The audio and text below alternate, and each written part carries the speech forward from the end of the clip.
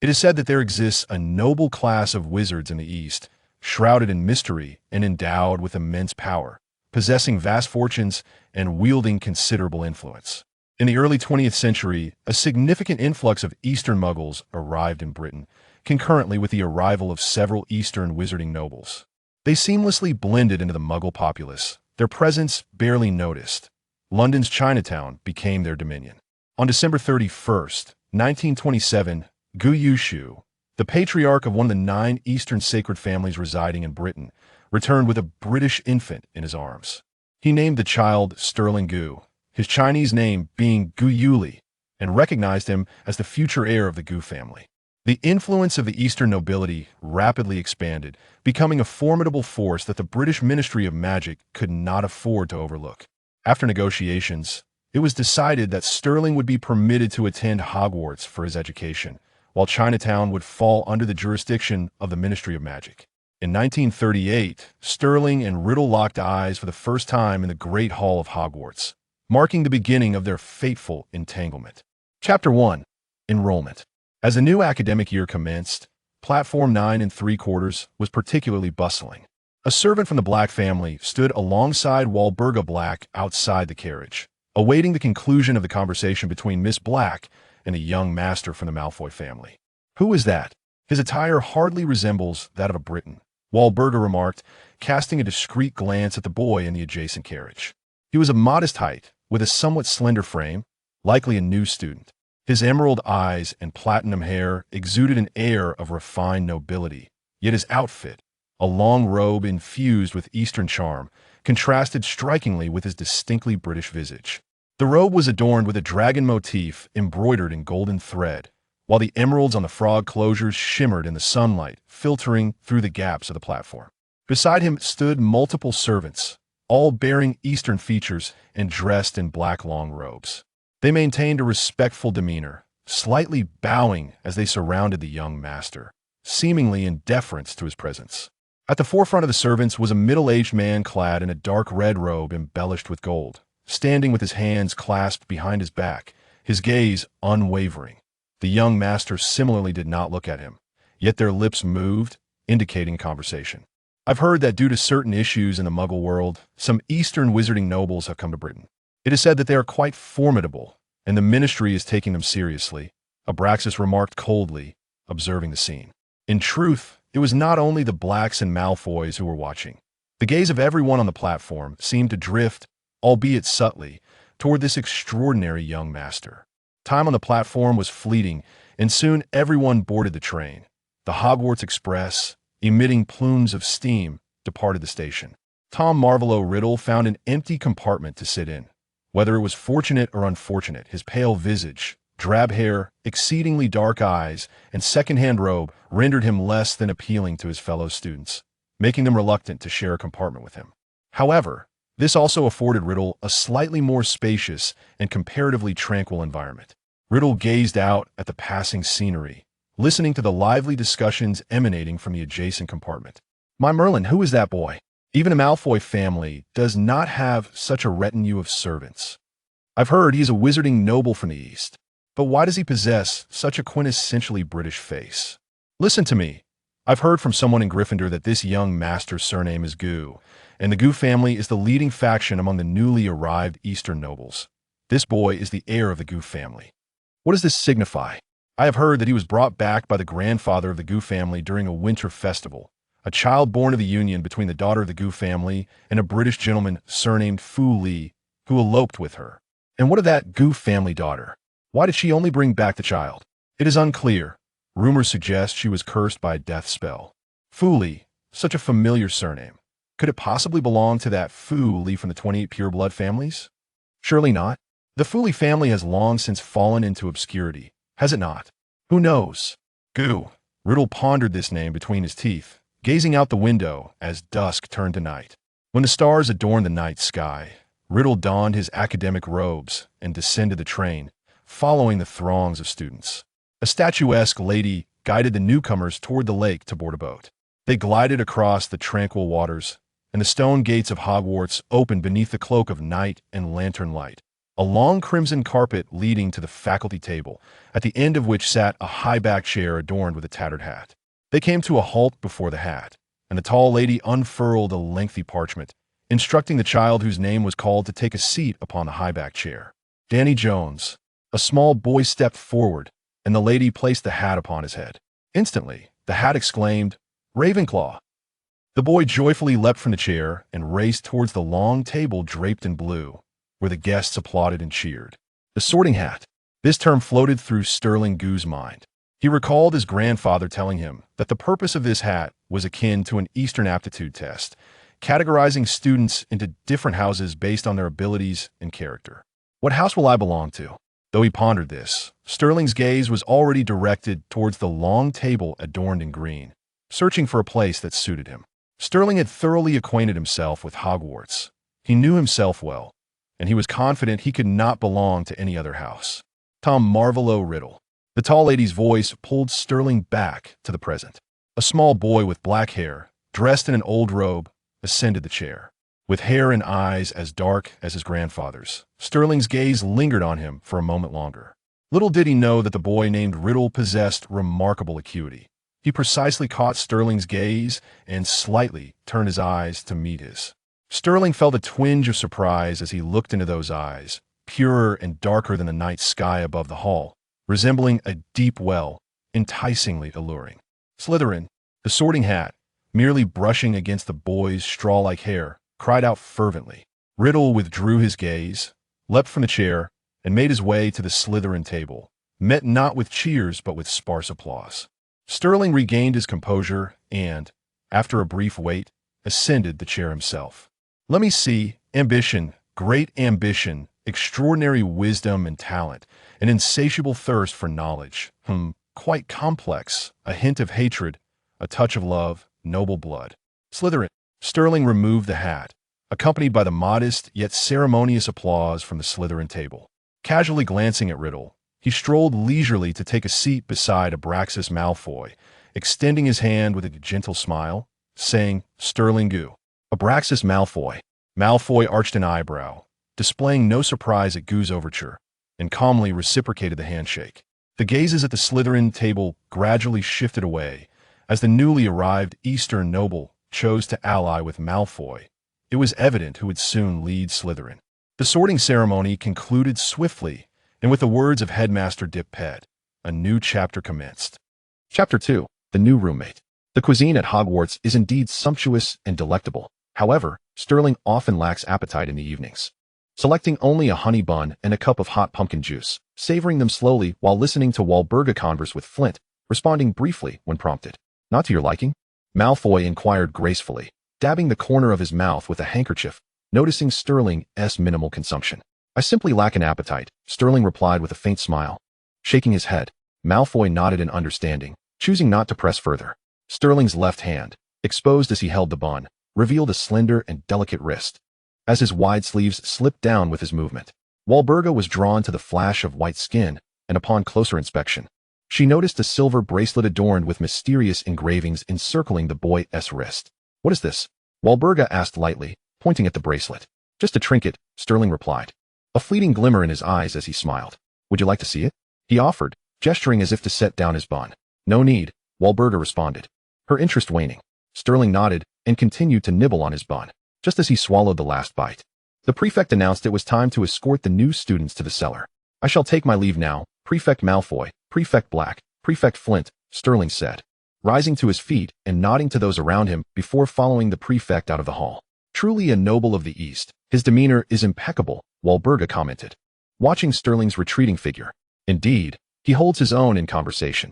It seems he hails from a formidable and influential family," Malfoy remarked calmly as he stood. "Shall we be on our way?" Riddle followed the crowd through the lengthy corridor, arriving at the stone door of the Slytherin dormitory. "The chalice," the prefect uttered the password, and the stone door opened with a resonant sound. The new students entered the common room in an orderly fashion. As Riddle walked, he surveyed the room. Emerald green tapestries, deep black carpets, and a warm fireplace crackling with flames beside several emerald velvet sofas, with a few long tables of black oak positioned in the center. The decor was understated yet exuded opulence. The prefect stood in the center of the common room, addressing the newcomers. In the common room, You may engage in any activity, but loud disturbances and brawling are strictly prohibited. Furthermore, nighttime wandering is forbidden. All first years must return to their dormitories by 10 o'clock. He then instructed them to collect slips of paper with their room numbers. Riddle stood at the end of the line, being one of the last to receive his slip. The paper read 108. He descended 2 flights of the spiral staircase, reaching the deepest depths of the cellar, and walked down the corridor to its end. Glancing up at the door plate, he confirmed it was indeed 108. Unsure if a roommate had arrived before him, Riddle cautiously knocked on the door, but received no response. Raising an eyebrow, he wondered if there was someone of even lower standing who had been assigned the room after him. With that thought, Riddle grasped the handle and entered the room. Contrary to his expectations of darkness and dampness, the room was remarkably bright. The fireplace facing the entrance was ablaze, radiating warmth and dryness. Beside the fireplace stood a set of bookshelves, a long table, and a grouping of sofas, with a pure black carpet extending across the entire room. To the right of the long table was a single desk paired with an entire wall of bookshelves laden with books. The desk's right side featured a large floor-to-ceiling window, through which the inky depths of the Black Lake were visible. In the corner to the right of the door, adjacent to the window, stood a grand bed draped in emerald green curtains, its linens shimmering with a satin sheen, signifying the owner's esteemed status. A small bedside lamp emitted a warm glow, preventing any shadows from encroaching upon that corner. Riddle glanced at the left side of the long table, where an empty desk and a simple bed indicated his designated space. Removing his shoes at the entrance, Riddle paused at the luxurious wooden shoe rack, placing his shoes beside it before stepping into the dormitory, ignoring the sound of water from the bathroom as he began to unpack his belongings. To be frank, Riddle possessed very few items. Just as he swiftly finished packing and removed his shirt to change into his nightwear, the bathroom door swung open. Riddle looked up at the sound, as if colliding with a chill-laden forest, and beheld Emerald Eyes, clad in a tortoiseshell bathrobe, with a slender neck and ankles, and platinum blonde hair almost silver in hue. Riddle's gaze flickered. The identity of his new roommate was someone he had considered among many options, yet he had never anticipated it would be this young gentleman from the East. Chapter 3. An exceptional first year. As water droplets cascaded down his long strands of hair, Riddle averted his gaze and displayed a perfectly timed smile. Tom Riddle. Sterling Goo. Sterling nodded with a smile towards Riddle, moving towards the wardrobe beside the grand bed to select his nightwear. Perhaps it was due to the beauty of his hair, Riddle observed Sterling intently, not breaking his gaze until Sterling chose his garments, at which point he slowly turned to meet Riddle's eyes. What? Riddle smirked knowingly. Sterling appeared momentarily taken aback, biting his lip and shaking his head slightly. Nothing much, before he slipped into bed, drawing the curtains closed. Listening to the rustling sounds of clothing being changed from within the curtains, Riddle raised an eyebrow and calmly donned his own nightwear. Once Sterling finished dressing, he padded barefoot to the desk, sifting through books until he selected a hefty tome, waving it at Riddle before curling up like a cat in the grand bed. Not re-emerging, Riddle watched for a moment, realizing that Hogwarts was not so lavish as to provide such sumptuous carpets. It was likely the young gentleman's own doing. Arrogance, Riddle assessed. He approached the window, gently drawing the curtains closed, and after confirming his schedule for the next day, he settled in for a night of restful slumber. At the first light of dawn, Riddle's internal clock awakened him punctually. He deftly rolled out of bed, washed up quickly, and sat at the desk to begin his morning reading. The adjacent bed remained utterly still. Riddle immersed himself in his studies, and upon finishing the final chapter of his morning reading, he glanced at the clock and noted it was time for class. Still, the neighboring bed showed no sign of movement. Riddle contemplated heading to the great hall for breakfast alone, but paused at the door. After all, he thought, it would be advantageous to befriend a noble. Thus, he approached the grand bed and softly called out. A muffled sound emerged from behind the curtains, and soon they were drawn back. Riddle had to concede that this young gentleman was exceptionally handsome. His sleep-rumpled features resembled the shimmering surface of the Black Lake bathed in sunlight. We're going to be late, Riddle said, offering a congenial smile. Yet Sterling seemed still in a state of slumber, merely murmuring softly in response. Riddle glanced at the clock, realizing they truly were running out of time. He offered a brief farewell and departed for the great hall alone. Upon arriving, Riddle found the hall nearly filled with students. At the Slytherin table, his familiar seat remained available, tucked into the corner. Riddle paid little mind. Indeed, compared to his time at the orphanage, such subtle scrutiny was insignificant. He sensed the source of a few gazes, elegantly seated himself, and turned slightly to smile at a Slytherin girl who was discreetly observing him. Regardless, even at the tender age of 11, Riddle's exquisitely chiseled features were enough to captivate hearts. For instance, upon receiving Riddle's smile, the senior displayed a look of surprise. Yet in response to the charming visage, She reciprocated with a benevolent smile. Observing this, Riddle maintained his amused expression and commenced selecting his food. In the corner, none could discern the trace of disdain hidden within his smile. By the time breakfast concluded and students began to make their way to the classrooms, Riddle had yet to spot Sterling's presence. Frowning slightly, he pondered the situation and ultimately resolved to pocket 2 honey rolls for Sterling. Although his social inclinations leaned more towards Malfoy than Sterling, establishing rapport with an aristocratic roommate was a venture that promised rewards without risks. In Charms class, Riddle was the first to successfully cast the levitation charm, earning commendation from Miss Mellop and securing 5 points for Slytherin. In potions, he adeptly answered all of Professor Slughorn's inquiries, prompting the delighted Slytherin head to generously award him 10 points, praising his extraordinary aptitude for potion making. During flying class, Riddle was the first to grasp a broomstick, effortlessly executing a flip and a sprint in midair, which garnered astonished praise from Professor Evans, adding another 5 points to Slytherin's tally. By dinner, the hall was already abuzz with tales of Riddle's exploits. Freshmen and upperclassmen began to reassess Riddle. No one had anticipated that the most outstanding first-year student would be this black-haired boy clad in a second-hand robe. Riddle, well aware of the situation, found it quite gratifying. He sat quietly, relishing his meal. As his gaze casually roamed the long table, he subtly furrowed his brow. Something was amiss. He had not seen Sterling all day. Chapter 4. The Underlying Scheme. Where could he have gone? Riddle felt that everything had unfolded as he had anticipated, save for Sterling, who remained an enigma. This uncertainty troubled him. Upon arriving at the dormitory, Riddle gleaned the answer from the bulging blankets. Surely, he hadn't remained in bed all day. Riddle's expression was complex as he gazed at the large bed. Could he have been mistaken? The memory of those deep, emerald eyes flitted through his mind, and he squinted. No, he would become my friend. Ultimately, Riddle chose to trust his initial judgment. Sterling loathed this wretched curse, as it rendered his health increasingly precarious. Merely a day spent on the train and a missed dinner had elicited vehement protests from his body. He had intended to impress his professors and peers with an outstanding performance, yet instead, he had unwittingly established the reputation of a truant on the very first day of school. The curse's power was formidable, and the healing potion provided by Madame Taylor proved insufficient. Sterling felt as if he were being alternately roasted over coals and plunged into the frozen depths of the Black Lake. The pain radiating from his bones nearly causing him to grind his teeth to dust. In the throes of intense agony, Sterling remained unaware of Riddle's return to the dormitory.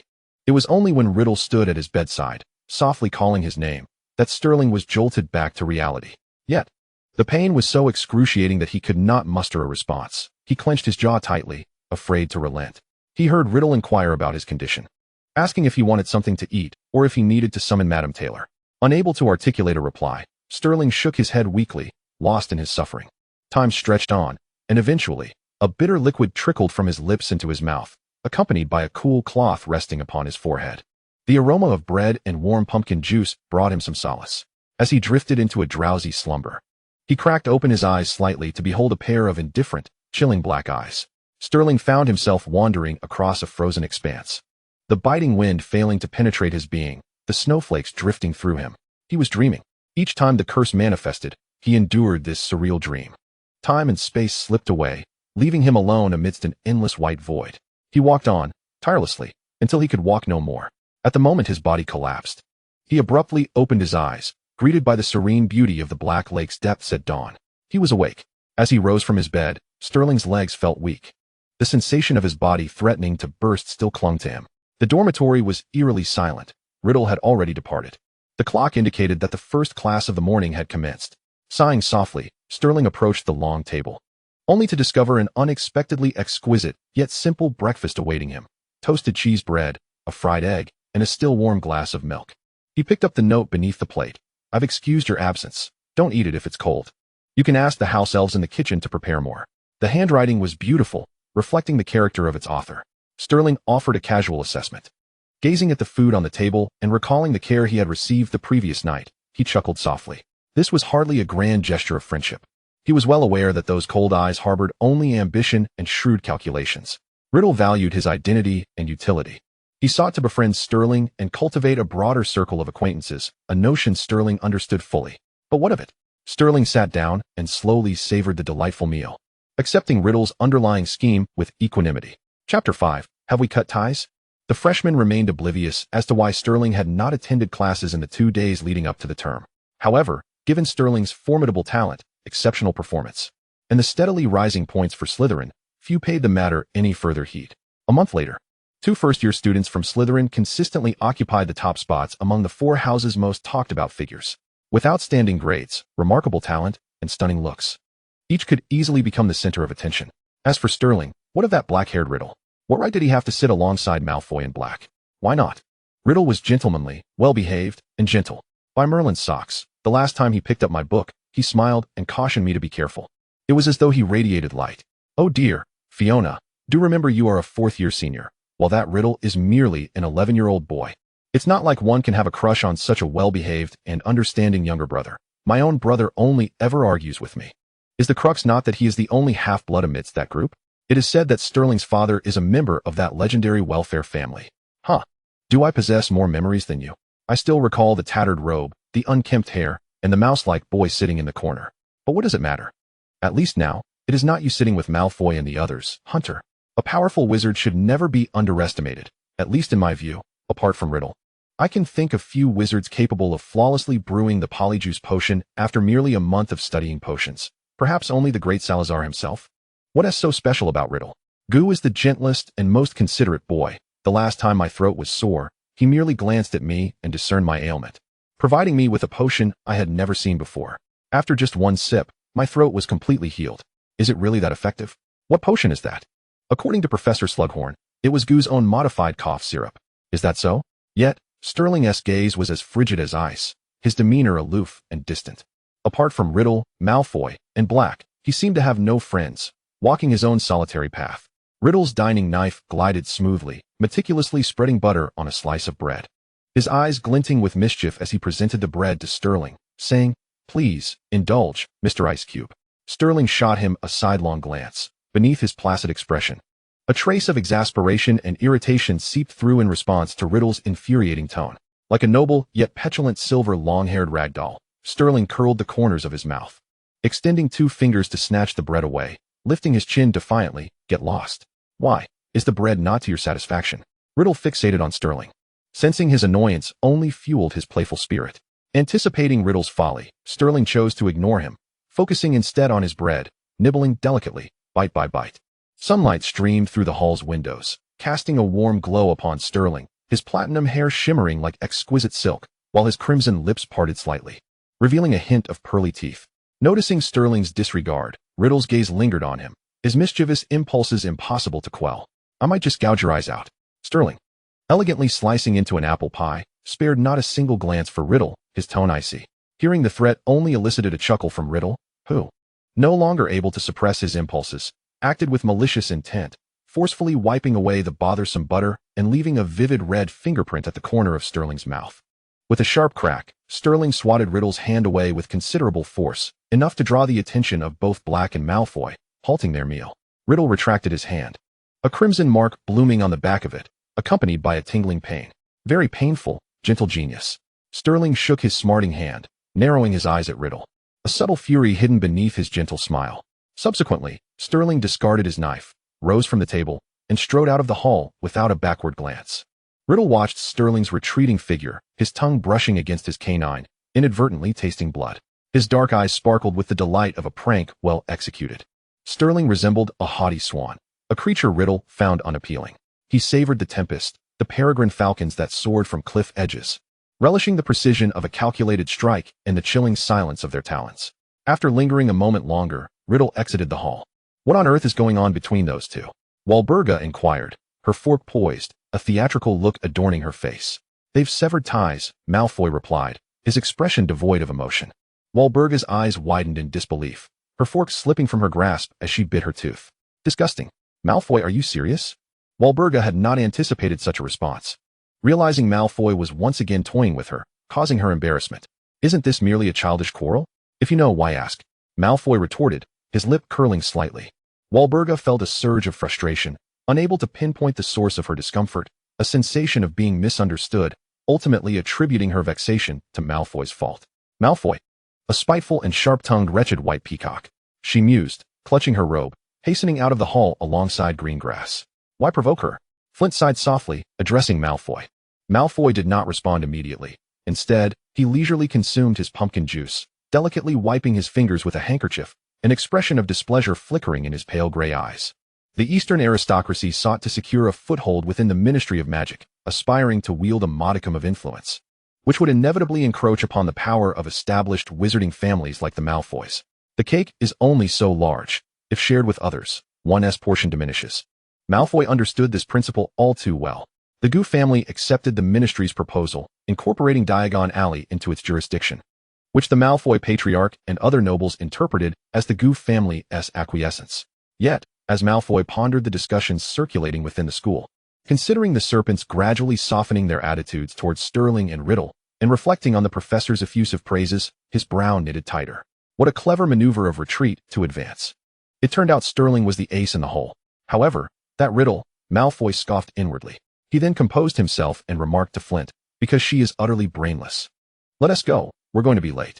Time seemed to accelerate like a swift broomstick, winter arriving with unexpected haste. Sterling, possessing robust health, seldom fell ill. The sole tormentor of his well-being was the cursed affliction that struck sporadically. Yet, Riddle appeared unconvinced. Following Sterling's second bout with the curse in the dormitory, Riddle expressed profound concern for Sterling's health. He chastised Sterling for refusing to consult Miss Taylor when unwell, lamenting his tendency to languish in the library and dormitory.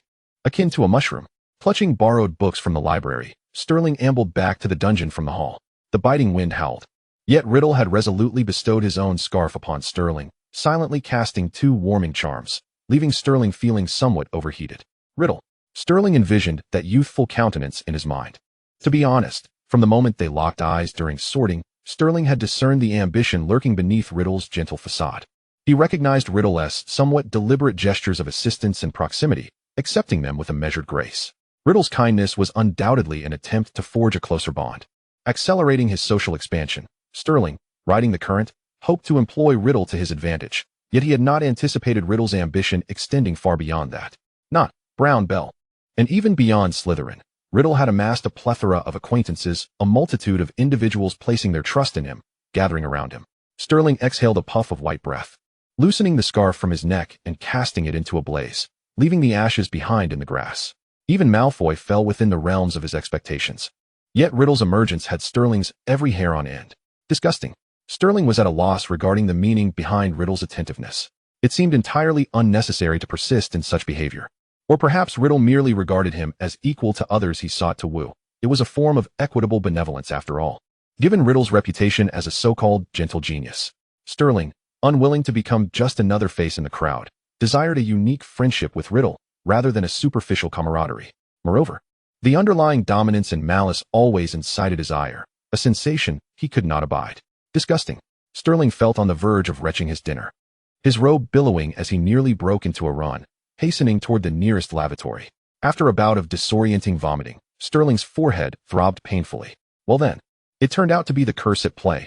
How could Riddle nauseate him to the point of vomiting? Although some of his actions were indeed repugnant, emotions surged within Sterling's eyes. The occurrences of the curse had grown increasingly frequent, once manifesting merely once a year. Yet this year it had struck twice within 6 months. Accompanied by dizziness, headaches, and nausea, he needed to act swiftly. No, instantaneously. His condition was deteriorating, and he was certain his grandfather's was worsening as well. He must find a method to break the curse post-haste. After dinner, Riddle parted ways with Sterling, heading to Professor Slughorn's office. There was no avoiding it. The headmaster seemed peculiarly devoted to exceptional talent.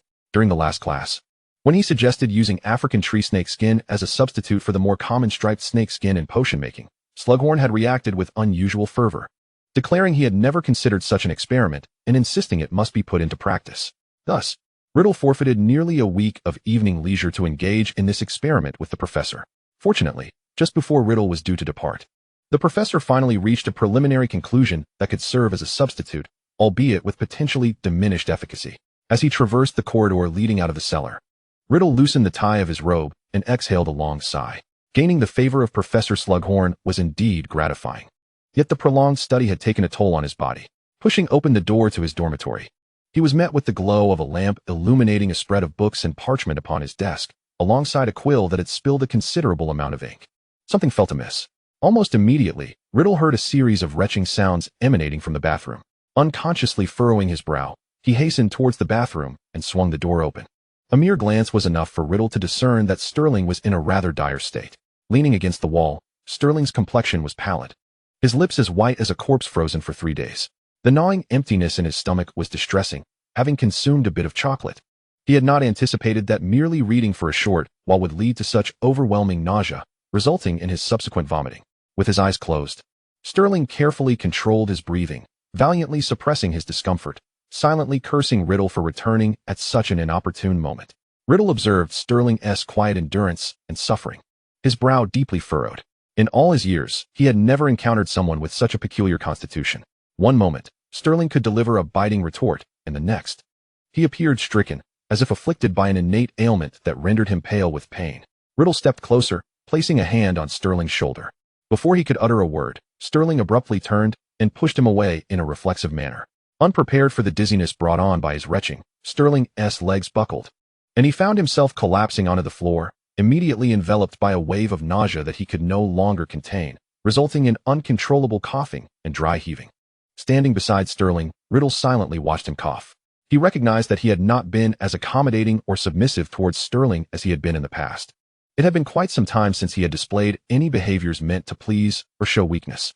Even in his concern, Riddle had deliberately infused a sense of dominance into his demeanor. He was probing Sterling, unwilling to assume a subordinate role in their relationship, while simultaneously not wanting to lose Sterling as a potential ally. Thus, he continued to test the boundaries of Sterling's social tolerance. Yet, Riddle recalled this evening in the Great Hall, when he had, in front of many witnesses, unceremoniously wrapped a scarf around Sterling's neck, only to find those green eyes, though smiling, gleaming like sharp blades. The young master was nearly at his limit. Riddle continued to watch as Sterling ceased his coughing, taking in deep breaths. Chapter 7. Softening. After a moment of observing Sterling's closed eyes and labored breathing, Riddle finally ascertained that Sterling would no longer react adversely, and he assisted him to the bed. Sterling lay with his eyes closed, yearning for a sip of water, yet lacking the strength to request Riddle's help. He heard the door close. Riddle had stepped out. Thus, he breathed gently, gathering his strength. After some time, as Sterling regained a modicum of energy, he attempted to rise, only for the dormitory door to swing open. Riddle entered, carrying a tray, and approached the long table, setting it down before pouring a cup of warm water. He then walked to Sterling's bedside, crouching down to meet his gaze. Sterling looked into those pitch-black eyes and pondered how such darkness could obscure any discernible emotion within. Riddle, too, regarded Sterling, his verdant eyes unexpectedly calm. At the very least, Riddle had anticipated some measure of irritation or discomfort regarding the pain, or perhaps anger at being so visibly vulnerable once more. Yet, there was none of that. A tranquil lake. Undisturbed. "Would you care for a sip?" Riddle asked, leaning in closer, resting his chin on the edge of the bed, smiling at Sterling. Sterling found it difficult to decipher the meaning behind that smile. It bore a hint of mischief, a gentle coaxing, a patient inquiry, yet also carried an air of playfulness. As though they shared an intimate camaraderie, their friendship unblemished. Riddle was subtly expressing vulnerability and seeking to mend the fragile vessel of their friendship that threatened to capsize. Sterling understood that the astute Riddle had gauged his disposition. Regardless of their inner thoughts, they still maintained the facade of good friends. "HM, shall I assist you up?" Riddle inquired again. He failed to capture any expression from Sterling, who appeared almost like a soulless puppet, save for those eyes that remained fixed upon him, alive with emotion. Riddle, fatigued from the day's exertions, had little desire to continue the charade or prolong the standoff with Sterling, fully aware that Sterling was far cleverer than he seemed. Sterling blinked twice, and in those fleeting seconds, countless thoughts flashed through his mind. Ultimately, he remained silent, merely extending an arm toward Riddle. Riddle's smile widened, recognizing that Sterling had, in a sense, offered a form of compromise. Riddle rose, pulling Sterling up with one arm while retrieving a pillow to place behind him, allowing Sterling to lean against the headboard and placing the cup into his hand. He turned and returned to the long table, picking up a small dish and a tiny bottle before coming back to Sterling's bedside, remarking, "These are dried plums preserved in honey. Consuming something tart should alleviate your discomfort. Additionally, this bottle contains a nutritional potion I requested from Madam Taylor. I suspect you've expelled your entire dinner." Sterling gazed at Riddle as he placed the items on the bedside table, staring intently at the small dish of plums, and softly murmured in acknowledgement. "Rest well," Riddle advised, donning his sleepwear before retreating into the bathroom, closing the door behind him. Sterling listened to the sound of running water from the bathroom, fixating on the plums, and sat in contemplation for a while. At the age of 7, when he had suffered from a stomach ailment, his grandfather had similarly placed a dish of dried plums at his bedside. Taking a plum in hand, Sterling popped it into his mouth, and instantly, A wave of sweet, yet tart flavor washed over his palate, slowly seeping into his heart. The nausea dissipated with the plum-s entry, and the carefully warmed nutritional potion not only soothed his stomach, but also induced a sense of drowsiness. Listening to the gradually fading sound of water from the bathroom, Sterling closed his eyes. Just as he was on the verge of slipping into slumber, he felt someone approach his side, lifting him gently and laying him back onto the bed, tucking him in and extinguishing the lamp at his bedside, carefully drawing the curtains. Sterling was unable to open his eyes. In that final moment before sleep overtook him, he mused on why Riddle was so well-liked and praised. Such thoughtfulness and tenderness had even softened his heart. Thus, the proud young master resolved to forgive Riddle's transgressions, granting him a temporary restoration of their friendship. Chapter 8. Flower Cakes. The Slytherins were well aware of the camaraderie between Riddle and Sterling.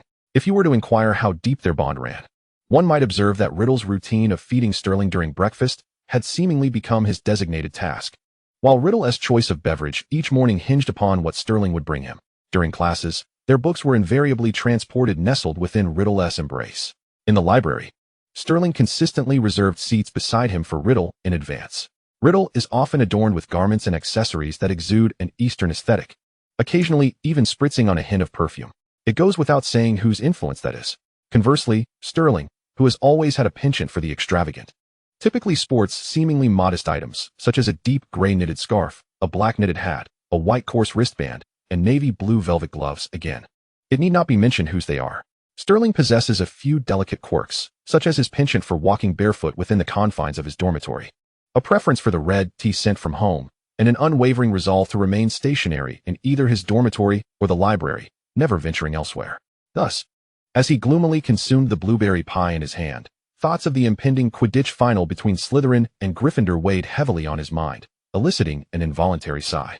Despite the sun shining brightly outside, Sterling knew all too well that this accursed orb offered nothing but blinding light and no warmth whatsoever. Curse it! I should have avoided Bill altogether. Riddle, observing Sterling's distress, couldn't help but stifle a mischievous chuckle. In truth, Bill, as the captain of the Slytherin Quidditch team, had first approached Riddle, following an unfortunate incident in the last match where a player had fallen from his broom and sustained a fracture.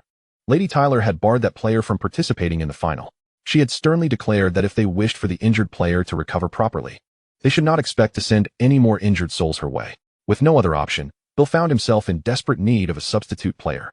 Just yesterday, with the match looming just a day away, Bill had still been unable to secure anyone to fill the position. Anxious and flustered, he had turned to Riddle in a moment of desperation. For heaven's sake, I don't even aspire to win the championship. I just need a full team. Professor Evan claims you're quite adept at riding a broom, so at least you won't get knocked off by a rogue bludger, he implored, hands clasped together in near supplication. Riddle, offering a sympathetic smile to the beleaguered senior, ultimately declined. My dear senior, you must understand, I am not the best broom rider among the first years. Riddle's smile belied his intent to redirect the blame. Oh, I am well aware. But Sterling, you see, aside from his amicable relations with you and Malfoy, he treats everyone else with a cool detachment befitting a refined young gentleman. He would absolutely refuse to soar through the frigid winds, Bill lamented, his head drooping in despair. That won't be the case, senior. You must consider that he is quite a gentle soul. Why not give it a try? There's little to lose, Riddle gently encouraged. Really? Bill mused for a moment before conceding. Well, I suppose I have no other recourse, so I might as well try. Thus, Sterling, engrossed in his research on headache potions, was summoned from the library by Bill. What is it, Senior Bill? Sterling inquired with a smile as he stood in the corridor outside the library. Curiously, though Sterling was smiling, Bill felt an inexplicable chill run down his spine, as if failing to convey something of utmost importance would prompt Sterling to unleash a curse upon him with that same smile. I'm sorry, Senior, but I believe I am not suited for this, Sterling said without hesitation, gently declining Bill's request. Why not consult Riddle? I imagine even if he does not participate, he could recommend someone suitable, Sterling suggested kindly, considering Quidditch an important honor for the house. I certainly thought of that. To be honest, Riddle suggested you. Bill sighed, exasperated. Is that so? Sterling's eyes glinted with a hint of malice as a cold smile graced his features. He fought to suppress the urge to confront Riddle. Continuing to speak to Bill, do not lose heart, Senior. I recall that Senior Mark from our third year is quite fond of Quidditch. It is said that his family even constructed a pitch specifically for him, and he often invites friends to play during the holidays. I think he would be more than willing to help out. Really? Bill's spirits lifted, and he set off towards the third-year classroom in search of Mark. It turned out that Sterling's suggestion was indeed effective, as Mark readily accepted Bill's request. In gratitude, Mark, along with Bill, sought out Sterling to invite him to watch the match from the stands. Sterling initially intended to decline, but was unexpectedly met with Riddle's swift agreement. Of course, you will cheer for the honor of Slytherin, Riddle slyly remarked, leaving Sterling with no option to retreat. Riddle had finally succeeded in coaxing Sterling out of the dormitory that weekend, though it resulted in Sterling's near-complete disregard for Riddle from the previous evening until that morning. I will arrive at the Quidditch match a bit late. Do not reserve a seat for me, Riddle stated, slipping a packaged flower cake into Sterling's pocket. Sterling treated him as if he were invisible, offering neither a glance nor a word, comfortably pocketing the warm flower cake before standing up. Just before leaving, he heard Riddle murmur to him, "I look forward to your feedback on the match," as Sterling made his way to the pitch. He could not shake the feeling that Riddle's words carried an ulterior meaning. Feeling the brisk wind against his face, he silently cast a warming charm upon himself. Upon arriving at the stadium, he found the match already in full swing. Amidst the roaring crowd, Sterling ascended the steps to find the Slytherin stands. However, he soon discovered that no seat had been reserved for him. Originally, Mark had promised to save a spot for Sterling, but now it was occupied by a young gentleman with golden hair and gray eyes, Malfoy. Malfoy noticed Sterling, his chin lifting slightly as he smiled in Sterling's direction. Thus, Sterling stood in the aisle of the stands, quietly locking eyes with Malfoy. "Yes, so this is how it is." Sterling offered Malfoy a sweet smile, realizing that Malfoy had been garnering too much attention lately. That was not ideal.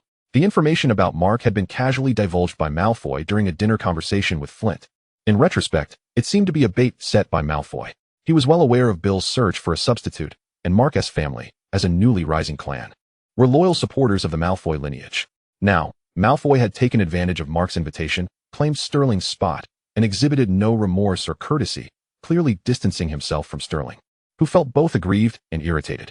Furthermore, Sterling had been preoccupied with researching potions to alleviate curse symptoms, inadvertently neglecting his friendship with Malfoy.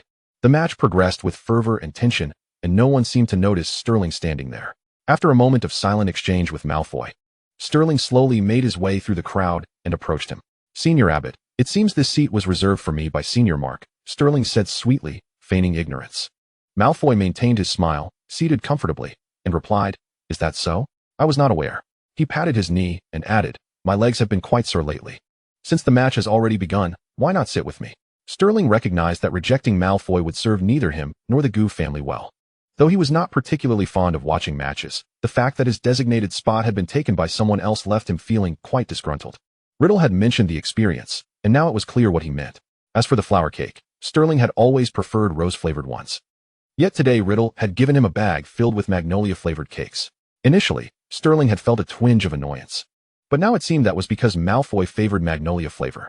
What a clever Riddle. He seemed to know everything, explaining his readiness to agree so readily. Sterling's gaze was piercingly cold, yet his smile remained gentle. He understood that he could not acquiesce to Malfoy, yet he also realized he must not provoke him. Therefore, Sterling inclined his body slightly. "Thank you, Senior, but I must confess that Quidditch does not particularly captivate me. Since you enjoy it, I wish you a delightful viewing experience." With the same sweet and obedient smile, Sterling produced a brown paper bag filled with flower cakes from his pocket and placed it into Malfoy's arms. Chapter 9, Embrace. Filled with magnolia, Sterling elucidated, noticing the questioning gaze from Malfoy. "Very thoughtful," Malfoy remarked, his brows unfurling as he nodded in satisfaction, clearly pleased with Sterling's gesture. Sterling offered a smile in return, nodded at Malfoy, and then turned to depart. Abraxas Malfoy. Sterling rolled this name around his mouth, savoring its syllables. He pulled up his hood, concealing his visage, shrouding his expression in darkness. A cold smirk escaped him. He had indeed underestimated Malfoy, as well as Riddle. Anger surged within him. He felt a pang of regret. Housekeeper Yi had warned him aboard the Hogwarts Express to always maintain a vigilant heart. A leopard, as a hunter, must remain observant and suspicious of its surroundings, lying in wait for the perfect moment to spring forth and strike with lethal precision.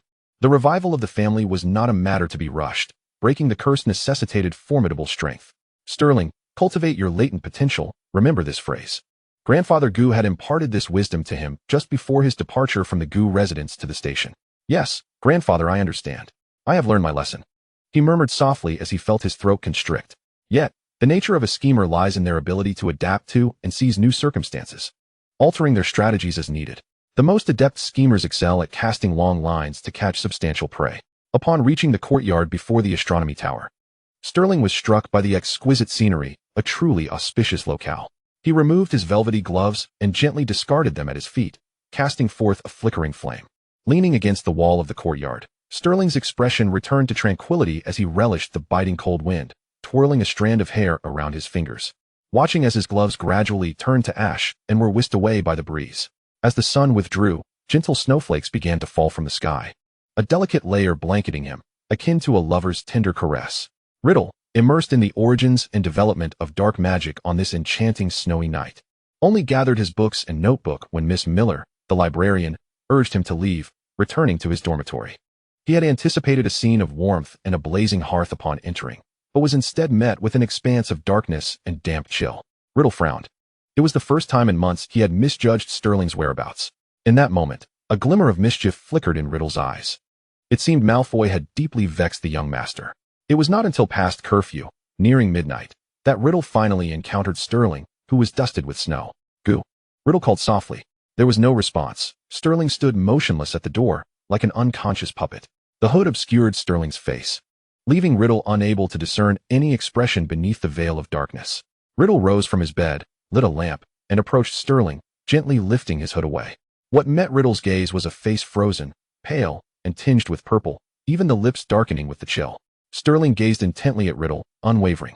Riddle's hand glided to Sterling's shoulder as he inquired, "Where have you been? How did you become so frozen?" Like an abandoned kitten, Sterling continued to stare silently at him. Suddenly, Sterling reached out with his icy hand, cupping Riddle's cheek, stepping closer, maintaining his unwavering gaze into Riddle's eyes. Riddle remained still, allowing Sterling to search within his eyes. Sterling could never comprehend why Riddle's eyes seemed to have undergone some spatial expansion charm. How could they convey the most vile words with such gentleness? Or wear a smile while orchestrating the most unexpected deceptions? All emotions, good and bad, resided within those dark orbs, ready to be summoned without error.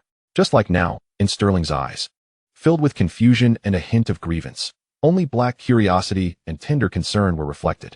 Had it not been for an unexpected conversation with Fenrir today in the courtyard, he would have been unaware of Riddle's clandestine interactions with Malfoy over the past fortnight. From their initial mutual disdain to Malfoy now acknowledging an orphan as a friend, Riddle's social prowess left Sterling in awe. Yet, throughout all of this, Riddle had left not a single trace behind for Sterling to uncover. He had perfectly concealed his friendships with other young masters from Sterling. Sterling could not help but admire Riddle's finesse. Unsure if he could ever achieve such a feat himself. Why was he hiding this from him? Did he believe Sterling would obstruct him? Caring for you while concealing things from you. It was the first time in Sterling's short life that he encountered someone as complex and contradictory as Riddle. As if his very soul was fragmented into countless shards. Unable to find the emotion he sought, Sterling's green eyes ceased to reflect confusion and returned to calmness. His hands, which had cradled Riddle's face, wrapped around Riddle's back, and with a gentle embrace, Sterling held Riddle close. "We are the best of friends, aren't we?" Sterling whispered softly. Riddle's lips curled upwards as he extended his arms to return the embrace of the ice-cold Sterling. Of course, what should have been a comforting gesture bore no semblance of warmth in the darkness. One face was marked by mockery and mischief, while another remained cold and indifferent. Grateful to Riddle, Sterling gleaned new insights from him. Chapter 10. Gifts. Until the snow and ice upon Sterling's shoulders melted, until warmth returned to his body, Riddle released Sterling, taking hold of his wrist with a gentle inquiry, "Where are your gloves?" "Lost," Sterling replied, feigning innocence and mischief. "And what of my green scarf?" Riddle's gaze bore into Sterling's eyes. "Also lost," Sterling retorted, his tone defiant yet playful. Riddle felt as though he were gazing upon a spoiled, wayward house cat. And he couldn't help but chuckle in a blend of exasperation and amusement. "Go take a hot bath." Riddle withdrew his hand, stepping back, allowing Sterling his space. After that night's embrace, it seemed as though nothing had changed between Riddle and Sterling, yet everything felt different. The feeding at the long table in the great hall continued, but Sterling was devoid of the lively expressions of surprise or disdain that once characterized him, replaced instead by a perpetual smile and agreeable demeanor. Morning wake-up calls persisted, but the previous indifference had vanished, supplanted by Sterling's sleepy smile and murmurs of gratitude. The services of scarves and warmth charms remained, yet Sterling no longer resisted this domineering care. Instead, his eyes sparkled with sincerity as he grasped Riddle's hands in genuine appreciation. It appeared as if the young master had relinquished his temper for the sake of a good friend. However, Riddle sensed an almost imperceptible formality and distance lingering in the air. At first, Riddle found himself unaccustomed to this new iteration of Sterling, often frowning in private. What was happening? Why had Sterling, once the lofty feline lord, transformed into a soft, affectionate kitten? Could it be that someone has cast a soul-stealing curse upon Sterling?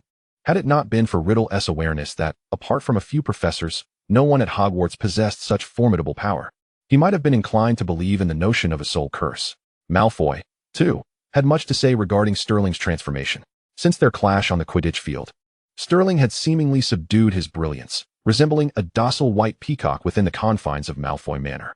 Whenever Malfoy expressed his opinions in the common room, Sterling would scrunch his little face in fervent agreement. As Malfoy tackled his homework, Sterling would settle beside him, clutching the reference book he deemed indispensable. Even Walburga, who lingered near Malfoy, found herself enchanted by Sterling's sweetly uttered sister, intermittent treats, and deft hair-braiding skills, leading her to recognize him as her beloved younger brother. Initially, Malfoy felt discomfort and confusion regarding Sterling's behavior and had privately discussed it with Riddle on more than one occasion. Yet, despite their prolonged scrutiny, neither could discern even a hint of peculiarity in Sterling. It appeared that the enigmatic, aloof, and noble essence of the Eastern aristocrat had perished on that snowy night, leaving behind a beautiful shell imbued with obedient charm. At last, on the eve of their departure for Christmas break, when Sterling appeared outside Malfoy's dormitory, peeking in with a gift, Malfoy laid down all his reservations. Indeed, the Goo family had recently fallen silent within the magical community, with even their confectionery enterprise dwindling. Reflecting on the recent breakfast moments, Malfoy chuckled at the memory of Sterling's furrowed brow upon receiving correspondence from home. He mused that the newly arrived aristocrat could never rival the Goo family's cunning. Sterling would not surpass Malfoy to become the most distinguished young master of Slytherin. Observing the sweet, angelic visage of Sterling outside, shy and demure, Malfoy accepted his gift, a luxurious alchemical cufflink fortified with powerful protective magic. Naturally, Abraxas wrote to his father, assuring him of Sterling's respect for upperclassmen, urging him to remain untroubled. During Christmas, Riddle chose to remain at school. The number of students staying was scant, predominantly spread across the other 3 houses. Riddle noted that only he and 3 or 4 upperclassmen from Slytherin remained. He understood that this would be the opportune moment for some study and investigation. Exiting the dormitory, Riddle found himself beneath the Christmas tree in the common room, inevitably discovering a plethora of gifts. Among them were Malfoy's tomes, Black's ceremonial robes, and Nate's gilded quill, gifts of conventional nature. However, upon unwrapping Sterling's present, Riddle felt a stirring within him. It was a meticulously detailed map of Hogwarts Castle, with numerous sealed and unsealed passages meticulously marked. Attached to the map was an extensive list of books, annotated with titles and library numbers. The rise and development of British wizarding families, the 28 families you should know. As Riddle gazed at the map and the book list, a tempest brewed within his eyes. Sterling was aware of everything. He knew Riddle intended to uncover his lineage. And astonishingly, Sterling was cognizant of Riddle's plans to act during the Christmas holiday. Yet, Riddle had divulged nothing to anyone. Riddle chuckled softly, truly a most gratifying gift. Chapter 11. The Mirror of Ariste. The seed of doubt regarding his heritage had been sown in Riddle's heart since the very first day of his first year. According to the legacy of wizarding bloodlines, the older and purer the bloodline, the stronger the magical talent that coursed through one's veins. While it was indeed possible for 2 muggles to bear an exceptional young wizard, and there were instances of purebloods producing wizards of diminished magical ability, or even squibs, these were anomalies. Riddle held no belief in such coincidences. He could not fathom that his formidable talent lacked a source. Nor could he accept that he had been sorted into the esteemed house of Slytherin without cause. He harbored resentment towards the woman who had abandoned him at an orphanage, vanishing from his life, and he was equally curious about the father he had never met. Could a nobleman be reduced to squalor, birthing an illegitimate child in an orphanage? Thus, Riddle leaned toward the theory that his father was a renowned aristocrat, while his mother was merely a pitiable woman who had become pregnant after a fleeting encounter. Cloaked in black, Riddle scoured the restricted section of the library for the information he sought. Not the 28 families, not the fallen aristocrats, not the exiled nobility, not the reclusive gentry. After 2 sleepless nights, evading the watchful eye of the caretaker countless times, he had combed through every family record in the library. Yet, weary and disheartened, Riddle found nothing. The surname Riddle seemed to be a forbidden word, absent from any of the texts he had consulted. Riddle struggled to contain the fury brewing within him. Frustration masked his despair as he resolved to spend another night away from his dormitory, determined to revisit the restricted section. He had anticipated this nocturnal excursion would proceed as smoothly as the previous ones, only to be taken aback when the caretaker unexpectedly altered his usual route. approaching the very corner where Riddle had hidden himself. Damn it! Riddle cursed inwardly, retreating and seeking refuge in a room at the end of the corridor. Quietly closing the door, a cloud of dust was stirred into the air. His heart raced as he covered his mouth with his robe, desperately stifling a cough. Leaning against the door, he listened as the caretaker's footsteps faded away, allowing him to exhale a sigh of relief. Grateful that the caretaker had not detected him, Riddle pulled out the map, discovering that this classroom was marked as abandoned, temporarily serving as a storage room.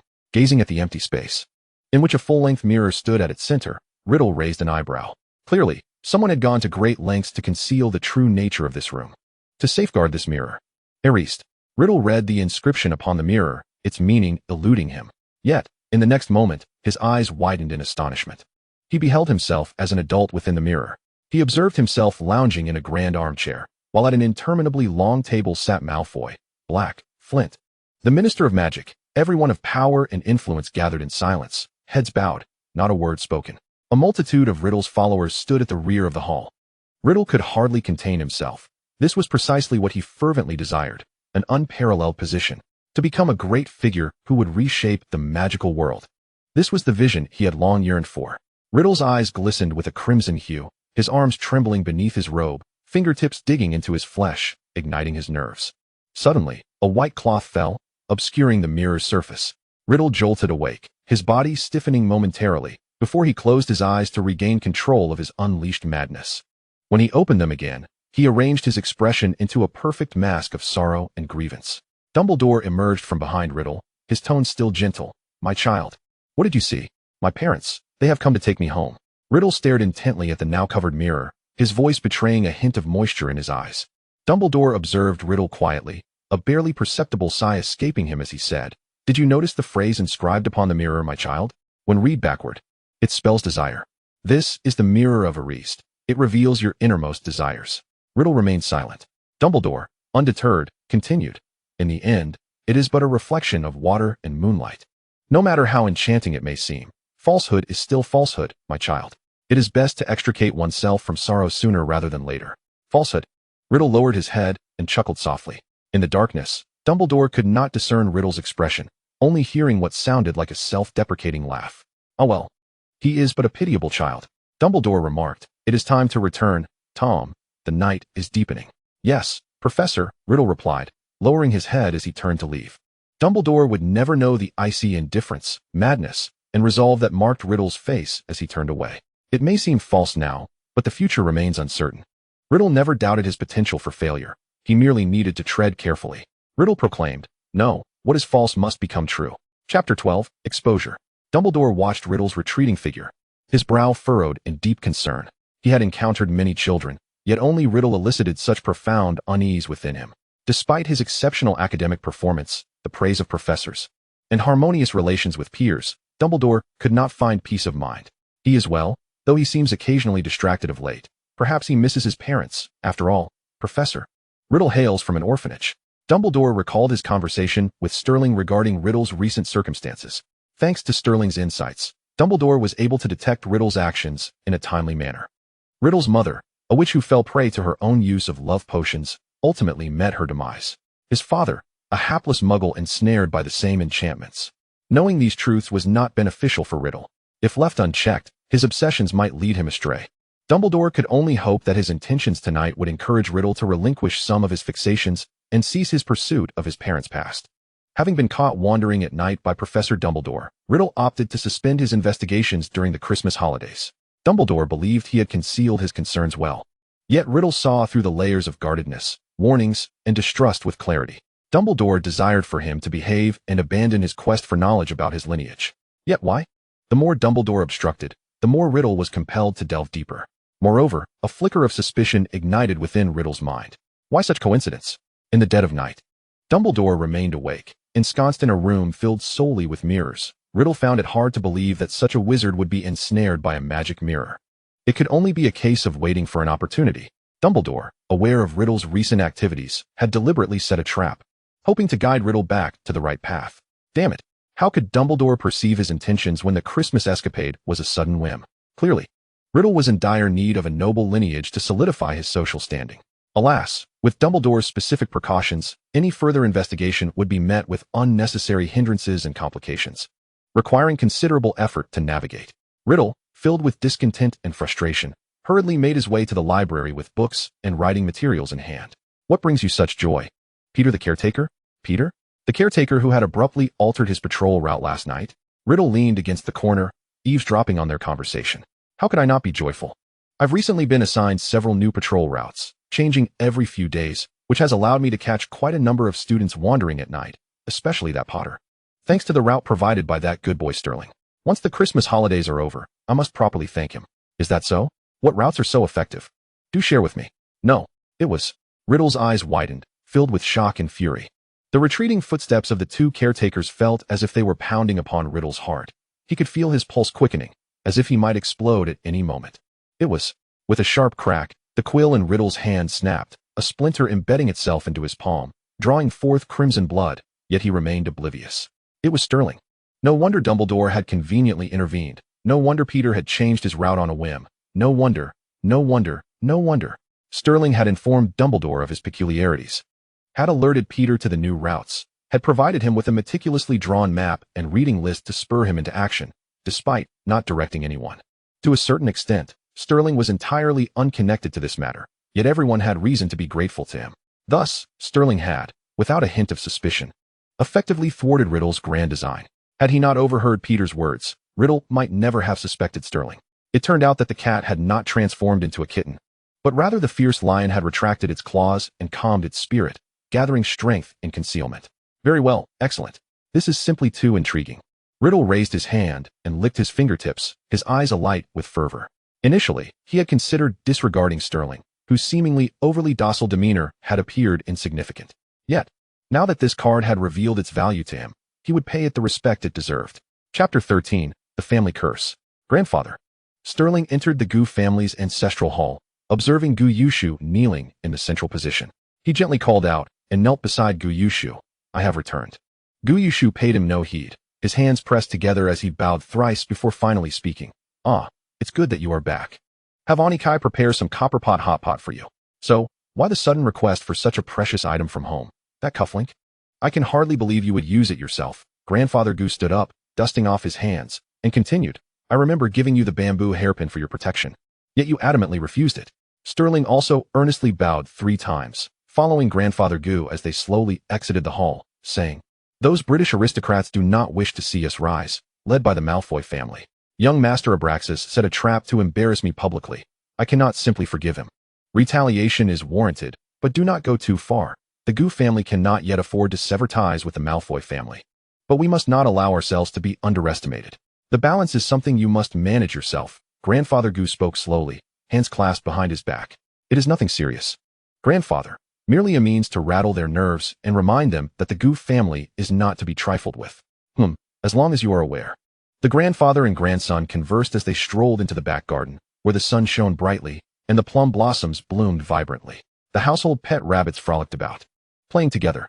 Grandfather Gu, intent on savoring the rare, not too chilly breeze, led Sterling to sit in the pavilion, requesting servants to bring tea and snacks. Regardless of family matters, your Uncle Yi and I will be watching over you. For now, your foremost priority is to diligently study spells at school and attempt to unravel the curse upon you. Grandfather Gu said earnestly, I understand. The curse is indeed the primary concern.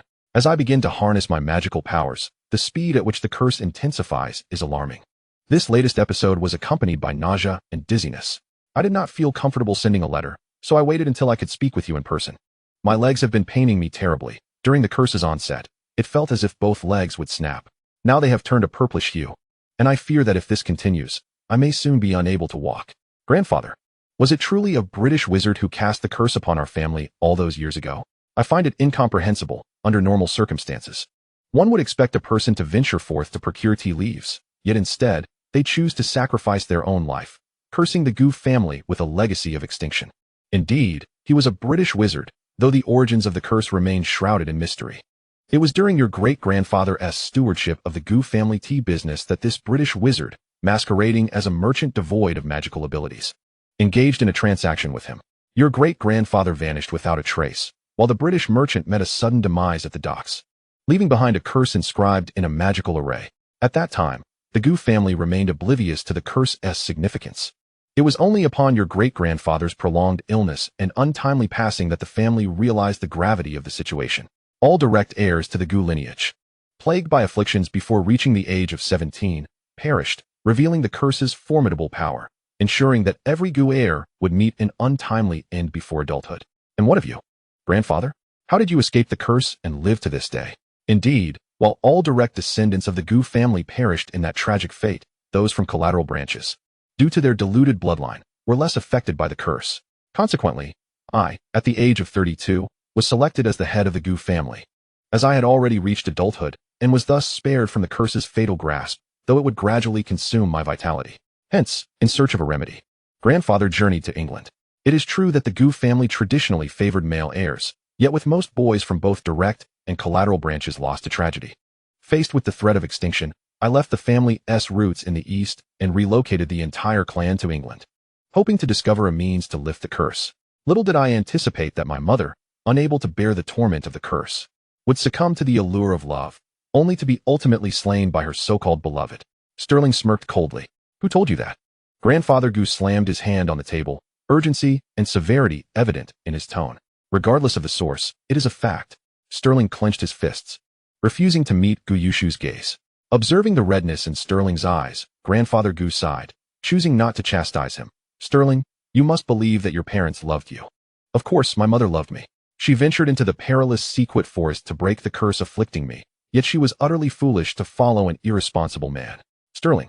Grandfather Gu interrupted sharply, causing Sterling to fall silent, his face a mixture of resentment, anger, and injustice.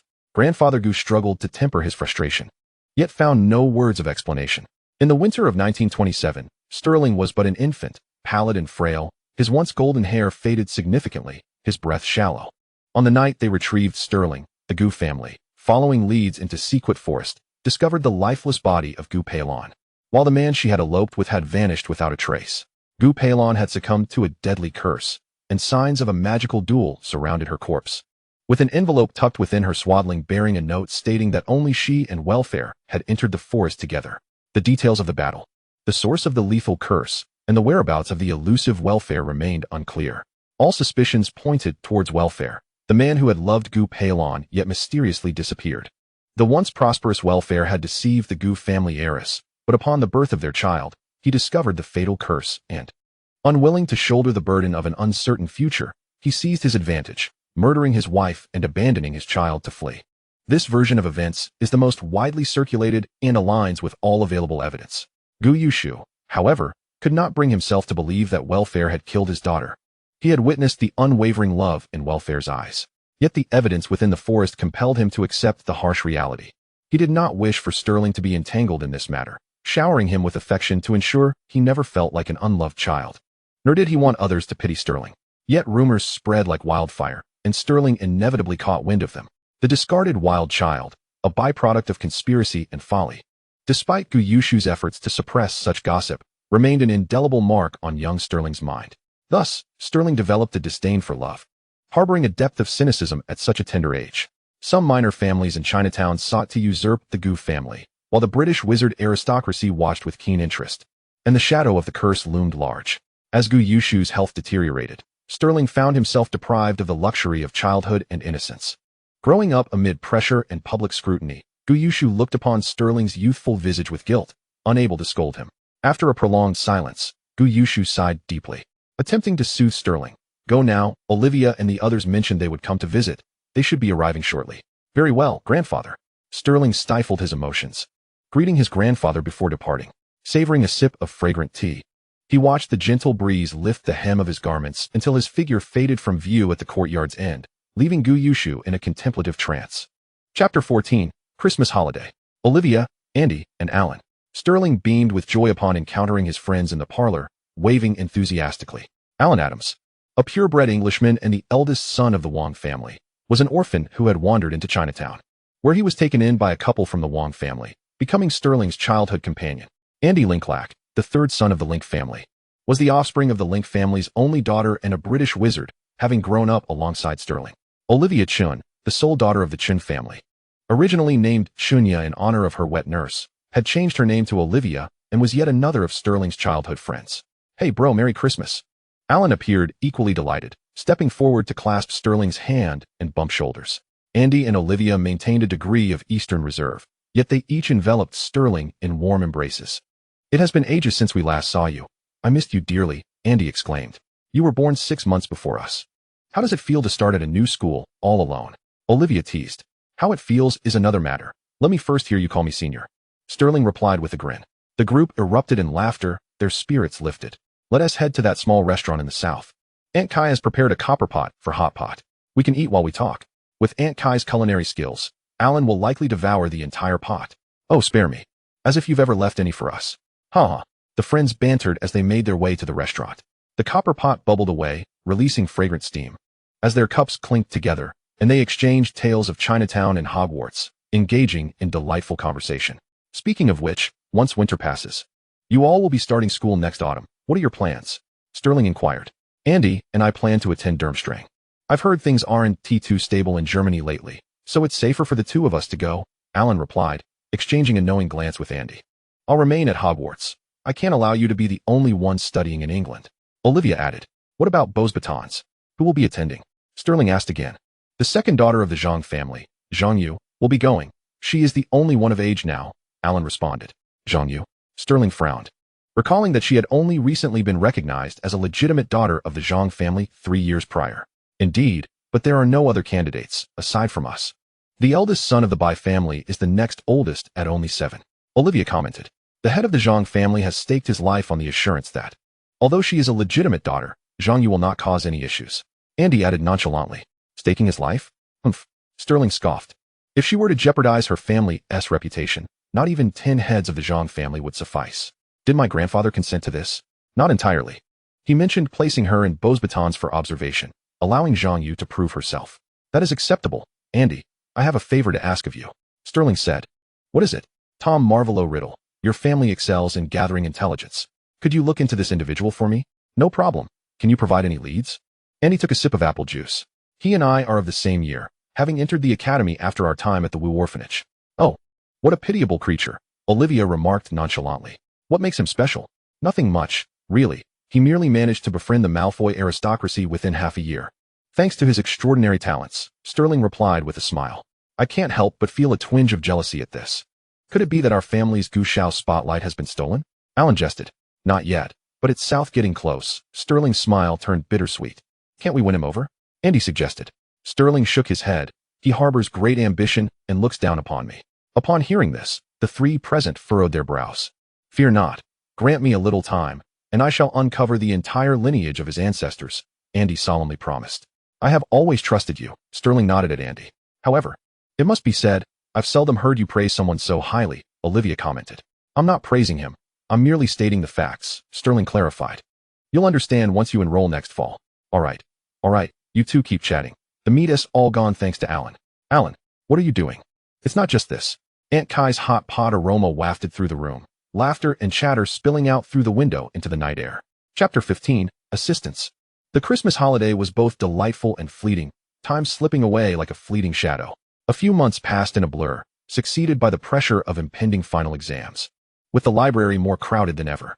To secure a coveted spot by the window, Riddle and Sterling decided to forego dinner in the hall. One would claim a seat, while the other fetched food, resolving to dine in their dormitory. Malfoy was deeply astonished by their dedication to study, declaring that even if he were to receive an E on the exam, he wouldn't torture his stomach. Yet, despite his words, Malfoy couldn't help but feel the anxiety radiating from the two, spending more time in the library than usual. Blake also abandoned her so-called socialite afternoon tea, opting to accompany Sterling and the others in their scholarly pursuits. If the second-year students were this committed, one could only imagine the first-year Slytherins, who were even more fearful of being overshadowed by Sterling and Riddle, huddling in the library and refusing to leave. Those unable to secure a good spot in the library found themselves studying diligently in the common room. The Ravenclaws voiced their grievances, claiming that the library was traditionally their domain, yet many found themselves without a seat. As for Slytherin, it was customary for them to work hard during finals. But why were there so many Gryffindors and Hufflepuffs this year? One Ravenclaw student sighed. It's all Malfoy's sharp tongue, ever since he inadvertently remarked about Potter. Gryffindor's Flemmont Potter has been in a rivalry with Malfoy. Now, seeing Malfoy in the library, Potter has brought his Gryffindor friends along. Indeed, With the other three houses so engrossed in their studies, Hufflepuff certainly couldn't remain idle either.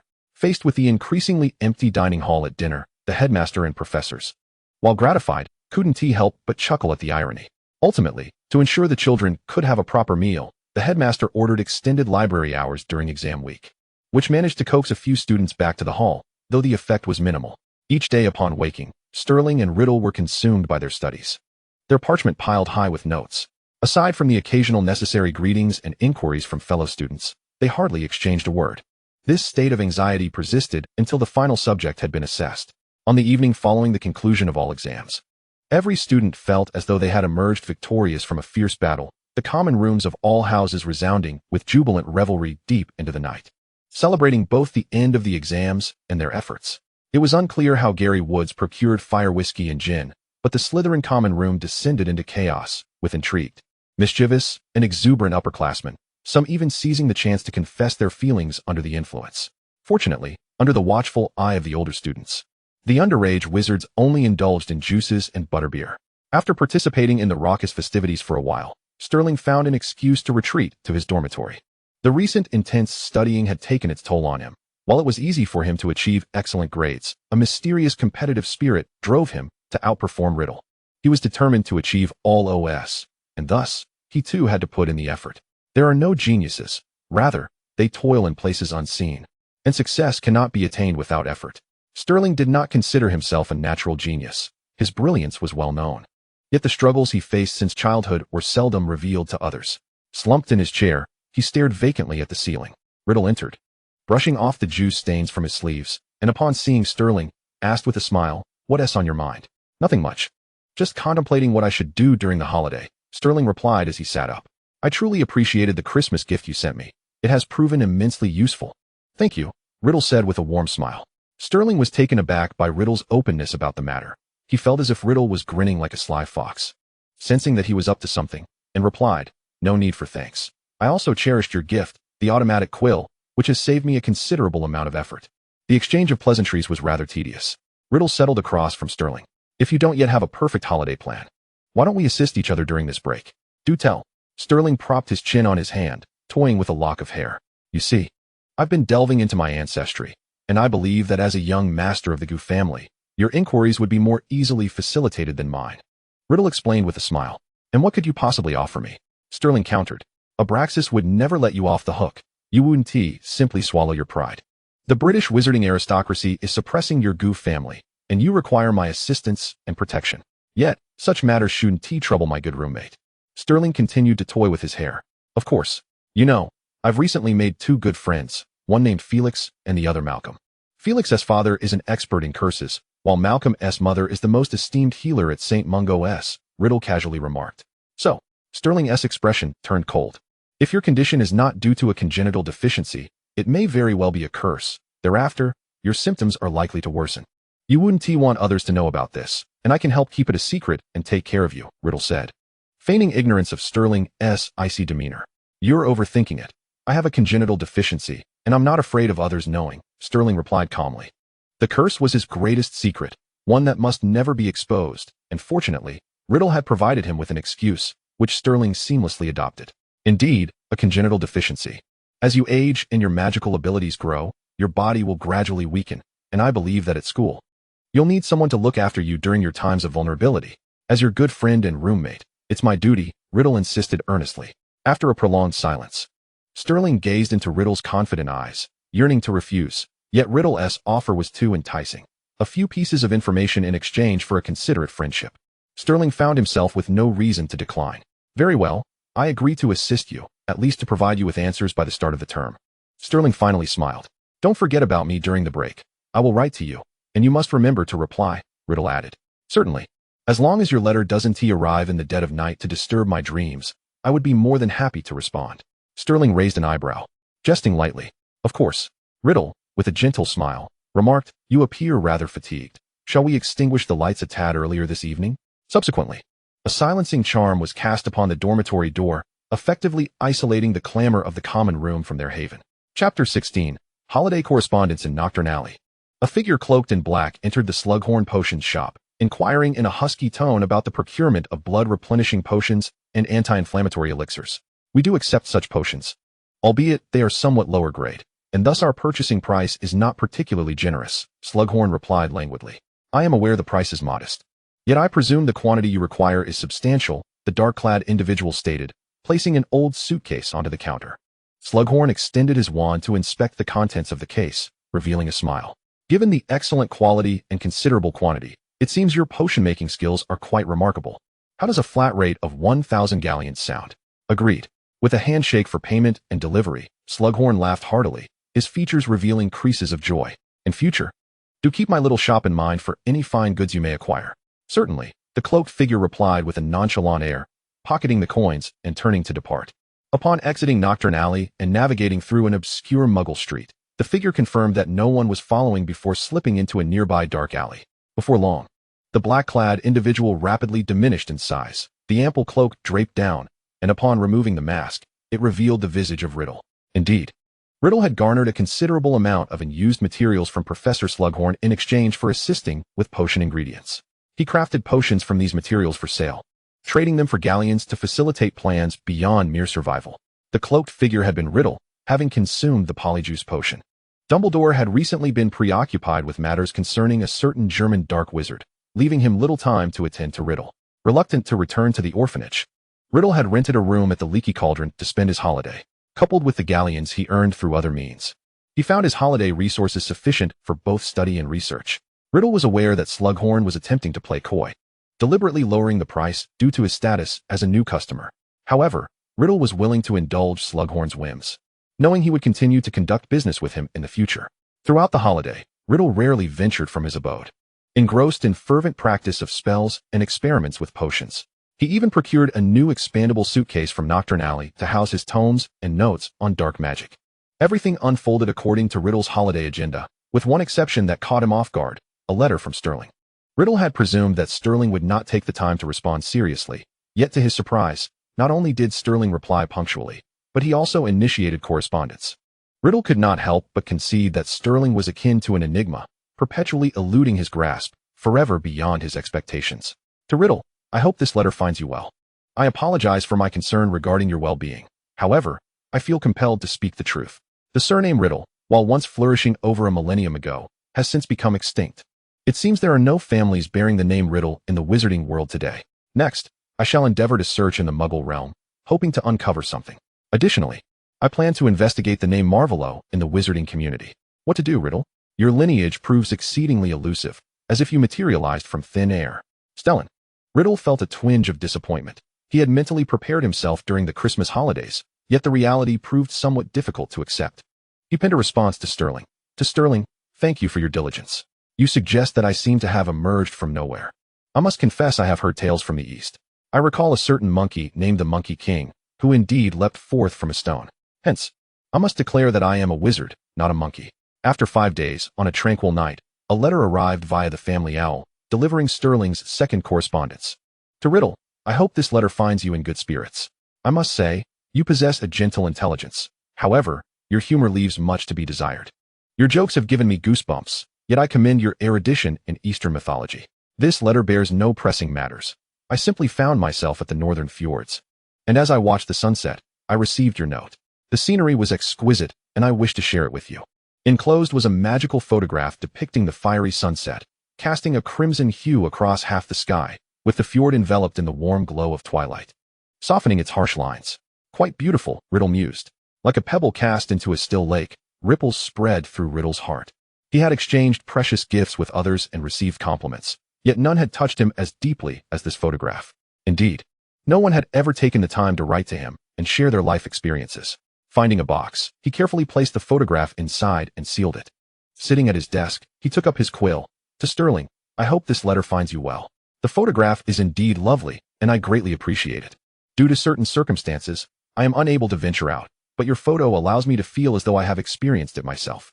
I have been experimenting with potion making and have modified the taste of the vomiting potion. I have thus far created vanilla and lemon flavors. I wonder if you have fallen ill again. I shall send you some to sample.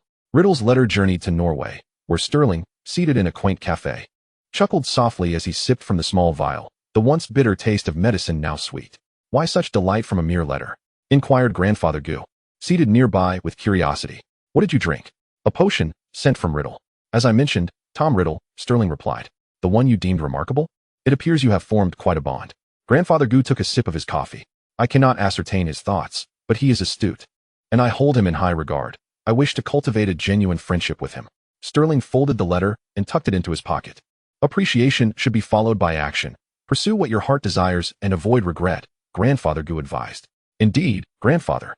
Since sending the potion in his last letter, Riddle received a missive from Sterling almost every week. Riddle, I hope this letter finds you well. Today, I strolled through a forest, and the trees there differ quite notably from those in England. It was fascinating. Riddle, I hope this letter finds you well. Today, I unexpectedly tasted a delightful red tea at a tea house. I shall send you a sample. Riddle, I hope this letter finds you well. I have nearly completed my inquiries regarding your matters, but I feel it would be more prudent to discuss it in person when term resumes. Riddle, I hope this letter finds you well. I am returning to England, having purchased numerous stamps and taken many photographs. I shall send you some as well. Riddle was taken aback. The continuous stream of letters from Sterling left him somewhat disoriented. Though his maturity surpassed that of his peers, he had never encountered such warmth and kindness. Typically, he maintained a safe distance, fearful of being hurt. Yet, gazing at those photographs and words, Riddle found himself inexplicably reluctant to evade this newfound warmth. Thus, out of courtesy and personal desire, Riddle earnestly replied to Sterling, letter after letter. The warmth and kindness flowed from his quill, bridging the chasm between them as if each letter traversed the vast distances that separated their hearts. Chapter 17. Second year. The bustling platform 9 3/4 remained lively as new students were accompanied by their parents for farewells, while older students orderly stowed their luggage before boarding the train. Riddle, having immersed himself in his experiments and studies throughout the holiday, suddenly found himself unaccustomed to such vibrant commotion. He chose a compartment to sit in, and one after another, the second and third year Slytherins passed by to greet him. Eventually joining him were Knott, Brown, and Belfin. Riddle subtly furrowed his brow and casually inquired, "Have you seen Sterling?" "Yes, in the compartment with Malfoy and Black," Belfin replied. Riddle nodded slightly, a hint of irritation evident. He had presumed that the letters exchanged during the holidays had improved their relationship. Yet Sterling still opted to sit with Malfoy. It was true that there was no issue with Sterling sharing a compartment with Malfoy and the others. It was simply that Riddle was not permitted to join them at present, yet for reasons unknown, he felt a twinge of displeasure. The night continued as the Hogwarts Express arrived at the station.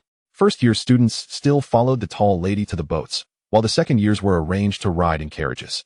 Wow, a horseless carriage. What a sight. If you had read a brief history of Hogwarts carefully, you would know these are the Thestrals, visible only to those who have witnessed death. Riddle listened to the students' chatter, gazing at the Thestrals that materialized before him, his expression tranquil. Death was not to be feared. Rather, it was commonplace. During his time in the orphanage, every harsh winter claimed the lives of several children due to the biting cold and lack of food, clothing, and medicine. Many of the children he had lived with had perished, seemingly speaking to him one moment only to be cold and silent by morning.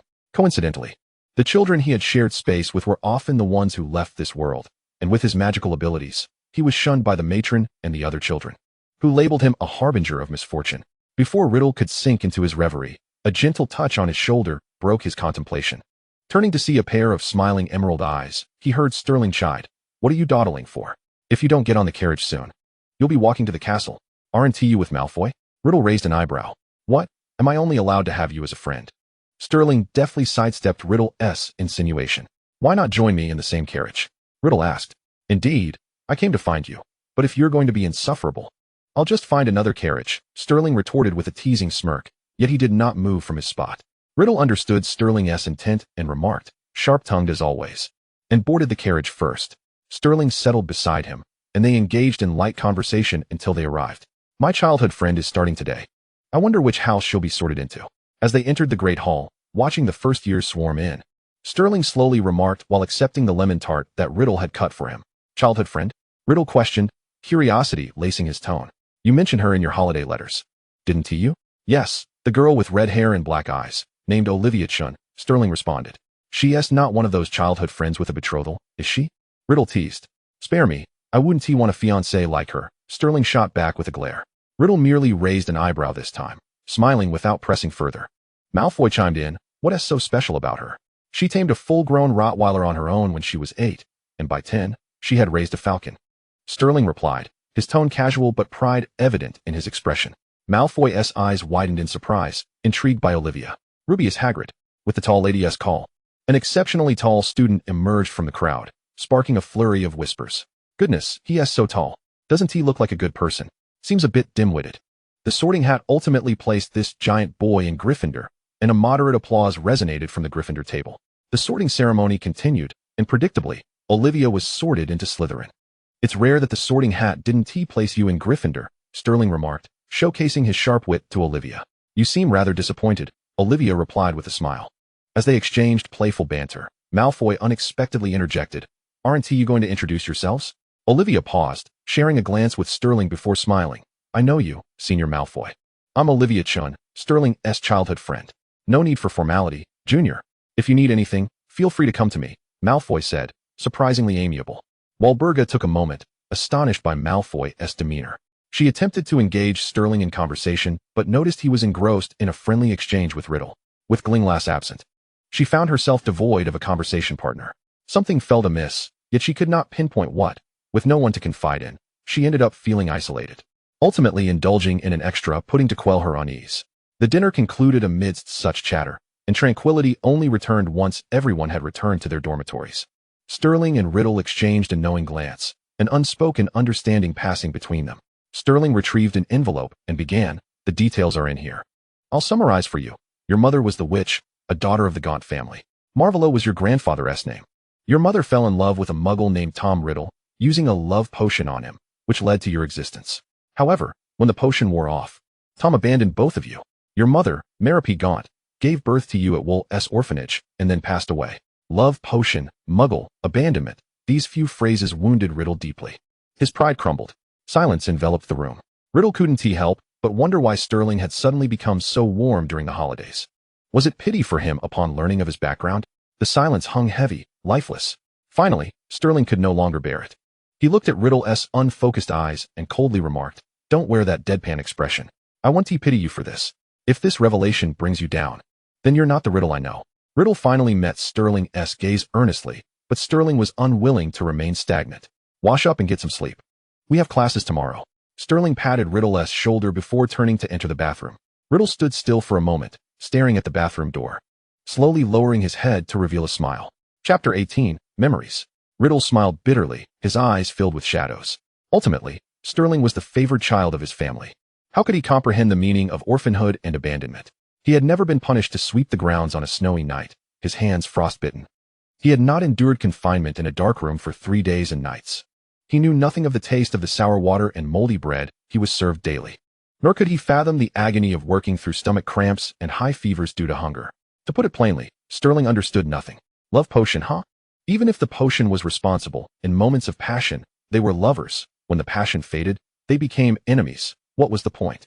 If there was no love, why bring him into the world? If he was born, why abandon him so easily? Why willingly choose death, leaving him to endure the world's hardships alone? A profound hatred and pain engulfed Riddle, causing his eyes to redden and his body to tremble. In that moment, Riddle would have preferred if Sterling had never spoken, allowing him to remain the gentle genius of unknown origins. It was evident that Sterling sensed Riddle's despondency, although he continued to smile and converse with others. And his performance in class remained flawless. To Sterling, Riddle appeared unchanged yet unmistakably different. For instance, he would often find himself lost in thought while reading, or forget to sign his name when completing his assignments. When Sterling called out to him, there would be a noticeable delay in his response, slower than usual. Sterling, inherently competitive, did not condone Riddle's distress over parental matters, much like his desire to break free from their influence since childhood. Yet, who could blame Sterling for his determination to befriend Riddle? Thus, after Saturday dinner, Sterling whisked Riddle away from the library, leading him up the winding staircase. Where are we headed? Are you too embarrassed to venture alone to the Ravenclaw library for books and require my company? Riddle's expression was a mix of frustration and confusion at being interrupted. You'll find out when we arrive, Sterling teased, withholding the information. Riddle muttered in perplexity, and Sterling, catching his words, shot him a glance and said, Since we're bored, why not answer a few questions? What was discussed in today's History of Magic class? Muggles burning witches, Riddle replied. And in potions class? Antidotes. What did you have for breakfast? Creamy mushroom soup. The once fluid conversation came to an abrupt halt for Riddle. Indeed, he recalled the creamy mushroom soup from yesterday or the day before, but what he had for breakfast that morning eluded him entirely. Sterling chuckled lightly. Still pretending everything is fine? Don't think you can hide it from me. As they conversed, They reached the 8th floor. Sterling silently envisioned the room he desired, pacing back and forth thrice, until a grand door materialized before them. Riddle looked at Sterling in surprise. Sterling explained, "This is the room of requirement. Think of the room you wish to have. Walk back and forth 3 times, and you shall receive it." With that, Sterling pushed the door open. "Come in." Weavy arrived. Riddle followed him inside, where the room was largely empty except for a meditation basin in the center. Sterling approached the basin directly, pulling out a shimmering silver vial, uncapping it, and pouring its contents into the basin. Turning to face Riddle, he asked, "Would you like to see this memory?" Riddle stared at Sterling for 2 seconds, his dark eyes betraying no discernible emotion. Subsequently, he silently approached the basin and buried his face within it. "How can our heir be an Englishman?" A middle-aged man clad in Eastern attire exclaimed. "Why not? He is a child of Palon." Another elegantly dressed lady responded passionately. The small council room erupted in uproar. From Riddle's low vantage point in the corner, the scene shifted. He found himself walking along a long street imbued with Eastern charm, selecting books from a shop. That's the child the old master of the Gu family brought back during the Laba festival. Indeed, poor thing. I've heard he was born with deficiencies. Hey, it's said that his father despised the Gu family lady who ran away with him, abandoning both wife and child. Is that really true? Such words should not be uttered lightly. I speak no falsehood. My uncle was present at the time. It cannot be mistaken. Regardless, the old master of the Gu family dotes on him exceedingly. What are we discussing here? You all do not know, when they designated this little bastard as the heir, the Gu family was in turmoil. Indeed, especially the old master's brother who insisted on pure bloodlines, claiming that any deviation of blood must lead to treachery. Pushing for his own son as the heir, many supported him, arguing that this young master is not entirely Eastern. Who knows what problems may arise in the future? Several families nearly severed ties with the Gu family over this matter, had it not been for the Chun and Wang families backing the old master. The Gu family might have disbanded by now. Oh, this boy seems rather sinister. Since the old master brought him back, his health has been deteriorating, stirring family discord. He might very well be a harbinger of doom. Perhaps his mother was the cause of his father's abandonment. In any case, this boy is quite withdrawn and indifferent. He only shows warmth to his family and the children of the Chin family, remaining cold towards everyone else. Interestingly, he visits frequently to purchase books. He is quite studious. Though his appearance is striking, those grayish-white locks and green eyes are rather unsettling. Alas, he seems like a child destined for a short life. The whispers around him, thought to be discreet, were crystal clear to Riddle. Those words weighed upon him like an invisible mountain, inducing a feeling of suffocation. Carrying his books, he walked back to an opulent mansion, only to encounter a fearsome-looking man. The man, upon seeing him, furrowed his brow and demanded, "What do you have there? Show me." Riddle heard himself retort, "I bought these books. Why should I show you?" The man revealed a sinister smile, remaining silent as he lunged forward to snatch the book from Riddle, flipping through it. "The Origins and Studies of Ancient Eastern Black Magic? Uh-huh. I knew you were up to no good. Look at the material you're reading." A surge of anger welled within Riddle. He shouted, "Give it back," and lunged forward to reclaim his book. Yet the man easily restrained him, brushing him aside with a flick of his sleeve. Crimson liquid streamed down from his head, obscuring his vision, and Riddle felt himself growing faint as darkness enveloped him. He could hear the frantic calls of servants, a stern reprimand from an elder, and the heated argument between a lady and the man. Yet, he could not open his eyes. He sensed someone lifting him and running swiftly, the jolting motion causing his heart to race. Bang, bang, bang. His vision faded entirely, the world reduced to darkness punctuated by the slow thumping of his heart. Suddenly, Riddle jerked his head from the basin, eyes wide, the sensation of near death still so vivid that his heart continued to race. He slowly turned his head, fixing a penetrating gaze upon the composed Sterling, rendered speechless. Although Sterling remained silent, Riddle instinctively understood that this was Sterling's memory. "This is you," Riddle asserted with certainty. "Indeed." Sterling replied. "Why show me this?" Riddle inquired further. "Parents are parents, and we are ourselves. Who am I? I need not others to define me. I merely wish for you to grasp this truth," Sterling stated, looking intently at Riddle. Riddle regarded the unassuming Sterling, pondering how he had been so thoroughly seen through. Sterling understood that he was not grieving over his parents' abandonment, nor was he lamenting his painful childhood.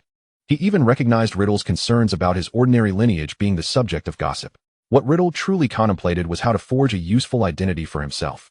Yet, Sterling was remarkably close to his innermost thoughts. No one had ever penetrated so deeply before. "Aren't you afraid I'll share these memories with others?" Riddle raised an eyebrow. "Showing you signifies my indifference. Besides, are we not good friends?" Sterling smiled. "Are we good friends?" Riddle countered without answering. Their eyes locked, the atmosphere thick with tentative exploration. As long as you wish, Sterling maintained his beaming smile. Good friends, Riddle thought. He had never experienced such a bond before, and it sounded rather refreshing. Thus, Riddle replied, "Of course, we are good friends." Riddle and Sterling's elective courses largely align, and both share an ardent fondness for the library, rendering them almost inseparable, much to Woolburga's chagrin. Sterling hasn't come to find me for several days. He must accompany me for afternoon tea on the lawn today, Miss Blake proclaimed. Sterling smiled helplessly. But, Senior, I promised Mr. Rosen I would assist him with that batch of explosive snails. You always have something to busy yourself with. I don't care. You're only a second year. It's time to enjoy yourself. Woolburga retorted, growing increasingly irate. Sterling forced a smile, contemplating how to respond to this haughty senior, when Riddle interjected. No worries, Goo. I'll go in your stead. Sterling turned to Riddle, receiving a reassuring smile in return. And Riddle is not allowed either. Let Seville go. You both need to step outside for some fresh air, Woolburga declared, leaving no room for dissent. Thus, unexpectedly, after classes that afternoon, students passing by the lakeside lawn were taken aback to find a gathering of Slytherins. The impetus for this was Sterling and Riddle's attendance, with Olivia eager to join them. And upon hearing of Olivia's presence, Malfoy decided to tag along as well. Woolburga's female companions and Malfoy's brethren were plentiful, transforming the tea gathering into a miniature fete. Olivia and the boys clustered together, discussing the recent European Quidditch matches, while Riddle and Sterling found themselves encircled by the ladies, who sought their expertise on hair care and styling techniques. Why doesn't my brother possess Riddle's dexterity? One exclaimed. Sterling should come to our home. I declaim you as my younger brother. No, Sterling is someone I've finally managed to invite. Don't scare him away. The ladies lavished praise on Sterling and Riddle's hair-braiding skills, much to Woolburga's delight. After a while, as Woolburga was about to beckon Sterling to take a break for tea, she suddenly noticed his long, flowing locks.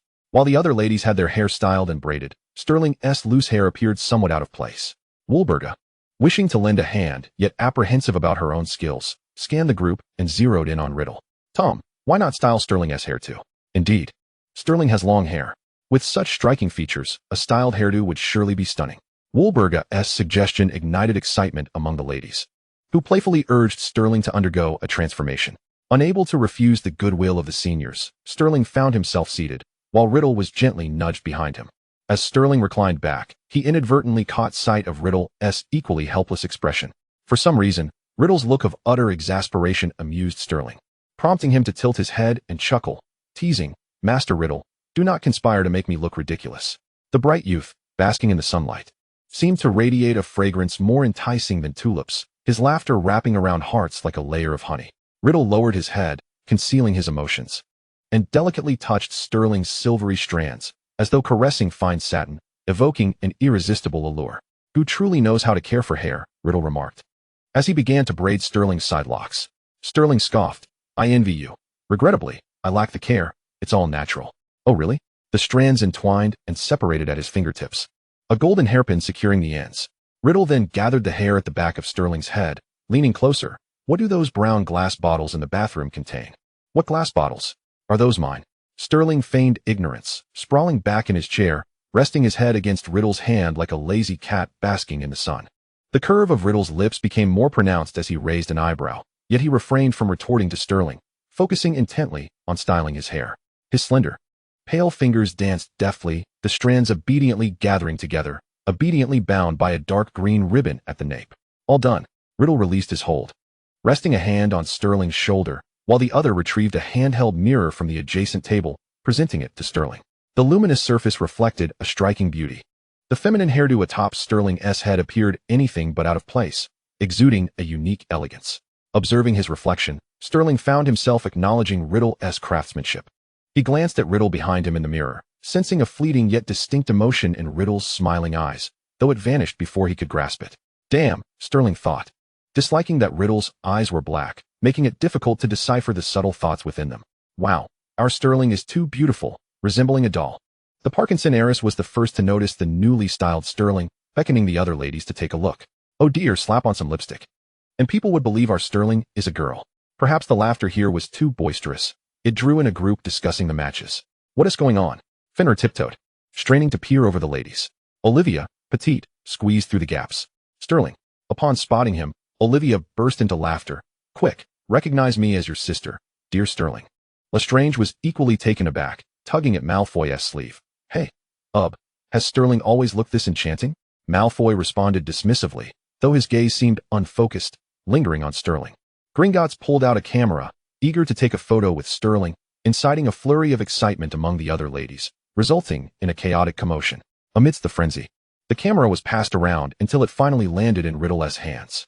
Ignoring the surrounding clamor, Riddle gazed at the camera, facing Sterling, whose hairstyle was now slightly disheveled under the evening sky and the few stars beginning to twinkle above.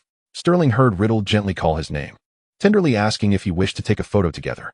Sterling, smiling at Riddle's casually poised silhouette, replied, "Sure." With that, the shutter clicked, capturing the stark contrast between Sterling's dark hair and the silver hairdo. On the enchanted film, two beautiful faces drew close, smiling together. Chapter 20. The Photograph. It seemed that from that afternoon onward, Riddle became enamored with photography. To be precise, he became captivated by photographing Sterling. Sterling brewing potions.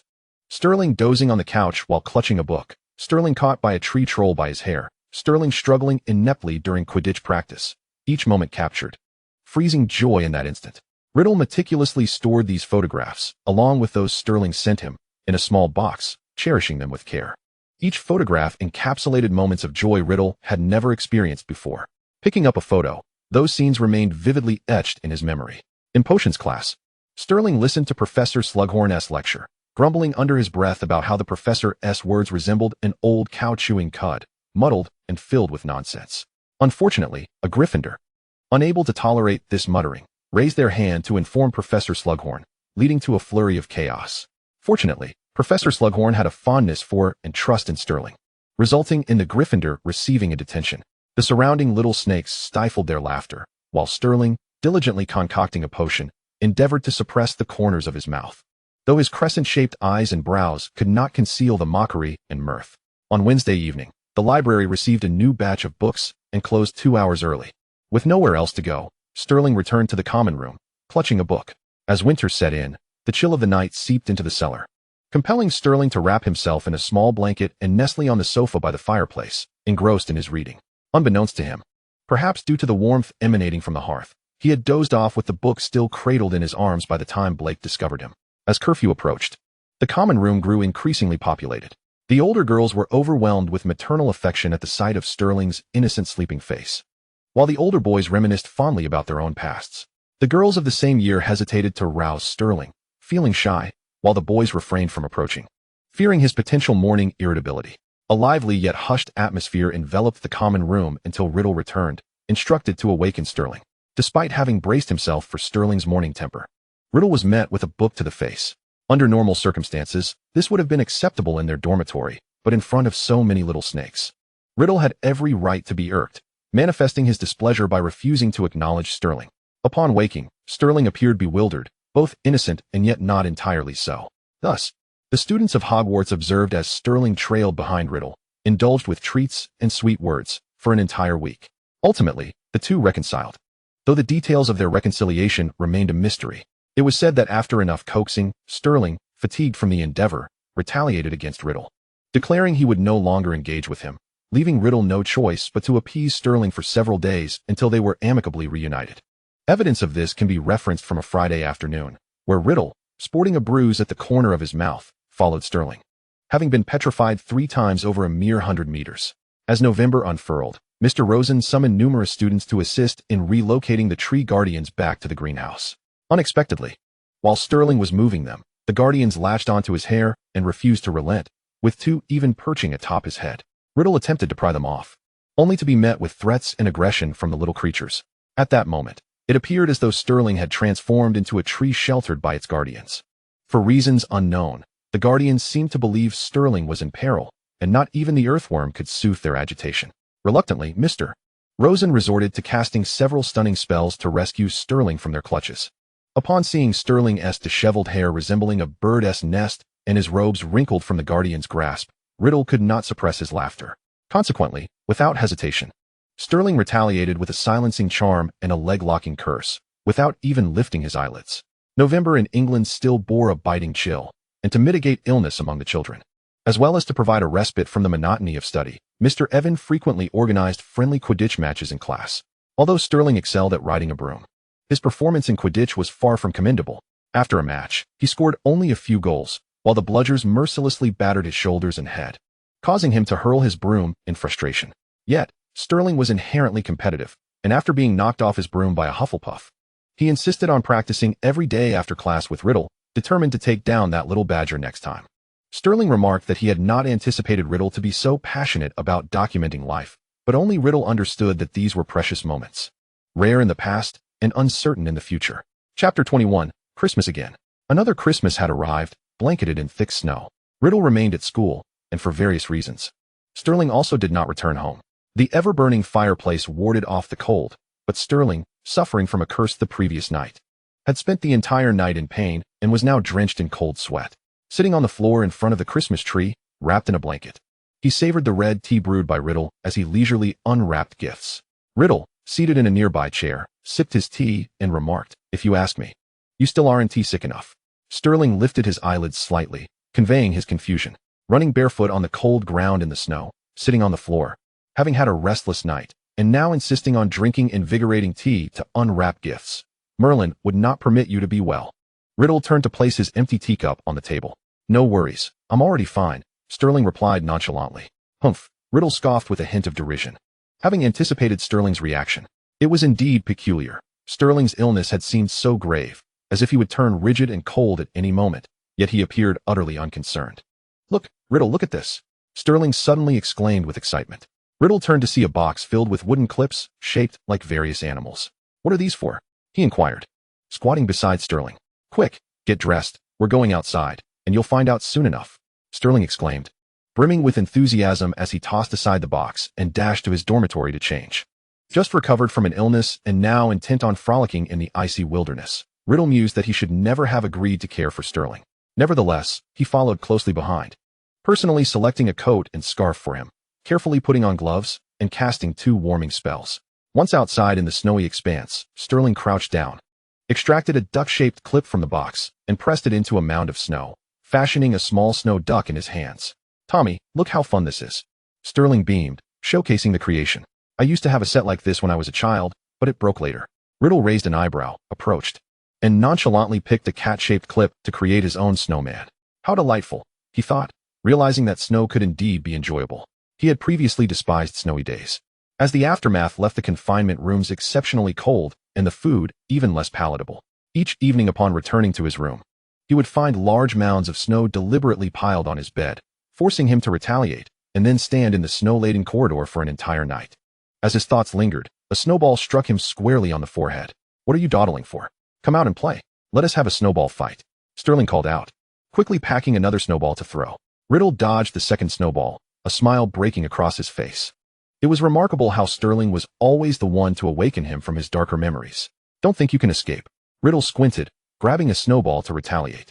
Their snowball fight escalated into a frenzy, with a flurry of snowballs flying through the air, some even hitting unsuspecting passersby. Before long, more students joined the chaotic snow battle, exchanging playful banter until they were breathless and their robes dusted with snow. As the skirmish subsided, the students gradually departed, chatting merrily, while Riddle approached Sterling, helping him out of the snow. Brushing the snow off Sterling's clothes, Riddle said, "Just so you know, you had your fun, but if you fall ill tonight, there will be no fever-reducing potion for you." Sterling, on tiptoe, playfully patted the snow atop Riddle's head, grinning mischievously. "Come on, Riddle, you sound like an old mother." Suddenly, Sterling's expression shifted, his brow furrowing. "What is going on, Tommy? Have you grown taller? Only you would be so oblivious." This time, Riddle responded with a sly grin. Casually, Riddle tossed Sterling a quick dry charm and a warming charm. Sterling shot Riddle a glare, reciprocating with the same charms, and remarked, "You've wounded my fragile heart. I hereby demand that you treat me to a butterbeer." Riddle chuckled. "All right, but alas, Hogwarts doesn't serve butterbeer. If Hogwarts doesn't have it, does Hogsmeade not either?" Sterling smirked like a cunning fox, pulling out a piece of parchment map from his pocket. Riddle stared at Sterling, momentarily at a loss for words, witnessing the joyful youth. He couldn't bring himself to deny his playful antics.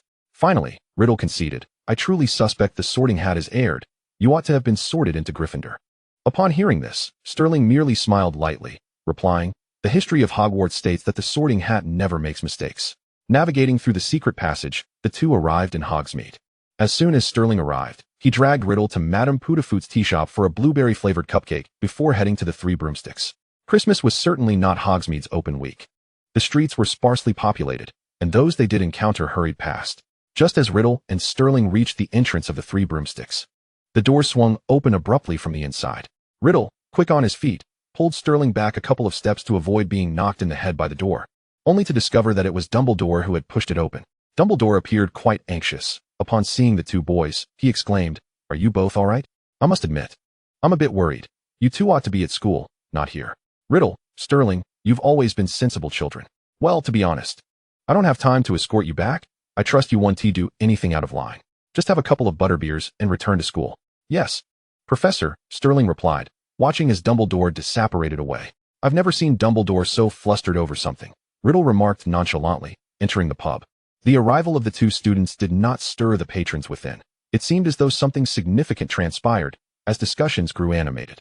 A young girl named Rosmerd ran up to Sterling and Riddle, clutching a writing board, and cheerfully asked, "What would you like to drink?" "My Aunt isn't here, so I can only make simple beverages." "We'll have 2 butterbeers," Sterling replied to little Rosmerd, then led Riddle to a slightly secluded corner to sit down. Listening to the fragmented conversations from afar, Riddle caught snippets of key phrases: Malfoy family, vault, hearing, testimony, warrant, search, betrayal, dark magical artifacts, attack, industry collapse.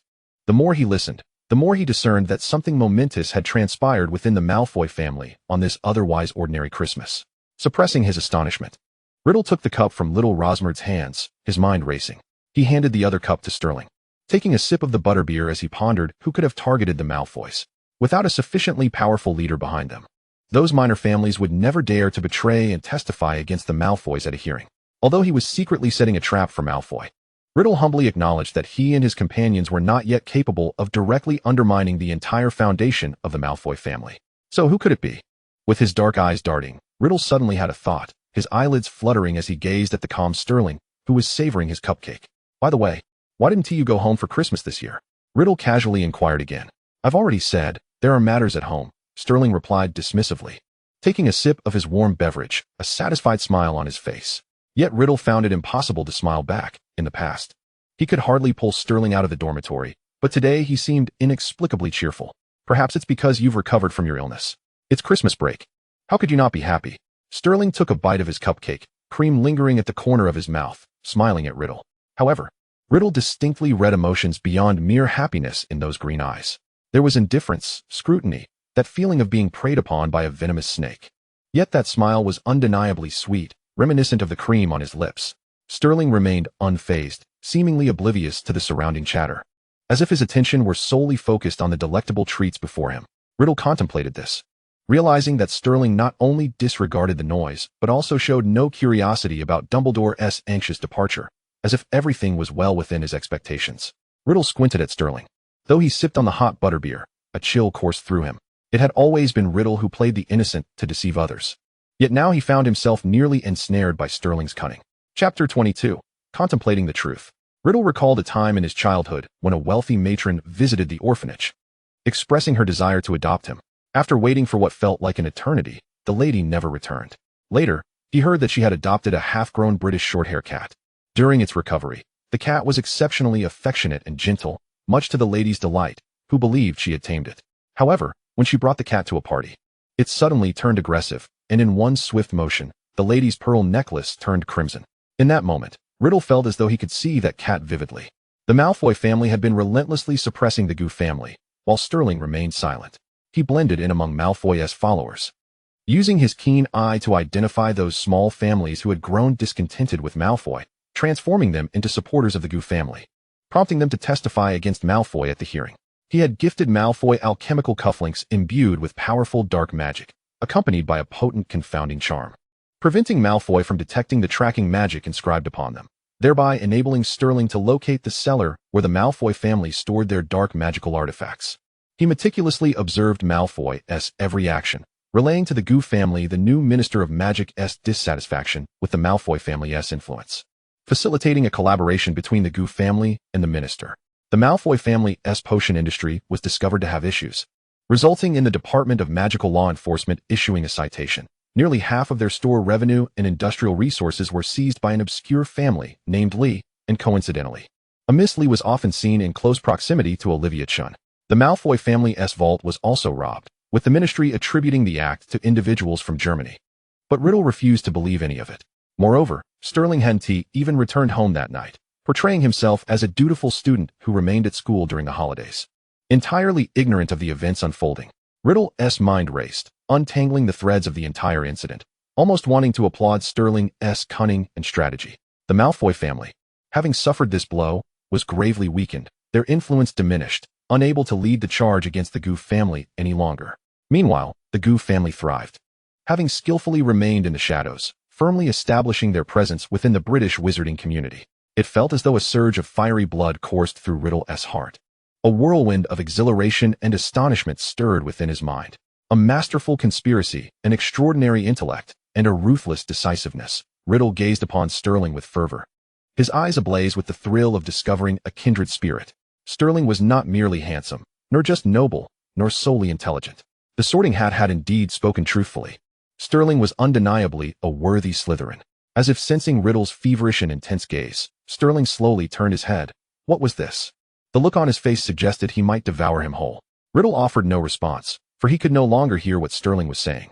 His eyes fixated on the cream upon Sterling's cheek, his vision tinged with crimson, and Riddle was struck with an absurd and frenzied thought. Riddle, with a swift motion, Sterling slapped Riddle across the face, his expression one of displeasure. I am speaking to you. Riddle paused for 2 seconds, and then, feeling the sting upon his cheek, he suddenly erupted into laughter. He laughed so heartily that his shoulders began to shake. It was only when Sterling resolved to no longer tolerate him that Riddle ceased his mirth. He lifted his head, a smirk playing upon his lips, his eyes glinting with a gentle chill, as he grasped Sterling's hand and gently pressed it against the spot he had been struck. Gazing into those green eyes, Riddle softly remarked, "It hurts so much, Goo." His tone rose, as if he were indulging in a playful pout. Sterling furrowed his brow, attempting to pull his hand away but found himself unable to escape. Let go. Sterling elevated his chin slightly, his right hand beneath his robes already gripping his wand. Riddle, however, did not comply. He continued to scrutinize Sterling, as if he sought to uncover some hidden truth. Just as Sterling's frown deepened, ready to cast a petrifying spell, Riddle finally released him. There will be no next time, Goo. Riddle drained the last of his drink, his expression soft, yet his tone devoid of warmth. Let us go back, he said, rising to his feet and striding toward the exit. As Sterling watched Riddle's retreating figure, he thought to himself that Riddle was indeed astute. With a cold smirk, Sterling donned a sweet smile and followed suit. The two walked side by side in silence along the path back to the school. The distance was long, and the atmosphere between them was thick enough to drown a fish.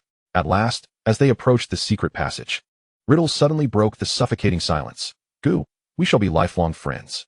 Sterling paused for a moment before responding with a smile. Of course. Chapter 23. Caught during a midnight stroll, the Slytherin long table after Christmas was eerily silent.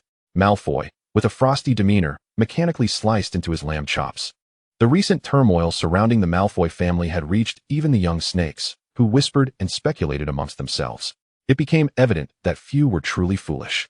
After several days of holiday, those with even a modicum of intelligence discerned that the Goof family was behind the incident. As for the how and why of it all, that remained elusive to most.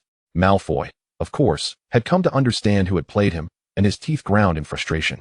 Yet he possessed no evidence to prove that the Goof family had orchestrated the scheme with malice. After all, as the elder Goo had said to his father outside the hearing, a businessman must seize opportunities for profit, and beyond that, they were blissfully unaware. The number of students around Malfoy had noticeably dwindled. Some had migrated to sit beside Sterling, while others had surprisingly taken seats next to Riddle. Yet Malfoy could tolerate this. It was simply a matter of being outmatched.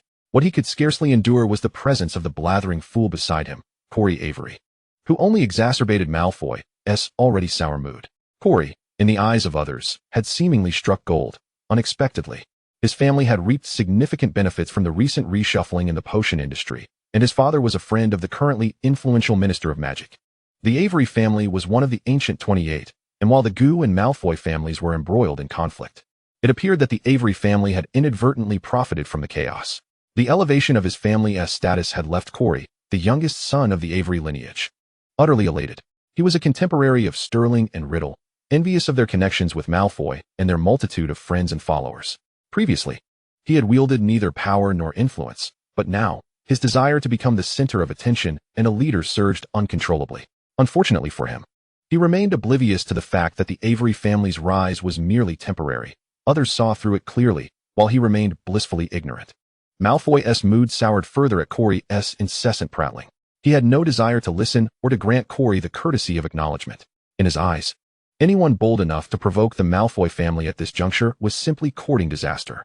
Thus, Malfoy pushed his plate away in silence and left, treating Corey as though he were nothing more than a figment of air. Corey's mouth hung open, caught off guard by Malfoy's abrupt departure. The atmosphere froze instantly, and Corey seethed. What kind of lord are you, lacking even the courtesy to let others finish speaking? Yet, the air remained still, devoid of response. His furious gaze scanned the room, but the surrounding students feigned earnestness in their meals, their attention diverted. Corey, consumed by rage, snapped, "What are you all eating for?" With that, he hurled his fork and stormed out of the hall, seething. "What a fool," Sterling remarked lazily, barely lifting his eyelids as he took small bites of the foie gras Riddle had sliced for him. Riddle, unperturbed, continued his task, casting a disdainful glance at Corey's departing figure, his eyes filled with derision and a barely perceptible anger. "Indeed, a fool," Riddle remarked coldly, lowering his eyelids. After dinner, upon returning to their dormitory, Sterling had already changed into his pajamas but noticed that Riddle was preparing to leave again. He realized that his Tommy was off on another nighttime escapade. "Be cautious, tonight at ISNT Peter, but rather that Finn, whose temper is notoriously foul and punishments especially severe," Sterling cautioned. Riddle replied, shutting the dormitory door behind him. Navigating the long corridor, Riddle arrived at the end room and lowered his hood. Confronting the shadowy figure within, Riddle slowly began, "Well done, Corey." His tone dripped with sarcasm and indifference. Corey stepped out from the shadows, frowning in displeasure. "I genuinely appreciate your suggestion, but if you continue to adopt such a superior attitude, I have nothing to say to you." "Huh, is that so?" Riddle laughed, his voice icy. "Then who was it that begged me for assistance?" Their face a mask of discontent. Corey's complexion shifted, yet he stubbornly held his head high. "Times have changed. Now, if you wish, we could become excellent partners." "Oh, how fitting. Times have changed," Riddle mused, rubbing his wrist and smiling more broadly. If not for Sterling, Corey would have been merely a pawn in Riddle's scheme against Malfoy. The heir of a fallen family seeking survival through the Malfoys was rather commonplace. Hence Corey had unwittingly become Riddle's piece nestled beside Malfoy. The new Minister of Magic bore a grudge against the Malfoy family, something Riddle had already discerned. He had also recognized the vulnerabilities within the Malfoy potion industry. Thus, when Corey could no longer withstand his family's decline and the competition for inheritance, Riddle extended an olive branch, advising him to cultivate a rapport with the Minister of Magic. Upon learning of Sterling's actions, Riddle promptly contacted Corey to ensure he received a share of the spoils. Through Riddle's machinations, Corey garnered familial approval and emerged victorious in the competition for the inheritance. However, Riddle had not anticipated that Corey would be such an irredeemable fool. He knew Corey lacked intellect, but he had not foreseen the extent of that deficiency. "Do not misunderstand. It was you who offered your assistance at that time, and besides, you should now rely on me as well. Why not collaborate?" Corey boldly declared. "Collaborate?" Riddle stowed away his laughter. "You think you are worthy of such a thing? Remember, everything you possess now is due to my generosity." "You." Corey was momentarily speechless, then scoffed coldly. "You all are perpetually arrogant. I will ensure you understand the cost of such hubris." With that, Corey attempted to push the door open and leave. Riddle had intended to slip away quietly once Corey departed, but as Corey swung the door open, an ominous sensation washed over him. "Wait," Riddle called out to Corey. Yet, Corey was already deaf to Riddle's words. It's too late to backtrack now. With a forceful shove, Corey flung the door open, only to collide with an impenetrable wall of flesh. Stunned for 2 seconds, Corey slowly raised his head, his voice trembling slightly. "Professor Finnan." The towering Finnan scowled down at Corey. "Ah, a disobedient little serpent, fond of nocturnal escapades." Finnan's small eyes swept across the classroom, landing on Riddle. "Another one, is it? Very well, 2 of you gallivanting about at night. Perhaps you are plotting some nefarious deeds. In any case, the school forbids such activities. Do you take my words lightly?" Under Finnan's gruff voice, Corey dared not breathe a word. "Very well, come to my office to register. Since you enjoy nighttime jaunts, I shall have you spend a night in the Forbidden Forest tomorrow, and I assure you, that will quell your enthusiasm." Finnan seized Corey by the collar and propelled him forward, glancing back to say, "You there, follow along." Upon hearing the call, Riddle silently trailed behind, mentally cursing Corey's foolish ancestry. The thought of accompanying Corey into the Forbidden Forest was utterly preposterous. However, a cunning idea flitted through Riddle's mind. Thus, he followed Finnan, deliberately murmuring, "What should we do? What should we do? What are you mumbling about?" As Riddle had anticipated, Finnan inquired. "And nothing," Riddle stammered to feign nervousness. "What are you hiding? Speak," Finnan admonished. Riddle gave a slight tremor, feigning fright, and stuttered, "Actually, it's not just the two of us. There is someone else who ran off ahead." "Who is it?" "Why, yes." "Spit it out." Beneath his hood, Riddle smirked. "It's Sterling." Chapter 24. First encounter with the spider. When the following evening found Finnan leading Riddle, Sterling, and Corey to the edge of the forbidden forest. Riddle's arm bore several bruises inflicted by Sterling's grip. "Enter," Finnan commanded, handing each of the three a lantern. "Yes, Professor." Sterling accepted his lantern with a forced smile, unable to resist reaching into Riddle's robe to pinch him once more. Riddle winced, his brow twitching in pain, yet he quickly took the lantern, pulling Sterling into the woods. "Why not all go together? You're so eager to venture into the forbidden forest," Finnan remarked, passing the last lantern to Corey. Corey gazed at the dark expanse of the forest, swallowed hard, cursing Riddle and Sterling, but ultimately, under Finnan's urging, he hesitantly stepped into the shadows. As Sterling and Riddle walked through the pitch-black woods, the ground was littered with gnarled roots and muck, with the occasional ethereal bird call echoing, creating a truly horror film ambience. Yet the atmosphere between Sterling and Riddle was anything but terrifying. Sterling was so enraged he nearly hurled the lantern at Riddle's face. "I take back my words, Riddle. Being your friend is the worst luck I've ever had." Riddle, unfazed, retorted, "What's the matter? If you're upset, shall I give you another pinch?" Sterling huffed. "If you wanted my company in the forbidden forest, you could have just asked. There was no need to tarnish my image before the caretaker." All right. I won't do it again next time," Riddle responded somewhat dismissively, seemingly uninterested, and began to kneel. "What are you doing?" Sterling, his anger subsiding slightly, crouched beside Riddle. "I'm looking for some potion ingredients. They are notoriously difficult to procure, and I heard the forbidden forest has them. Corey has inadvertently provided me with a legitimate opportunity." "Oh, do tell, what do you need help with?" Sterling, skeptical of Riddle's intentions, questioned. Riddle smiled softly. Recognizing Sterling's understanding, Finnan tasked us with locating those acromantula spiders and observing their precise locations. "I likely won't have time to search, so I must trouble you." "That is acceptable, but how will you repay me?" Sterling toyed with his fingers. "I will personally prepare a meal for you in the Hogwarts kitchen," Riddle replied, digging for herbs with unwavering focus. "Deal," Sterling agreed briskly. Then, with lantern in hand, Sterling vanished into the darkness. The visual obstruction heightened other senses, and the growing rustling sounds began to vex Sterling. He took a few steps forward and discovered faint breathing from a patch of grass taller than a man. "Who is there?" Sterling cautiously raised his wand and approached. Just as he reached to part the grass, a wand shot out from within. Sterling, unfazed, peered through the gap and, as expected, found Corey hiding there. "What are you doing lurking here?" Sterling raised an eyebrow. You, Corey stammered, as though he had seen something terrifying, his voice trembling. "I warn you, I am of the Avery family. Harming me will bring you no good." Gazing at Corey's pallid face, Sterling felt something was amiss. He knew Corey disliked him and feared him, but surely not to this extent. As Sterling slowly turned, he was met with an inky darkness that nearly enveloped his vision. Spiders, multitudes of them, blanketed the ground and trees, large and small, nearly covering every visible corner. Even Sterling, typically bold and cautious, felt a shiver run down his spine. Yet, strangely, he found himself unafraid of these spiders. After a brief silence, the spiders suddenly dispersed, revealing a massive spider approximately 3 meters tall, with a smaller white spider, the size of a palm, perched atop its head. To Sterling's astonishment, the white spider spoke. "You seem familiar. You carry his bloodline." "Who?" Sterling pondered, hesitating before responding. "I'm sorry, but I do not believe I know you." The white spider paused, as if it had heard something profound, before stating, "Indeed, you are his descendant." Before Sterling could speak again, the white spider continued, "In that case, let this be the end of our meeting for today. In the future, when you return to the forbidden forest, my kin shall await you here." Furrowing his brow, Sterling questioned, "What do you mean return?" But no one answered his inquiry.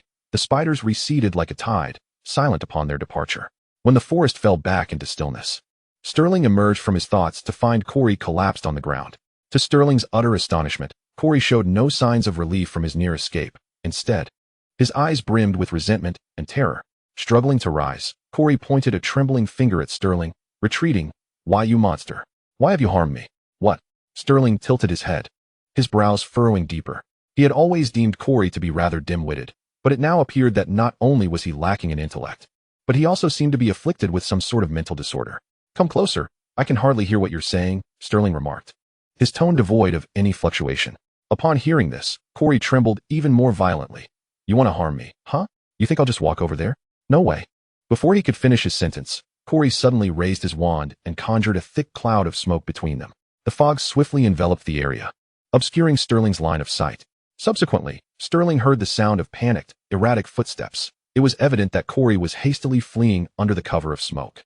Taking a deep breath to steady himself and dispel the frustration of encountering a lunatic, Sterling cast a spell to halt the smoke. His mind was clouded with worries. And after a moment of impatience, he retrieved his pocket watch, only to discover that the detention period had only elapsed halfway. He sighed deeply. Stowing away the watch and lighting his lantern, Sterling was left with no choice but to turn in another direction and continue his stroll. As Riddle meticulously gathered the materials he had unearthed, the detention time was nearing its end. He stomped his somewhat numb feet, rose to his feet, and made his way out of the forbidden forest. Just as he exited, Riddle spotted the pale-faced Corey and the brooding Fern, whose expression seemed capable of dripping water. What happened here? Riddle inquired, observing Corey. You're not out yet? At this, Corey finally lifted his gaze from his toes to meet Riddle's eyes. He shook his head. I think you should ask Sterling yourself. Riddle glanced at Fern, but Fern remained fixated on the direction of the forbidden forest, silent as ever. Something must have gone awry, Riddle concluded. Before long, Sterling emerged from the forbidden forest. Riddle scrutinized Sterling's face but detected no signs of distress. Sterling calmly approached the three of them, brushed off the dust from his robes, and stated, It appears I am the last one. I apologize, Professor Fern. I did indeed see a group of spiders, though I cannot ascertain if they are the ones you seek. Fern fixed his gaze on Sterling intently for a full 5 seconds before finally diverting his eyes. Let us go, Fern declared, taking the lead. Corey followed closely behind, pausing momentarily to glance at Sterling, then hastening his pace to join Fern. Chapter 25, The Language of Spiders. Feeling the disdainful and inquisitive gazes directed at him from the long table, Sterling found his lemon tart suddenly lacking in allure. Riddle had been summoned to Dumbledore's office early in the morning, leaving Sterling to venture alone to the Great Hall for breakfast. On his way, he had spotted Prince and intended to walk alongside her, but she appeared utterly distraught, shaking her head to indicate her discomfort, and nearly fled from him. Subsequently, when Sterling encountered several classmates and greeted them, he was met with similar reactions. Those who usually sat beside him now maintained a noticeable distance. By the end of the morning, Sterling was both perplexed and irritated. He decided to adopt a cold demeanor and quietly consumed his breakfast until Riddle returned. What did Dumbledore say to you? Sterling asked with concern. Riddle cast a deep, scrutinizing glance at Sterling. He spoke of you. Of me? Sterling furrowed his brows. Yes, Riddle replied, noticing Sterling's empty plate, and then added, Have you finished? Dumbledore wishes to see you. See me? Sterling drummed his fingers on his knee thoughtfully. I suppose I should accompany you now. Casting aside his cutlery and bearing the weight of concealed scrutiny, Sterling followed Riddle out of the Great Hall. The two walked side by side until they reached the deserted astronomy tower, where Riddle finally slowed his pace and whispered to Sterling in a tone only they could hear. Corey claims you conversed with spiders. Yes.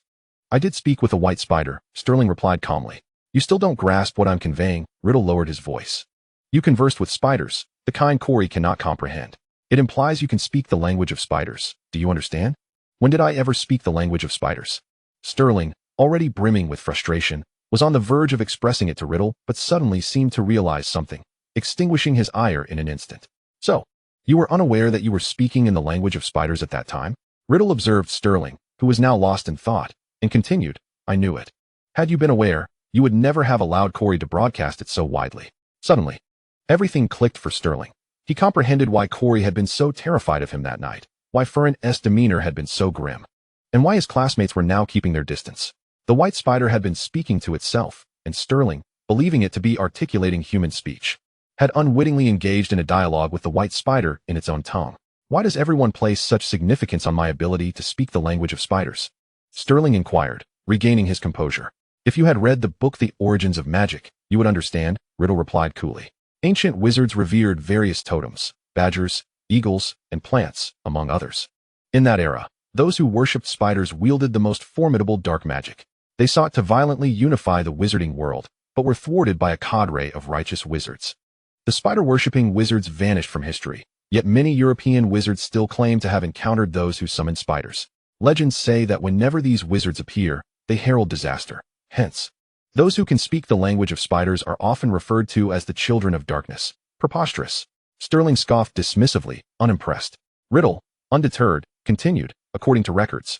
The most infamous wizard capable of conversing in the language of spiders was named Enzo. He devised the killing curse and used it to extinguish the lives of an entire city. At this revelation, Sterling fell silent. He absent-mindedly rubbed his chin, deep in contemplation. Riddle, noting Sterling's pensive demeanor, understood that he was formulating a strategy to navigate this emerging crisis, and thus refrained from further comment, guiding Sterling toward Dumbledore's office. Due to Riddle's deliberate detour, they arrived at Dumbledore's office just as the first class commenced. Sterling snapped back to reality and gently knocked on the door. Moments later, Dumbledore opened it. "Come in and take a seat, children." As soon as Sterling settled into his chair, Dumbledore directly inquired, "Headmaster Armando is unavailable. Tell me, Sterling, do you speak the language of spiders?" Sterling was taken aback. He had not anticipated Dumbledore's forthrightness. He had expected the amiable white wizard to engage in some pleasantries first. "I believe I might," Sterling replied earnestly. "Might?" Dumbledore echoed, puzzled. "Yes, Professor, I do indeed converse with spiders. But I cannot discern whether they are speaking human language or if I am speaking their tongue," Sterling articulated with clarity.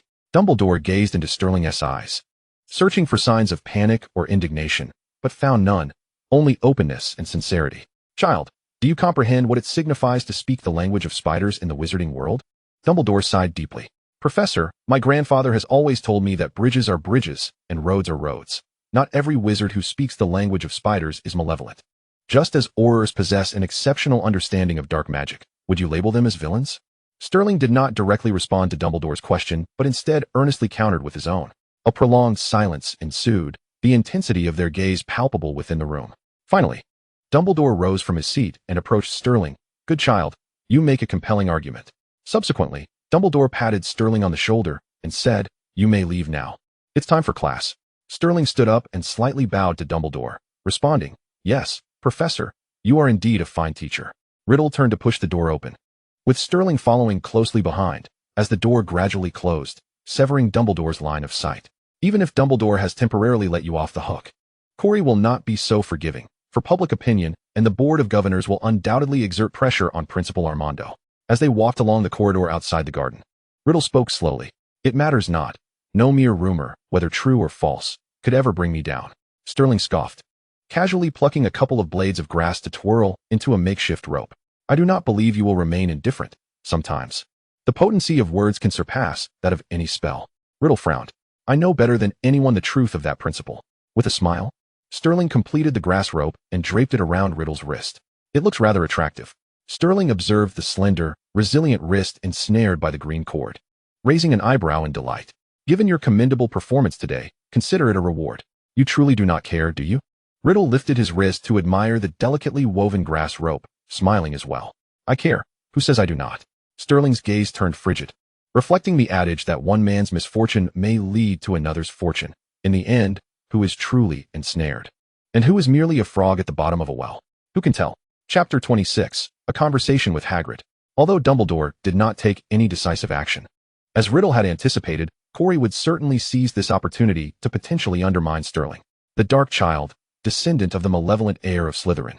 Various nefarious titles were thrust upon Sterling.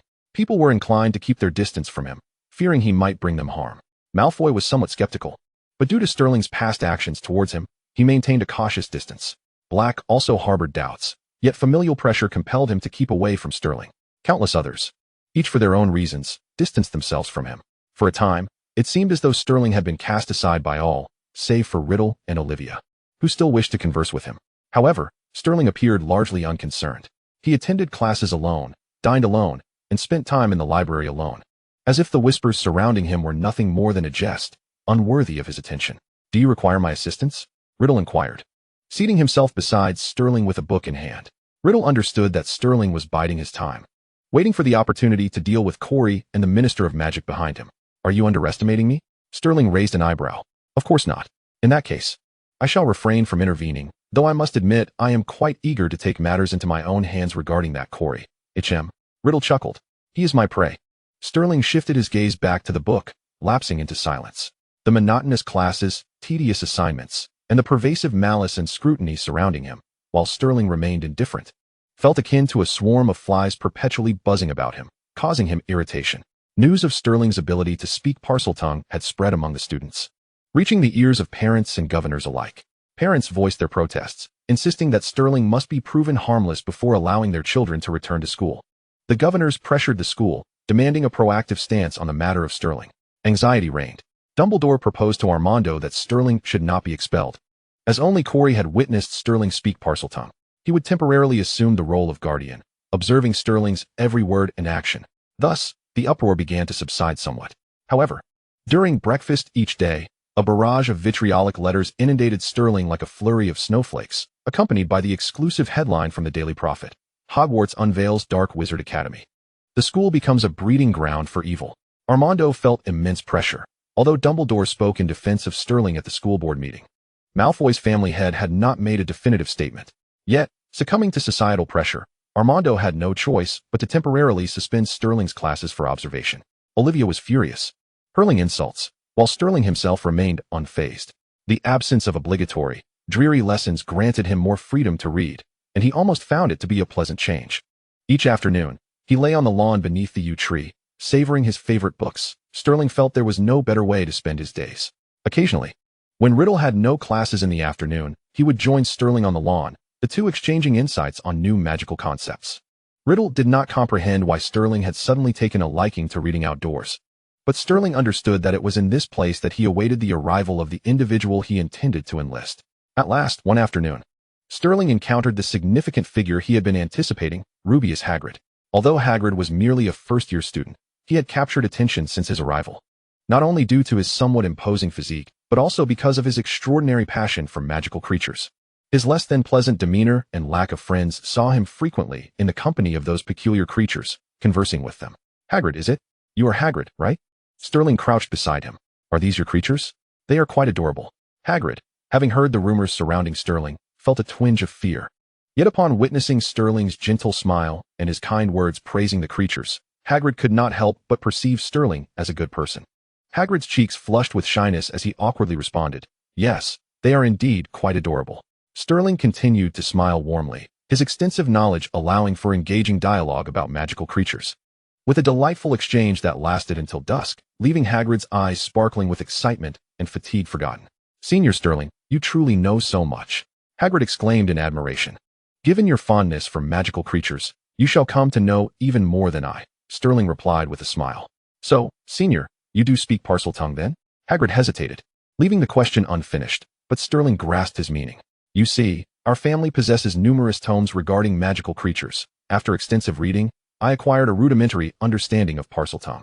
Sterling fabricated his response without a hint of hesitation. So, Senior, you indeed can speak Parseltongue, correct? Hagrid's eyes widened in trepidation. Yes, but I learned it through practice. What difference does that make, Senior? Hagrid's mind was on the verge of malfunction. Naturally, dark wizards are born with the ability to speak Parseltongue and are often proficient at it, whereas I learned it later and can only manage simple phrases. Ah, I see. Why do you not inform the school? They claim your speech is quite unpleasant. The kind-hearted Hagrid cried out. No one would listen to my explanation. Moreover, to wizards, spiders are merely ingredients for potions. A bittersweet smile crossed Sterling's face, tinged with regret and disappointment. Do not be disheartened, Senior. I shall assist you, Hagrid declared indignantly. People often harbor biases against certain magical creatures, including spiders. Indeed, Hagrid, indeed, Sterling concurred, a smirk curling at the corners of his mouth. Excellent, just like that. Sterling's eyes gleamed with concealed schemes. Chapter 27, Discussing Cooperation. As the academic year drew to a close, examinations became a heavy burden on all students at the school. After a week of suspension, Sterling returned home, and the school enjoyed a period of calmness that lasted for some time. Rumors persisted. Yet they no longer resonated with the same clamor they had while Sterling was present.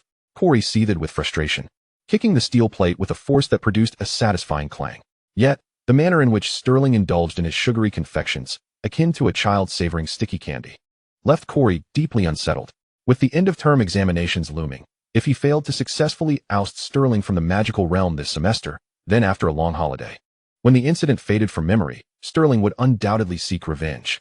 He could not allow Sterling a moment's respite. Corey mused, oblivious to the knowing gaze of Malfoy upon him. On the 6th night of his suspension, Sterling reclined comfortably in an armchair, absorbed in a book in the lounge, as if it were not he who had been expelled, but rather he who had unceremoniously ejected Hogwarts from his life. Outside, the shadows of the trees danced, stirred by a gentle breeze. Sensing this, Sterling rose to close the window. Turning around, he was momentarily surprised to see two figures, but quickly donned a smile. The head of the Malfoy family and young Master Malfoy visit at this late hour. To what do I owe the honor? Sterling inquired with a courteous demeanor, gracefully inviting the Malfoys to the sofa and personally serving them tea. This tea from the East is the finest green tea. Please indulge. He gestured slightly, indicating his hospitality, before retrieving his hand warmer and settling back into the armchair. The Malfoy duo remained silent, savoring their tea in quiet contemplation. Sterling smiled, equally composed, cradling his warmer while engrossing himself in his book. The room was enveloped in silence, punctuated only by the occasional rustle of pages and the soft clinking of teacups, accompanied by the crackling of the fireplace and the whisper of the wind outside. Finally, as the teacups neared emptiness, Abraxas caught his father's eye and spoke. Might I inquire as to the whereabouts of the Gu family head? You wish to meet my grandfather? How unfortunate. He has returned to the East for a matter and departed just 2 days ago. He shan't return for at least 10 days or 2 weeks. If you have business with him, perhaps it would be best to wait until he is available, Sterling replied with a smile, neither servile nor arrogant. The brows of the Malfoy father and son knitted together, exchanging silent glances. Sterling observed, still smiling, as they engaged in a fierce exchange of glances. He knew that the Malfoys, having come, would not depart easily. As predicted, the head of the Malfoy family eventually spoke up. Your grandfather must have left in good spirits, trusting that you can manage affairs in his stead. Thus, I shall speak plainly. His voice was low and measured. Although the Malfoy family has suffered some setbacks, we are not a family easily besmirched by mere buffoons. My son has apprised me of your current predicament, and we have come to discuss a potential collaboration. Collaboration? I would like to first hear your thoughts, Sterling replied, maintaining a polite smile and an upright posture. The Gu family currently controls legitimate supply channels for potion sales, while the Malfoy family possesses vast distribution networks and market access, albeit currently hindered by the Avery family, who have seized the sales procedures and storefronts.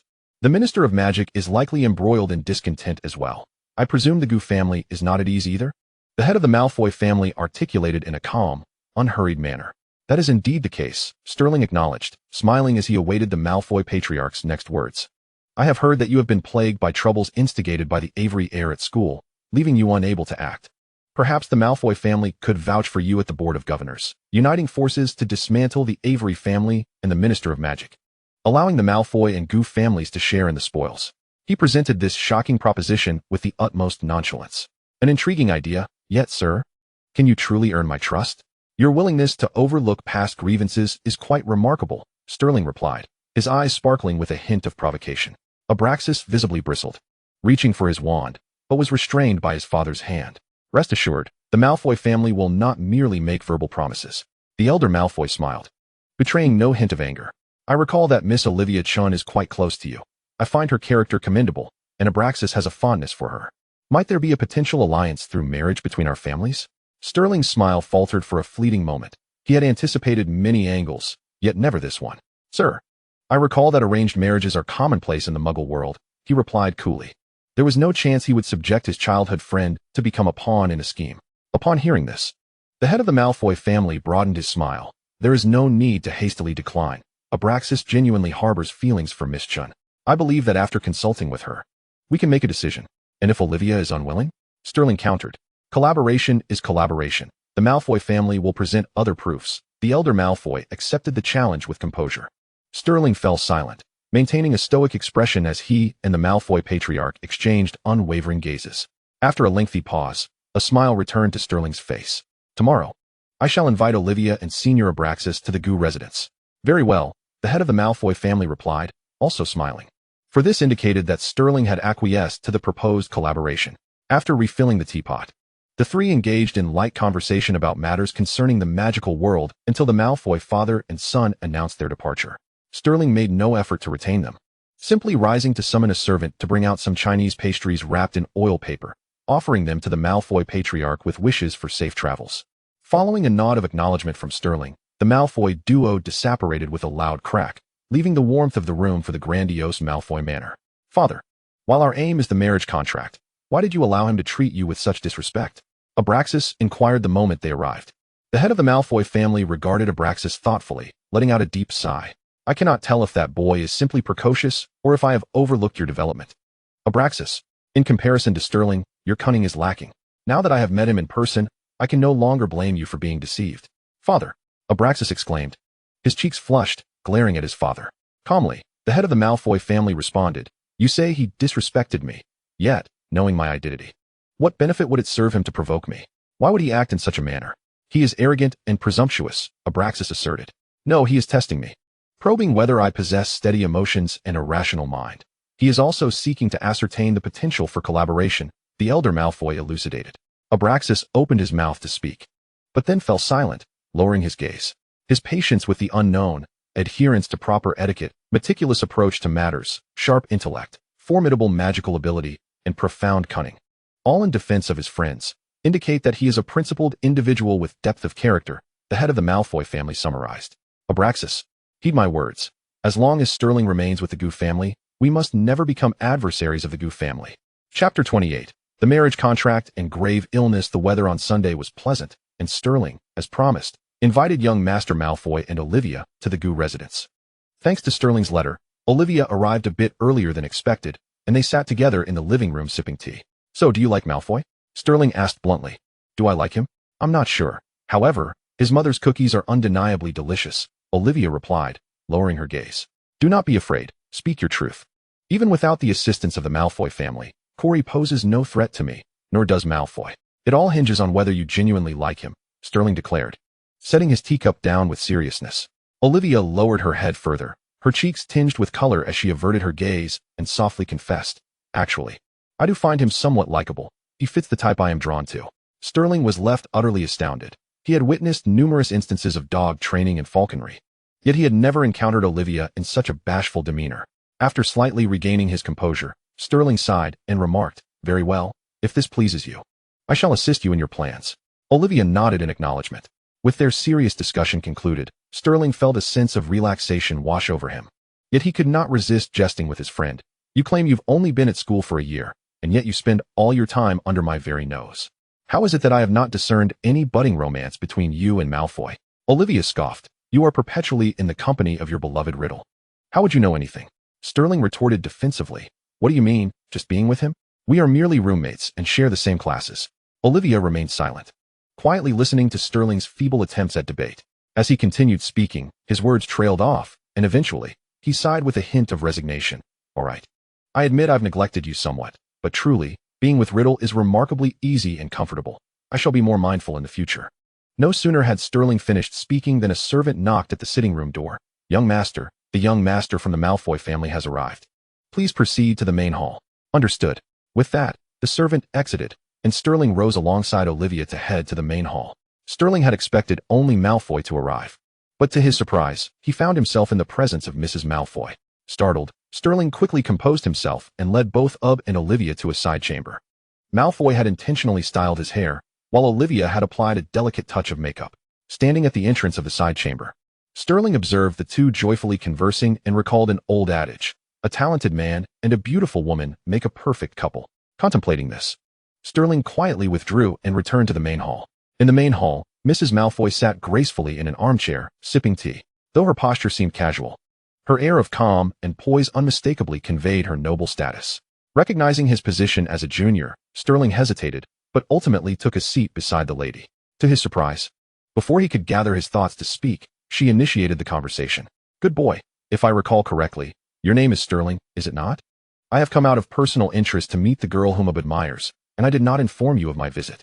I hope you will forgive this lapse in decorum from a mother."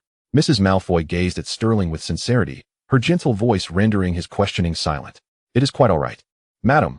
I completely understand," Sterling replied, managing a smile. Seeing Sterling acquiesce, Mrs. Malfoy continued with a soft smile. "I have heard from my husband that your grandfather is no longer with us, and you have taken on the family responsibilities. I am astonished that a child of your age, akin to Ub, must shoulder such burdens. It tugs at my heart. I also heard from Ub that your health is not robust, often falling ill and taking leave from school. As a mother, I cannot help but feel concerned." As she spoke, Mrs. Malfoy opened her handbag. "I possess no extraordinary talents, but I have dedicated some effort to cooking. Olivia has praised my cookies, and I trust you shall enjoy them as well.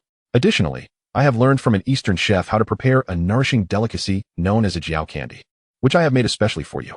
"Thank you, madam. Your thoughtfulness is greatly appreciated," Sterling replied sweetly, instructing a servant to take the handbag and store it properly.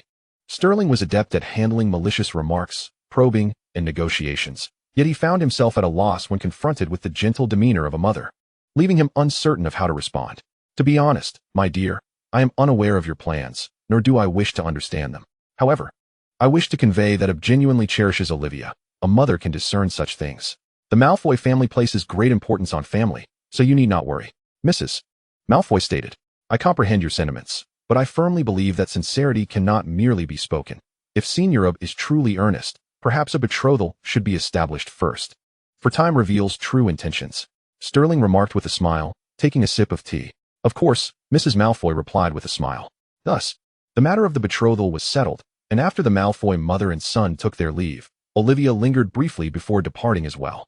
Sterling summoned the servants to tidy up the room and made his way directly to the backyard. The backyard was tranquil, yet heavily secured.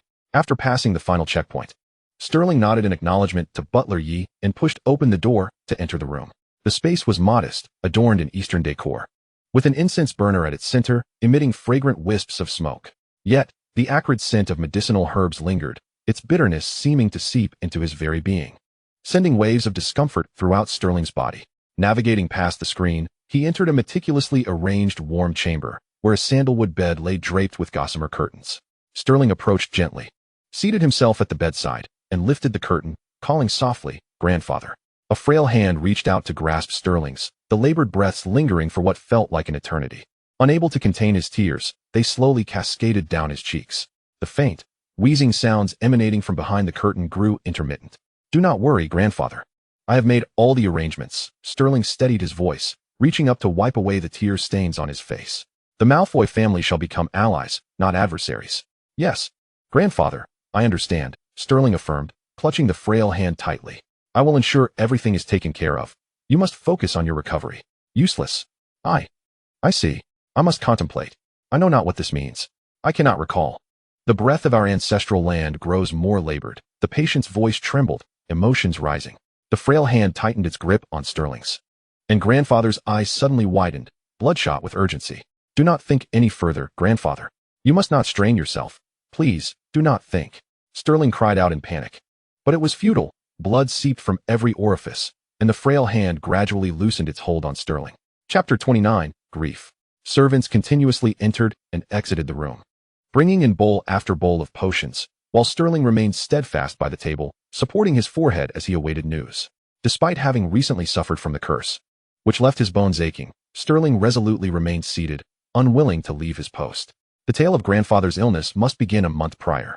A month ago, both Grandfather and Sterling experienced a simultaneous escalation of their curses, resulting in a rapid decline in Grandfather's health.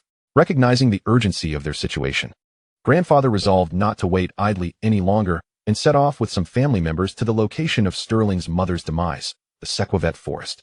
Grandfather informed Sterling that a letter from his mother mentioned that his father, Welfare, was acquainted with an ancient family that had suddenly vanished. This family was renowned for their studies in cursed magic, yet after the Middle Ages, such magic gradually fell into decline, and the heirs of this family had become surprisingly scarce, ultimately fading from the magical realm. The family diary of the Welfare lineage recorded that this family bore the name Evans, with rumors suggesting that their last descendant ventured into the Sequovet Forest with all the family's belongings, never to be seen again. Thus, despite the knowledge that entering the Sequovet Forest was akin to courting death, Grandfather made the fateful decision to attempt to find a way to lift the curse. Sterling understood that Grandfather loved him deeply, wishing to alleviate the curse's affliction while he was still able. When the news of Grandfather's tragic fate reached Sterling through a letter from Butler Yi, he was engrossed in a book on the lawn. Upon finishing the letter, he did not pause for a moment, barely having the time to gather his belongings or explain his departure to Olivia and Riddle. In haste, he submitted his application to return home to Armando and hurriedly made his way back to the Gu family residence.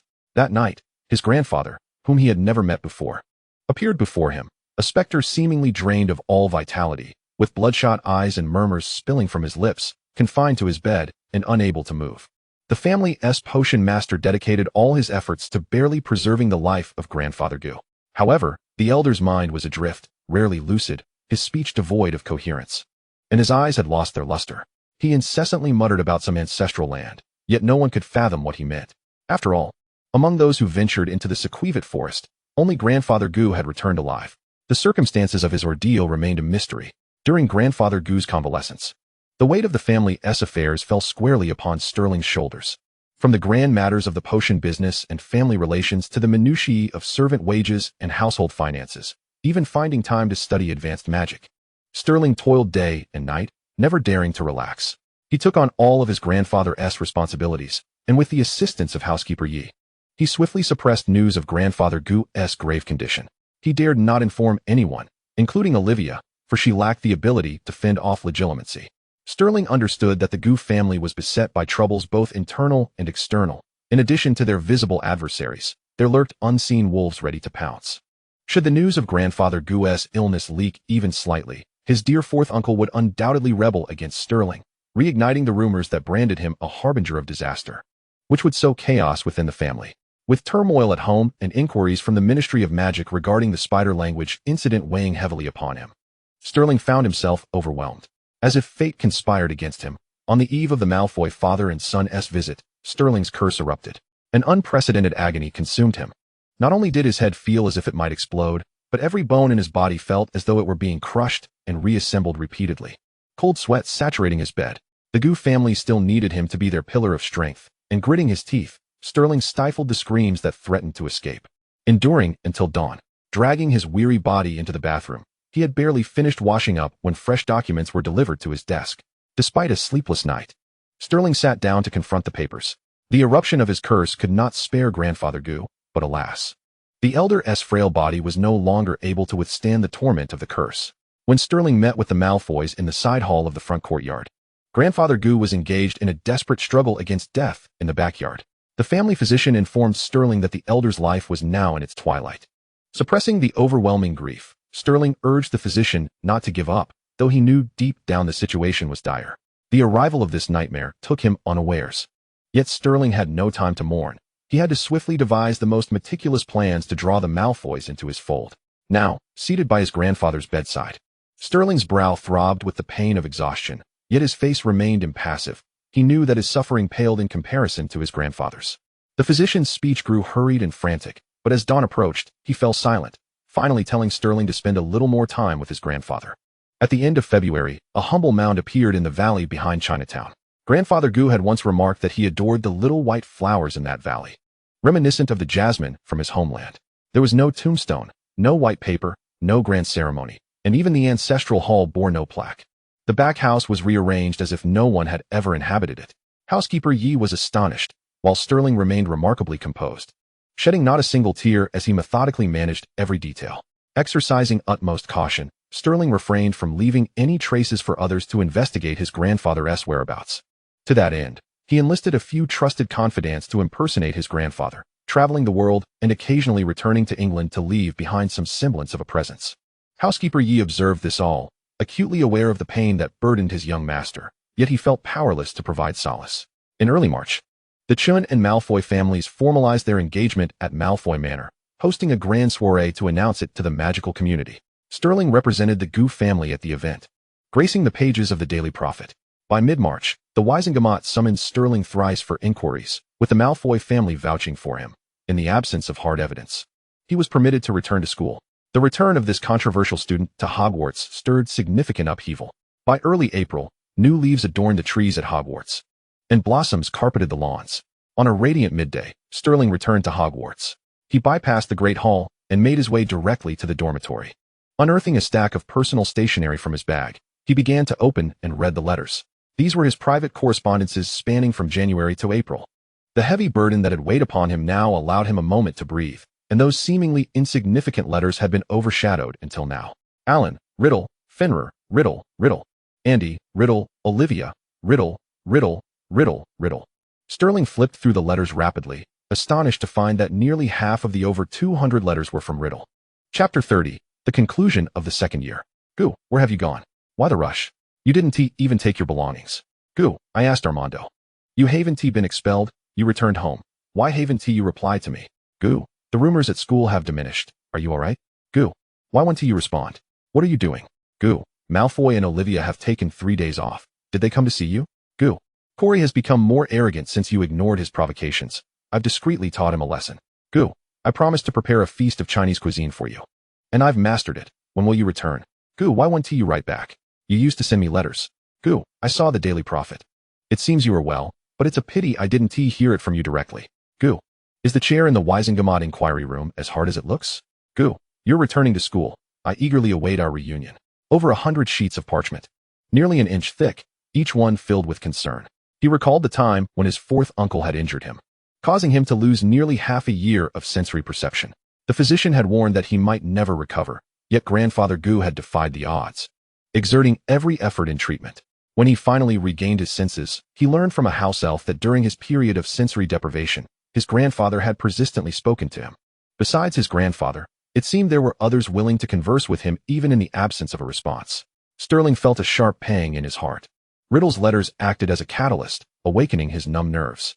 All the sorrow, pressure, resentment, and confusion surged within him, crystallizing into tears that fell upon his sleeve.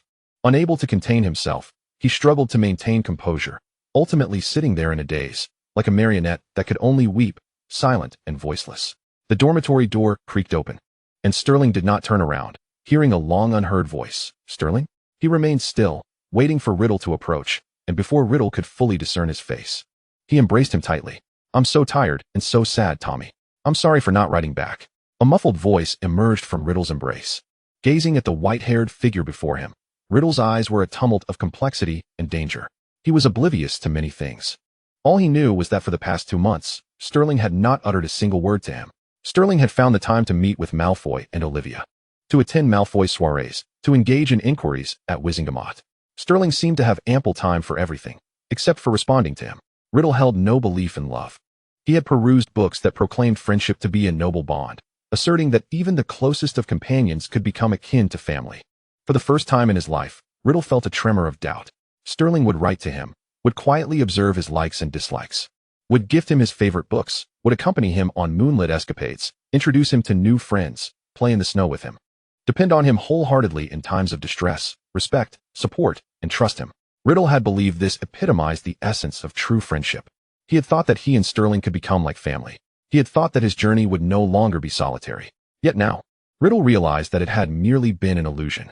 His gaze drifted past Sterling to the desk, where envelopes bore the names of Fenrir, Vicky, Salachi, and many others. Yet Olivia's roommate had mentioned that Olivia would receive letters from Sterling, and Olivia would respond in kind. Indeed, Sterling was preoccupied with arranging a betrothal for his childhood friend. And Riddle, merely a self-deluded fool, had believed he and Sterling were the best of friends, when in truth, he was no different to Sterling than Fenrir and the others. How could anyone genuinely cherish a boy named Tom Riddle? The product of a love potion was evidently unworthy of even the most sincere friendship. Riddle contemplated that Sterling was adept at masquerading his true feelings, feigning vulnerability to beseech forgiveness. After all, what harm was there in forgiving Sterling for his silence? Riddle gently patted Sterling's back, allowing the latter's tears to soak through his garments. His cold, dark eyes gazed out at the still depths of the Black Lake. To forgive Sterling was one thing, but Sterling would never again be family. Those joyful days could be dismissed as a fleeting dream. On the path of nobility, there was no need for companionship. It sufficed to hold tightly to those one deemed worthy. Nothing mattered anymore. The world would belong to the great Dark Lord. Life would not remain mundane. After a calm, new waves would inevitably rise. In mid-April, students began to succumb to poisoning, slipping into unconsciousness and being rushed to St. Mungo's. The healers attributed the affliction to spider venom, and rumors spread like wildfire, the scale of protests surpassing anything seen before. Both Sterling and Riddle were aware that this was yet another scheme orchestrated by Corey. Previously, Sterling had been unable to deal with Corey, but now he had set a trap, waiting for Corey to take the bait. By mid-May, one student who had been hospitalized at St. Mungo's succumbed unexpectedly to the poison, the healers concluding it might be due to a hidden toxin's resurgence. The uproar was deafening, with cries demanding Sterling's imprisonment in Azkaban. Wisingamot stated that there was currently no evidence implicating Sterling, yet no one cared. By mid-June, Wisingamot issued a final summons to Hogwarts, declaring their intent to take Sterling away for isolation and observation. On the very day the Ministry of Magic's representatives arrived, a tall Gryffindor named Hagrid abruptly stood up from the long table. Despite his unremarkable appearance, his voice resonated with authority. I have evidence that these children's poisoning was not caused by Senior Sterling. You have all been mistaken. The true culprit is Corey Avery. The imposing Gryffindor followed the headmaster, aurors, and professors into the dungeon, where they unearthed books and materials related to spiders and spider venom from Corey's dormitory. The evidence was irrefutable. Corey's protests went unheard as he was taken away by the aurors. The Daily Prophet featured this incident prominently, exonerating Sterling. And waves of sympathy and apologies flooded towards the unfortunate, wronged boy. The prolonged panic had exacted a heavy toll, the price of a life lost, compounded by the overwhelming guilt of the masses, sufficient to dismantle the hollow Avery family. The Minister of Magic faced scrutiny for his associations with the Avery family. And due to his disdain for aristocratic politics, he had long been a target for the nobility, under pressure from the Malfoy family and other nobles. A new Minister of Magic was appointed, while the old one, accused of harboring dark forces and unscrupulously amassing wealth, was imprisoned in Azkaban alongside the Avery family.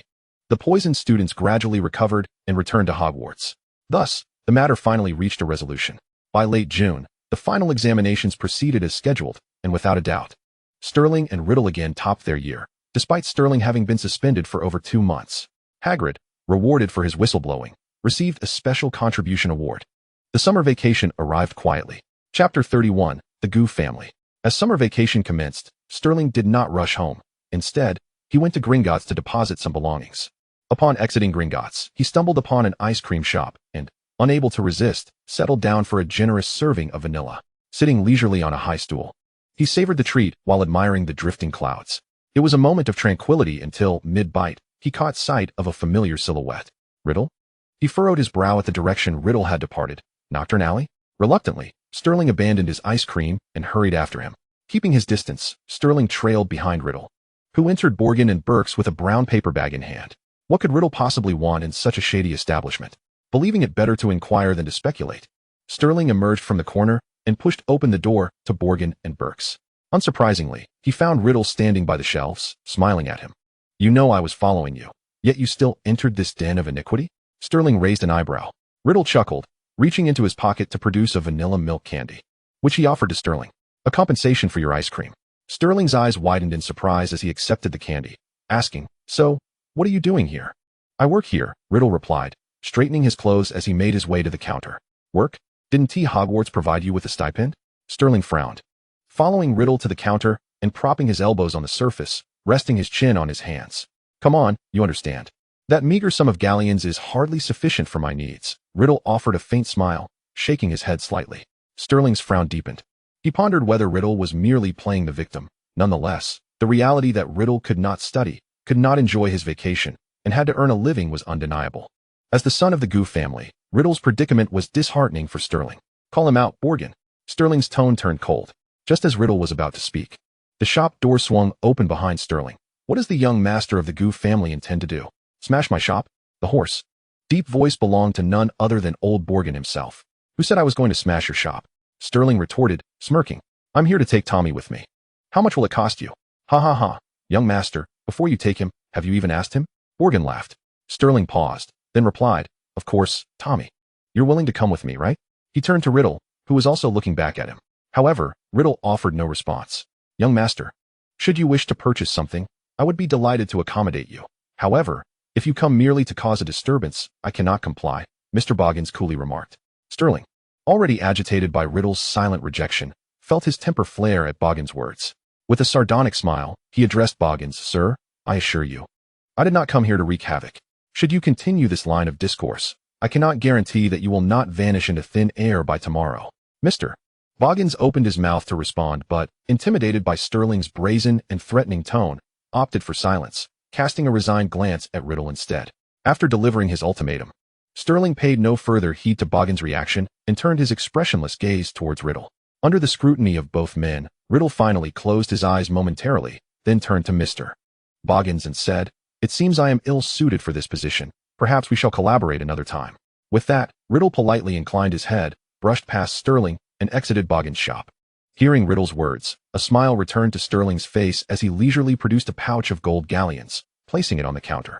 Sir, this is my compensation for your losses. You must not spread any rumors about me. He then executed an elegant turn and swiftly departed the shop. Riddle walked briskly, and unwilling to call out in the street, Sterling had to jog a few steps to catch up with him. Wait, I can apologize. Sterling interjected, positioning himself in front of Riddle. Are we to believe that young Master Goo is aware of his own faults? Riddle retorted with a smirk. Sterling felt an irritable knot form in his throat, and it took all his effort to suppress it. Do not be like this, Tommy. You know I care for you. Sterling adjusted his demeanor, offering Riddle an innocent and pitiful smile. Observing Sterling's expression, Riddle finally reined in his sarcasm, yet his tone remained icy. And where should I go? Now that I am without a job? Of course, to my home, Sterling declared. So, young Master Gu is feeling magnanimous or has had a sudden attack of conscience, and wishes to take in and support me, this poor orphan? Riddle replied blandly. Riddle. Sterling could no longer contain his anger, raising his voice. He then covered his face briefly before softening his tone, tinged with a hint of despair. Tommy, I know my failure to reply has left you irate. Yet, I have my reasons, which I cannot divulge at present. My health has not improved, and with numerous matters at hand, it is inevitable that I have been remiss. I apologize, but my intentions are sincere. I do not pity you. I merely wish to spare you further suffering. The haughty and arrogant feline rarely yielded, but Riddle found himself calmed by Sterling's words, akin to a gentle touch. His curiosity piqued. Riddle was intrigued to see just how far Sterling could soften. Tommy, come stay with me at the Gu residence for a holiday, Sterling proposed, noticing Riddle's continued silence, extending his final invitation. Looking into those green eyes, akin to a crystalline lake, Riddle admonished himself internally, do not be fooled again. A faint smile graced Riddle's lips as he replied, very well. They proceeded to the Broken Cauldron to collect his belongings and cancel his room, with Riddle following Sterling into the Gu family's automobile. The driver, a middle-aged man with monocle, donned in elegant attire, was addressed by Sterling as Uncle Yi. Throughout the journey, Uncle Yi remained taciturn, dutifully fulfilling his role as driver. However, Riddle sensed he was being scrutinized. The vehicle seemed to glide along as if under a spell, traversing familiar Muggle streets, yet ultimately arriving at the vibrant district inhabited by Eastern wizards, Chinatown. Quite a marvel of transportation, Riddle remarked. The enchanted products crafted by Uncle Yi are adept at concealing our whereabouts, Sterling declared with pride, gesturing to the left. We have arrived. As Riddle followed Sterling's gesture and peered out the window, the vehicle came to a gentle halt, revealing the grandeur of the Gu estate. Towering gates loomed over the bustling street, with no structure daring to stand in their shadow. Majestic stone statues of mythical beasts flanked either side. Dark steps exuded an air of nobility, while the vermilion gates, gilded architraves, and bronze door handles were complemented by a dark blue plaque inscribed with 2 square characters, which Riddle surmised read Gu residence. With a heavy creak, the gates swung open, revealing a spacious courtyard. Intersecting corridors, paved with finely crafted blue bricks and supported by redwood beams, adorned the grounds. Flower beds and porcelain vases dotted the courtyard, some towering as high as a man, others as small as a palm, their intricate patterns nurtured by lush blooms. The grand buildings rose impressively, harmoniously arranged with sweeping eaves and staircases leading to lakes.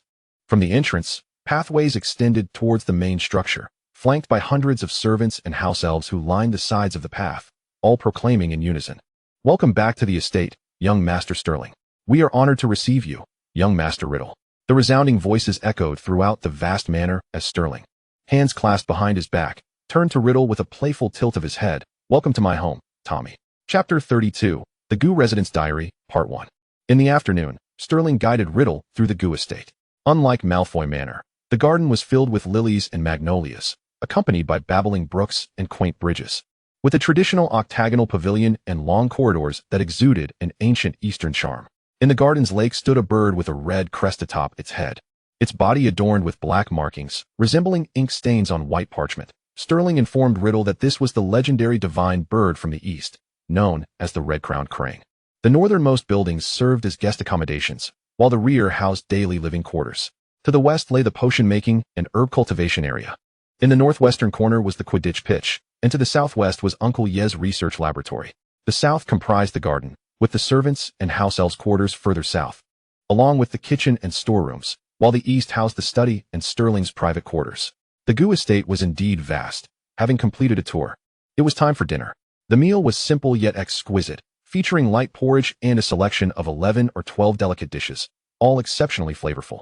After dining, as they walked towards the eastern courtyard, Sterling chuckled. "We had agreed that you would prepare me a meal, yet here I am, the one treating you." Riddle smiled in return. "I had thought I had mastered the art well. Today was merely a simple taste, and I realize I have much to learn." "That matters not," Sterling replied, hands behind his back. "You promised me.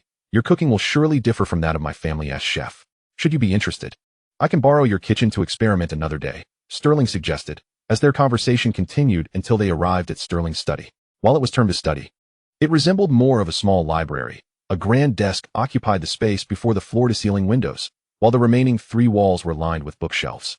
The room's vaulted ceiling soared to a height of 46 feet, with 3 spiraling staircases connecting to the upper shelves, creating a most impressive sight. Even with prior mental preparation, Riddle found himself taken aback. He strolled to the bookshelf, pulling out a tome adorned with unfamiliar square characters, its ancient cover signifying its venerable history. You certainly have an eye for selection. This is an Eastern classic, brought back by my grandfather, Sterling approached and explained. It is perfectly normal for you not to recognize it, but do not fret, I shall teach you. Indeed, Riddle responded softly, noticing Riddle's reluctance to relinquish the book. Sterling added, you are welcome to peruse any of the volumes in this room. If you wish to read now, I can have Uncle Yi bring in another table. Though unable to decipher the text, Riddle was captivated by the illustrations and manuscripts within the book, disregarding politeness as he acquiesced, following the sound of Sterling's voice. Thus, the planned visit to the potion-making room was put on hold. A new table was added beside the desk, warm light illuminating the space, as the two individuals quietly immersed themselves in their books, until the moon gently emerged from behind the clouds, and the wall clock chimed slowly, striking 12. The door to the study was knocked upon, bringing Sterling back to reality from his reading. Come in, he called out. At that moment, Uncle Yi entered, carrying a tray. Young masters, it is now midnight. Having had your milk, it is time for bed. Yes, thank you, Uncle Yi, Sterling replied, closing his book and pinching the bridge of his nose as he accepted the milk from Uncle Ye's hand. Is Tommy's room ready? Young master, everything is in order, Uncle Yi responded. After speaking, he moved from Sterling's side to stand before Riddle. Riddle donned a perfect smile, gracefully closed his book, slightly rose to take his cup, and murmured his thanks. Sterling turned to Riddle, who had also set down his book and received the milk. It's getting late, and your room is right next to mine. Let Uncle Yi escort you there. We shall converse again tomorrow. Despite saying this, Sterling showed no intention of rising to leave. Riddle's deep, dark eyes regarded Sterling, understanding the unspoken implications, and thus chose not to inquire further, opting instead to comply. With a smile, Riddle nodded, finishing his milk in one gulp, and followed Uncle Yi out. The study door closed, the sound of footsteps gradually fading away. Gazing at the moon outside, and hearing the footsteps grow distant, Sterling slightly closed his eyes and let out a quiet sigh. He then turned back and called, Ado? With a pop, a house elf materialized before him. What is your command, young master? Ado inquired. Bring me today's affairs, Sterling instructed, rubbing his forehead. Yes, young master. In the next moment, a pile of parchment filled the desk. The dim light remained aglow until the moon was nearly ready to set, before finally extinguishing. The following day, the two proceeded to the potion-making room as planned. The potion master from the Gu family happened to be present, and Riddle, intrigued by the potion he was concocting, asked, Is this the potion that can rapidly heal the effects of dark magic? Indeed, the potion master replied, though it is still under research. A glint of ambition flickered in Riddle's eyes as he smiled, and said, If this potion is successful, you will be hailed as the greatest potion master of our time. Thus, I wish you every success. Flattered by Riddle's praise, the potion master immediately decided to keep both Riddle and Sterling around to teach them some potion-making techniques. This made Sterling feel a twinge of envy, for he knew how obstinate this master could be. It had taken him ages to persuade the master to give him a lesson, while now, upon meeting Riddle, the master was willing to teach. Truly, fortunes varied for different individuals. However, despite his envy, he could not let this golden opportunity slip away. The two leaned over the master's cauldron, their eyes glued to it. With dragon nerve and African tree snake skin stirring clockwise at 8/10 of the heat, they engaged in a session of learning. Afterward, the master stepped aside to continue his research, leaving the two to collaborate and replicate the previous process. The cauldron reignited, bubbling steadily. Sterling took charge of cutting the ingredients, while Riddle was responsible for stirring, their cooperation flowing seamlessly like a well-rehearsed dance, and soon enough, the potion began to take shape. I still feel the color is off. Tommy, what do you think is missing? Sterling leaned closer to the cauldron, stroking his chin in contemplation. I'm not sure. Maybe the heat isn't quite right? Riddle mused, lowering himself to observe the flames beneath the cauldron intently. They maintained this posture, quietly reflecting on each step they had just taken, pondering where things had gone awry. Suddenly, a spark of inspiration ignited in Sterling's mind, and in his excitement, he suddenly leaned down. I know what it is, Sterling started, but he could not finish his thought, for it seemed their thoughts aligned, and in that moment, Riddle raised his head as well. Riddle was immersed in a deep pool of contemplation, while Sterling felt as if he were plunging into an abyss. They faced each other, sensing the warmth of each other's breath. Chapter 33, The Yellow Shirt. Riddle had never noticed before that although Sterling's lips were pale, they were as translucent as jelly, and his skin was equally flawless. At such a close distance, one could barely discern his pores.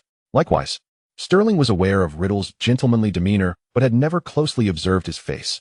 Now, upon a first glance, he found Riddle's dark eyes and crimson lips reminiscent of a vampire from ancient European myths, elegant, yet deadly. In their unexpected proximity, neither reacted for a moment.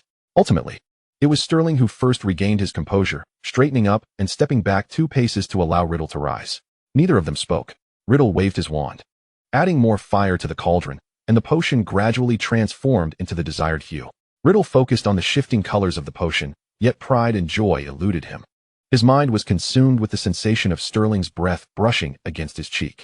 It was both ticklish and warm, accompanied by a faint, elusive fragrance, one that Riddle could not identify, neither overpowering nor reminiscent of strong perfume, yet equally captivating. Riddle struggled to concentrate, but to no avail. He found himself inwardly grumbling about the potion's slow progress. As it was wasting precious time, he could have spent learning new spells. Sterling appeared more composed, but as he stood aside and scrutinized Riddle closely, he noticed changes in him. The sudden closeness drew Sterling's attention primarily to Riddle's black eyes. Previously, they had seemed inscrutable, but now Sterling felt as if he might drown in their depths. Thus, he truly realized how long it had been since he had taken a careful look at Riddle. The boy before the cauldron remained slender. Though he had grown taller and stood more upright than before, his demeanor exuded a newfound ease and elegance. His meticulously styled hair glimmered softly. The smile on his face was now devoid of cautiousness, replaced by calm confidence. He still wore that old second-hand robe. Yet Sterling could no longer see the shadow of the child who had come from an orphanage just a year prior. His gaze fell on Riddle's trouser cuffs, where pale ankles peeked out due to his growth, and the tie around his neck had faded slightly from repeated washes. For reasons unknown, as he gazed, Sterling suddenly felt a desire to dress Riddle up like a doll. "Tommy, tomorrow, accompany me to buy clothes," Sterling proposed. The next morning, after breakfast, the two set off for the bustling street in Chinatown, the equivalent of Diagon Alley, where nearly all magical items were sold. With Riddle by his side, Sterling declined the company of their servants and the butler. Standing in the Gu residence, Sterling cheerfully asked, "Are you ready?" "Ready for what?" Riddle replied, puzzled, raising an eyebrow. With a mischievous grin, Sterling beamed brighter, saying nothing as he seized Riddle's wrist. In the next moment, the world spun around them. And after a dizzying sensation akin to being whisked away by a whirlwind, Riddle found himself landing steadily. "Perhaps you've eaten something bad, holding in all that mischief," Riddle remarked, adjusting his clothes and subtly releasing his irritation. Sterling was elated, having successfully performed apparition. "How about that? I just learned it before the break." Riddle raised his chin, squinting at Sterling, a slight smirk tugging at his lips. Without prior notice, Sterling remained silent, his smile radiating even more brilliantly. Ang's Tailoring, an opulent establishment, is owned by an English wizard, while his wife hails from China. The clothing embodies a harmonious blend of Eastern and Western styles, each piece uniquely crafted. Not only wizards from Chinatown frequent the shop, but many from across Europe journey great distances to peruse its offerings. Despite the spaciousness of the store, it was bustling with patrons. Fortunately, as esteemed clients of Ang's Tailoring, Sterling and Riddle were ushered into a private VIP room. Mace, the shop's attendant, entered with a collection of lookbooks. "Esteemed guests, here are all the new styles for the season. Please let me know which sets you fancy, and I shall fetch them for you." Sterling perused the book and inquired, "Do you have inventory from previous seasons?" "I apologize, sir, but we only sell seasonal items. Past collections are limited editions." "Very well, I will take this set, this one, and this one. Oh, and this one as well." Sterling indicated several selections to Mace. "Shall I procure these few, sir?" "No," Sterling replied, nodding towards Riddle, "bring everything else in his size." Mace, aware that the young master had no financial constraints, could not suppress his delight. "Very well, I shall summon a few more people. Please wait a moment." With that, he swiftly exited the room. Seated on the sofa, Sterling sipped his red tea, lamenting its unpalatable taste, contemplating sending some of his own brew next time. It was then that Riddle spoke up. "Why are you taking my measurements?" Sterling raised an eyebrow. "I said you were accompanying me to shop for clothes, not that I was buying for anyone in particular." Riddle frowned. "I have no need for more clothing." Sterling twirled the signet ring on his finger and replied, "I know you don't lack for attire, but you also never treat yourself to something new. A handsome fellow like you shouldn't be clad in old garments. It makes me uneasy." Riddle seemed poised to retort, but was interrupted by Sterling. "Relax. Consider it my compensation to you." No sooner had he spoken than Mace returned with a cadre of attendants, pushing several clothing racks into the room, prompting Riddle to fall silent. Summer garments are invariably vibrant, and Riddle, being a natural model, appeared striking in every piece. The final item, a yellow short-sleeved shirt, brought a lively charm to Riddle's demeanor, causing Sterling's eyes to light up as he expressed his desire to purchase it. Regrettably, Riddle was not fond of the color and ultimately declined. The fitting process felt interminable to Riddle, who eventually had to reiterate to Sterling that trying on so many outfits was quite exhausting, leading Sterling to relent. However, the price for ending the ordeal early was that Riddle, at Sterling's insistence, donned a newly acquired pure white silk robe adorned with ink bamboo. Accompanying Sterling as they continued their shopping spree, a mountain of packages was bundled by Mace, addressed to the Gu residence. Just as he was about to dispatch them, a note fluttered into Mace's hands. Curiously, he unfolded it to find a request to send the yellow shirt to the Gu residence for Sterling.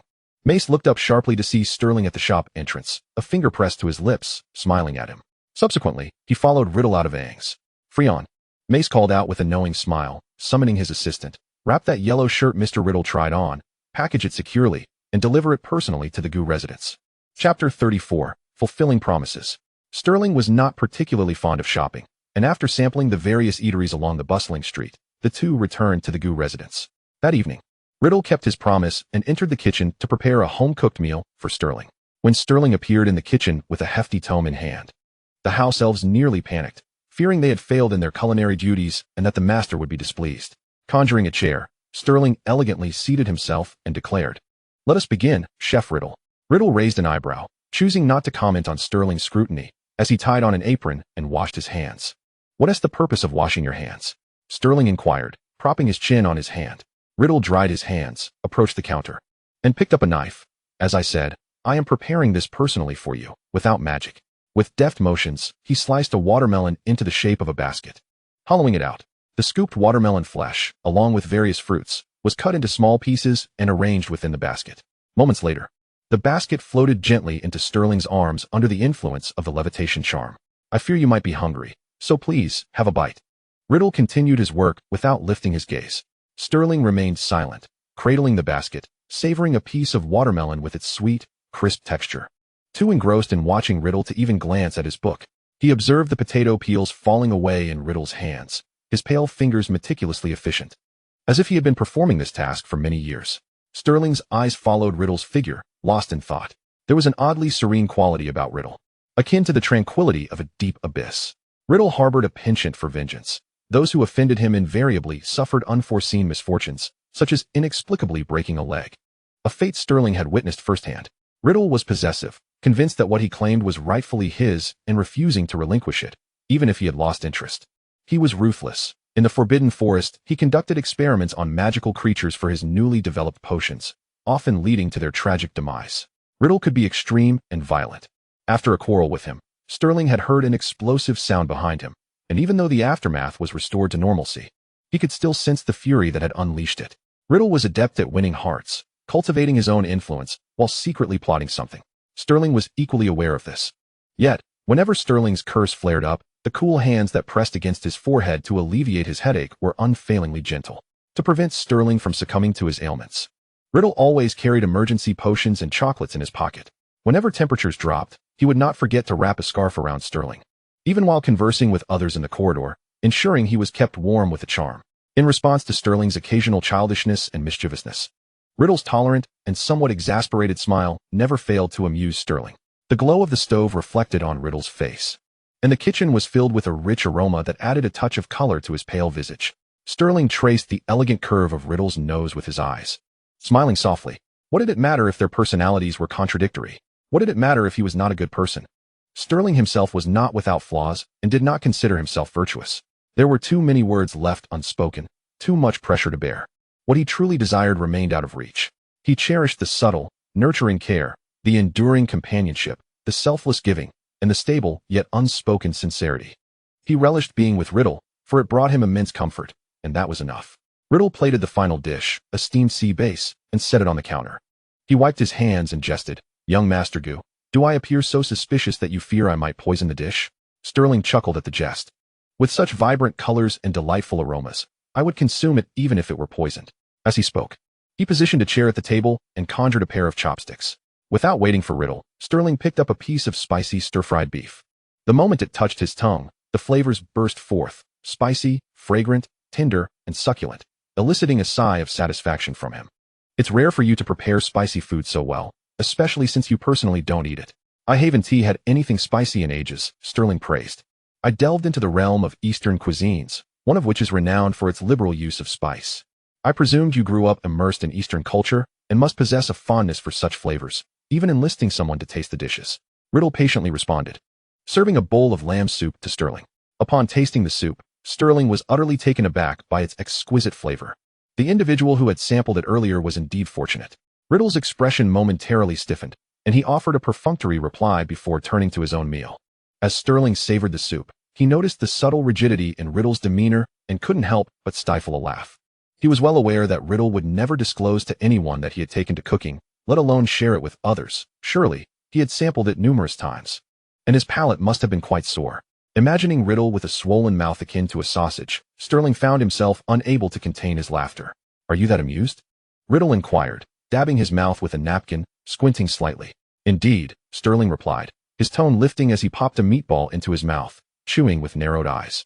After laboriously preparing so many dishes, Riddle had initially lost his appetite, yet witnessing Sterling's unabashed joy, with his cheeks puffed out like a squirrel hoarding food or a sun-warmed cat languidly basking, infused him with a renewed vigor. Summoning his enchanted camera, he captured the moment. Disregarding Sterling's protests, and with a satisfied heart, he indulged in another 2 bites. He mused to himself that he would undoubtedly find another opportunity to prepare a meal for Sterling in the future, as was customary. The two remained engrossed in their studies until it was time for bed. After consuming the milk brought by the housekeeper, Riddle returned to his room. However, he found no urgency to sleep. Instead, he opened the window and stood by it, extending his arm to receive an owl, setting the owl on a nearby perch. Riddle retrieved the message attached to its leg, scanning it swiftly. He offered the owl a dish of rabbit jerky before sitting down at his desk to compose replies. The quill scratched against the parchment in a steady rhythm, continuing until the full moon hung high in the sky, at which point he had completed all his correspondence. After releasing the owl, Riddle, feeling weary, rubbed his temples and changed into his nightclothes. Yet, before he could close his eyes, a hushed but urgent conversation, accompanied by hurried footsteps and the incessant sound of doors opening and closing next door, permeated through the door. What is happening? Riddle furrowed his brow, summoning his strength to rise and open the door. Upon doing so, he found the housekeeper anxiously instructing a house elf. Quickly summon Master Herbert with the potions and cauldron. The house elf nodded, equally anxious, and just as the housekeeper finished speaking, he vanished with a pop. In the corridor, other servants moved about in a flurry of concern, and Riddle noticed that Sterling's door was ajar, with servants carrying basin after basin of hot water inside. A tightness gripped Riddle's heart as he approached the housekeeper. Is he unwell again? The housekeeper turned, surprised to see Riddle, and then sighed softly. I sincerely apologize for waking you at this hour. Our young master is indeed. I know I often look after him at school. Let me check on him, Riddle interjected, his urgency overriding any sense of decorum. Very well, the housekeeper acquiesced, and Riddle hastened to Sterling's bedside. With just a glance, Riddle's heart sank. His beloved cat, who had smiled so brilliantly at him just hours ago, now lay on the bed with lips a deep shade of purple, barely breathing. Chapter 35. The Leap of Heart's demise. Moonlight seeped through the curtained seams, casting its glow upon Sterling's face. The dim light of the room struggled to warm Sterling's pallid complexion. Despite the fireplace roaring with heat, Riddle, clad in thin silk pajamas, felt beads of perspiration forming on his brow. Yet, Sterling remained as unyielding as an iceberg, cold to the touch, his lips still devoid of any color. Not only was he cold, but he was also in pain, a suffering that radiated from his very bones. The excruciating agony coursed through Sterling's body as he lay with eyes tightly shut, trembling gently, his veins visibly strained as he clutched the sheets, wrinkling them deeply. Sterling had bitten his own lips until they bled, and the corks previously tucked between his teeth had been severed in twain. Servants scurried to fetch more cork, placing them in a box at the bedside while meticulously timing their efforts to pry open Sterling's jaw, preventing him from losing consciousness through the pain and ruining his own lips. Cold sweat streamed down Sterling's forehead as 2 servants took turns wiping it away with warm towels. Barely keeping up with the onslaught, Riddle stood to the side, fists clenched, his heart inexplicably throbbing with pain. The housekeeper approached quietly, standing beside Riddle, and gently spoke. You are familiar with the young master's condition from your time at school. He used to experience only pain. It was during his time at home that the cold symptoms manifested. He never mentioned the last episode to me, Riddle replied, lowering his gaze to conceal his tumultuous emotions. Mr. Riddle, if you would, please stay with our young master tonight. Among those he South invited to the estate, aside from his 3 childhood friends, You are the only one he holds dear. He truly suffers, the housekeeper implored. Riddle bit his lip, still fixated on Sterling, remaining silent. The housekeeper sighed once more. I apologize for my indiscretion. You needn't take it to heart. With that, he hurriedly exited the room. Riddle continued to stand in silence, offering no glances to anyone, resembling a statue at the bedside. He could not fathom why witnessing Sterling's suffering inflicted such pain upon his own heart. It was Sterling who had abandoned him for 2 months without a word. It was Sterling who was willful and capricious. He had resolved to regard Sterling not as a family member or a friend, but merely as a cherished cat in his care. Yet, why did his heart remain tethered to Sterling? Had his concern for Sterling become an ingrained habit etched into his very soul? Riddle sought to dismiss this notion, but it lingered stubbornly in his mind. For a fleeting moment, he even wished for Sterling to succumb to his pain, believing it would rid him of unnecessary worries, keeping his heart under his own dominion. However, the instant the thought of Sterling departing crossed his mind, his heart seized with an uncontrollable pang of anguish. Restlessness, unease, gloom, and resentment enveloped Riddle, creating a palpable tension that caused the nearby servants to cast sidelong glances. Before long, a loud crash heralded the arrival of the house elf, bearing the potions from the potions master. A flurry of chaos ensued. Sterling writhed in agony, unconscious and unable to ingest the potions, as the servants coordinated their efforts, even employing levitation spells. After what felt like an eternity, they managed to administer the potions. Bottle by bottle, the potions master's remedies proved effective. Gradually, Sterling's trembling subsided, and the color began to return to his lips. It was not until dawn was approaching that Sterling's condition began to improve. The weary servants formed a line as they exited the room, and the housekeeper, standing at the door, cast a lingering glance at Riddle, who remained at the bedside, before quietly closing the door behind him. The room finally fell into silence, the sun yet to make its appearance, leaving the space shrouded in dimness. Riddle lifted his head, having endured a sleepless night. His crimson eyes, coupled with his pallid complexion, resembled a demon risen from the depths of hell. Slowly, Riddle released his tightly clenched fists, retrieving his wand from his pocket. His expression devoid of warmth as he raised his hand, aiming it at Sterling. He scrutinized him, and in his madness, he even wished for Sterling to awaken and engage him in a life-or-death duel. Yet, no such fortune came. Sterling remained ensnared in pain and nightmares. With furrowed brows, intermittent murmurs, and soft groans, Sterling resembled a precious vase on the verge of shattering. Riddle stood there, wand raised, watching with eyes filled with madness and struggle, until the morning sun cast its light upon his face. The brilliance of the sunlight was blinding, prompting Riddle to shut his eyes momentarily. So be it. Daylight has arrived. Riddle stowed away his wand and turned to leave. However, before he could take a step, an icy hand grasped his wrist. Surprised, Riddle glanced back to find Sterling, who had somehow awakened, weakly propping himself up from the bed to reach for him. Sterling was still frail. His voice was barely above a whisper, yet it resonated clearly in Riddle's ears. Sterling implored, "Don't go, stay with me." Riddle found it difficult to discern Sterling's expression. That weakened face seemed as though it had been subjected to a confundus charm, leaving Riddle unable to ascertain whether the look in Sterling's eyes conveyed command or plea. Riddle hesitated to respond, and Sterling lacked the strength to maintain their standoff. Just as it seemed Riddle would not acquiesce, Sterling lowered his gaze, preparing to withdraw his hand, when a forceful grip encircled his wrist. It was Riddle, his face as cold as ice, firmly grasping Sterling's wrist in return. Taking 2 or 3 steps forward, he swept aside the ornate quilt and naturally slid into the bed. The frigid embrace of the sheets was stark, yet as Riddle nestled against Sterling's icy form, his gaze darkened. Subsequently, Riddle released Sterling's hand, wrapping his arm around Sterling's waist, enfolding the chill within his embrace, gradually warming it with his own body heat. "I am weary. Let us sleep," Riddle murmured, closing his eyes. Sterling felt a flicker of surprise, but fatigue swiftly enveloped him, leaving no time for contemplation. The warmth beside him was alluring, and instinctively, he reached out to hold Riddle, burying his head against Riddle's chest as he drifted into a serene slumber. Like battered creatures tending to each other's wounds, the heavy curtains blocked the sunlight, preserving this warm cocoon. Outside, birds heralded the arrival of summer, while the fireplace inside consumed the ruthlessness of the night. From dawn to noon, and from noon to dusk, the sun made its exit in a golden glow, sharing its final hues with the clouds and sky. The sky was painted with brilliant hues, filtering through the gaps in the curtains and illuminating the entwined figures, creating a beautiful tableau. In a prolonged dream, Riddle held Sterling's hand, and Sterling grasped Riddle's, as they gently walked out of that cherished night. Chapter 36, Nightmare. Sterling encountered his grandfather. His grandfather waved at him, yet before he could catch up, he quickly moved ahead. Sterling called out to him, running. But no matter how hard he tried, he could not close the distance, forced to watch as his grandfather vanished into the darkness. Standing in confusion within the void, Sterling wandered blindly, his calls echoing back to him. Mist swirled around, enveloping him. The eerie whinnies of phantom horses echoed, charging towards him. He raised his wand in retreat, but stepped into nothingness, plummeting into an abyss. The overwhelming sensation of weightlessness jolted Sterling awake, only to find himself standing in a dense forest. Cautiously raising his wand, Sterling advanced slowly. The entire forest was thick with fog, eerily silent.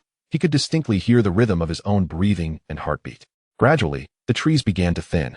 In the distance, Sterling caught sight of a triangular space formed by two massive stones. Upon entering, he illuminated the area with a flickering light, brushing away the moss, revealing ancient and unfamiliar inscriptions etched into the stone walls. Chaotic and densely packed, the markings were interspersed with meaningless scratches and graffiti. As Sterling traced the engravings, his heartbeat quickened inexplicably. Without warning, an unfamiliar figure materialized in his mind. The man, clad in tattered leather and jeans, bore numerous scars. Sitting beneath the two stones with a small fire kindling before him, leaning against one of the stones, he clutched a small rock, trembling as he carved into the stone wall. His hands were stained with blood, his lips quivering as if he were muttering something while he etched. The man's speed intensified, approaching a frenzied pace. Suddenly, he halted, his gaze fixated on the entrance, his eyes wide with terror. He abruptly discarded the stone, brandished his wand, and cast a blasting curse, stumbling away with an injured leg, vanishing into the mist. Sterling snapped back to reality, the inscriptions before him erupting with blinding light as the ground beneath him suddenly crumbled. He felt no sensation of falling. Instead, he floated in midair as an immense magical circle materialized beneath him.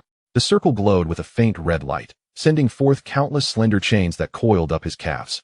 The chains seemed alive, winding their way up Sterling's legs, pulling him, intent on consuming him within the magical circle. Sterling struggled desperately, but to no avail. Witnessing one of his feet being engulfed, Sterling's expression hardened. He raised his wand and cast a fire spell upon his calf. The searing pain radiated through his skin, yet the chains remained unyielding. Sterling attempted various spells, all yielding no effect. His lower body was nearly consumed. Hopeless, he ceased his struggles. Suddenly, a flash of light appeared to the right front of Sterling.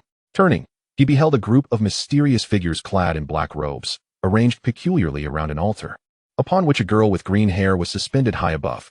The enigmatic figures held crystal balls, torches, and long banners, engaging in a strange dance.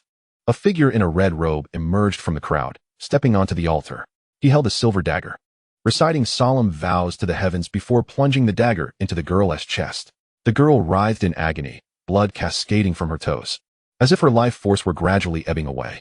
Sterling shouted, desperate to intervene, but he was all but consumed, with only his head remaining.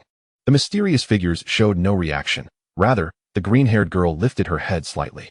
At that moment, Sterling glimpsed her lifeless gray eyes, filled with disappointment, despair, resentment, and fear. Sterling found himself at a loss for words, unable to articulate the venomous and indifferent gaze that seemed to belong to the Grim Reaper himself. The girl looked at Sterling, her lips moving soundlessly. What was she trying to say? Sterling's eyes widened, but before he could discern further, an overwhelming sense of suffocation enveloped him, and his vision was consumed as he vanished into the magical circle. The air in his lungs was gradually stripped away, the endless darkness engulfing him, with echoes of chaos ringing in his ears. Gu Zhang, how could you kidnap her? The Gu family has not seen a grandmaster in a century. My daughter. She is the finest. The Gu family cannot perish under my watch. Vivian, Daddy cannot find you. The ritual took place in the ancestral land. The ceremony was complete. The head of the family stood present. There is a man among you. You shall not meet a good end. A foreigner has perished at the dock. I am aware of it. I am not at fault. It is his doing. That book, burn it immediately in fierce flames. Layer upon layer of voices assailed Sterling's eardrums, and he felt a liquid trickling from his ears, as those voices gradually morphed into a buzzing that reverberated within his chest. Sterling sensed the gradual slowing of his heart, the sensation of impending death surging up his spine to his brain. In his final moments, he beheld those gray eyes once more. The twilight faded, the moonlight re-emerged, and with tear-streaked cheeks and the terror of death, Sterling opened his eyes. He gazed at the silver silk before him and felt the warmth of a body in his embrace. It took him a while to recall that he had clutched Riddle during his distress the previous day. Sterling tightened his arms, a lingering pain prickling throughout his body. His hands and feet still cold. The sensations from his dream felt so real. He closed his eyes again and nestled deeper into Riddle's embrace, relishing the breath of a living being, seeking calmness. What is it? Riddle, having slept lightly, was roused by Sterling's movements. Groggily, he stroked the back of Sterling's head. Are you still unwell? I will fetch Master Herbert. Sterling, summoning all his strength, grasped the fabric of Riddle's clothing tightly, refraining from speaking. Unwilling to lift his gaze or move, Riddle lowered his eyelids, fixating on the silvery crown of Sterling's head, sensing that Sterling's hair appeared to have lightened further. Almost devoid of its silver luster, now a mere white. He gently stroked Sterling's back, offering silent comfort. Thus, a considerable amount of time passed until the butler, knocked on the door for the third time. Only then did Sterling release his grip, extricating himself from Riddle's arms and sitting up in bed. It is time to rise. Sterling forced a fatigued smile that was more sorrowful than joyful at Riddle. Upon seeing this, Riddle felt a sharp pang in his heart, a surge of anger rising within him, and he reached out to cover Sterling's face. If you cannot smile, then do not. It is quite unappealing, Riddle remarked flatly. Following this, Riddle stood, descending from the bed to open the door for Yi. Sterling lowered his gaze, observing the simple patterns on the bed linens. Hearing Riddle converse with Uncle Yi at the doorway.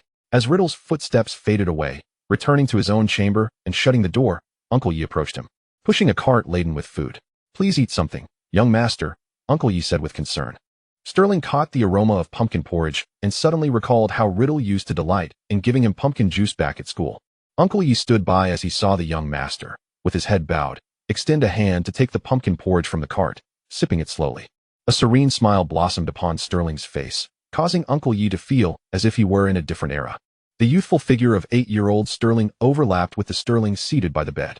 At that time, the innocent little boy had lifted his smiling face, standing on tiptoe, presenting a cake he had spent the entire day making for his grandfather's birthday. Chapter 37, Mung Bean Cake. As July commenced, the weather gradually warmed. Due to the lingering chills from his ailment, Sterling preferred reading in the garden's corridor over staying in the study, where he could bask in the warmest sunlight. Riddle cast a helpless glance at Sterling, who lounged on a bench with his legs crossed, resignedly taking the wooden bowl that should have been in Sterling's hands, standing by the lake to feed the red-crowned cranes. As he stroked the crane's long neck, Riddle's mind went blank, his thoughts drifting far away. After that night, Sterling seemed to have developed a fondness for Riddle's embrace, and for several consecutive days he clutched his quilt and pillow, burrowing into Riddle's bed. On the first and second nights, Riddle thought Sterling was merely frightened by a dream and allowed him to stay. However, to his surprise, Sterling seemed to have taken root in his bed, even planning to hang his favorite curtains in Riddle's guest room. As Riddle felt his personal space being invaded, he instinctively attempted to shoo Sterling away. Yet, whether it was some enchantment cast by Sterling, he found himself inexplicably agreeing to share a bed with him when Sterling's green eyes looked at him with a hint of earnestness. With this permission, Sterling grew even bolder, moving all of Riddle's belongings from his room into his own without a word, firmly telling Riddle not to be angry. Riddle had never encountered such childishness and audacity. Beneath his thin anger lay more amusement. He found himself unable to be stern with Sterling, and even Riddle acknowledged that he was quite unwell. The closer they grew, the more Riddle uncovered Sterling's hidden facets. For instance, Sterling had a voracious appetite. He delighted in seeking out novel delicacies and sometimes tirelessly explored culinary delights. He was also quite lazy, often sleeping until well past noon unless absolutely necessary. In the mornings, when Riddle was ready to rise, Sterling would tug at him, unwilling to let him go, insisting on continuing their slumber. Furthermore, Sterling was quite nonchalant at home, his hair unkempt, barefoot, and sometimes reluctant to change out of his pajamas, preferring to sit or lie down rather than stand. Moreover, Sterling had a penchant for being spoiled and mischievous, as was evident now when he entirely offloaded the task of feeding the cranes, assigned to him by Uncle Yi, onto Riddle. Alternatively, he would retreat to the basement to practice ancient dark magic, or dissect a mermaid for research purposes, or excitedly inform Riddle that the spider he had raised had killed the parrot kept in the greenhouse. Riddle had previously been unaware of all these traits. Each night, holding Sterling close, feeling the top of Sterling's head reaching only to his chin, Riddle realized that Sterling was simultaneously powerful yet fragile. Suddenly, Riddle reached a form of empathy. Understanding that Sterling did not wish to make numerous friends, did not desire to be gentle and composed, nor did he want to be a warm little son. He wished to be an icy young master. The true Sterling was greedy, lazy, arrogant, bloodthirsty, indifferent, and mad. However, like Riddle, the malevolent spirit, Sterling too wore a mask of humanity. Both of them had goals to achieve, hiding their true selves. They were remarkably alike. Riddle found it increasingly difficult to define his feelings for Sterling. He could not convince himself that they were merely the best of friends. He had realized prior that Sterling's treatment of him and his treatment of Sterling could hardly be classified as friendship. With hearts that could not exchange sincerity and secrets cloaked from one another, the current intimacy stemmed from a mutually beneficial transaction. Yet, what of the uncontrolled heartache, the shadows he could not conceal before Sterling, and the merciless murderous intent he could not bear to unleash? What, then, were all these emotions stirred by Sterling? On one hand, he was cautious, while on the other, he drew nearer. He was filled with suspicion, yet concerned. Riddle hesitated to ponder deeply, for Sterling was a cunning fox, an exceptional schemer. What he witnessed was not necessarily the whole truth. The red-crowned crane, having eaten its fill, gently tapped Riddle's elbow with its claw in gratitude before soaring high into the sky. Riddle, silently holding the wooden bowl, returned to the pavilion, conjuring a pair of socks to adorn Sterling's bare feet. Upon seeing Riddle return, Sterling sat up, his eyes curving in delight. I must say, your cooking has indeed startled our little house elves. This year's mung bean cake is exceptionally well made, even surpassing last year's. As he spoke, Sterling reached for a pastry, raising his arm towards Riddle, inviting him to take a bite. Riddle frowned slightly. To be honest, he was not fond of sweets. However, he still extended his hand to accept it. In response, Sterling retracted his hand, preventing Riddle from taking it, only to present it once more before him. Riddle arched an eyebrow, recognizing this as yet another of Sterling's mischievous whims. Consequently, the dark-haired youth leaned slightly forward, taking a small bite of the pastry from the silver-haired boy's hand. With a mischievous glint, his sharp canine teeth left a faint crimson mark on Sterling's delicate fingers. Observing the feline retract its claws and cool its expression, Riddle allowed a smirk to grace his lips. Indeed, this mung bean cake was quite well made by the little elf. That evening, Sterling did not accompany Riddle to the study for their reading. Instead, he locked himself away in the basement. Calling it a basement was somewhat misleading. It resembled an underground castle, as the Goo family had many secrets to conceal. Upon reaching the restricted section, Sterling sought out all ancient texts pertaining to sacrifice, poring over each one meticulously. The haunting images from his dream lingered, and he was resolute in believing there must be a reason for dreaming of an unfamiliar figure. The magic circle formed by the girl's blood remained etched in his memory. Amidst the echoes, Sterling keenly discerned the ancestral land, an area his grandfather had incessantly mentioned in his final moments. But what exactly was this ancestral land? Sterling scrutinized the texts, unwilling to overlook a single word. If humans were to be used as sacrifices, what was he truly demanding? The ancient grimoire documented methods for resurrecting the corporeal form. Yet it required the bones of kin, the blood of enemies, and the flesh of servants. A tattered parchment chronicled the rites for extending life, necessitating the simultaneous offering of 100 wizards' lives. To sacrifice the living for a certain goal stemmed solely from an insatiable thirst for power or a relentless pursuit of life, a notion Sterling had come to accept. However, none of the records aligned with the visions from his dreams. The concept of such an ancient magic circle had become almost untraceable since 5 centuries prior. Sterling's eyes widened as he gazed at the chandelier in the basement, bloodshot yet unwilling to close them. For every time he shut his eyes, those lifeless gray orbs would appear, ceaselessly staring at him, preventing him from finding solace. Chapter 38, Motives. As he slowly returned to his bedroom, Sterling wore an impassive expression. Riddle was bent over the desk, composing a letter, and did not turn around upon hearing his footsteps. Sterling made no effort to greet Riddle. Changing into his nightclothes and collapsing onto his bed, the dim light cast upon Riddle's form, accentuating his outline. With a swift motion, Riddle sealed the letter, released the owl, extinguished the light with his wand, and climbed into bed. What are you doing, watching me instead of sleeping? Riddle inquired, lying down and fixing his gaze upon Sterling's eyes. His hand gently brushed against Sterling's arm, failing to find the expected scars. Sterling sighed softly, embracing Riddle. I have nightmares often. I can only sleep soundly when you are here. Well done, Master Goo, treating me like a remedy, Riddle retorted sarcastically. Yet a satisfied smile broke through as he reciprocated the embrace. Whom were you writing to? Sterling asked nonchalantly. What were you doing in the chamber last night? Riddle countered, evading the question. The empty room was filled only with their steady breathing, and after a prolonged silence, Sterling let out a light chuckle. Tommy, you always kill the conversation. And what do you mean by feigning ignorance? Riddle pressed, his canine teeth brushing against his lip. Residing in the Goo Manor, Riddle felt there was no way to conceal sending the letter from Sterling, so he had no intention of hiding it. What did it matter if Sterling knew what he was doing? With Sterling's perceptive instincts, he should have already deduced Riddle's character. Riddle was merely waiting for Sterling's confession. Riddle was utterly captivated by the venomous aura surrounding Sterling. It was precisely the mystery that eluded him that drew him in further. He believed that when he achieved his grand ambitions, it would be Sterling standing at his side, with no one else to fill that role. However, mystery differed from concealment. Intrigue diverged from the unknown. An initial inability to comprehend aroused curiosity, but perpetual uncertainty bred suspicion. Riddle suppressed his desire to eliminate Sterling, using such blatant provocation to convey his need for a motive. He, Riddle, harbored ambitions of uniting the magical realm. Thus he had written to Leonard and Lestrange, gradually assembling his order of the Blood Knights. But what of Sterling's motive? Why did he seek to ally with the Malfoy family? Why did he spend countless nights in the chamber? Why had he nearly vanished from the Goo estate for an entire summer? What was the nature of Sterling's peculiar affliction? Riddle's dark, lustrous eyes meticulously scrutinized Sterling in the dim moonlight.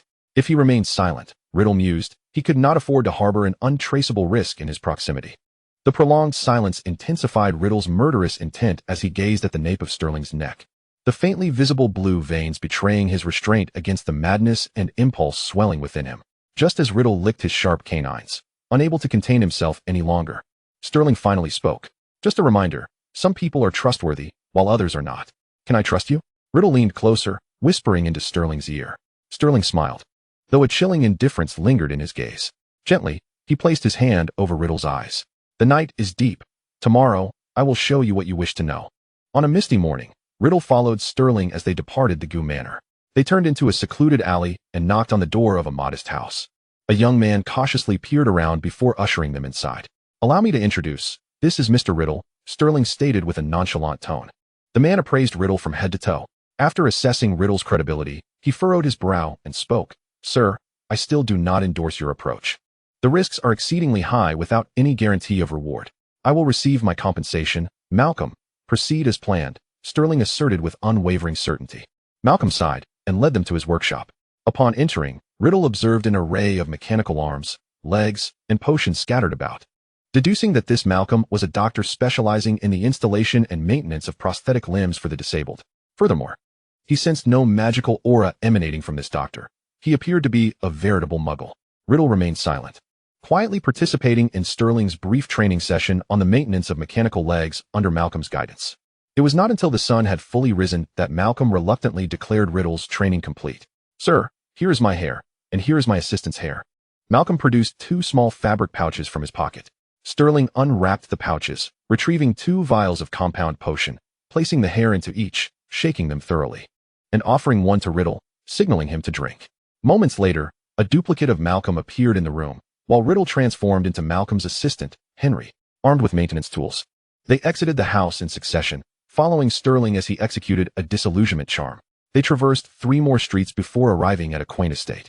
Donning the standard service smile identical to Malcolm's, Sterling rang the doorbell. A maid appeared, opening the door and ushering them inside. As Riddle opened the door to the drawing room, he was greeted by a familiar visage that had left a lasting impression in Sterling's memory. It was he, the one who had brutally smashed Sterling's head in that distant recollection.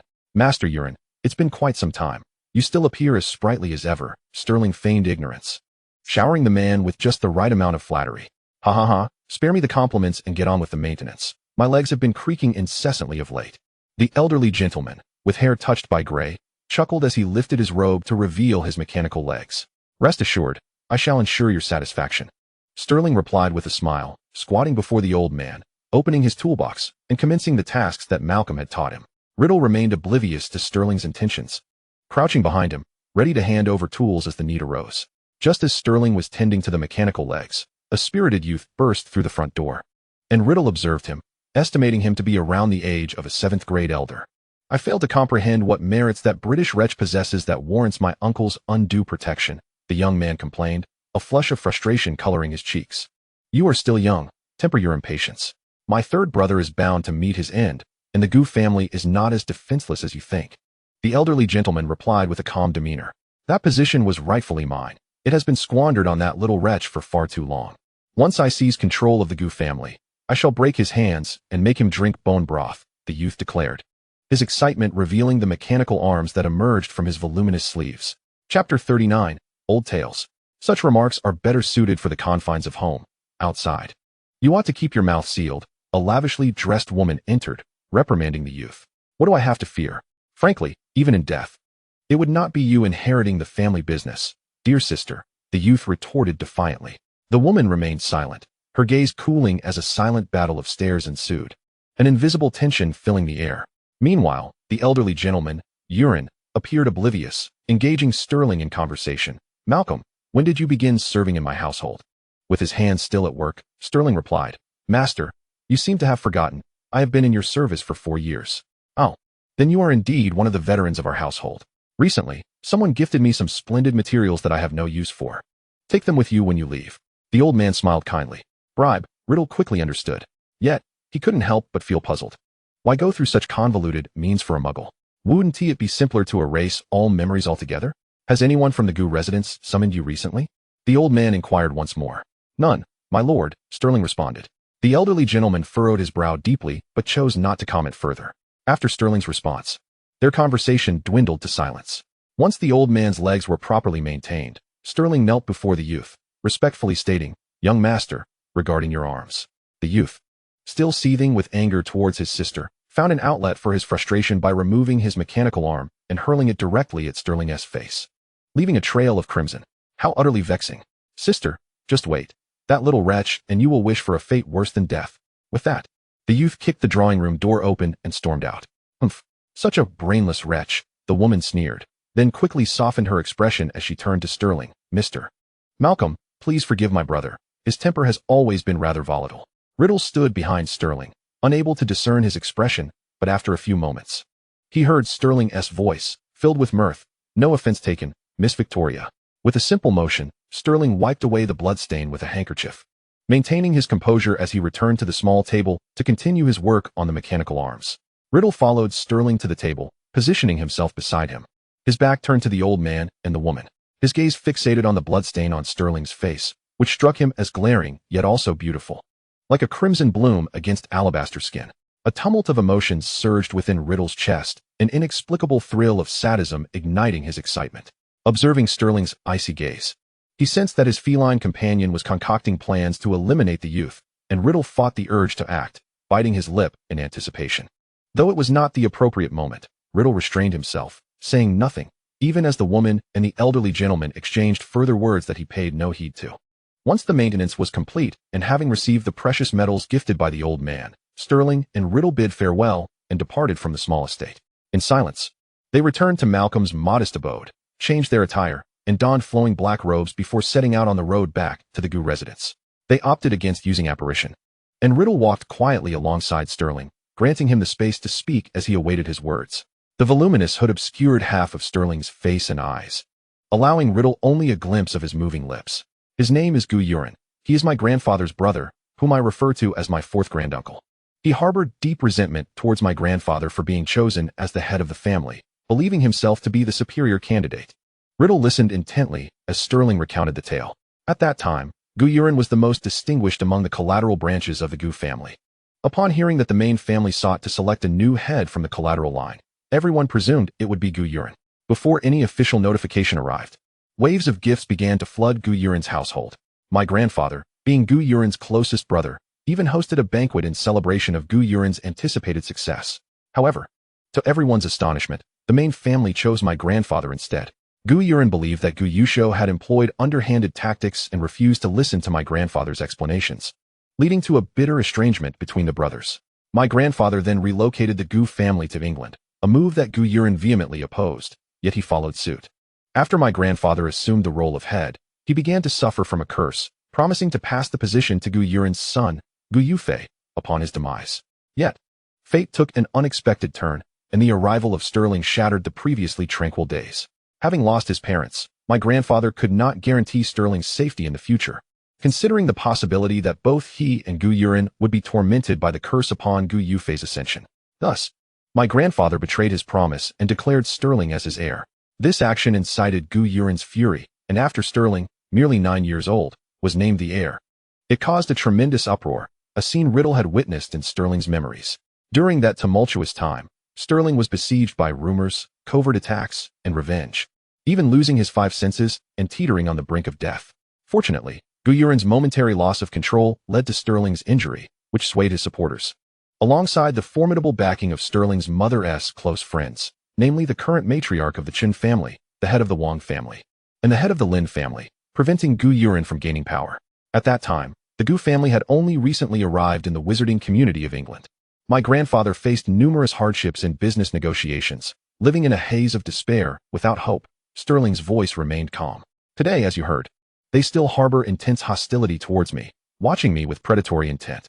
I cannot fathom how many more individuals like my fourth granduncle exist. I have no allies, and I must rely solely on myself. My family and life rest in my hands. I must calculate every step carefully, for any misstep could yield irreparable consequences. What is Malcolm to you? Riddle inquired. A muggle, once rescued by his grandfather, accepted the existence of magic and was dispatched as an undercover agent 4 years ago. The old man believed he had acquired a spy to place by my side, basking in his own pride. And those mechanical arms?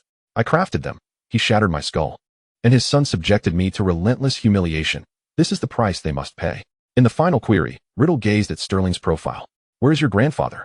Again, a suffocating silence ensued.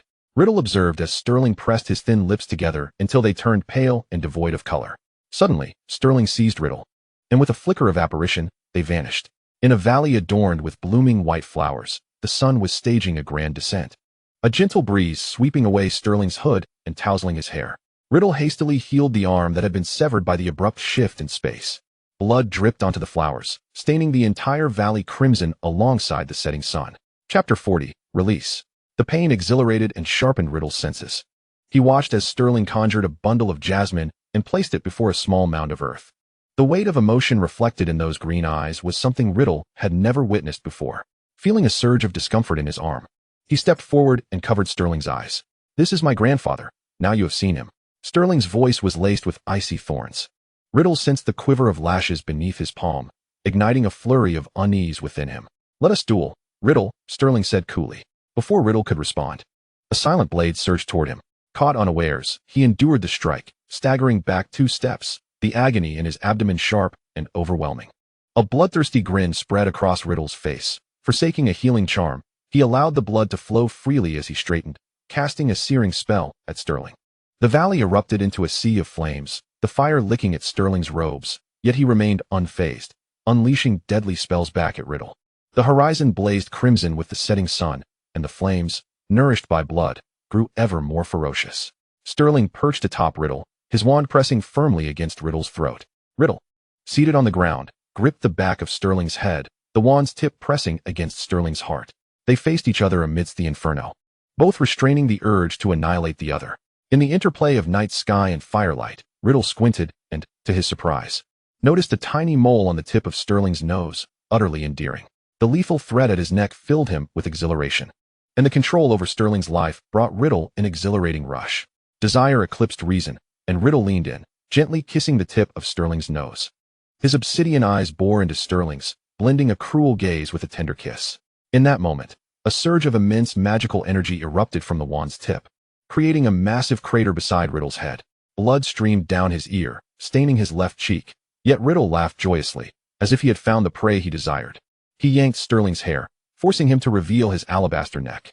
The air was thick with danger as Riddle sharpened his fangs, biting down without hesitation.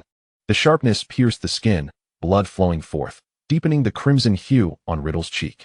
Sterling relinquished his wand, gripping Riddle's short hair, tearing it with fierce urgency, his eyes closing in pain. After a long moment, Riddle released Sterling. Sterling opened his eyes to find Riddle, now reduced to a pair of black eyes, finally revealing the first smile of the evening. Another gentle kiss landed on his ear, now covered in crimson. Riddle's silver hair was tinged with the metallic scent of blood, and he inhaled a familiar fragrance. Blue magic poured from the wand, cleansing and restoring the devastated valley. The ground was once again strewn with delicate white flowers, the breeze whispering as if nothing had transpired. With a resounding crack, the valley fell silent. Only a single bundle of jasmine remained, quietly lying before the small mound, accompanying another jasmine. The brief holiday, marked by the incessant comings and goings of owls to the manor and the weariness of the chamber, swiftly approached its conclusion. Though aware that Sterling and Riddle would likely encounter no danger while procuring books and new school robes in Diagon Alley, Uncle Yi could not quell his anxiety. After all, a month ago, he had allowed the two to venture out, only to have them return that evening, battered and bruised. No matter how much Uncle Yi pressed, Sterling insisted that he and Riddle had merely engaged in a scuffle. Yet Uncle Yi found it hard to believe that friends could fight each other to such a brutal extent. Since childhood, Sterling had been independent, Uncle Yi feared that Sterling had been attacked, but was concealing the truth to spare him worry. However, after that night, Sterling exhibited a noticeable lightness that contrasted with the weight of his family's recent loss, prompting Uncle Yi to cease his inquiries. Reluctantly accepting Sterling's repeated assurances, Uncle Yi ultimately allowed the two to visit Diagon Alley, dispatching the house elf Ado to accompany them. The process of acquiring books went smoothly. The efficiency of Madame Malkin's was always commendable. Passing by the ice cream shop, Sterling found himself rooted to the spot, entranced by the limited edition pistachio gelato. Riddle, unable to do anything about it, leveraged his considerable social skills to procure a ticket from a lovely and gracious lady, successfully obtaining a highly coveted pistachio ice cream, which he handed to Sterling. The cold sensation enveloped Sterling's mouth, prompting him to finally move toward Madame Malkin's robe shop. From a distance, Sterling spotted Olivia's flaming red hair. Olivia, it feels like ages since I last saw you. The photo you sent me is lovely. It seems you had a splendid time in Ireland. Sterling greeted his childhood friend with a smile. Indeed, thanks to Ub, I even met my favorite Irish Quidditch player. I read your letter too. I can hardly believe you spent an entire holiday at home, Olivia responded cheerfully. Upon hearing this, Sterling's lips twitched as he caught sight of a golden-haired lad emerging from the robe shop. Olivia, noticing Riddle beside Sterling, shot him a sharp glance. Damn it. Olivia can't possibly have gone to Ireland with Malfoy, can she? And surely, Sterling hasn't been spending the holiday with this Riddle fellow. The animosity between Sterling and Olivia became apparent, leaving both Malfoy and Riddle momentarily taken aback, exchanging puzzled looks. Olivia was the first to break the tension. Directing her gaze back to Sterling, I've finished my shopping and have matters to attend to at home, so I won't accompany you any longer. Go ahead. I haven't seen Aunt Shun in days, and I plan to visit her soon. Sterling nodded in acknowledgement. All right, see you later. After saying this, Olivia patted Sterling's shoulder and turned to leave. Malfoy nodded to both Sterling and Riddle before following Olivia as they walked away.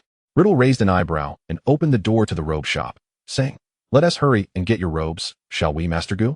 Sterling finished his last bite of ice cream, shot Riddle a glare, and stuffed the empty container into Riddle's hands before stepping into the shop. The magical measuring tape glided over their bodies, and the quills swiftly recorded their measurements as Madame Malkin spoke at an astonishing pace. 5 feet 5 inches. 5 feet 7 inches. Children these days are growing taller by the day. Your robes will be mailed to the address you provided within 3 days. Now off you go.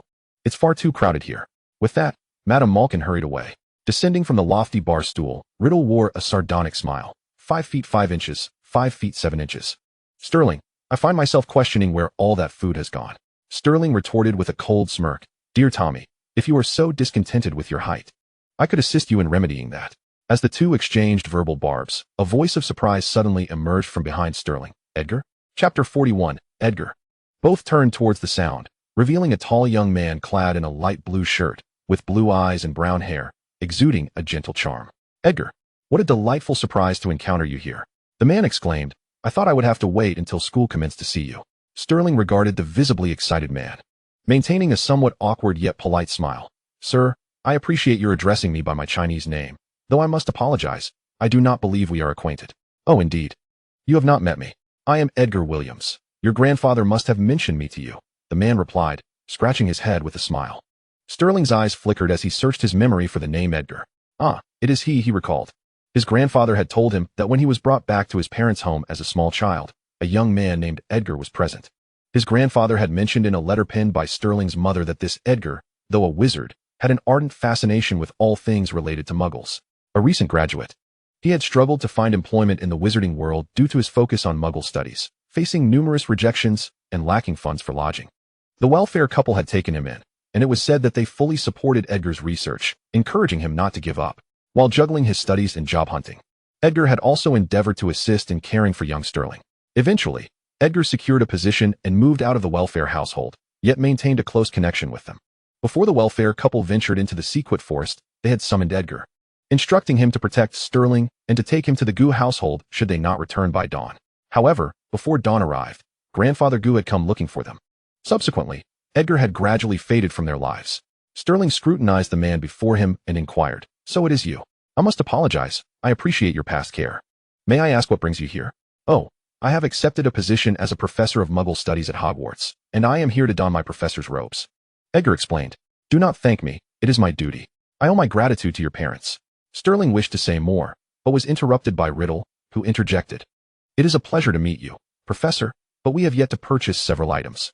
Might we take our leave? Surprised by Riddle's unsolicited intervention, Sterling turned to him, only to find impatience and disdain, perhaps even fury, hidden beneath his polite facade.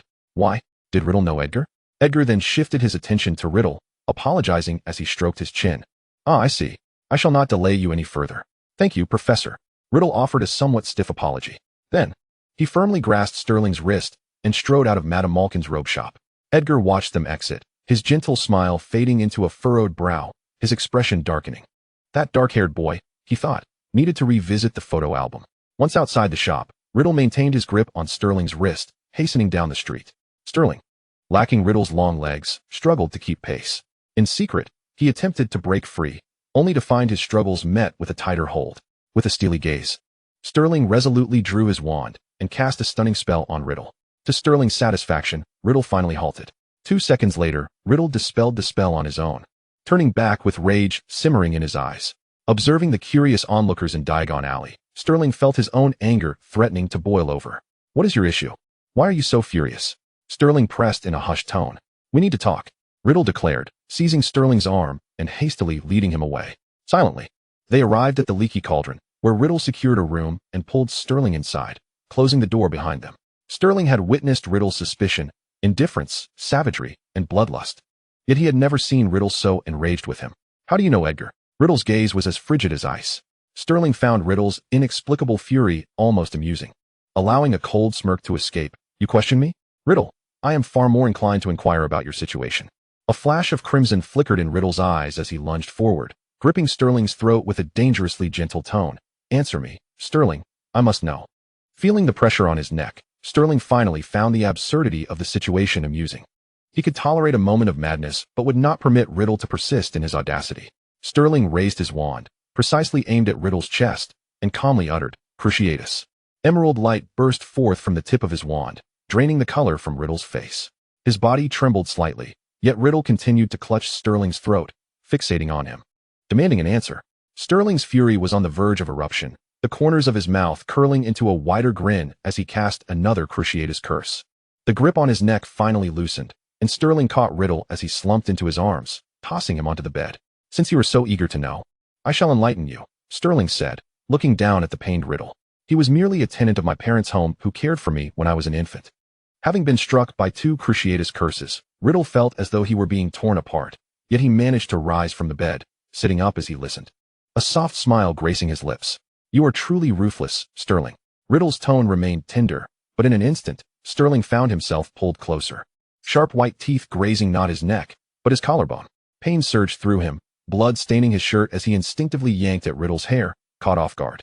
Gathering his strength, Sterling pushed Riddle away and stepped back, standing his ground.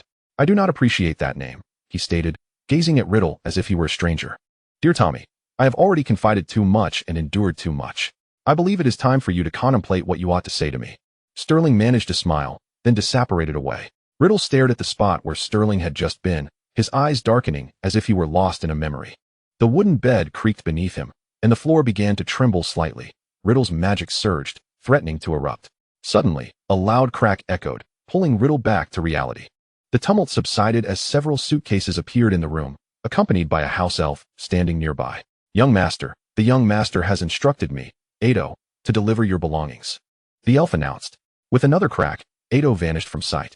Gazing at the scattered luggage, Riddle's mind conjured an image of Sterling, envisioning him fuming and angrily commanding Ado to discard his things. For reasons unknown, Riddle felt a sudden, inexplicable joy bubbling within him, suppressing his rage. Edgar.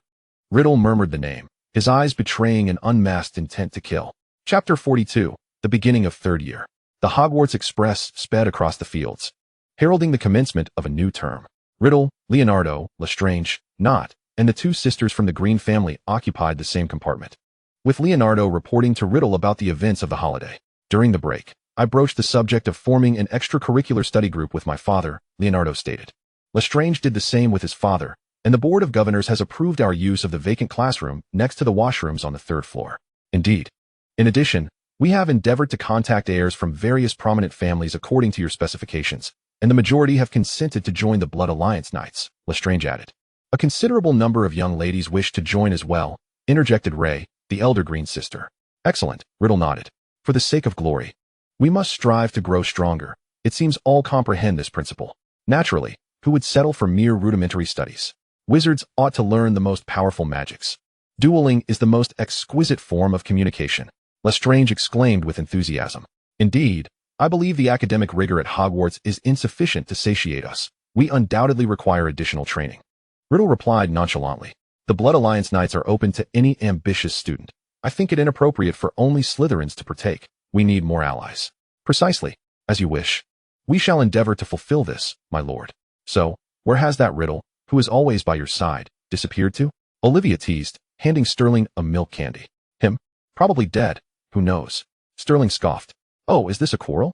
Olivia remarked. I never quarrel with anyone, Sterling retorted, casting a sidelong glance at Olivia. Ready to change the subject. I've never seen you in that dress. It looks rather lovely. Does it? Bought it for me, Olivia replied, unwrapping a chocolate and popping it into her mouth, her eyes narrowing in delight. Upon closer inspection, it appears rather hideous, Sterling said, unfazed as he backtracked. Come now, Stir. I truly do not understand your intense hostility towards Olivia chuckled. Humph, when his father approached me with a proposal for an alliance. I presumed it was due to the Goo family's value. Now it seems he was directly after you, Sterling smirked. Had I known sooner, I would not have arranged your engagement so hastily. He twirled the signet ring on his thumb and continued. In any case, I have no regard for the current Abraxas. He lacks cunning, ambition, and is both arrogant and conceited, utterly unworthy of you. Then what kind of man should I seek, Sterling? Olivia rested her chin in her hand, gazing intently at him. Sterling faltered momentarily before responding. Certainly one of power and influence, handsome, gentle and considerate, intelligent and resourceful, capable of protecting you well. Olivia listened intently as Sterling rambled on, gradually falling silent. Are you jesting with me? Sterling raised an eyebrow at Olivia. She shook her head, smiling as she replied, but, Stir, does such a perfect person truly exist? Sterling hesitated, then replied, perhaps such individuals do exist, albeit in scarce numbers. Noting Sterling's evident stubbornness, Olivia chose not to comment further. Gazing out the window, she softly mused, Stir, you know, for people like us, attaining perfect love is exceedingly difficult, especially romantic love. Almost everyone claims I lack the demeanor of a lady, yet only noticed my hawk and remarked how cool I was. So what does it matter? Treats me well. As long as he loves me wholeheartedly, those seemingly impure motives or other trivial matters are of no consequence. Sterling regarded Olivia, and for some inexplicable reason, he couldn't help but think of Riddle. It must be said, Riddle is hardly virtuous, indeed rather malevolent. Yet he possesses a certain magnetism that compels Sterling to effortlessly locate him amidst a crowd. Is anyone truly flawless? As night fell, the train approached its destination. Sterling retrieved his suitcase, donned his school robes, and descended the train with Olivia. Among the throng, Sterling easily spotted Riddle.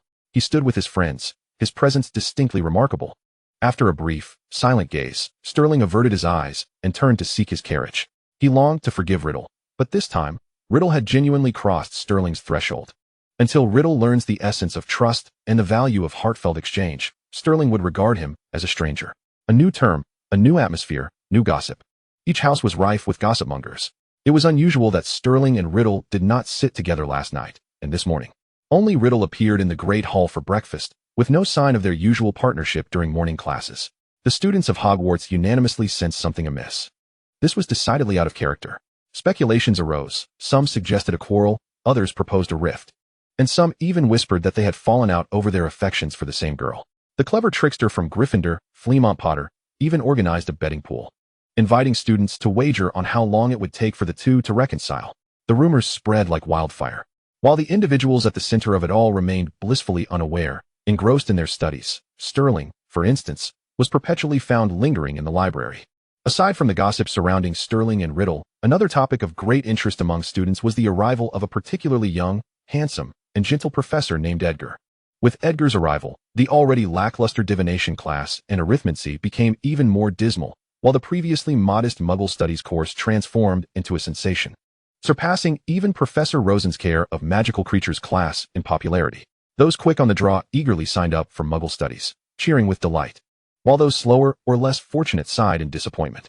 Of course, there were also students like Sterling, who had initially enrolled in Muggle Studies, now lamenting the sudden influx of students. Others lamented the inability to monopolize such an excellent teacher, whereas Sterling lamented the unexpected surge in popularity and enrollment.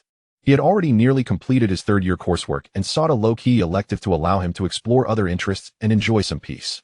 Now, he found himself unable to withdraw, forced to endure the cramped and overcrowded classroom, which left him feeling somewhat nauseous. Grumbling internally, Sterling entered the Muggle Studies classroom. Locating an empty seat in the last row, striving to block out the noise from the front, and delving into his own book, Studies in Ancient Magical Texts.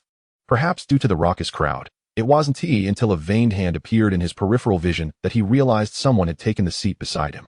Olivia had not chosen this course, and as Sterling looked up to see who had settled next to him, he was unexpectedly met with Riddle. Sterling frowned. He recalled that Riddle had not enrolled in Muggle studies, especially given Riddle's aversion to Muggles. At this moment, Riddle ought to have been in the arithmancy classroom, not seated beside him inquiring about laundry detergent. Chapter 43, The Blood Alliance Knights. Regardless of the circumstances, Sterling remained true to his word, treating Riddle as if he were heir throughout the entire class. As soon as Edgar announced the end of the lesson, Sterling gathered his books and departed without a moment's pause.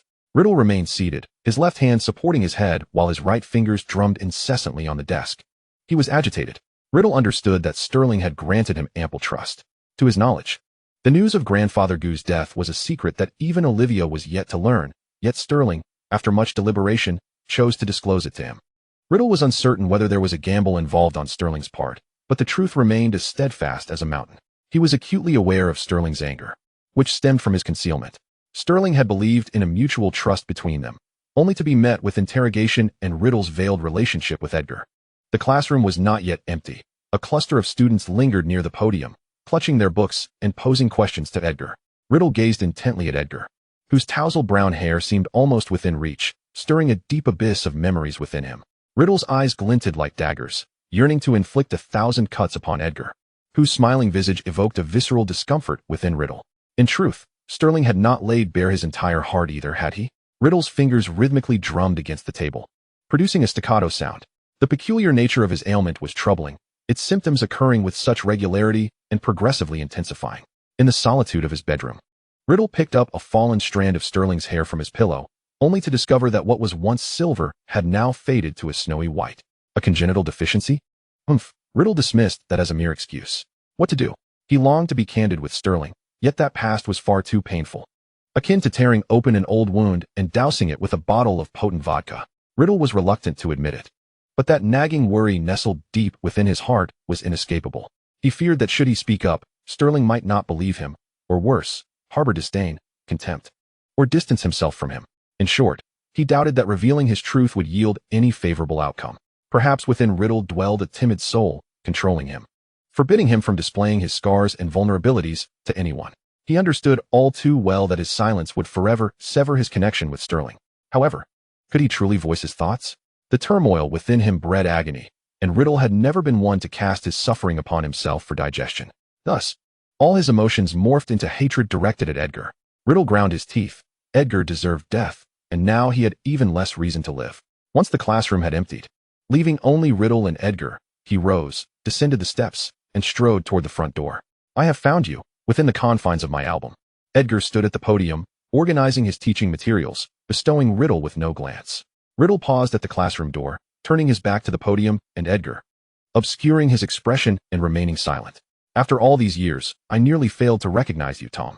Professor Edgar smiled as he descended from the podium, approaching Riddle from behind, his gaze slithering like a venomous serpent up Riddle's spine. He reached out, gently resting his hand upon Riddle's shoulder. A wave of revulsion coursed through Riddle, and he violently swatted Edgar's hand away, his voice brimming with unmasked murderous intent. Edgar, you may begin writing your will. Without a backward glance, Riddle strode away. At the lunch table, Sterling learned of Finnegan's lamentations and realized Riddle had exchanged classes with Finnegan. The benefit being that Finnegan had been permitted to join the Blood Alliance Knights. Indeed, the very Blood Alliance Knights that Riddle had established. It was rumored that joining would entail exhilarating duels to enhance one's prowess, with exceptional individuals like Riddle imparting powerful spells at irregular intervals, empowering one further. Do you harbor ambition? Do you aspire to be the strongest? Then join the Blood Alliance Knights. It shall aid you in achieving your goals. Thus, the Blood Alliance Knights swiftly flourished. Nearly all students from Slytherin enrolled, while substantial numbers from the other three houses enthusiastically joined as well. In no time, Riddle's surroundings buzzed with vitality. Leonardo and Lai, serving as the two vice presidents, addressed various inquiries from their peers, while Riddle, the president, sat calmly among them, merely smiling without uttering a word, resembling the mascot of the organization, though everyone knew Riddle was the very soul of the Blood Alliance Knights. At the opposite end of the long table sat a few disinterested individuals, among them Sterling, Malfoy, and Olivia. Malfoy, confident in his own excellence, felt no need to join. Olivia believed she would only be there to teach others, and since Sterling had not joined, she was even less inclined to involve herself. As for Sterling, there was no need to elaborate. He had no desire to listen to Riddle's indoctrination. The three of them sat together in silence, enjoying their meal until they were nearly finished and preparing to leave when Malfoy's loyal follower, Crabbe, rushed in, breathless. "What were you doing?" Malfoy inquired. Crabbe sat down, cautiously glancing at Sterling and Olivia, remaining silent. "Speak up, there's nothing to conceal." Malfoy discerned Crabbe's hesitation and urged him. Only then did Crabbe nod and say, "Many of the young Master's followers chose to join the Blood Alliance Knights." Goyle was quite displeased and mocked them a bit. But those individuals, emboldened as if backed by someone, stood their ground, leading to a skirmish. "I just escorted Goyle to the hospital wing. Is Goyle all right?" Malfoy inquired, frowning as he set down his knife and fork, wiping his hands with a napkin in concern. "It's nothing serious, just Crabbe hesitated. As long as Goyle is fine. Those dim-witted brutes can be disregarded." Malfoy spoke calmly, reassuring Crabbe, "I'll accompany you to check on Goyle." Following that, Malfoy gently patted Olivia on the nape and nodded at Sterling, then departed the hall with Crabbe. Sterling glanced at the disheartened Olivia, swallowed the last bite of his lamb chop, tidied himself, and said, "If you can't eat, why don't you come with me to the kitchen? I'll have the house elf prepare some rose pastries for you." Olivia nodded, rising to leave with Sterling.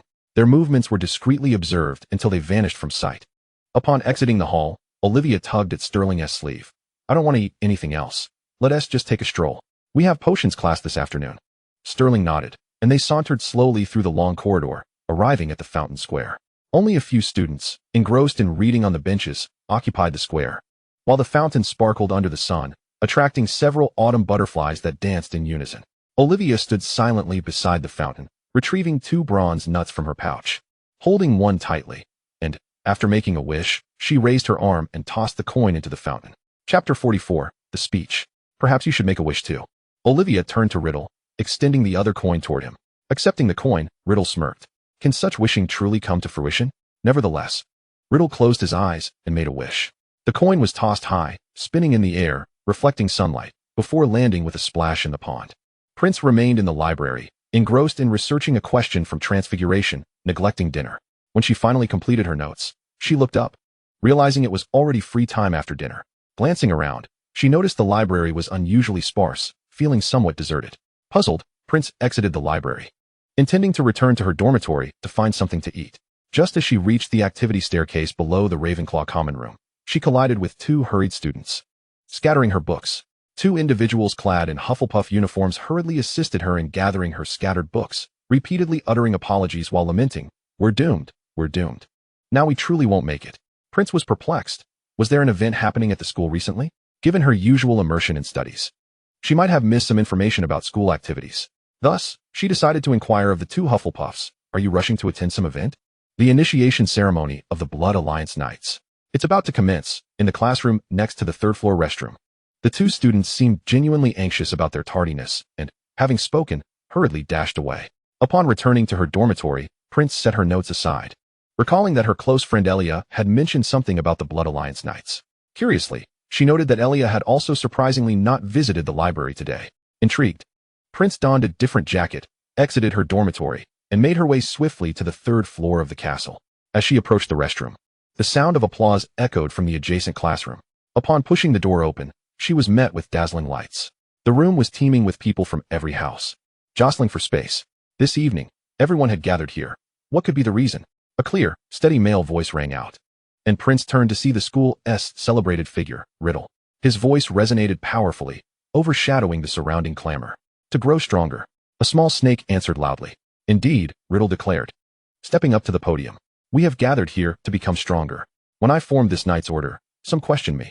Riddle, Hogwarts offers specialized courses in defense against the dark arts and charms. What necessity is there for an additional Knight's Order to learn spells? Today, I present this question for us to deliberate together." Riddle raised his wand, and in an instant, Prince's vision darkened, the classroom lights extinguished. A spotlight then illuminated a Gryffindor student. "Excellent, you're fortunate," Riddle remarked. I recall you are a new third year, Emil, correct? Why not share with us what you learned throughout your second year? The chosen Gryffindor appeared thrilled to respond. I learned the inflating charm, the levitation charm, the water-making spell, and the cleaning charm. Very well. Now this young lady, a fellow classmate from my house, Sophia, I wish to inquire about the syllabus for the second-year defense against the dark arts course. The light shifted to Sophia, who reveled in the attention, tossing her hair with pride as she replied, That's simple. Disarming charm, stunning spell, the shield charm, and the repelling charm. Thank you both for your responses. Now, I pose one more question. Can either of you utilize all the spells you've learned over the past 2 years to fend off a troll that invades the classroom?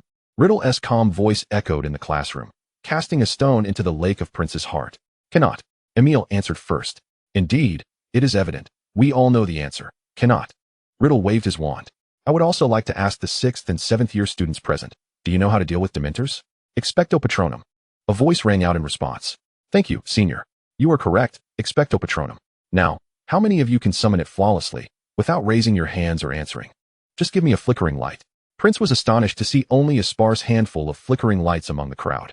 Now, let me ask you all, what are the 3 unforgivable curses? Avada Kedavra. Excellent. What are the other 2? The Cruciatus Curse, perhaps? A student hesitantly suggested. Prince vaguely recognized that it was a Ravenclaw. And the Imperius Curse, declared a senior from Slytherin. Now, who knows the specific methods to defend against these 3 curses? Riddle inquired steadily, and the room fell silent. Everyone is aware of last semester's incident with Avery. Now, who possesses concrete knowledge about identifying poisons? Silence enveloped the room. Can we guarantee our safety from attacks by other wizards or magical creatures? Can we ensure that Aurors will always be at our side when we are threatened? Why should we place our safety in jeopardy? We are wizards, not muggles. Riddle's voice rose passionately. Thus, learning to recognize powerful magic should not be feared. What is truly frightening is our inability, as wizards, to raise our wands at the most critical moments. Some aspire to be Aurors. Yet the school does not teach you how to duel to the death. Some wish to become healers, but you will never learn advanced healing spells in school. How many potent spells have been lost? Why are we becoming weaker with each generation? What has become of our honor as wizards? Surely, many of you have encountered the Muggle world or studied Muggle studies. The Muggle world has something called a cleaning agent, which is quite similar to the cleaning charm. They also have something called bandages, which are as effective as the blood replenishing spell. If we only know the cleaning charm and the blood replenishing spell, what distinguishes us from Muggles? Gradually, a response emerged from the crowd, and Prince found herself swayed by Riddle's words. After listening to the murmurs from the audience, Riddle continued, We all possess ambition. It is not a shameful trait. Our ambitions do not diminish due to our different houses. The Blood Alliance Knights is a place to help everyone realize their ambitions. We must support one another. We must learn more. We must become powerful, exceptional, and unique. Who wishes to become the most formidable Auror? Riddle exclaimed with fervor. I. A chorus of enthusiastic responses erupted from the audience. Who aspires to be an unprecedented leader in the Ministry of Magic? I. Who desires to become an unmatched scholar in the magical world? Prince's heart leaped, and alongside others, she shouted, I. The atmosphere in the room grew increasingly fervent, as everyone reveled in the exhilaration of achieving their dreams. Join us in the Blood Alliance Knights to realize your dreams and embark on your true journey of wizardry education. Thunderous applause and ceaseless cheers filled the air, forcefully tearing through the superficiality of the night, laying down a deeper, more profound foundation. Chapter 45, Cold War. Following the establishment of the Blood Alliance Knights, every evening at dusk, aside from the third-floor classroom, Hogwarts appeared particularly desolate. It was not that students hadn't reported to professors and the headmaster about the potential for the Blood Alliance Knights to teach dark arts or engage in illicit activities. However, after 8 consecutive surprise inspections, only groups of studious students engaged in normal dueling spells were found. The professors, resigned, tacitly accepted the reality of the Blood Alliance Knights as a venue for extracurricular learning. Thus, darkness was nurtured beneath the sunlight. Sterling relished the tranquility of the library, now sparsely populated. Unable to investigate sacrificial magic at school, he shifted his focus, delving into the unfamiliar magical script he had seen in his dreams. Fortunately, there were some promising leads. After consulting numerous ancient magical lexicons, he discovered a magical language strikingly similar to Old English, though only a few fragments remained. The characters matched precisely with those inscribed by the man in his dream. Following this thread, Sterling meticulously began to research all materials related to this script. The chasm of time has rendered Sterling's research progress painfully slow, yet he remains unperturbed. Recently, he has been plagued by recurring dreams, each iteration deepening his impressions. The dreams of the wizard carry enigmatic significance, and Sterling is intuitively convinced that unraveling the mysteries within these visions will illuminate the truth, as if dispersing clouds to reveal the sun. One Saturday afternoon, as usual, Sterling found himself in the library, comparing old English texts, envisioning the various forms of that arcane magical language beyond the tattered scrolls. Unexpectedly, he was visited by an uninvited guest. Edgar, with a gentle smile, approached Sterling and said, "During my studies on Muggles, I delved deeply into the evolution of their written language throughout history. I have some experience. Would you like me to assist you?" Sterling cast a fleeting glance at Edgar, momentarily uncertain of his intentions, and politely declined. "The students hold great admiration for the professor. I imagine you are quite busy. This trivial matter does not warrant your attention." "Not at all. I would be delighted to assist a friend's child," Edgar replied, still beaming. After a brief moment of contemplation, Sterling pushed several sheets of parchment towards Edgar. Tools offered at one's doorstep should not be disregarded. Edgar's smile widened, and without further ado, he lowered his head to earnestly study the materials. It is indeed rare for a professor to sit side by side with a student in the library, especially one as esteemed as Edgar, the focal point of attention within Slytherin. By dinner time, the afternoon's events had spread throughout Hogwarts, morphing into various versions. When the tale eventually reached Riddle's ears, it had transformed into an account of Sterling and Professor Edgar sharing a book, their demeanor intimate. Riddle's countenance darkened, resembling that of a deathly specter, or so Leonardo perceived. Silently invoking Merlin's name, "I shall not attend tonight's gathering," Riddle declared, dismissively tossing a few faint words at Leonardo before striding out of the great hall, his meal abandoned. Leonardo barely had time to contemplate whether to respond before Riddle's figure vanished, leaving him to swallow his words and mutter a curse under his breath. After dinner, Sterling, feeling somewhat lethargic, decided against returning to the library and instead turned towards his dormitory. Upon opening the door, he was greeted by darkness and silence. Sterling mused that Riddle was likely occupied with his nightly endeavors, working late into the night. Unaware of the impending danger, he stepped inside and shut the door. In an instant, a gust of wind struck, and he found himself forcefully pinned against the door. Rough hands seized his collar, and Sterling, caught off guard, felt a button pop off his shirt, his tie askew, and his robe flung open, exposing his chest, shoulders, and collarbone. In the shadows, Riddle lurked like a silent, frenzied beast, his eyes aflame as he scrutinized Sterling closely. Satisfied, he found no traces of what he had anticipated. Riddle's heart eased momentarily, only to be met with a sharp slap across his left cheek.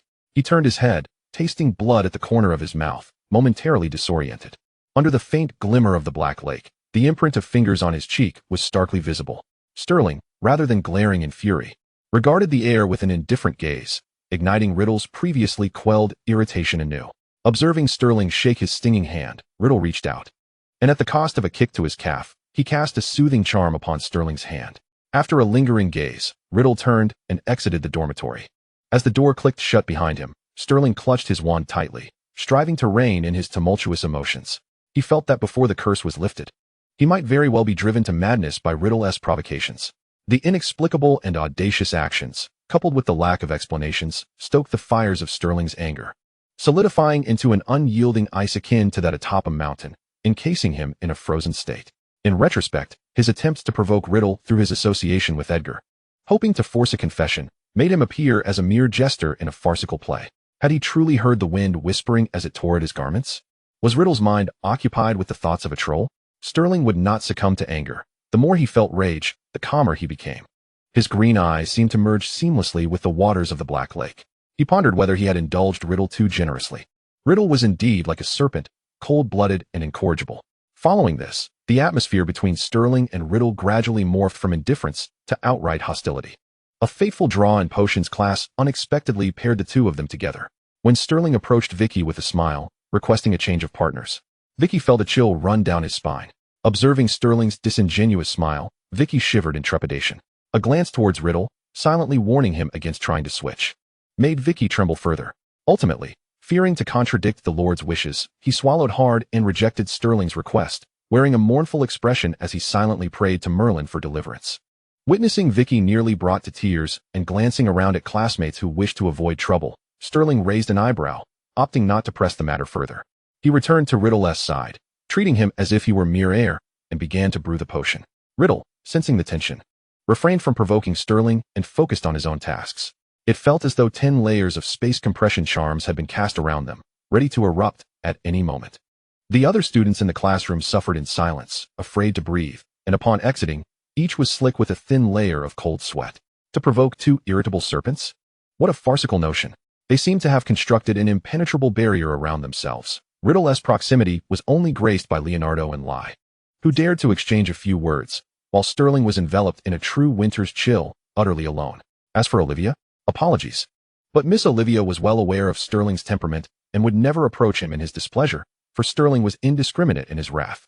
Of course, there were those who could withstand Sterling's oppressive atmosphere, such as the exceedingly amiable Edgar. Chapter 46, Hogsmeade. The students of Hogwarts often observed Professor Edgar and Sterling in each other's company. Even though Sterling met Edgar's kindness with indifference, Edgar remained unwaveringly gentle. Many students, filled with concern and discontent, approached Edgar, urging him to refrain from provoking Sterling further. Yet Edgar merely smiled warmly, stating, when Sterling argues with a friend, he must feel quite wretched. Though he may not express it, he requires guidance and companionship, like a radiant halo of St. Mary. The students of Hogwarts regarded Edgar as an exceptionally benevolent soul. Sterling, however, held a different view. He perceived Edgar's smile as that of a wily weasel. Regrettably, as a student, he could not forcibly dismiss the professor. Edgar continued to follow Sterling, offering warmth and concern, which, although it did not materially affect Sterling, was tempered by their shared history, allowing Sterling to turn a blind eye and treat Edgar as if he were invisible. Edgar, undeterred by being treated thus, persisted in his caring attentions, remaining at Sterling's side. Days passed in this manner, the blood-packed nights gaining in notoriety, while the rift between Sterling and Riddle widened. Even as Fleamont Potter recycled old rumors for the third time, launching a new fourth round, there were no signs of reconciliation between Sterling and Riddle. Nevertheless, Nate surmised that Lord Riddle likely wished for a resolution and preferred that Sterling not forge new friendships. As for how he knew, on that fateful day, while accompanying Riddle behind the library shelves, he witnessed Sterling and Professor Edgar entering and taking their seats. The book in his hands disintegrated into a fine powder. Although Lord subsequently restored the book with magic and continued to explain the parts he found perplexing, Not felt as though his heart might leap from his throat. By Merlin's beard, the last time Lord emanated such an aura, that individual had vanished utterly from the world. Not was exceedingly cautious, scarcely daring to blink for fear that Lord's wrath might inadvertently befall him. Did Sterling realize Riddle was furious? Of course he did. Yet he remained indifferent, unfazed. At times, gazing at Riddle's face, dark as a blasted crucible, Sterling found his mood slightly improved. The sun lingered in the sky for shorter durations each day, and the weather gradually turned cooler. The third-year students finally had the opportunity to enjoy Hogsmeade weekend, and Sterling decided to venture out of the school. To be honest, he found himself missing the butterbeer from the Three Broomsticks, which was far superior to that concocted by her aunt. The previous night's rain left the dormitory damp and chilly, making it particularly difficult for Sterling to rise that morning. When he finally composed himself, he was unsurprisingly met with the realization that he was alone in the room. Riddle had taken it upon himself to minimize his appearances before Sterling, returning late at night and leaving before dawn, silent and unseen. For reasons unbeknownst to him, Sterling felt a flicker of irritation, though out of sight, out of mind. However, Riddle did not completely allow Sterling to avoid him. For instance, the scarf and hat hanging from the handle of Sterling's wardrobe were evidently prepared by Riddle. Grasping the soft scarf in his hands, Sterling let out a cold laugh. What was this? Why did it seem as though he, Sterling, were the one being unreasonable? In a fit of pique, he set the scarf and hat ablaze, before retrieving a brown overcoat from the wardrobe and stepping outside. The rain had rendered the weather even colder than in the preceding days, yet it did not dampen the students' enthusiasm for shopping. The streets of Hogsmeade buzzed with life, vibrant and bustling.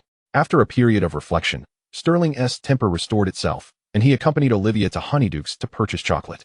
I must say, Leah, while chocolate is delightful, moderation is key, Sterling remarked as he accepted the hefty 6 large brown paper bags of chocolate from Olivia, voicing his deep concern.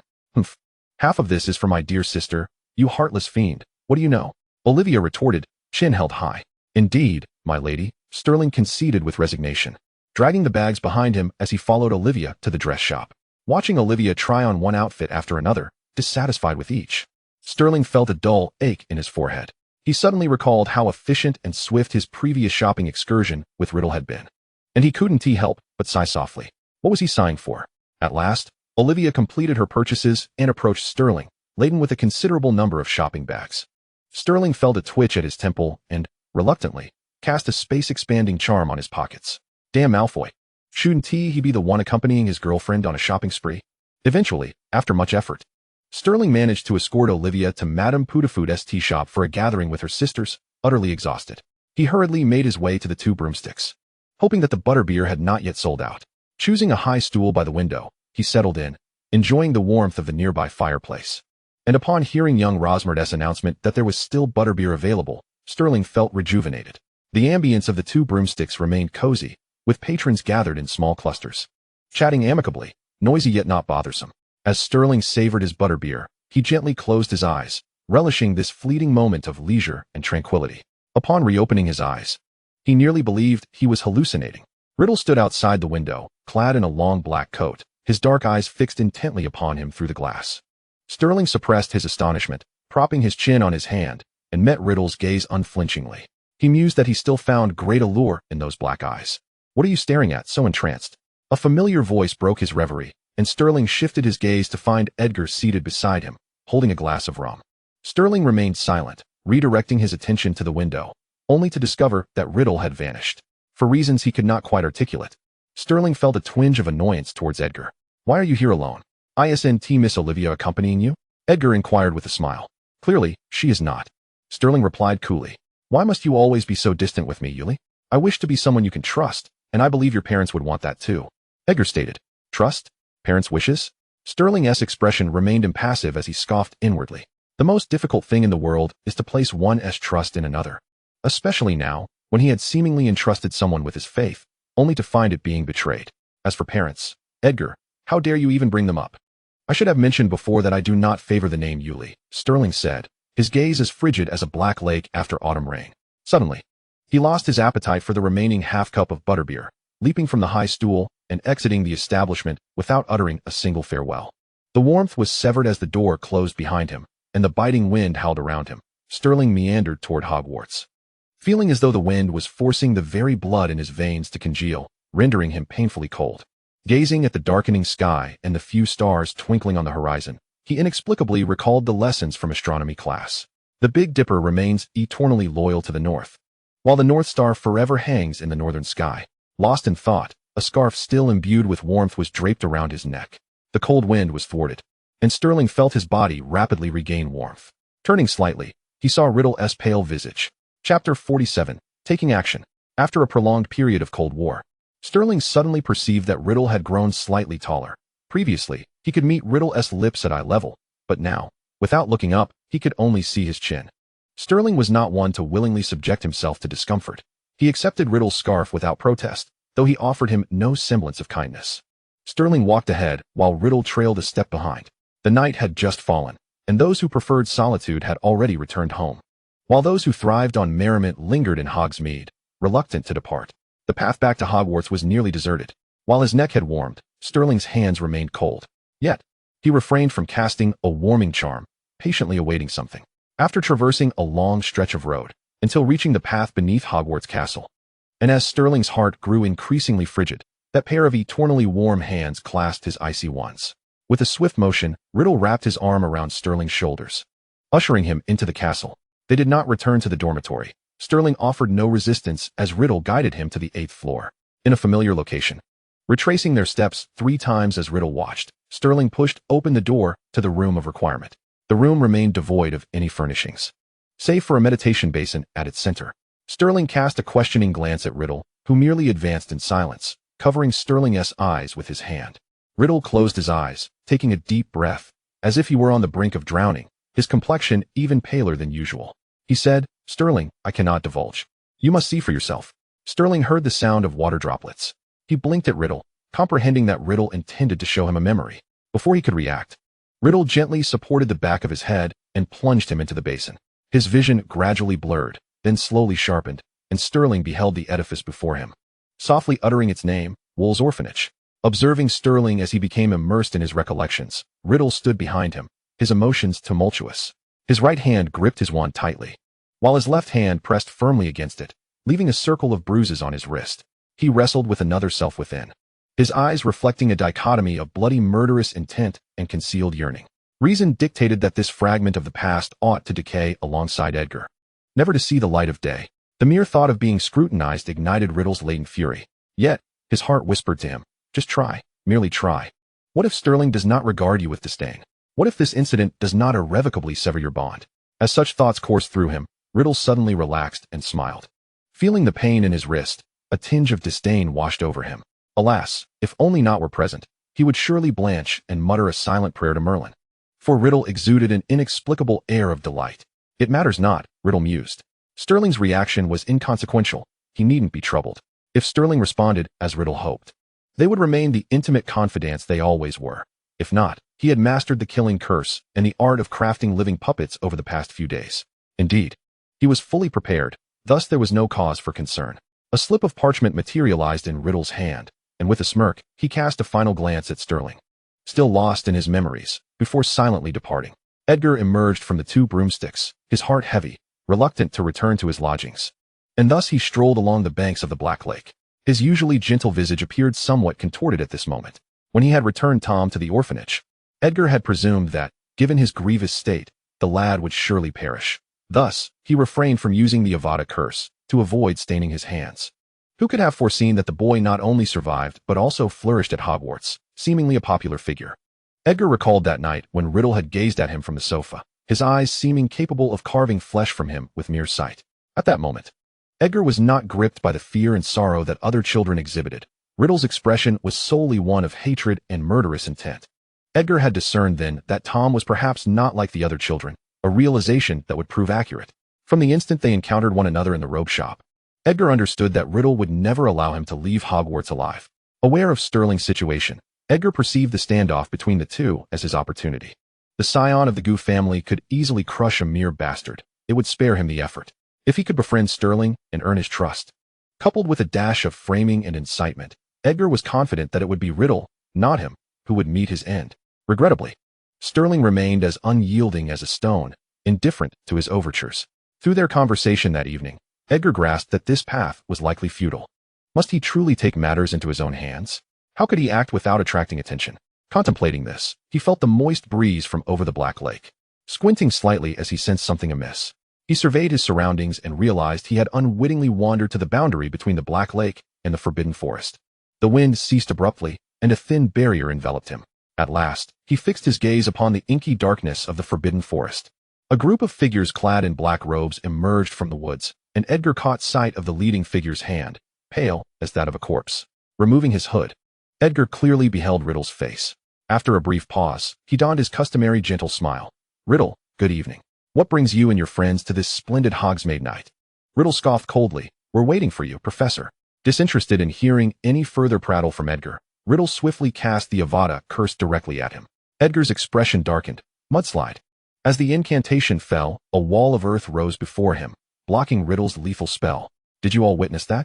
Professor Edgar has provided us with a perfect lesson in defending against the killing curse, Riddle exclaimed, his excitement evident as he turned to his companions. Professor, we have recently learned some new spells, and we're lamenting the lack of someone to practice with. We've heard you are quite renowned for your prowess at school. You surely wouldn't refuse us, would you? Riddle spoke with a soft yet sinister smile, akin to a malevolent specter.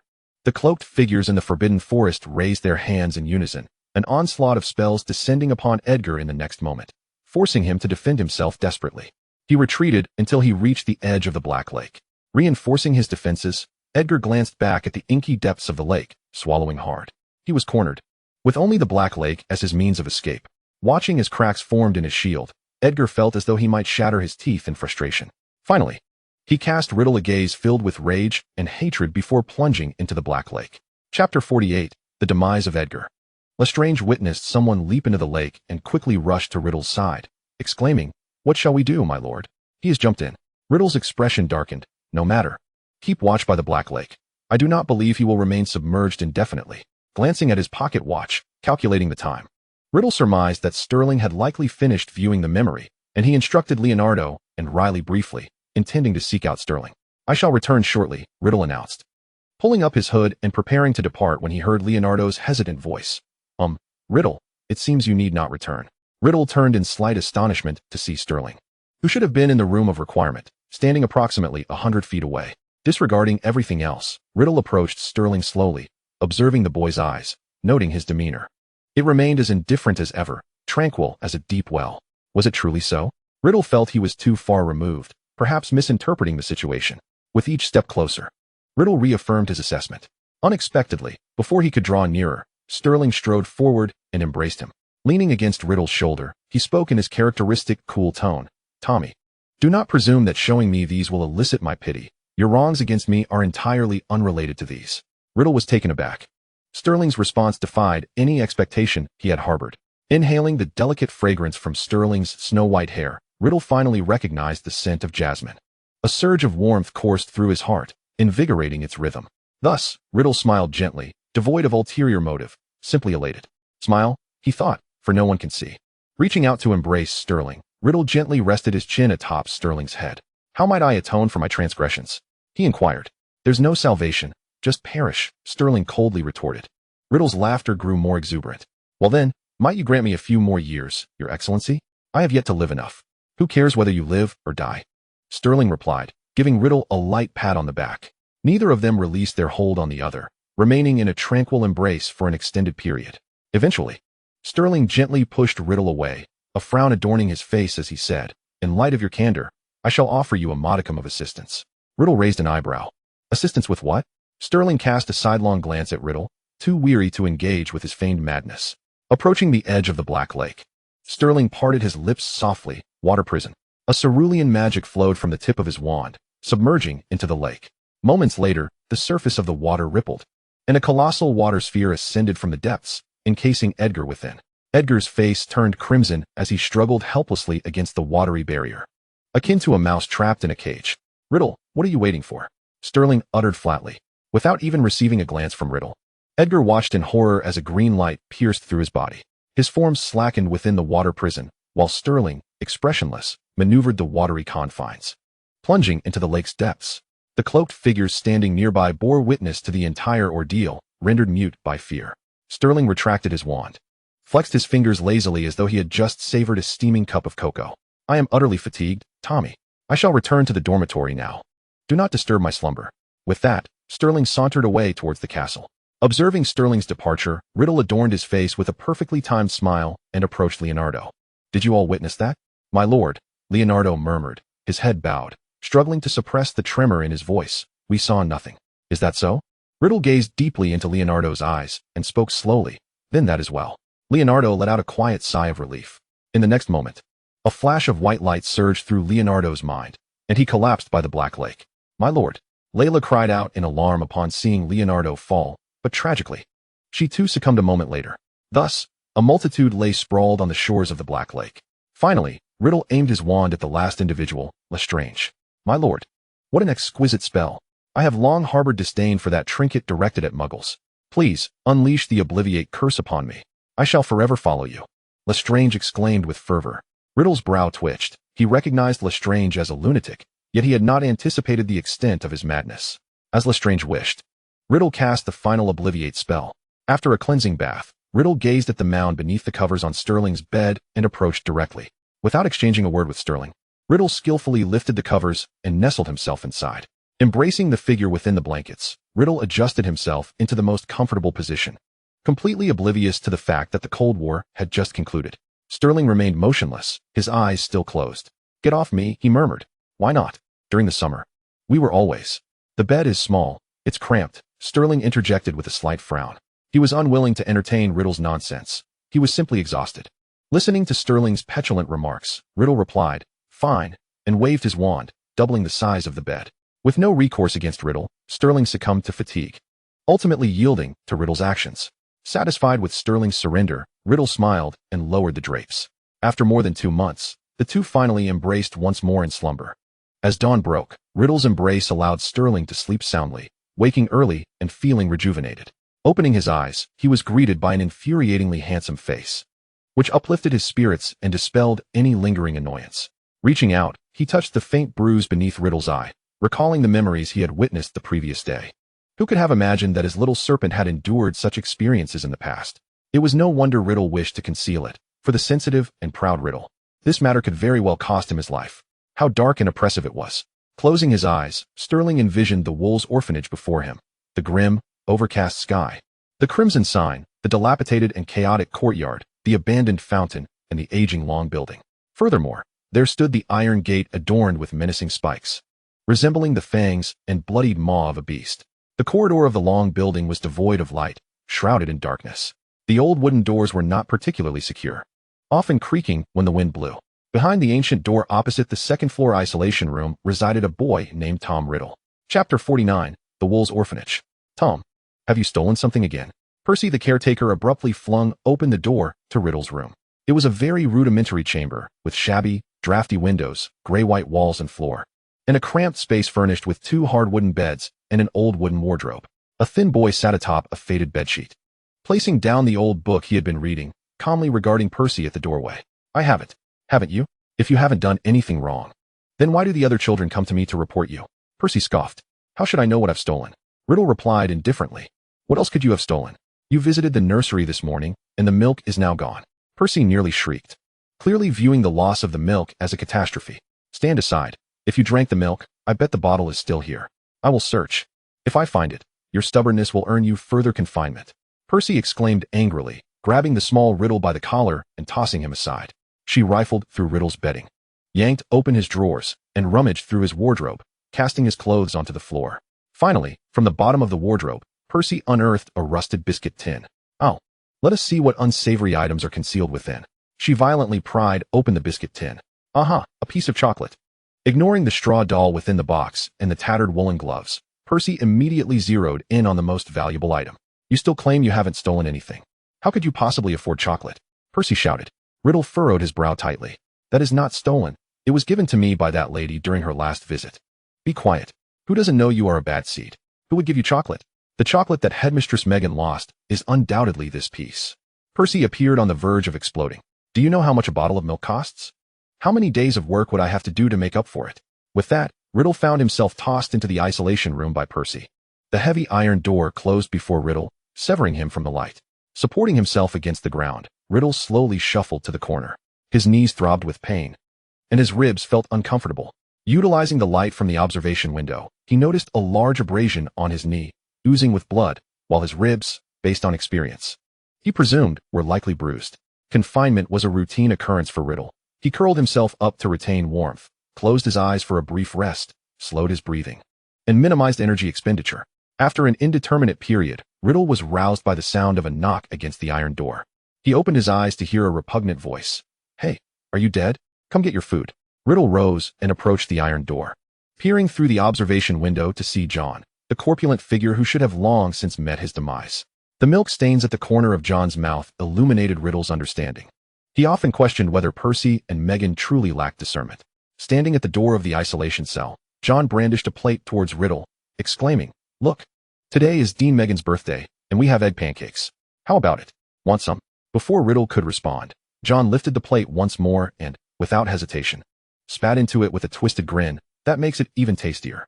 Riddle gazed at him with an expressionless face, his dark eyes fixated on John, who felt a shiver run down his spine, igniting a surge of anger within him. Just as John was about to lash out, his own hand betrayed him, slapping the plate against his face. Not again, John thought, filled with both terror and disgust.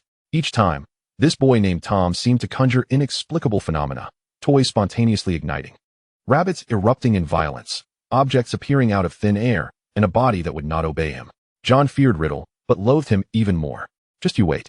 John spat defiantly before turning to flee. Riddle heard him shouting down the corridor, presumably to complain to Megan, retreating to his corner. Riddle gazed at the sliver of light streaming through the observation window, curling up once more in his stony silence. Dean Megan punished Riddle with 3 days of starvation, and by the time he emerged from the isolation cell, he could not even retch up bile. Leaning against the wall for support, he staggered back to his room, collapsing onto his disheveled bed, his eyes vacant as he surveyed the chaos around him. Why hadn't he perished from hunger? Staring at the dirt-streaked straw figure on the floor, Riddle recalled the boy who had gifted it to him, Noah. Noah was the only child in the orphanage who did not fear him or harbor disdain, residing in the bed beside Riddle's for over a year. Last winter, Noah lay in bed, his breath shallow. It was merely a common cold, yet there were no medicines available in the orphanage to alleviate his suffering. One night, Noah roused the slumbering Riddle, placing his straw figure in Riddle's arms. Riddle, I'm leaving. This is my handmade figure. Please don't forget me. Riddle had thought it merely a dream. However, upon awakening to find the figure in his hand and the empty bed where Noah would no longer greet him, Riddle understood it was no dream. Naturally, Megan would not allow Riddle to starve. She needed him to work. Presenting Riddle with a bowl of thin porridge, she endured his languor until the afternoon, then dragged him to the backyard. She tossed 2 large baskets of potatoes at him, emphasizing, "You must peel them all before dinner in an hour. This is tonight's meal. If I don't see you finished, I'll assume you're slacking. And you can forget about dinner." Watching Megan's cruel figure recede into the distance, Riddle, numb, picked up the potatoes and knife. Piece by piece, he peeled the potatoes, their skins strewn across the ground. Despite the agonizing ache in his wrists and the dizziness clouding his vision, Riddle did not pause. If he failed to secure dinner, he would truly perish. He wished to live. Sterling stood beside Riddle, observing as he diligently peeled the potatoes. Even when he accidentally nicked his hand, Riddle merely extended his tongue to lick away the blood before resuming his task. Sterling felt a twinge of sadness. It was no wonder Riddle was so adept at peeling potatoes when he prepared Chinese meals for him. As the basket of potatoes neared its end, Riddle exerted himself to finish the last few, cradling the bowl of peeled potatoes as he slowly made his way to the kitchen. Sterling followed suit at a deliberate pace. Suddenly, a flash of brown invaded his vision, snatching the bowl from Riddle's hands. Both Riddle and Sterling looked up to see Edgar, a young man clad in a brown suit, impeccably dressed, smiling gently. "Such a heavy bowl. Why are you carrying it alone?" Chapter 50, Riddle's Memories. Riddle assessed Edgar with scrutiny. He felt no surprise at encountering someone who appeared to live in comfort, as it was likely he had come to adopt a child. "No need, sir. I can manage on my own," Riddle replied flatly, extending his hand. "Oh, you little rascal, I'll carry it for you. Just lead the way." Edgar laughed. Since arguing was futile, Riddle guided Edgar to the kitchen to set down the potatoes, then led him to the dean's office. Riddle heard Edgar express his gratitude, offering a distracted nod in response. Afterward, Edgar entered the dean's office, and Riddle turned to leave. Dinner consisted of thick potato soup and mashed potatoes. With the dean's birthday and the presence of a prospective adoptive parent, the meal was notably improved. While dining, the dean descended from the second floor with Edgar in tow. Megan clapped her hands to garner the children's attention. After a delightful conversation with Mr. Edgar Williams, "Ross and Tom, he wishes to adopt you both. Step forward." Riddle numbly set down his spoon and approached. He knew this would be no different from previous occasions. Yet another well-meaning stranger would take him home, only to return him upon discovering his peculiarities. Ross, a boy with pale skin and a slight frame, was visibly excited. For in the past, his unwell appearance had deterred potential adopters. "Thank you, dear sir," Ross exclaimed, tugging at Edgar's sleeve, who smiled down at him. Riddle remained expressionless, standing to the side with a blank face, and Megan had grown tired of attending to him, while Edgar showed no annoyance. Thus, Ross and Riddle were taken by car to a lavish estate. The two were cleaned by servants, adorned in splendid clothing, and placed in an opulently decorated room. Upon their arrival, several other boys of similar age were already present. Riddle surveyed the group and felt an unsettling intuition. "Who are you? What are you doing here?" Ross greeted the other boys. "We don't know. We were adopted, and the gentleman brought us here, then vanished," replied one of the pale-skinned boys. Riddle cast a glance around, noticing that all the boys in the room bore similar fair skin and slender builds. For some reason, Riddle's heart raced as he turned to knock on the door. "I need to speak with Mr. Edgar. Let me out." He knocked forcefully, yet no one responded. Just as Riddle was on the verge of giving up, the door swung open. A middle-aged man dressed in fine garments entered, crouching before Riddle and grasping his chin to scrutinize him closely. Following the man, a throng of elegantly attired individuals filed in. After their appraisal, the man revealed a satisfied smile, addressing the servants. "This child is excellent. Who brought him here?" The servant bowed respectfully. It was Mr. Edgar. "Very well. Inform him that the resources and provisions he requested will be delivered to him tomorrow," the man replied with a smile. That night, in the estate whose name Riddle did not know, the lights blazed brightly. The following morning, Riddle groggily opened his eyes, pondering how remarkably resilient he was to have survived. Riddle felt as though his entire body were shattered, bleeding, and burning with fever. He vaguely discerned a conversation between the servant and Edgar from the previous night. "There's no need to bring back that child, Tom. You can take care of him as you see fit. Moreover, the master has assured you will receive what you desire." "Thank the master for me. But didn't we agree that the child wouldn't be returned? You still dare to say that?" Last night, the teacups and teapot inexplicably shattered, injuring the master in the process. "This child is truly cursed. It's a wonder the master hasn't pursued you for it." With great effort, Riddle managed to lift his eyelids and catch a glimpse of Edgar standing before the sofa. His voice faded into a blur, and Sterling understood that Riddle had succumbed to unconsciousness. 2 days after Riddle was taken away, Percy discovered him by the fountain while emptying dirty water early in the morning. The frail figure was wrapped in a blanket, bruised and burning with fever. Despite his disdain for Riddle, Percy instinctively carried him to his room, grumbling all the while. He sought out Dean Megan. He has been sent back again. Honestly, if he is coming back, why does he have to return with injuries and illness? That little rascal has never been fully adopted. Fortunately, the nuns from the church next door possessed a modicum of medical knowledge, and Riddle, displaying remarkable resilience, endured 3 days of high fever, clawing his way back from the brink of death. During his illness, he caught sight of the nun's eyes, filled with boundless compassion and sorrow. Anger surged within him. Why must they regard him with such pity? He was not deserving of it. All he had endured, as long as he drew breath. Those who wronged him would pay in blood. After that illness, Riddle's temperament grew ever more capricious. His eyes appeared darker, and at times when he gazed at Percy and Megan, both felt a shiver run through them, the reprimands they had intended to voice dissipating into silence. In the fading memories, Sterling stood in the empty space of the room, watching Riddle perched on the edge of the bed, gazing out the window. The day was neither blue nor warm, for the sky as azure had never reflected in Riddle's eyes, nor had any ray of sunlight ever graced him. "Wake up! Come on, come on!" Sterling heard someone whispering in his ear. Slowly, he opened his eyes to see Riddle's smooth, lustrous black hair. "Even if there are no classes today, you shouldn't sleep like this. I didn't want to wake you for lunch, but if you don't eat something soon, I fear you'll feel unwell again." Riddle reached out, pulling him up from the bed. The afternoon light streamed through the waters of the Black Lake, casting ripples across Riddle's profile. Clad in the cotton loungewear Sterling had purchased for him, Riddle exuded a hint of lilac fragrance, which Sterling recognized as the perfume he had gifted him. Seeing Riddle appear so warm, Sterling sat on the bed and embraced him. "I don't want to get up." He ran his fingers through Riddle's hair, which felt far from the dryness of his memories. "No, it won't do," the raven-haired youth advised. And aside from the waters of the Black Lake, there was only the white-haired boy, and only the squid could hear. Chapter 51, The Magic of Curses and Love. "Therefore, Mr. Philip, I kindly ask you to elaborate." Riddle assumed a posture of attentive listening as he addressed the gentleman before him. Philip savored his hand-ground coffee, pleased with Riddle's humble thirst for knowledge. "It's rare, indeed, to hear my son Felix express such sentiments." I was momentarily taken aback. After all, the number of young individuals willing to study curses is dwindling. Philip spoke kindly. He was a serious scholar and approached academia with utmost sincerity, delving straight into the subject matter. Through his description, Riddle gained a comprehensive understanding of what a curse entailed. In contemporary times, curses were largely viewed as symbols of malevolence, darkness, and ill omen. However, over 2 millennia ago, they were commonplace, even sacred. The oldest origins of curses can be classified into 3 categories: maledictions, curses, and incantations. Incantations serve as the foundation for contemporary white magic and most everyday spells, originating from the desires within a wizard's heart, wielding magic to effect change. Maledictions are the progenitors of current dark magic and most duel-related spells that cause harm, birthed from the studies of exceptionally gifted wizards. Curses, the most enigmatic of the 3, can only be accessed and wielded by a select few of noble bloodlines, powerful and divine. According to scant ancient texts, the wizarding community at that time was led by tribes that mastered curses, with other wizards relying on their blessings and healing, submitting to the formidable might of curses. It is said that the most powerful curses could alter the world and reverse the flow of time. Unfortunately, as the tallest trees are easily battered by fierce winds, the drawbacks of curses became increasingly apparent with the passage of time. Due to their immense power, curses could not escape the clutches of the 7 deadly sins.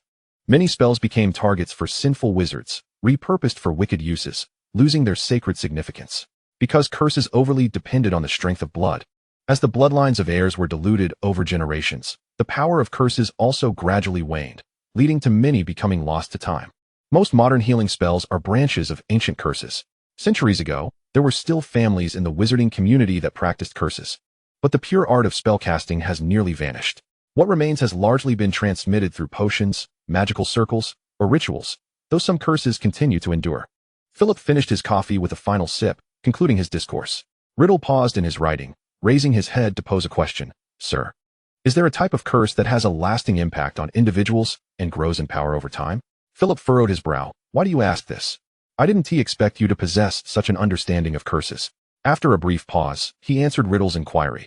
"If I were to hazard a guess, the first that comes to mind is the blessing curse. Its effects accompany a person throughout their life. Additionally, there is the curse of resentment, which uses one's animosity and hatred as a medium. Such a curse would also follow the cursed wizard for their lifetime. However, I am uncertain whether these 2 types of curses still exist or what effects they may produce, as there are exceedingly few cases and references available." Having spoken, Mr. Philip adjusted his glasses and retrieved an academic journal from his pocket. I am currently researching a significant branch of bloodline magic curses, focusing on an ancient magic known as love, which resides within a person's blood, providing powerful protection. This bears resemblance to your inquiry. The remainder of my research is ongoing, and I may write a book on my findings in the future, although it might not sell well, as fewer and fewer people comprehend curses. I digress. This journal contains my latest research articles and recommended readings, which I hope will provide you with some assistance. Bowing slightly in the direction Philip was departing, Riddle watched him leave, gradually retracting his smile. Glancing at the journal in his hand, Riddle smiled softly, a blend of cruelty and bitterness. Indeed, his Sterling, his little cat, was afflicted by an ancient curse, a powerful and ominous one. After dealing with Edgar that night, Sterling appeared lethargic, lacking energy. The following day, he was particularly drowsy, reluctant to rise from bed. Sterling's laziness was not a new occurrence. Riddle allowed him to sleep until the third morning when school was about to begin. Only then did Riddle realize the gravity of the situation.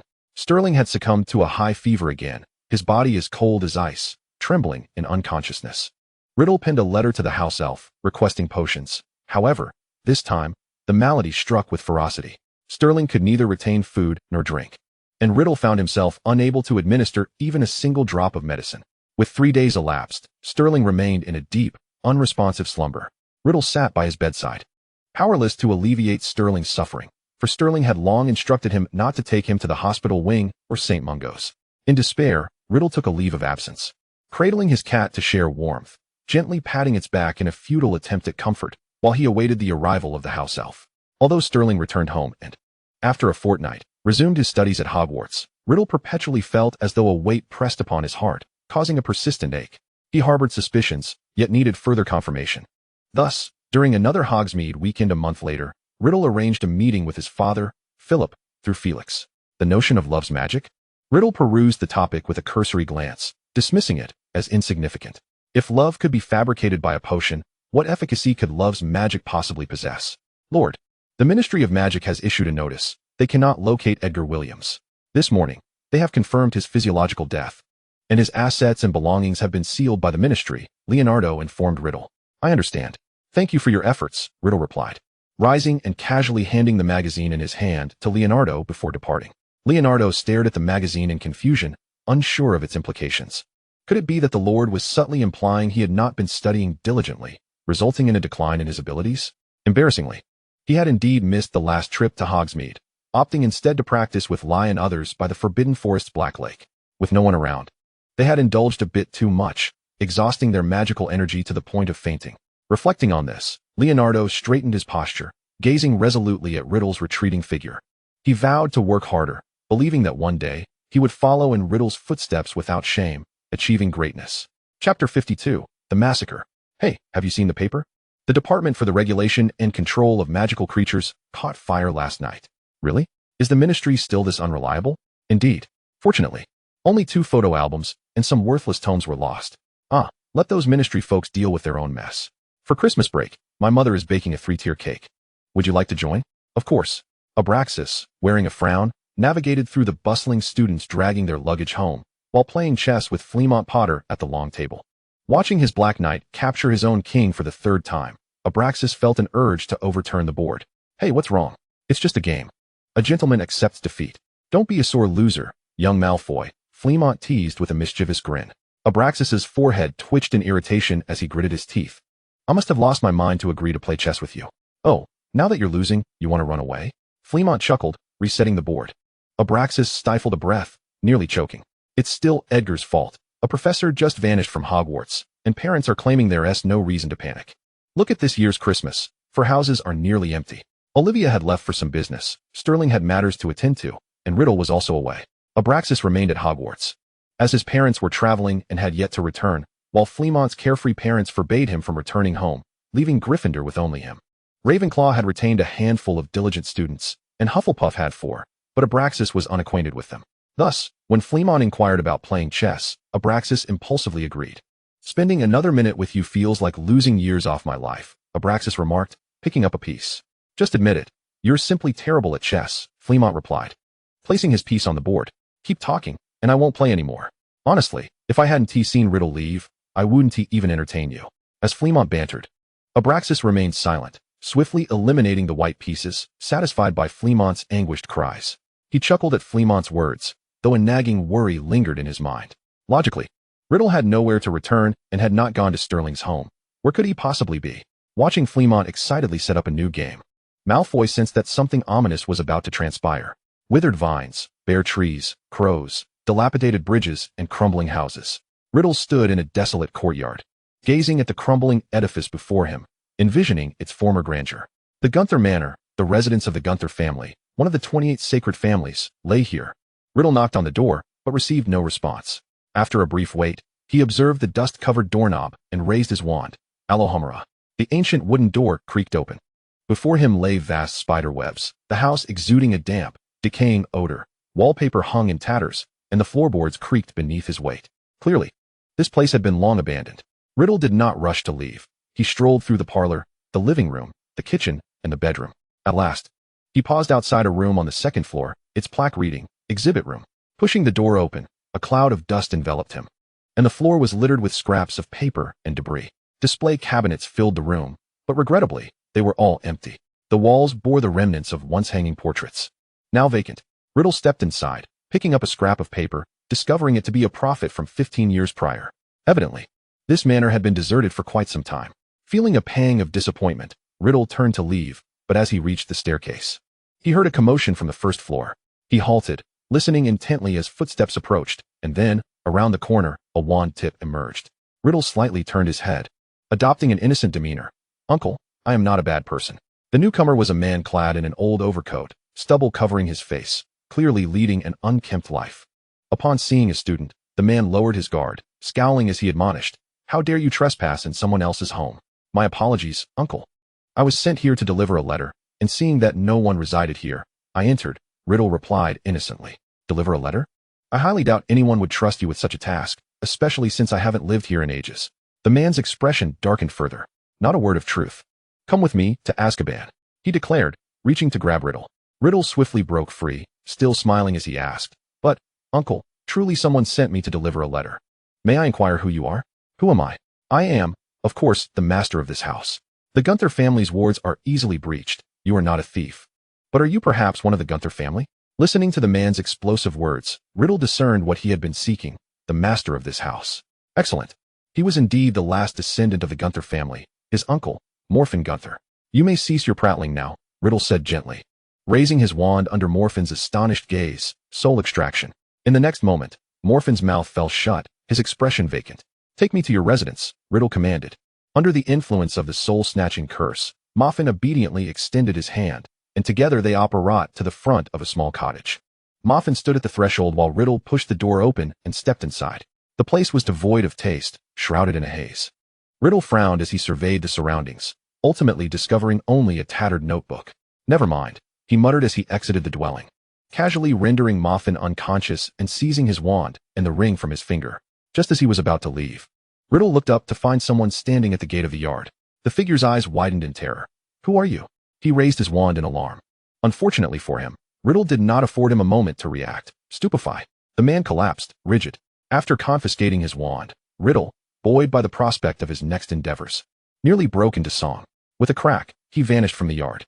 The powerful stunning spell ensured that the two unconscious individuals remained oblivious until the sun set and the moon ascended. Under the pale moonlight, with another crack, Riddle reappeared. His smile tinged with suppressed madness, his eyes glinting with a crimson hue. He was exhilarated. "My dear uncle, let us extract your final vestiges of value," Riddle chuckled, withdrawing a strand of white from Morfin's temple and infusing another in its place. "You shall partake as well," he declared, approaching the man at the yard's entrance and casting a forgetfulness charm upon him. As dawn broke, the sun not yet fully risen, little Hangleton remained in slumber. Suddenly, the tranquil street was pierced by agonizing screams, rousing sleepy residents who opened their windows to peer outside. A disheveled woman, seemingly deranged, was the source of the commotion. Mona, leaning against her window, immediately recognized her as a servant from the Riddle household. "What on earth is this? Why is a servant out here, behaving like a lunatic at this hour?" Mona thought, her annoyance palpable. However, her indignation swiftly turned to icy dread as she discerned the woman's frantic cries. "Help! There are ghosts, not just the Grim Reaper. Murder! Murder! There are no living souls left in the manor. They all perished overnight." The Grim Reaper has come for their lives. All dead. All dead. Chapter 53. Investigation. The horrifying events at the Riddle estate left London's police utterly confounded. They had never encountered such a sinister case. The deceased bore no visible wounds, nor did they exhibit any signs of illness, sudden death, or poisoning. There were no traces of a crime, and the maid was rendered utterly incoherent by fear, revealing nothing. It was the Grim Reaper coming to claim lives. She insisted, a sky filled with green light. Everyone is dead. The Muggle world descended into chaos. The Prime Minister, sensing something amiss, dispatched a letter to the Minister of Magic. The Minister, furious, ordered all Aurors to immediately commence an investigation. Ultimately, the Ministry of Magic traced the killing curse back to Moffin's wand. After administering Veritaserum and Legilimency, they indeed uncovered the memories of Moffin exterminating the Riddle family. Moffin's gardener, Frank, staunchly maintained Moffin's innocence, asserting that someone had stolen Moffin's wand, which had also mysteriously vanished.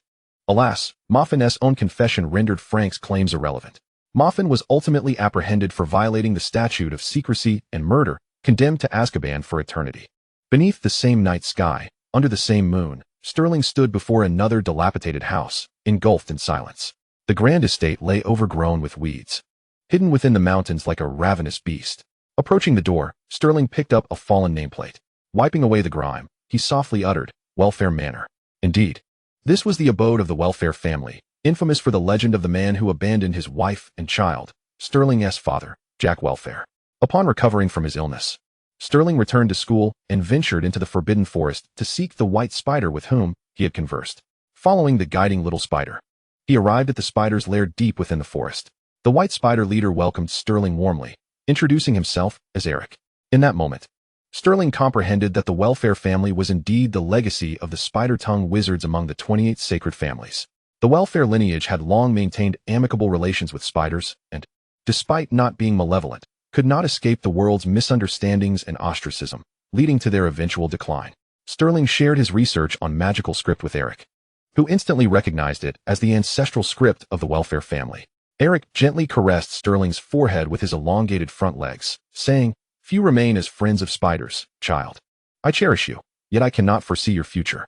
You carry the burden of hatred. Do not take lives, for it will only bring you harm. Sterling was taken aback by Eric's insight, realizing he was aware of his curse and his involvement in Edgar's demise.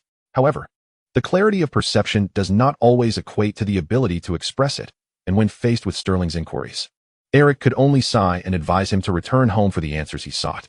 Though Eric's words were vague, Sterling gleaned much from their exchange, such as the likelihood that the man inscribing runes upon the stone in his dreams was his father, and that direct involvement in murder would exacerbate his curse. Return home? To Sterling, with his grandfather gone, nowhere felt like home. But what did home signify in Eric's eyes? Sterling caught wind of a commotion within the Ministry of Magic. Learning that urgent cases had arisen and nearly all Aurors had been dispatched, he prepared himself and infiltrated the Department of Mysteries.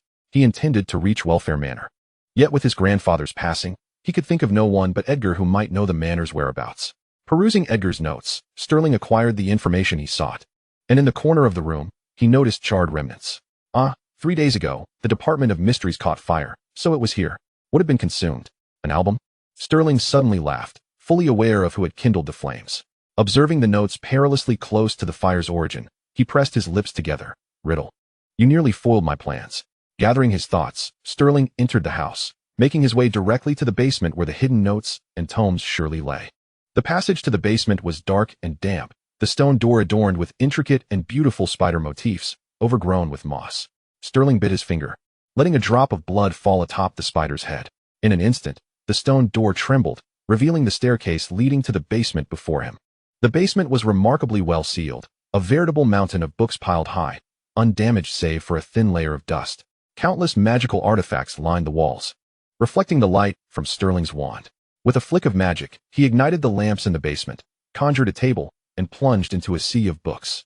Sterling announced he would be out for a time, and thus vanished for 4 days. As dawn approached, with only 15 minutes remaining until he was to depart for Platform 9, Housekeeper Yi began to sweat nervously. The minute hand inched forward, and Ye's heart sank. What if something has happened to the young master? After all, such a horrific incident had recently transpired. Fortunately, Sterling reappeared just a quarter of an hour before departure. Yi, I need to take a shower first. I'll be ready in 10 minutes. Despite the shadows under his eyes and the fatigue etched on his face, Sterling spoke decisively, his words resonating with clarity. Butler, you watched as Sterling walked away, concerned words choking in his throat. With a sigh, he proceeded to instruct the servants to busy themselves. Leaning against the soft cushions of the Hogwarts express compartment, Sterling felt his heart racing, his head on the verge of exploding. He could not possibly carry so many books, and time was even more limited. So for days he had not dared to rest for a second, relying on bottle after bottle of invigorating potions to persist in his research. The Welford family, being one of the oldest clans, possessed an astonishing collection of books. Sterling, with a focused purpose, tirelessly searched for 4 consecutive days. Fortunately, he did not leave entirely empty-handed. Exhausted, Sterling found himself drifting into slumber, unaware of when he had succumbed to sleep. It was only when a steady force cradled his head that he suddenly jolted awake. Struggling to lift his eyelids, he beheld Riddle's obsidian eyes. How could you be this tired? Be careful not to bump your head, Riddle said with a gentle smile. Even in his tenderness, Sterling's irritation from sleepiness lingered. He mumbled, frowning as he nudged Riddle to take a seat. Riddle, puzzled yet compliant, sat down, curious about Sterling's intentions. However, to Riddle's surprise, Sterling's head soon found its way onto his lap. With a sense of ease, Sterling nestled against Riddle, adjusting to a comfortable position. Burying his head in Riddle's embrace and shutting his eyes once more, Riddle felt a mix of annoyance and amusement. Hey, I have things to do. I'm not your pillow. No sooner had he spoken than a familiar force pressed against Riddle's side. Sterling, still with his eyes closed, pinched the soft flesh at Riddle's waist, threatening nonchalantly, be quiet, or I'll kill you. This was not Riddle's first encounter with Sterling's morning grumpiness and stubbornness. A flash of crimson flickered in Riddle's eyes as he pursed his lips. Choosing to indulge Sterling, he passed a note to Leonardo and gently stroked Sterling's hair, sitting quietly, counting Sterling's breaths, and leaning back to close his eyes. Chapter 54, Names. In the dining hall that morning, upon receiving the latest issue of the Daily Prophet, Sterling's eyes widened at a sensational headline. Shock. The last heir of the Gaunt family. Morphin Gaunt slaughters muggles and is imprisoned. Gaunt. Sterling blinked in surprise, turning to look at Riddle. Riddle was slicing ham for Sterling and met his gaze with a questioning look. Sterling understood, yet he remained silent, accustomed to observing Riddle's eyes first. For he believed Riddle's eyes revealed more truth than his expressions or words.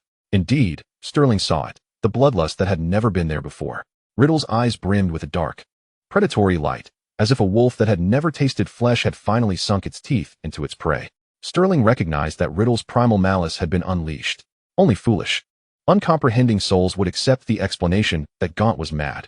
Who would massacre an entire family over a sister who had been dead for years and whom he had once dismissed? Only Tom Marvolo Riddle had reason to act thus. Sterling averted his gaze, sipping his apple juice. Noting Sterling's withdrawal, Riddle placed the sliced ham onto his plate and elegantly wiped his hands with a napkin. Though Sterling said nothing, Riddle understood that his little cat was aware of everything. His cat knew it all, yet said nothing. It was all so mundane. As if nothing had happened. The bloodlust in Riddle's eyes intensified, a smirk involuntarily curling his lips. His cat understood him. Thus, each of Sterling's reactions exceeded Riddle's expectations, bringing him delight. Gazing into those green eyes and at the lips stained with apple juice, Riddle felt a warmth blossoming in his chest. More and more students read the Daily Prophet, the noise in the hall rising, yet Riddle remained indifferent, and Sterling appeared unfazed. Like night and day, the black and white keys of a piano, they were equal, the only ones who truly comprehended each other. After a full day of classes and a shower, Sterling, feeling sore and weary, sank into bed with a book. Riddle sat at the desk, scribbling on a blank sheet of parchment. Why don't you like the name Yulee? Riddle asked abruptly. Sterling furrowed his brow deeply at the question. Holding his book, with Riddle looking down, the room fell silent. Riddle was patient, waiting, but all he received was the sound of pages turning. Riddle chuckled, realizing his little cat was unwilling to engage. Just as he continued writing, Sterling unexpectedly spoke up. In the East, jade is considered fragile, and Li sounds like separation in Eastern languages. Also, my parents named me this, and I despise them.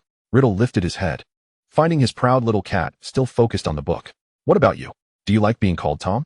Sterling inquired, flipping a page. Riddle laughed, finding his cat both mischievous and clever. Without replying, Riddle picked up the parchment from the desk and approached Sterling's bedside. I don't like it, Riddle articulated slowly. So, I designed a new name for myself. At this, Sterling finally shifted his gaze from the book to the parchment. The dormitory's light was not overly dim, and the black ink bled around the edges of the parchment. Sterling read aloud the elegant calligraphy. Tom Marvolo Riddle, I am Lord Voldemort. Boom.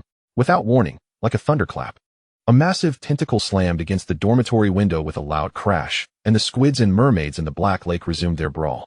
Silently, and without a hint of concern, Riddle cast a silencing charm, paying no mind to the two magical creatures. So what do you think, my new name? Sterling lifted his gaze, meeting Riddle's gentle smile that concealed madness and excitement. If one overlooked the excessive bloodlust in his eyes, one might mistake it for an innocuous inquiry. My assessment is, Sterling drawled, sitting up, his fingers playfully tapping the parchment against Riddle's chest, it's absolutely dreadful. Seeing Riddle momentarily stunned, Sterling burst into laughter. Call yourself whatever you wish. I'll just call you Tommy. Riddle was taken aback by this radiant smile, his heart tightening. He reined in the bloodlust in his eyes, dampening the madness slightly, and reached out to stroke Sterling's hair. All right then, you may call me Tommy. Sterling, disallowing Riddle from playing with his hair, swatted Riddle's hand away, set the book aside, and burrowed under the covers, ready for sleep. Riddle chuckled softly, rising to extinguish the lights. As he passed Sterling's desk, he unexpectedly discovered an ancient journal. The writing was peculiar, and Riddle found it somewhat illegible. Glancing deeply at it, he averted his gaze and crawled back into Sterling's bed, wrapping his arms around him. Disturbing Sterling's slumber, it was no surprise when Riddle received another bruise. However, Riddle felt no sorrow. On the contrary, he smiled happily. In his mind, the image of the notebook surfaced. Riddle cast a final glance at Sterling's pure white hair, burdened with thoughts, and closed his eyes. Time slipped away unnoticed, until at last, the squid and mermaids grew weary and dispersed, leaving the window. The ethereal glow from the depths of the Black Lake finally illuminated the room, but alas, the dark-haired had long since embraced the white-haired in slumber. A sliver of the cold, desolate light fell upon the desk by the window, hazily illuminating several lines of text. It was a notebook that Sterling had retrieved from the welfare house. The sacred, endless void, with divine deities. Some harvest souls, while others collect them. Beneath numerous pointed hats, there are devotees of the soul goddess. They possess eyes that resemble ashes, void of life. They worship Spirit, revering the supreme soul above all.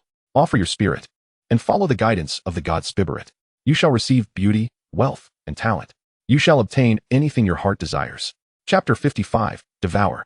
The Muggle world was embroiled in war, rendering the inexplicable death of a family less significant. The affairs of Riddle Manor were merely brushed aside by the Muggle political realm and the Ministry of Magic. However, Dumbledore clearly held a different view. He summoned Riddle, followed by a meeting with Sterling. The kindly elder sat at the table, inviting Sterling to tea, a splendid black tea, or perhaps, would you care for some honeyed fizz candy? Sterling had likely deduced Dumbledore's intent, calmly shaking his head. No, Professor, you called me here for a reason. What is it? Dumbledore gazed intently at Sterling. Child, in my observation, you seem to have the closest relationship with Tom. How do you perceive him lately? Sterling met Dumbledore's gaze with unwavering composure, betraying no fear. There is nothing amiss. Riddle is studious and gentle with others. In short, nothing unusual, sir.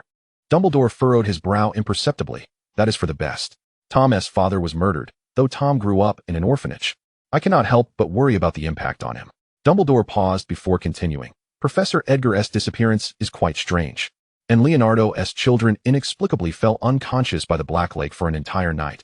I have persistent concerns. Tom is an extraordinary child, and since you are close to him, I would appreciate your vigilance in looking after him. The professor's words trailed off, narrowing his eyes in suspicion.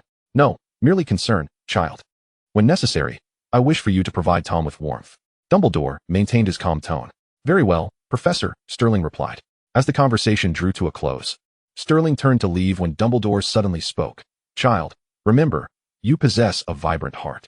Sterling paused at the door, casting a sweet smile back at Dumbledore before departing. Once turned away, waiting for the door to sever Dumbledore's gaze, Sterling's expression hardened, filled with indifference and disdain. Without experiencing another's suffering, one cannot demand kindness from others. Dumbledore was not without his own interests, seeking others to look after Riddle.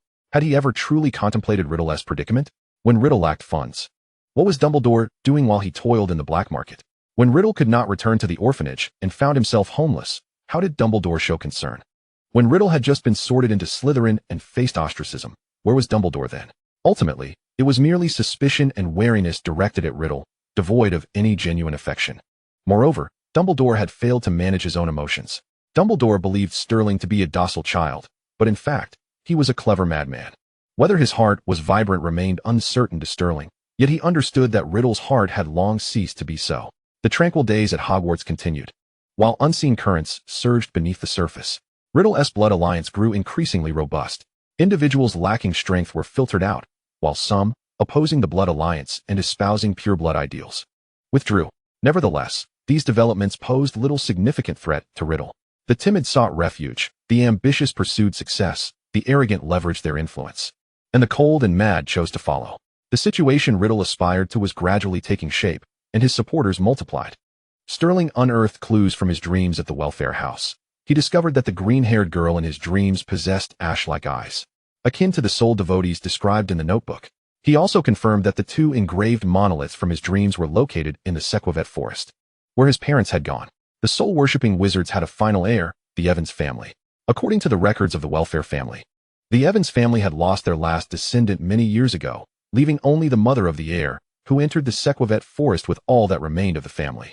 Since then, there had been no trace of the Evans family in the world. Sterling continued his investigations, but made little progress. Countless times he wiped the photograph of his grandfather, his heart in turmoil. Perhaps only by entering the forest could all the mysteries be unraveled.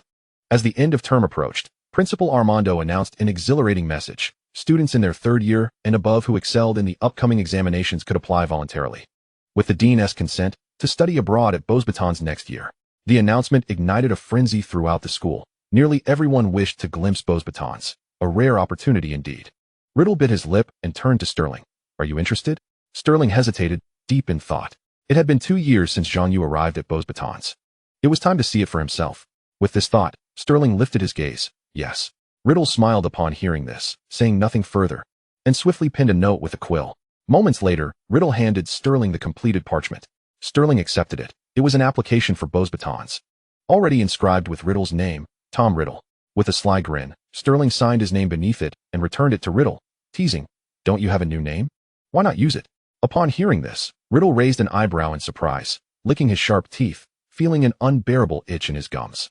Taking the application, Riddle suddenly seized Sterling's hand, leaving a bloody bite mark on his fair wrist. Sterling winced in pain, reflexively slapping Riddle's face, exclaiming, "Are you turning into a monster? Is biting when you're unhappy your way?"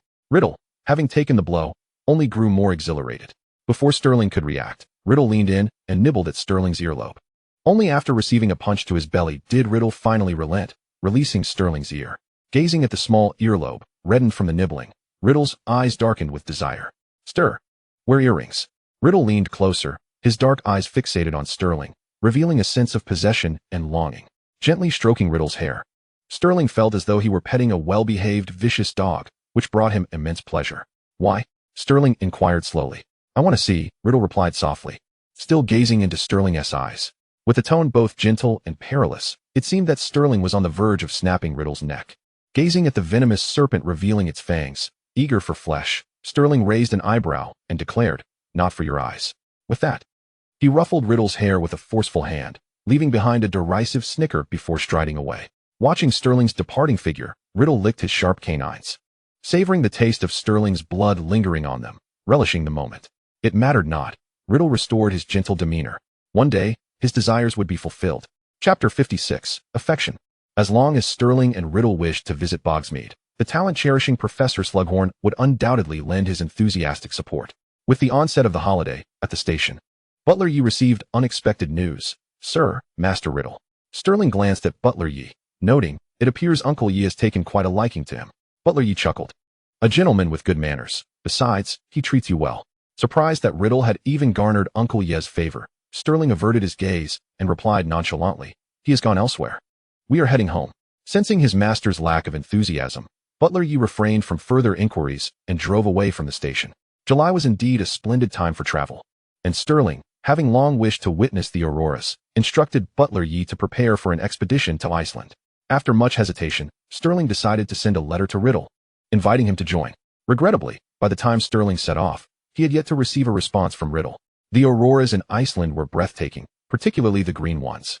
Resembling ethereal silk, riding a dog sled, sipping the strongest liquor, racing across the vast expanse of snow, it felt as if all worries could be forgotten. After traversing the stark black volcanic rock and glaciers, marveling at the unique basalt canyons, and gazing at the breathtaking icebergs and ice caves, Sterling, recalling Riddle's passion for photography, captured images at every stop. It was only after Sterling had witnessed an abundance of landscapes and taken numerous photographs that he received a letter from Riddle. The letter began with expressions of longing, followed by a refusal, explanations, and apologies. Very well, splendid, Sterling scoffed coldly, disregarding the apology as he incinerated the letter along with the accompanying emerald earrings.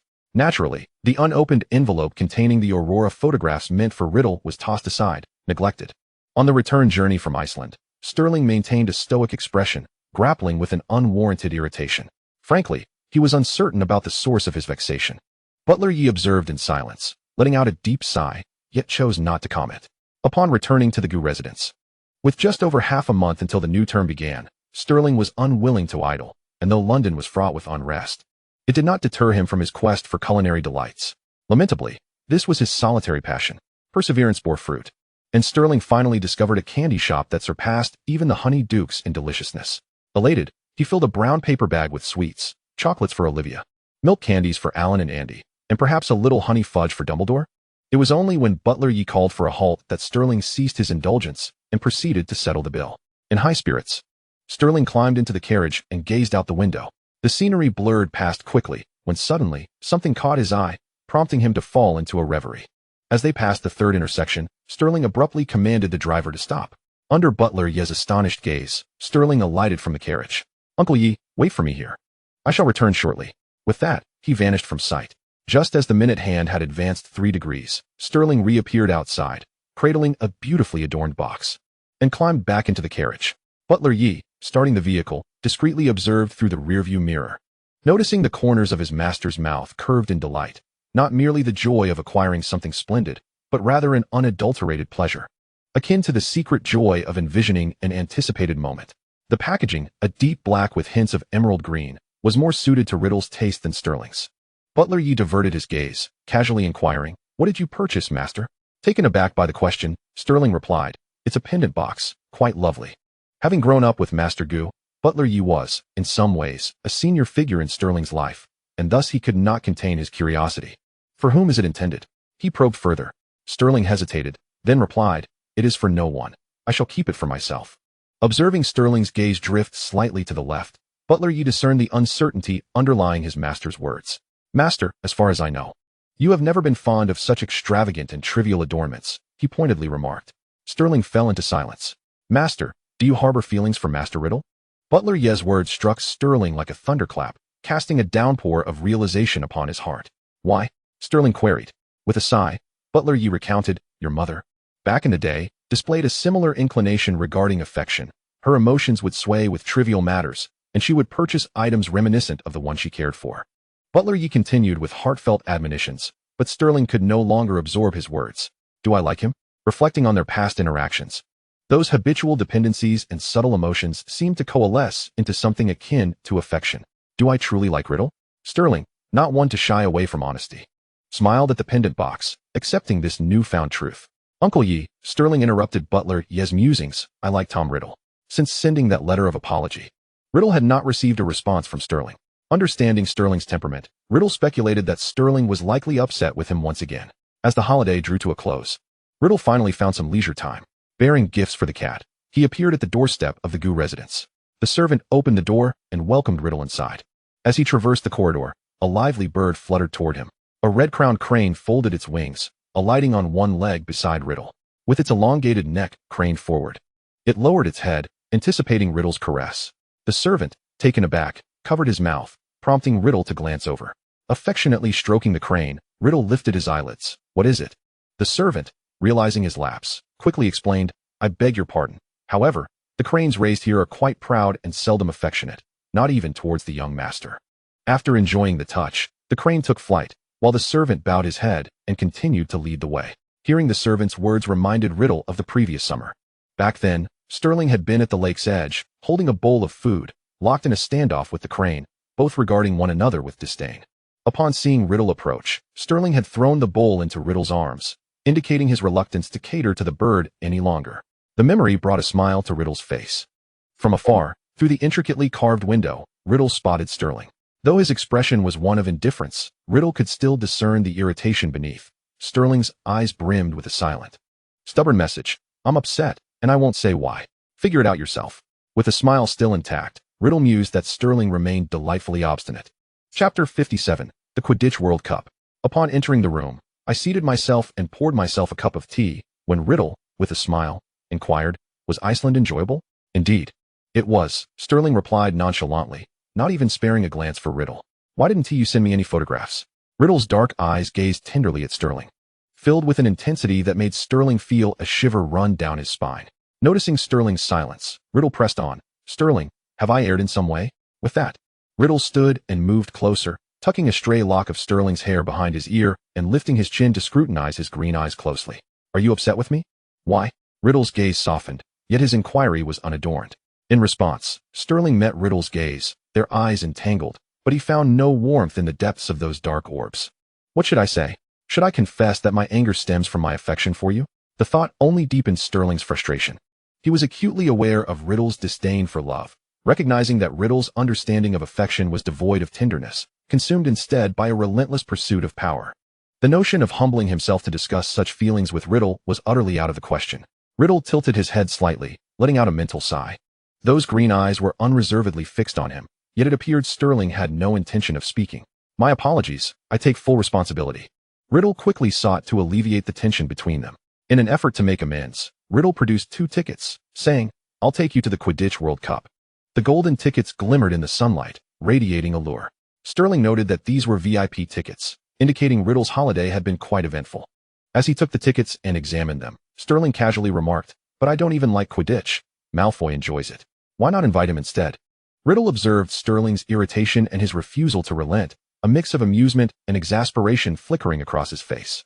"Sterling," Riddle smirked, leaning closer, resting his arms on the chair's arms, effectively cornering Sterling between the chair and himself, narrowing his eyes. "You should be well aware that Abbott has his own close friends and fiancé." Riddle spoke softly. "Is that so?" Sterling was unaccustomed to being confined in such a manner and pushed Riddle away. "Give me a chance, Sir Goo." Riddle noted a shift in Sterling's demeanor, softening his fierce expression and replacing it with a gentle and earnest gaze, his tone rising. "All right then." After a prolonged display of displeasure, much of Sterling's anger dissipated. Truth be told, who could resist the requests of someone they fancied, especially one as compelling as Riddle? Riddle had taken care to prepare everything meticulously.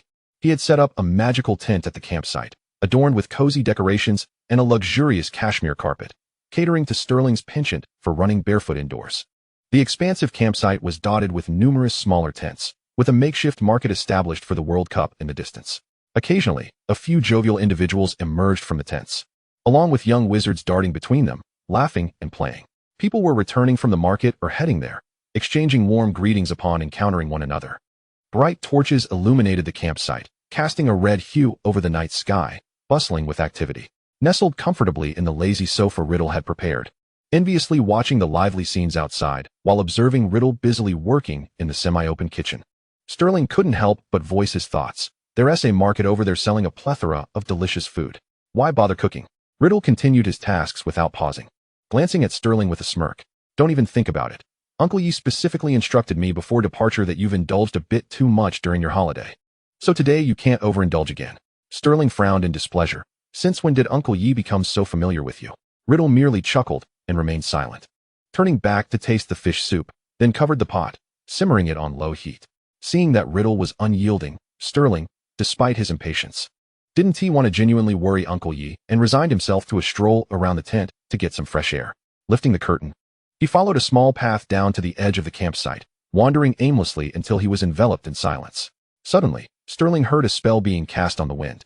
Halting his retreat, looking towards the source of the sound, he could only discern 2 indistinct figures. Using the spell for clarity, he recognized one of them as Lloyd. An auror. Lloyd, evidently having noticed Sterling, quickly whispered a few words to the person beside him before hurrying towards Sterling. "Good evening, Mr. Lloyd," Sterling greeted with a smile. "I have no right to interfere with your work, but it seemed you just used a memory charm on a muggle." Lloyd appeared weary, dark circles under his eyes. And before speaking to Sterling, he took a swig of a revitalizing potion. "There has been so much going on lately. Several cases remain unresolved. And the minister is particularly concerned about this World Cup, increasing protective measures significantly. The ministry's personnel are stretched thin, and they had to hire muggles to manage the campsite." Sterling nodded in understanding, listening to the beleaguered auror's complaints. "If it were up to me, I'd rather take on more work and manage the campsite myself. Merlin S. socks, who wants to keep casting memory charms on these muggles?" Lloyd gulped down another sip of the revitalizing potion, white mist escaping from his nostrils. and he seemed slightly more alert. Thank you for listening to my grievances. I have work to get back to, and I'll be entering soon. So you'd best prepare, he concluded, turning to leave with purpose. After nodding at Lloyd, Sterling walked back to the tent, lost in thought. His gaze followed a group of frolicking children as they turned into a shadowy corner, where he unexpectedly spotted a few familiar faces. Lestrange, the youngest daughter of the Greens, Edmure, and Nate. The trio, cloaked in long black robes, gathered in a relatively secluded area, conversing briefly before disappearing into a tent. Sterling's keen intuition hinted that their meeting was far from casual, yet he raised an eyebrow, uninterested in meddling. Estimating that Riddle's cooking must be nearing completion, Sterling quickened his pace. As he pulled back the curtain, he was surprised to find Riddle still in the kitchen. This is taking longer than expected, Sterling mused. Suddenly recalling the earlier actions of Nate and his companions, Sterling narrowed his eyes, sensing something amiss. Riddle had recently stepped out to meet his friends. Surely there was something afoot. He should have been suspicious from the start, especially given Riddle's previously indifferent stance toward Quidditch, yet this time he seemed unusually eager. Sterling mentally berated himself. Clearly, indulging in such affections was detrimental to one's reasoning. Sitting on the island counter in front of the kitchen, Sterling propped his chin up, intending to admire Riddle's culinary skills, only to suddenly notice the ingredient in Riddle's hand, causing him to furrow his brow. Potatoes. Unpleasant memories resurfaced, as if a knife had plunged into his heart. I don't eat potatoes, I dislike them. Chapter 58, The Spectator's Seats. Sterling's only commendable habit in life might have been his lack of pickiness, but this sudden aversion to potatoes caught Riddle off guard. Glancing at the half-peeled potato in his hand, Riddle raised an eyebrow and tossed it aside. What's the matter? Weren't you fond of potato strips before? I've grown tired of them. With a stern expression, Sterling inwardly cursed himself for being blinded by affection, his tongue outpacing his thoughts. Riddle merely smirked, neither confirming nor denying. Soon, a lavish array of dishes adorned the table, with the centerpiece reserved for the fish soup, which was the last to be prepared. Lifting the steaming lid released an enticing aroma. As the creamy broth bubbled gently, the fish, having simmered on low heat, fell effortlessly from the bones, suspended delicately above them. Taking a slow sip, Sterling's stomach, already overindulged with pastries and coffee, was instantly soothed. Unable to restrain himself, he murmured, relying on house elves, I've sealed my fate. What? Riddle inquired, having caught Sterling's mutter. Is it not to your liking? Well, it's somewhat lacking. Keep striving, Sterling replied, his face betraying no embarrassment as he spoke nonsensically. After their meal, the two exited the tent and, following the crowd, entered the Quidditch World Cup Stadium, where the attendants respectfully guided them to their seats in the upper VIP section. Before they could settle in, Sterling unexpectedly spotted a mane of fiery red hair, Olivia. She was seated beside a flamboyant peacock, animatedly discussing something. Frowning, Sterling contemplated greeting her, but was restrained by Riddle's firm grip on his arm. They are an engaged couple. Let us not intrude, Riddle said with a gentle smile, though his hold did not waver. As Riddle compelled him to sit, Sterling furrowed his brow, contemplating breaking free when the stadium lights suddenly flickered, and the Minister of Magic appeared on the podium to address the crowd, eliciting a cacophony of cheers. With the minister's final words, the Quidditch World Cup officially commenced. A troupe of graceful cheerleaders took to the field, embodying the traditional opening of the World Cup. Exuding their allure. Undeniably, the cheerleaders were stunning, momentarily leaving Sterling entranced. Hearing Malfoy's audible groan, likely a consequence of Olivia's reprimand for his lack of self-control, Sterling stifled a laugh. However, amidst the amusement, a question and impulse arose within him. Where was Riddle? Though he understood Riddle would not be captivated by the cheerleaders, Sterling was nonetheless curious to see. Following his instincts, he turned to Riddle, only to be met with an abyss of deep blackness. Riddle's grip on his arm remained unyielding. And in that moment of eye contact, Sterling felt the weight in Riddle's hand increase. Those blood-red eyes locked onto Sterling's, as if they had been staring for an eternity. The atmosphere in the stadium reached a fever pitch, with fireworks bursting into the sky, showering vibrant sparks, and creating a thunderous sound that quickened Sterling's heart. Amidst the dazzling display, Sterling noticed Riddle's lips moving, as if he were saying something, but the overwhelming noise drowned out his words. What did you say? Sterling asked. Yet Riddle too could not hear him. The emotions swirling within the depths of black and red were too intricate for Sterling to decipher in that moment. Noticing Riddle's silence, Sterling grasped Riddle's wrist firmly. As the fireworks faded, Sterling was poised to inquire further when a voice interrupted his thoughts. Gentlemen, would you like to place a bet? 7-1 for Germany, 3-1 for Ireland, called a merchant, approaching with a pitch. Receiving two chilling glares, the merchant broke into a cold sweat. Glancing at the clasped hands of Riddle and Sterling, he mustered the courage to continue. How about a wager, sirs? Ireland is very strong this year. Many are betting on their victory. However, Riddle maintained his indifferent demeanor, offering no response. Sterling took a discreet breath to recalibrate his emotions and composure. Releasing Riddle's hand to address the merchant, "Thank you, 3,000 galleons." Initially startled, the merchant's expression transformed into a wide grin upon hearing this. "Certainly, sir. I will place your bet on Ireland." "Bet on Germany to win," Sterling interjected with a playful tilt of his head. The merchant's words caught in his throat. His expression momentarily stiffened before he forced a smile. "Ah, sir possesses a discerning eye. I shall place your bet on Germany." Before the merchant could finish, another melodious voice chimed in, "I'll wager 5,000. The merchant beamed as if he had encountered Merlin himself, turning to Riddle with a face that quivered in delight. "Excellent. This young gentleman bets the same as him." Riddle lifted his chin slightly, finally cracking a smile. The merchant nodded vigorously, "Yes. Just like the gentleman with the white hair, betting on Germany." Sterling cast a surprised glance at Riddle, only to find him sporting his signature insincere smile. Prompting Sterling to look away, handing the merchant the appropriate chips and redirecting his focus to the match. Riddle, observing Sterling's palpable indifference, genuinely smiled. Seizing the moment while Sterling was engrossed in the game, Riddle tightened his grip, deftly reclaiming Sterling's hand. Noticing the motion, Sterling turned back to see their hands entwined once more, and when he looked at Riddle again, his eyes brimmed with curiosity. The stadium remained as boisterous as ever. And to ensure Sterling could hear him, Riddle grasped Sterling's hand, slowly writing in his palm. A gentle tickle spread from his hand to his chest, and Sterling maintained a calm control over his racing heart. "Your hands are cold. Let me warm them for you," Riddle inscribed. The August evening air was stiflingly warm, their clasped hands slick with perspiration. Yet, Riddle's expression was serene, his gaze seemingly tender, as if he genuinely cared for Sterling's well-being. "Well, who can blame me for liking him?" Sterling allowed a barely perceptible smile to grace his lips, indulging Riddle's whimsicality before returning his focus to the match. Riddle, fixated on the profile of Sterling, felt the warmth of their connection, his thoughts becoming a tangled web. For reasons unknown, the moment the cheerleaders appeared, Riddle found himself unable to avert his gaze from Sterling. Witnessing Sterling's fleeting moment of distraction, Riddle felt an inexplicable emptiness, as if a piece of his heart was missing. An inexplicable frustration surged within him, longing for his little cat to gaze back at him. He squeezed Sterling's hand, and though Sterling finally looked at him, he remained unsatisfied. Amidst the fireworks, Riddle spoke words intended to provoke Sterling's ire. He was not nonsensical. He was simply unhappy, wishing for Sterling to be aware, yet simultaneously wishing he would not. Chapter 59, Germany Triumphs. The Quidditch match was fierce and intense, with Irish players exhibiting ferocity, even knocking the German keeper off his broom. The German team struggled valiantly, yet the score inevitably widened to a staggering 10-150 in favor of Ireland. The Irish supporters erupted in jubilant cheers, prematurely celebrating what seemed to be an assured victory. Meanwhile, German supporters furiously hurled their flags, lamenting their team's fate. Riddle surveyed the unfolding scene and chuckled. "Sterling, I had faith in you. I've invested quite a sum following your lead." Sterling cast a nonchalant glance at Riddle, offering a confident smile. "I believe any halftime champagne celebration is an omen of failure." As Sterling's words echoed, the atmosphere surged with excitement as the golden snitch finally appeared. The two seekers on the field swiftly reacted, racing on their brooms in pursuit of the elusive snitch.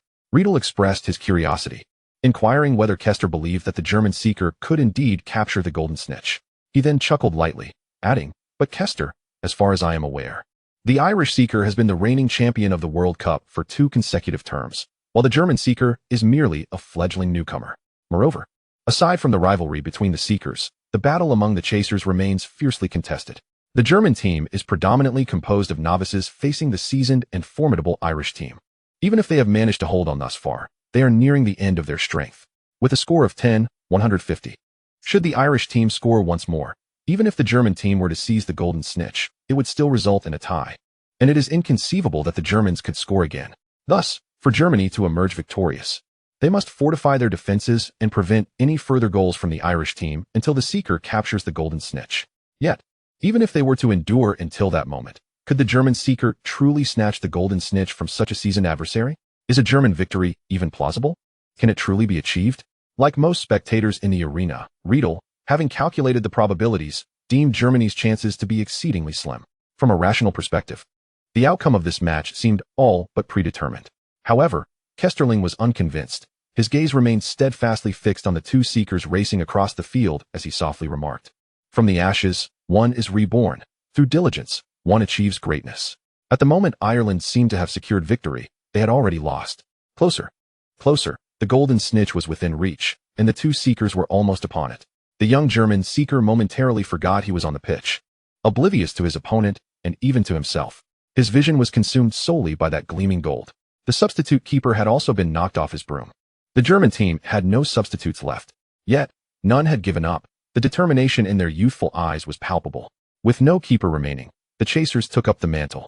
Even if more players were struck down, they could not allow Ireland to score again. Almost abandoning their offensive, the Germans resorted to a desperate defense. Each player placed unwavering faith in one another, convinced that their seeker would deliver them to victory.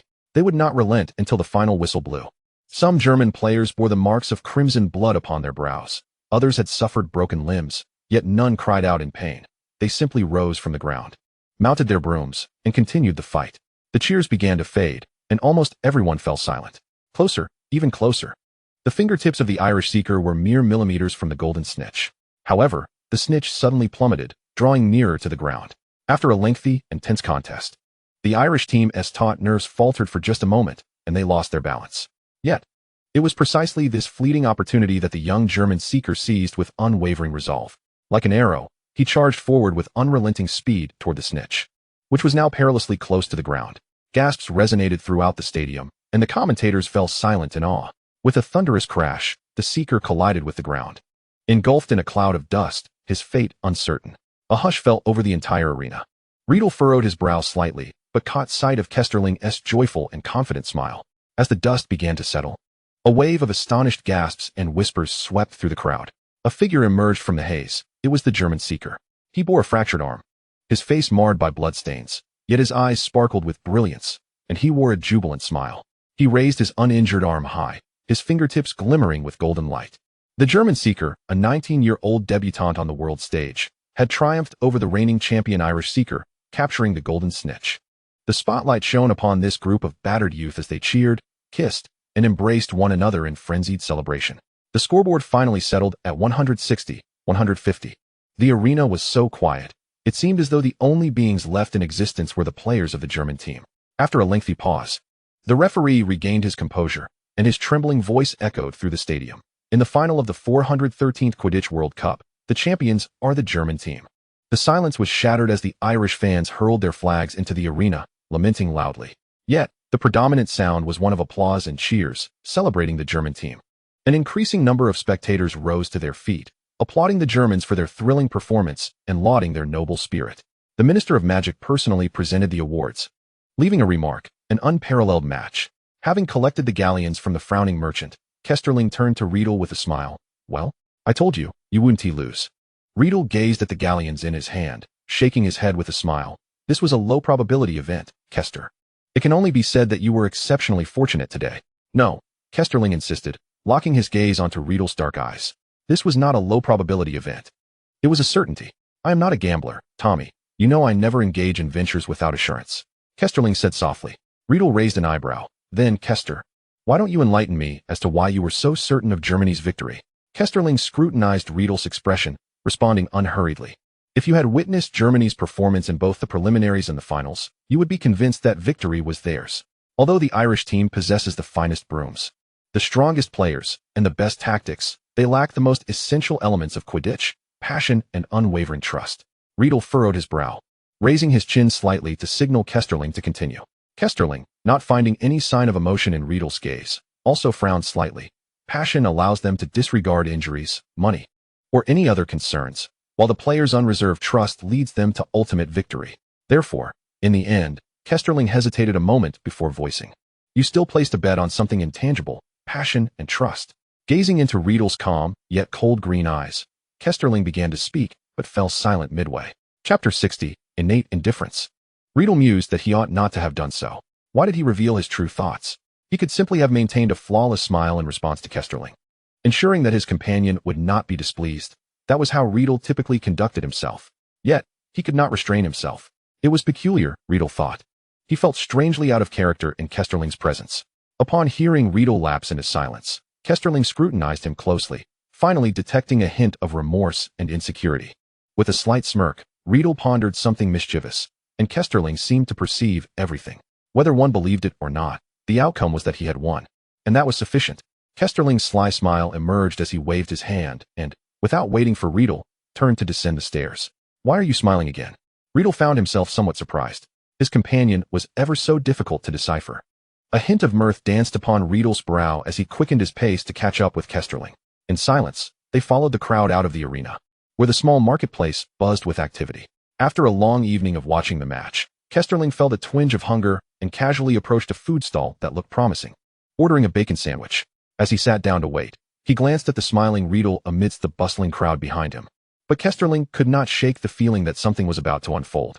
Everything seemed so ordinary, yet Kesterling's instincts were uncommonly sharp.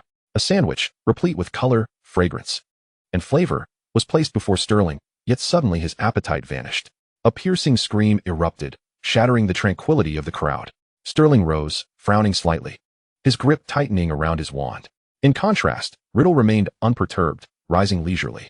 The charcoal braziers, intended for illumination and roasting, were toppled by the panicked throng, sending embers rolling onto the tent and igniting a fierce blaze.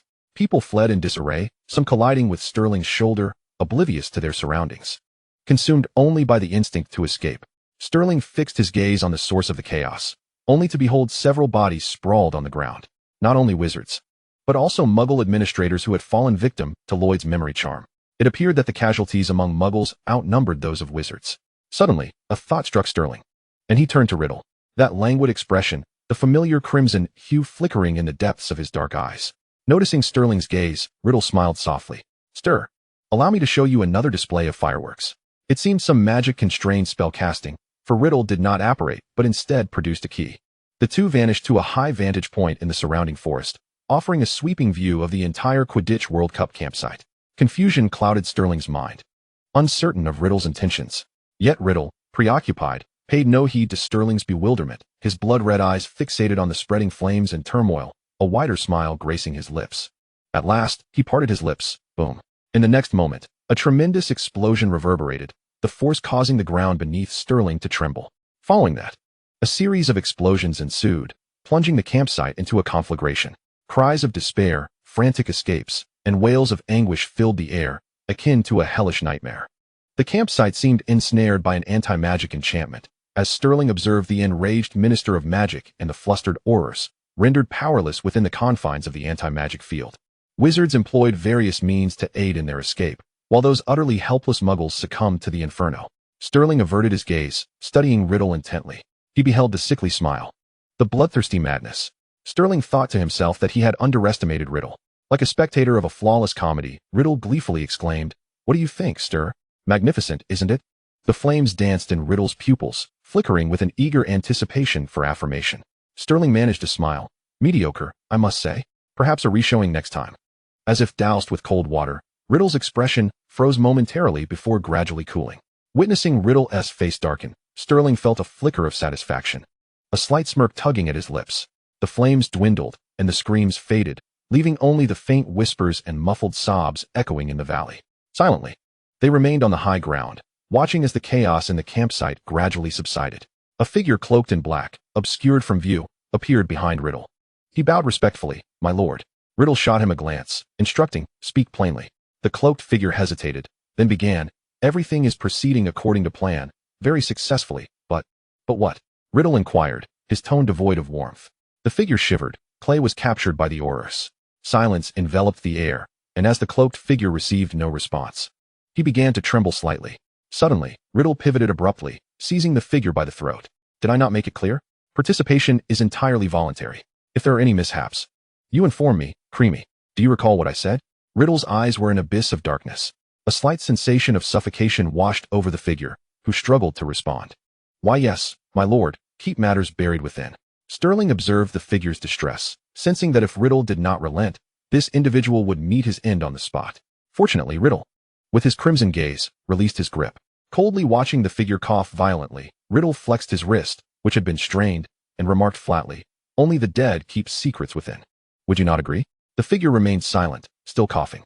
Riddle did not await a response, his voice steady. "If Clay is unable, Creamy, you shall assist her." The figure ceased coughing, rose from the ground, feigning composure as he nodded hurriedly, and departed. With a gentle smile returning to his lips, the bloodlust still not faded. Riddle turned his soulful gaze to Sterling, saying, "If it was unsatisfactory, I shall find another opportunity to present you with a grander display." Observing Riddle revert to his usual demeanor with others, Sterling felt a sense of ennui. After a long evening of watching the match and standing on the hillside for so long, fatigue enveloped him. "There will be no next time," Sterling replied coldly. "If it requires my presence for another night like this." Riddle's dark pupils shifted, yet from Sterling's green eyes, he perceived neither disgust nor shock. Only the discontent of not having settled into a comfortable seat. This was his feline companion. Riddle's veins coursed with fervor. Sterling would remain Sterling. They were born of indifference. The perfect partnership. Chapter 61. The Hidden Truths. From the mysterious disappearance of Professor Edgar to the ensuing chaos, and ultimately the devastation at the Quidditch World Cup, no clear answers emerged, leaving the reputation of the Ministry of Magic hanging by a thread. Protesters crowded the entrance of the ministry, while the minister awaited anxiously in his office. The sole glimmer of hope lay in Clay, captured amidst the Quidditch World Cup turmoil. Yet she had ingested poison and was now fighting for her life at St. Mungo's. The World Cup had claimed far too many Muggle lives, prompting the Muggle Prime Minister to send a letter of condemnation to the Minister of Magic. It was only at this moment that the minister comprehended that even in his position, true authority did not rest in his hands. As long as he disregarded the desires of certain individuals, they possessed ample means to unseat him. Lloyd entered, his dark circles appearing more pronounced, and sighed. The poison Clay ingested was too potent. She could not be saved. The minister's heart plummeted, collapsing onto the sofa, despair etched in his eyes. By the end of August, the minister was compelled to resign. Simultaneously, a new minister assumed office. The new minister, Cecil White, with his chief assistant, Lee Green. Sterling glanced at the latest edition of the Prophet, his brow furrowing slightly. Cecil was effectively controlled by the White family, and Leonardo was the heir to that lineage. The elder of the Green sisters, Lee, had just graduated from Hogwarts with flying colors in July and had swiftly secured a significant position as chief assistant within the ministry. It would not be long before the ministry fell under Riddle's dominion. Abandoned by his Muggle father and subjected to the scorn and abuse of Muggles due to magic, Sterling initially believed that Riddle's hatred for Muggles had prompted the atrocities of the World Cup. Yet now, it was evident that Riddle's thoughts were intricate, his plans far-reaching, and his motives extended beyond mere revenge against Muggles. In truth, Sterling's own childhood was far from blissful. He was emotionally detached, indifferent to the lives and deaths of others, and rather selfish, caring little for much and desiring even less. To break the curse, preserve the Goof family, and if possible, be with Riddle. Sterling's life goals were simple and unambiguous. Riddle, however, is not of such disposition. He yearns for absolute authority, desiring a realm devoid of dissent. While Sterling often adopts an indifferent stance towards violence, he does not particularly relish it. In stark contrast, Riddle finds exhilaration in the act of killing.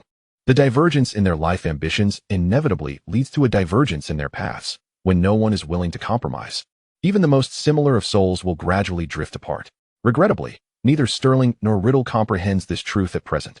No tempest, no matter how tumultuous, can halt the march of life. With the commencement of a new term, the exchange students embark on the enchanted vessel, arriving at Beauxbatons to usher in the new academic year.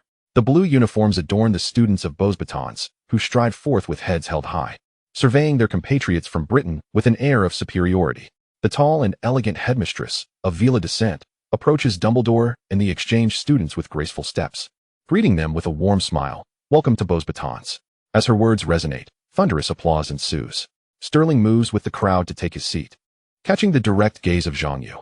Unlike her photograph, the real Zhang Yu is taller, her short hair flowing into longer tresses, and her eyes are not black, but a deep blue. As the pawn of the Goof family placed at Beauxbatons, Zhang Yu bows her head, averting her gaze in a show of respect towards Sterling.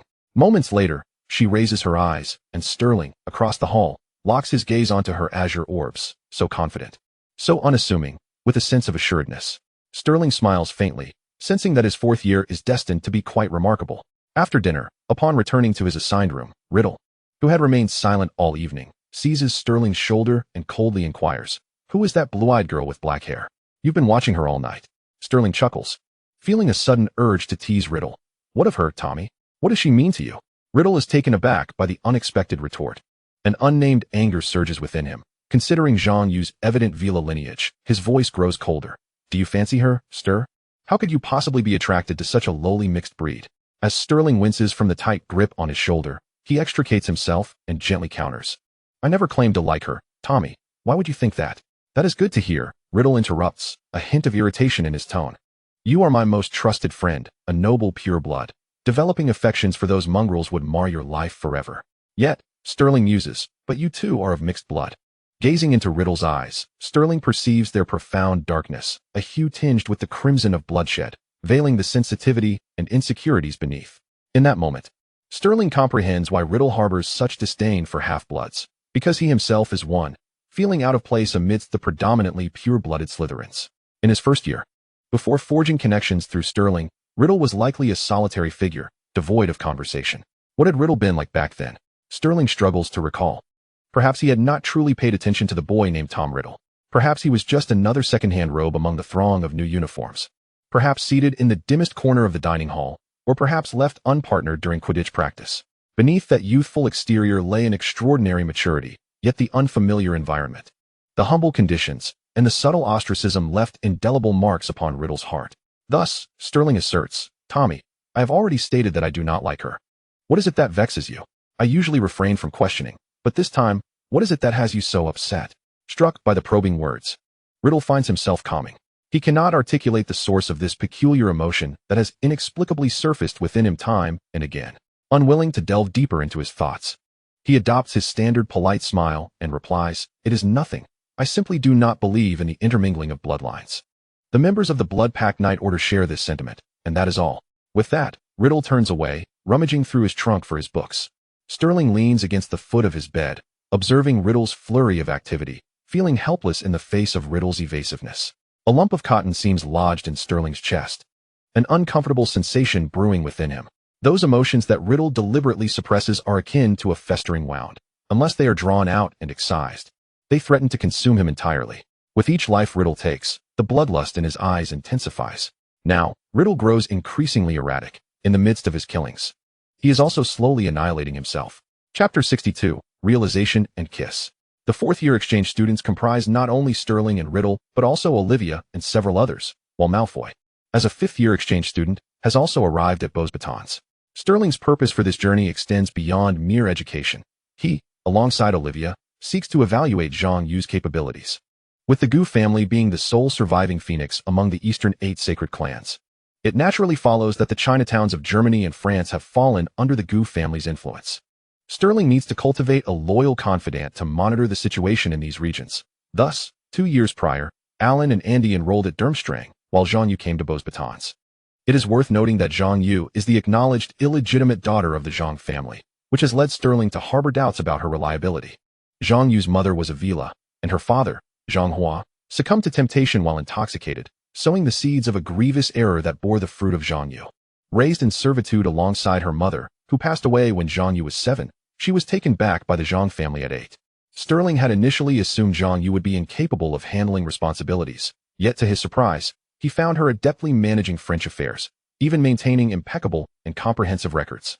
Her demeanor is calm and efficient, her interactions neither submissive nor arrogant, and her speech is perfectly measured. Indeed, Zhang Yu has earned Sterling's commendation. Intent on elevating Zhang Yu's status, Sterling has reduced his time spent with Riddle, instead engaging with Zhang Yu to discuss the management and protocols of French affairs. Meanwhile, Olivia has befriended a group of progressive women at Beauxbatons, engaging in delightful conversations with them daily, leaving Malfoy feeling sidelined. Malfoy, disheartened, likens himself to a neglected concubine in an Eastern tale. A glance at Riddle, who also tends to be solitary, brings Malfoy a sense of comfort, prompting him to pat Riddle on the shoulder and exclaim, We truly are kindred spirits. Riddle, puzzled, watches as Malfoy departs with his head hung low. His girlfriend ignores him. And Sterling is certainly not my boyfriend, Riddle reassures himself. However, the very next moment, as Sterling swiftly finishes his meal, exchanging a brief greeting before departing with Zhang Yu, Riddle's familiar frustration surges to the forefront of his mind. Frowning, he observes Sterling and Zhang Yu leave and suddenly realizes, could those nonsensical emotions stem from feelings he harbors for Sterling that transcend mere friendship? Upon this realization, Riddle can hardly contain his eagerness to delve into the library at Beauxbatons. Piling a thick stack of books on topics such as ordinary psychological studies and the emergence and impact of wizarding emotions, Riddle attempts to decipher his psychological pathways through the wisdom of those who came before him. Accompanying Riddle to Beauxbatons, Edma is taken aback to find Lord perusing volumes on emotions rather than the dark arts, silently exclaiming in disbelief. from the break of dawn until the fall of night. The library stood silent save for Riddle and Edmure. At last, Riddle closed his book, his head bowed as he inquired of Edmure, "What do I think of Sterling?" Edmure, unable to decipher Riddle's intent, replied ambiguously, "Naturally, it's good." "How good?" Riddle pressed. "Meticulously so, nearly the best there is." The book had stated that affection arises from concern when one is cold or hungry, that when encountering something delightful, thoughts of the other emerge, that it is a habitual care, and that one feels discontent when the other's attention strays to others. Thus, that night, in the desolate library, under Edmure's anxious gaze, Riddle smiled with a sense of release. An afternoon spent poring over 225 volumes had led him from awareness to clarity, ultimately to acceptance. As he finally grasped the name of the emotion that had so troubled him, it was affection. Affection, indeed. Riddle accepted this notion with grace. For he did not believe in love, recognizing that love and affection are two distinct concepts. In high spirits, Riddle hastened back to his dormitory, where he found Sterling engrossed in a book at his desk. The soft, golden glow of the lamp rendered Sterling's features less austere, igniting a restless yearning within Riddle. Enlightened by this newfound understanding, he felt a thirst akin to a dam bursting, as previously inexplicable emotions surged forth, transforming into a fervent desire. Noticing Riddle's burning gaze, Sterling lifted his eyes from the page. "You're back," he exclaimed. Yet, before the pleasantries could fully escape his lips, they were drowned in silence. Riddle approached without uttering a word, grasping Sterling's chin, leaning down with unwavering intention. Riddle, renowned as one of the most gifted students in Hogwarts history, navigated the art of kissing with innate skill. His soft, velvety tongue traced the contours of Sterling's lips, gradually exploring the crevices of his mouth, seeking to breach the defenses of his teeth to savor something even more exquisite. Riddle's fervor intensified suddenly, leaving Sterling dazed and breathless, and before long, he succumbed, parting his lips and allowing Riddle's tongue to conquer. The passionate French kiss endured for a quarter of an hour, only breaking when Sterling, gasping for air, was reluctantly released by Riddle. As Sterling steadied himself, wiping the sheen from his lips with a handkerchief, he arched an eyebrow at Riddle and inquired, "What was that?" Riddle's gaze bored deeply into Sterling's, and he spoke softly, "That was my way of expressing my affection for you." Silence enveloped them, a silence that could drown Merlin himself. Sterling, accustomed to seeking answers within Riddle's dark eyes, found them to be an ever-fascinating tome, one he could never tire of. How could it be that only days ago, they were merely the best of friends, and now this newfound affection blossomed? Yet, in Riddle's eyes, Sterling discerned no malice, no ulterior motives, only an overwhelming heat. "How do you prove your affection for me?" Sterling asked calmly. Riddle cupped Sterling's face, leaning in closer, their noses nearly touching as he inhaled the jasmine fragrance that lingered around Sterling. "When I see you with Jean-Yu, I feel a surge of anger. When you are unwell, I feel your discomfort. I wish only to keep the finest things for you. I exhibit patience solely for you. I can only confide in you that I have read 225 books and contemplated this over 600 times in 6 hours. Thus I am unequivocally certain that I hold affection for you." With strands of white and black intermingling, Riddle's gaze remained fixed on Sterling's verdant eyes. Upon hearing this, Sterling offered a faint smile. "What gives you the right to kiss me just because you like me? Do I like you? Have I consented?" There was no anger or disdain in the depths of his green gaze, only intrigue and playful mockery. Riddle recognized this as yet another of Sterling's mischievous ploys. However, he was willing to grant his beloved some privileges. Thus, Riddle leaned in, his lips mere millimeters from Sterling's, gently asking, "Then, Sterling, may I kiss you now?" Chapter 64, The Earring. Sterling remained silent, his eyelashes fluttering with a mischievous glint, laced with a hint of provocation. He lowered his gaze to Riddle's crimson lips, yet did not draw closer. Instead, Sterling lifted his gaze once more, locking eyes with Riddle. Without uttering a word, Riddle recognized this as Sterling's silent acquiescence. The minuscule distance vanished as they embraced tightly. Gone was the urgency. What remained was the essence of enjoyment and tenderness. It was a warm embrace, a sensation Riddle had never experienced before. It felt as if they were basking in the sun on a distant shore, lying upon soft clouds. Their fingers intertwined in each other's hair, neither willing to relinquish their hold first. Riddle, unaware of moderation, continued until Sterling gently pushed him away, reminding him that they had classes the following day, prompting them to finally cease. Riddle appeared elated, resting beside Sterling, whispering lowly in his ear, a soft laughter escaping his lips. His long fingers caressed Sterling's delicate earlobe, relishing the moment. Then, in the softest of tones, Riddle began his tender coaxing. "Sterling, were the earrings?" Sterling furrowed his brow slightly, recalling that Riddle had intended to adorn him with earrings before the holiday. Recognizing the significance of wearing an earring on the right ear, Sterling poked Riddle's brow with a finger. Why must I wear them? Without a moment's hesitation, Riddle replied, because they're beautiful, and I wish for you to wear them. You're lying. Sterling was never easily swayed by Riddle's words. Within those dark eyes, there lay a possessive gleam. While Riddle may not fully comprehend the implications of wearing an earring on the right side, his desire to claim Sterling was genuine. He wished for all to know that Sterling belonged to him, and he wanted Sterling to think of him whenever the earring caught his eye. Very well.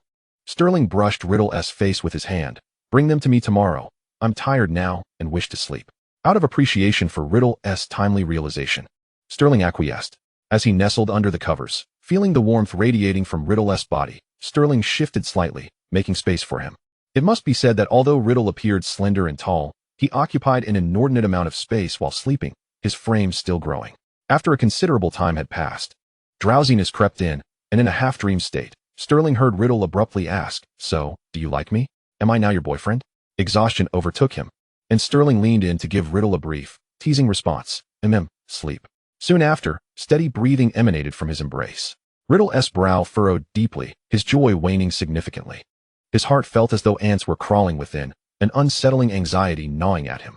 What did mean? Affection? Or the opposite?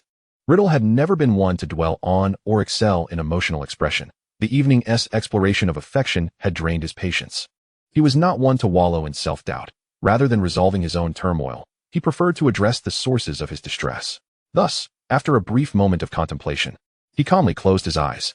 He did not require Sterling's affection. He only needed Sterling to be his.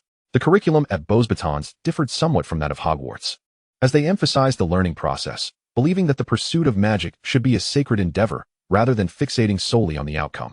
Within this opulent French palace, an atmosphere of romance and leisure permeated the air, instead of the bothersome clamor of ghosts.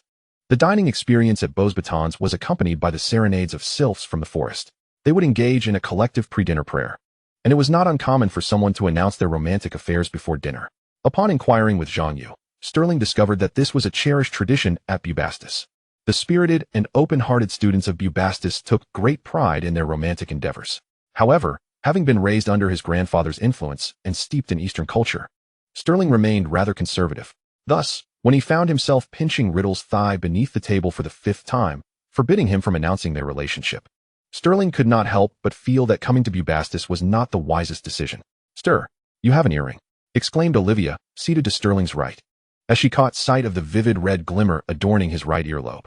It was a ruby, as large as a thumb, pure as congealed pigeon blood, and against Sterling's white hair, it appeared as if it could truly bleed. "Goodness, I have never seen such a fine gem," Olivia marveled, leaning in for a closer look. Noticing her discomfort, Sterling offered, "Shall I take it off for you to see?" Just as he reached for it, his wrist was firmly clasped. Turning his head, Sterling found Riddle sporting a smirk that barely concealed his amusement. Leaning into Sterling's ear, Riddle whispered menacingly, "Do not remove it, nor show it to anyone." Raising an eyebrow, Sterling obediently turned back to Olivia. "Someone has forbidden me to show it, alas."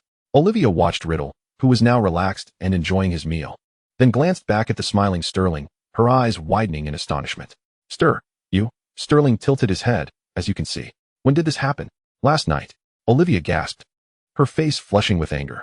"Sterling, you had better explain yourself." Sterling, feeling a bit guilty, rolled his eyes. Yes, my lady, I'll find an opportunity to explain everything." His contrite demeanor prompted Olivia to shift her focus. "Riddle, I don't care who you are to Stir. Don't think that just because he acknowledges you, you're in the clear. I will keep a close watch on you, and if you pull any tricks, I swear." Riddle, unperturbed by her threats, rolled his eyes. Sterling could sense that Riddle was concocting mischief. "What could I possibly do?" Riddle leaned over to observe Malfoy, adding, "I must thank Senior Malfoy for the reminder." As anticipated, Olivia's attention turned to Malfoy. "Were you aware of this?" Malfoy looked at his fiancée, feigning innocence. "What should I know?" He cast a pleading glance toward Riddle and Sterling, but alas, Sterling was of no help. Riddle was more than happy to let Malfoy take the heat. Reluctantly, Malfoy confessed, "I genuinely did not know what I had done. It was just that day when you left with that Beauxbatons girl. I saw Riddle alone and thought we shared a common plight." "Common plight?" Olivia's tone was far from cordial. "Is it?" Malfoy hesitated. "This is how you learned your Eastern language? Well, it seems you are also a contributor." Olivia was on the verge of exploding. Seeing the situation escalate, Sterling swiftly pulled Riddle away. "Merlin's socks. Olivia is a girl who trained hawks with her bare hands and caused 7 tutors to quit. Sterling gestured to Riddle, who nodded in agreement, and the two discreetly exited the hall, leaving the unfortunate Malfoy to face Olivia. The evening breeze caressed their faces as Malfoy's explanations and Olivia's inquiries faded into the distance. Laughing, Sterling turned to see Riddle wearing a similarly mischievous expression, prompting him to pounce and pin him again. Sterling mused that France truly was a land of romance, where even the wind felt tender. Chapter 65. The first signs. Despite Sterling's swift escape, he could not evade Olivia's summons the following day. How did you end up with him? I cannot believe you failed to see that Riddle is no good. His trustworthiness is highly questionable. I thought you two were merely leveraging your relationship, at most being friends. Olivia began her tirade. Sterling, it seems you have healed too quickly. What of your curse? Riddle is no fool. I might believe you could deceive him as a friend. But romance is a different matter entirely. You expose your most fatal weakness, and if things go awry, it could spell disaster not just for you, but for the Goof family as well. In the face of Olivia's agitation, Sterling remained remarkably calm. I am aware. Knowing is one thing. But Riddle has already deduced the truth. Sterling interrupted Olivia. Seeing her fall silent, he continued, Leah, I understand your concerns, but Riddle is far more astute than you perceive. Having shared a dormitory with him, I suspect he has been aware of certain details since our second year. Isn't it also true that you were perhaps a bit too close to him? I mentioned back at enrollment that you should have been given a single room. Olivia countered weakly. Leah, must I avoid everyone? Sterling replied earnestly. I have matters to attend to. I cannot simply retreat. Thus, I would rather choose to entrust my heart to one person, allowing him to share in the secrecy, maintain a facade of normalcy, blending in with the crowd, so that he will not take notice of you. Moreover, people are generally more inclined to trust 2 voices rather than just one. You may view this as a transaction. While there are risks, the potential rewards are immense. Do not attempt to deceive me with such excuses. You genuinely like him, having grown up with you. I know your thoughts without needing to see them, Olivia sighed. Indeed, I do not deny it. But initially, I sought merely a transaction with him. Olivia scrutinized Sterling for a long moment before letting out another deep sigh. You are clever and likely will not suffer loss. But I must clarify. If Riddle has guessed, he must never learn that the curse remains unbreakable, for it could ultimately lead to your demise. Of course, I merely enjoy his company. It is just a romance, Sterling replied with a light-hearted smile. Observing Sterling's grin, Olivia leaped onto the windowsill, exasperated. You a young master. And he, an orphan, why choose him? What can he offer you? He spends his holidays at your home, using your money, while at school, he organizes some Knights Brigade. Preaching pure-blood theories like a charlatan. I cannot fathom what you find appealing in him. The more she pondered, the angrier Olivia became. Feeling as though her cherished pumpkin had been uprooted by a goblin, or that a delicate maiden had been whisked away by a beggar. Noticing Olivia's distress, Sterling teased, So, by your reasoning, we are simply a match made in heaven? After all, I am not an admirable character myself. Olivia, feeling as if her neck were about to snap, retorted, You two are merely 2 of a kind. With that, both erupted into laughter. Neither Sterling nor Riddle publicly declared their romance, and they continued to interact as usual. However, it was not long before the students began to sense something amiss. Riddle often bore chapped lips, while Sterling sported faint kiss marks on his neck. Clearly, something was awry. Hogwarts students assumed it was merely the result of their overwhelming charm attracting the finest girls from Bubastis. The Bubastis students shared similar thoughts, but were too reserved to inquire further. Boys felt embarrassed to ask, while girls found it even more shameful. Almost everyone believed that each had taken a girlfriend, except for those who knew the truth. Malfoy, Olivia, and Edma appeared remarkably apathetic. Oh, and Zhangyu. Sterling truly regarded her as an equal, for she was exceedingly clever. On the weekend, Sterling followed Zhangyu to her home to discuss the direction of the Goof family's development in France. As they walked, Zhangyu suddenly inquired, Is it truly all right for you to accompany me home, Mr. Riddle? Sterling raised an eyebrow. How did you know? He believed no one had informed Zhangyu. Unless Riddle had threatened someone. Zhangyu glanced at Sterling, grasping his implication, and continued, Rest assured, young master, I discerned it myself. The way you two look at each other, I cannot be mistaken. Oh, what kind of gaze? Sterling found himself intrigued. Zhangyu paused slightly before responding. Those men exhibit such veiled glances when they see my mother. I've witnessed many such instances in my childhood, as though they wish to devour her. Mr. Riddle occasionally looks at you in a similar manner. Sterling frowned slightly. He was not accustomed to comforting others, so he asked, Is that all? Zhangyu shook her head. Upon seeing the hickey on your neck, Mr. Riddle always seems quite pleased. Today, before leaving, you deliberately conversed with him. As you departed, he glared at me fiercely, as if harboring murderous intent. Most importantly, You wear an earring on your right ear, and it appears that your only close male friend is Mr. Riddle. Sterling fell silent. Thus, Riddle had indeed threatened Jiangyu. Although Sterling had no intention of flaunting his relationship, he felt a subtle discomfort and absent-mindedly touched the ruby earring. This was troublesome. Riddle had successfully claimed his territory with this trinket. As their conversation continued, they arrived at Jiangyu's residence. It was a modest row house, with the neighboring 2 apartments seemingly uninhabited. Beside the short outdoor staircase, a gray shadow caught Sterling's attention, initially mistaking it for a mailbox. He was taken aback upon approaching and discovering that it was a person. Sterling rarely experienced surprise, but this individual appeared almost unrecognizable as a human. Draped in a tattered, grimy overcoat, with jeans so worn they barely concealed his body and shoes in tatters, the color of this person was indiscernible. This figure was emaciated, resembling a mere skeleton, as if resurrected from a grave, extending a hand towards Sterling and Jiangyu. Jiangyu was somewhat startled, but maintained her composure, raising her wand to warn the individual to stay back. Sterling frowned, observing the person's lips moving, producing faint sounds that were too weak to decipher. This is your final warning. If you approach any closer, I shall retaliate, Jiangyu declared coldly. The individual seemed to grow more agitated at her words, his voice rising slightly, finally reaching Sterling's ears with a rasping tone. Jiangyu, you must not. Unfortunately, as he stepped forward, he was struck by a spell and collapsed to the ground. Sterling glanced at Jiangyu, his suspicions intensifying. He approached the man, crouching to check for breath. Dead. Rising to his feet, Sterling turned his back to Jiangyu, deep furrows creasing his brow. This was amiss. Jiangyu was involved. According to international regulations within the magical community, wizards were prohibited from killing muggles. Moreover, Sterling knew that French wizarding law stipulated that while citizens had the right to self-defense, they could not attack without substantial threat, or it would be considered deliberate aggression. Clearly, whatever lay on the ground posed no threat to the 2 of them. The appropriate course of action would have been to swiftly restrain him and notify the Ministry of Magic. This was the behavior of a rational individual.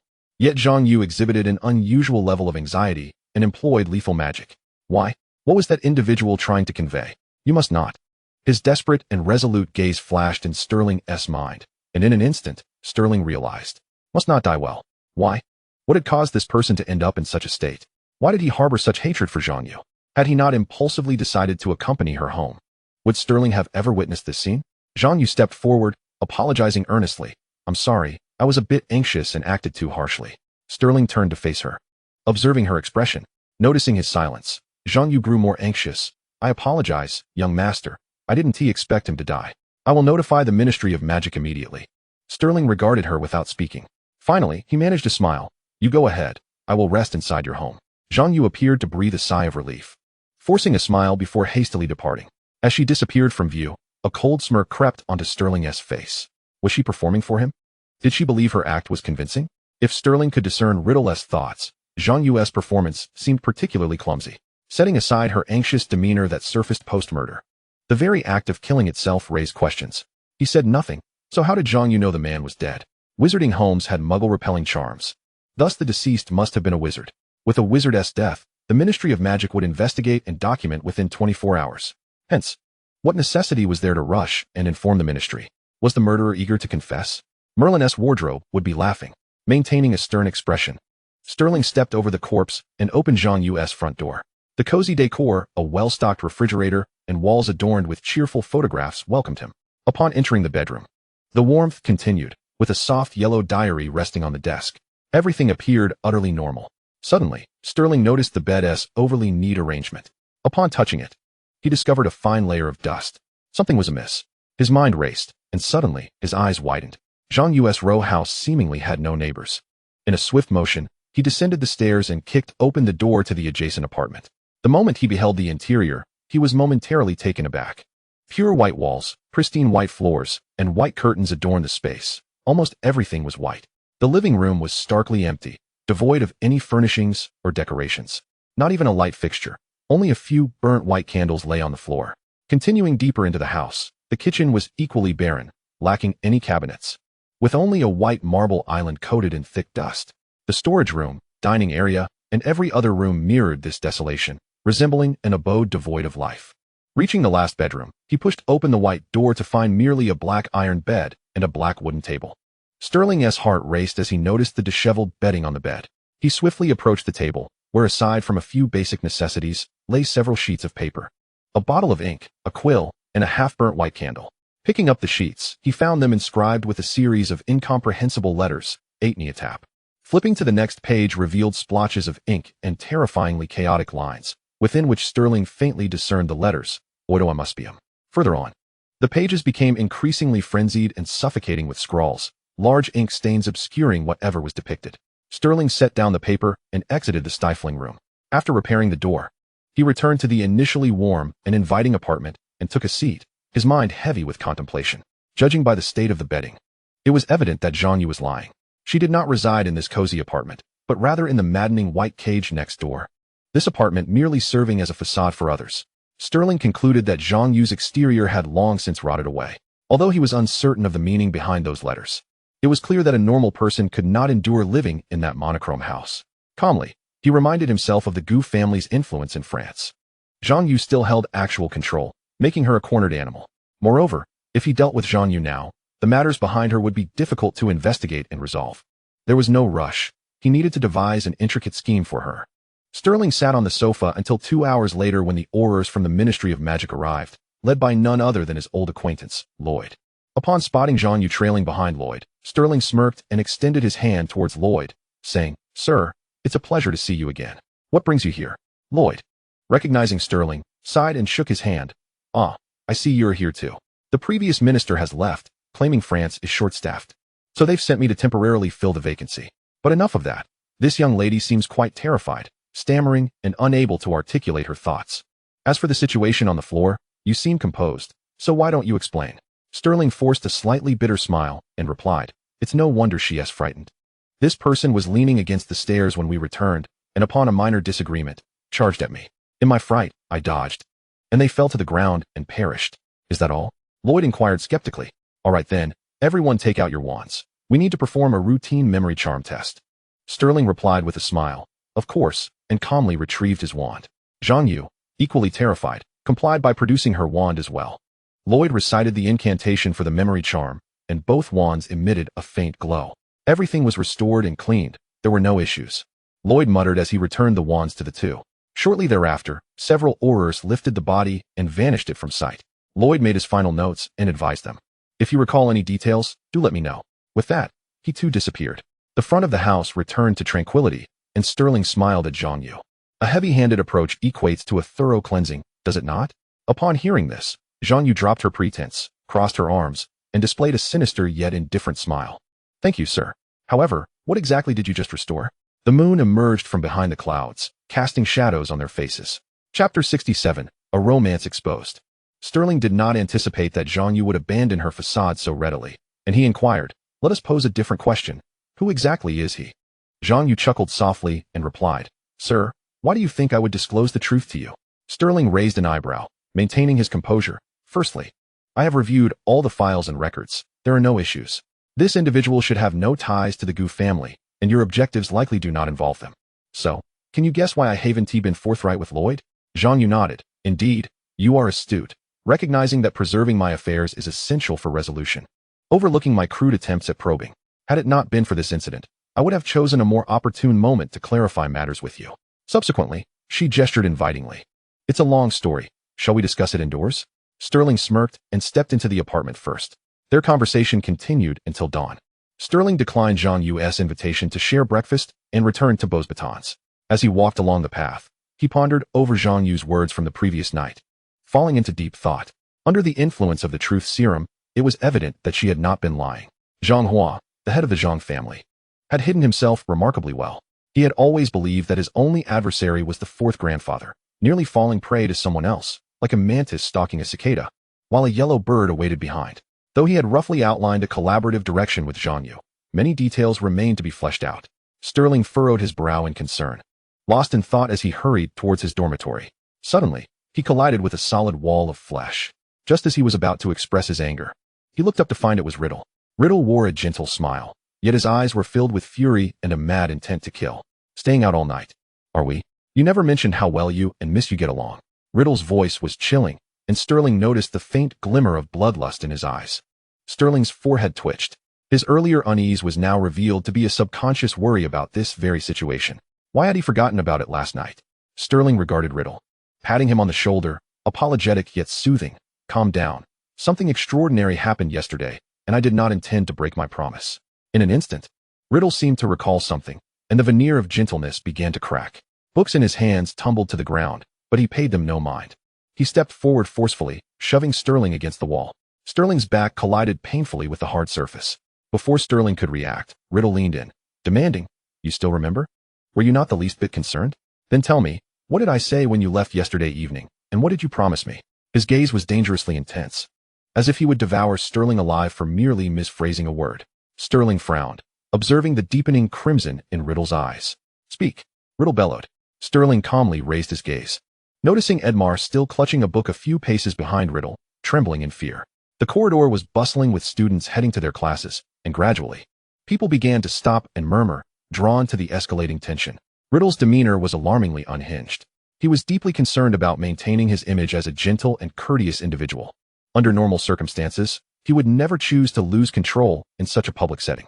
In the shadows, Sterling looked up at Riddle, the bloodlust nearly consuming his pupils, overshadowing the darkness that Sterling found so appealing. A wave of anxiety washed over Sterling as he realized Riddle could no longer wait for his explanation. On the brink of eruption, with no other option, Sterling boldly grasped Riddle's robe, concealing both their faces. Thus, under the watchful eyes of Bosbaden students, shielded only by the fabric of the academy robes, Sterling leaned in, and the two exchanged a fierce yet passionate kiss. After a moment of entangled breaths, Sterling released Riddle. Tasting the metallic tang of blood, gently caressing Riddle's face, he remarked, "Are you feeling calmer now?" Riddle's gaze deepened, the crimson gradually fading from his eyes. Finally noticing the throngs of onlookers in the corridor, Riddle let go of Sterling, turning his back on Edmar and announcing, "Both Sterling and I are feeling unwell today. Please inform the professors." With that, he seized Sterling's wrist and maneuvered through the crowd, hastily making their exit. Edmar wiped the cold sweat from his forehead, exhaling deeply as the two distanced themselves. Merlin's beard. The pressure of facing Riddle early in the morning was truly overwhelming. Tidying up her emotions, Edema called out for everyone to disperse, resignedly picking up Riddle's book from the floor and hastening to the infirmary to assist the two in applying for medical leave. The students of Bubastis were in disarray, engaged in fervent discussions, as if the drowsiness had been banished by the recent spectacle. Angela continued to converse with her friends even as they settled in the auditorium, having clearly seen the matching injuries on the lips of the two who had just squeezed past her. I'm telling you, they were definitely kissing beneath their robes. And it was Sterling who initiated it. Otherwise, I'd rather believe that singing fairies are merely transformed trolls. Ignoring the fairy's anger, Angela was attempting to persuade her friend, who harbored a secret affection for Sterling. Why on earth would he kiss Riddle? Just as Angela finished speaking, another girl forcefully slammed her cup onto the table, causing the milk within to spill. Calm down, calm down. It was Riddle who cornered him first. A nearby girl awkwardly tugged at the arm of the girl who had dropped her cup. But he shouldn't have. Please, I'm saying that our Sterling was coerced. Riddle could never have any interest in him, right? What is wrong with Sterling? Clearly, it's Sterling who looks down on that Tom. Wait, why are they even interested in each other? Don't they both have girlfriends? Suddenly, the group fell into a profound silence. Just as they were struggling to catch their breath, Zhang Yu approached with a book in hand and sat down gracefully. The girls, like they had found a savior, clamored to recount the events to Zhang Yu, eager for her perspective. Observing the bright eyes of her friends, Zhang Yu felt a twitch at the corners of her eyes. Finally, she delivered the harsh truth that everyone likely suspected but was unwilling to admit. Is there a possibility that they are actually a couple? Overnight, Sterling and Riddle had transformed into a couple. Boys laughed while girls cried, and many, like Angela and her friends, gathered to gossip and joke, turning the auditorium into a chaotic mess. Even Malfoy was taken aback, thinking that these two would cause trouble wherever they went. However, the two protagonists remained oblivious to it all, as Riddle had pulled Sterling back to their dormitory, reinforcing it with substantial protections.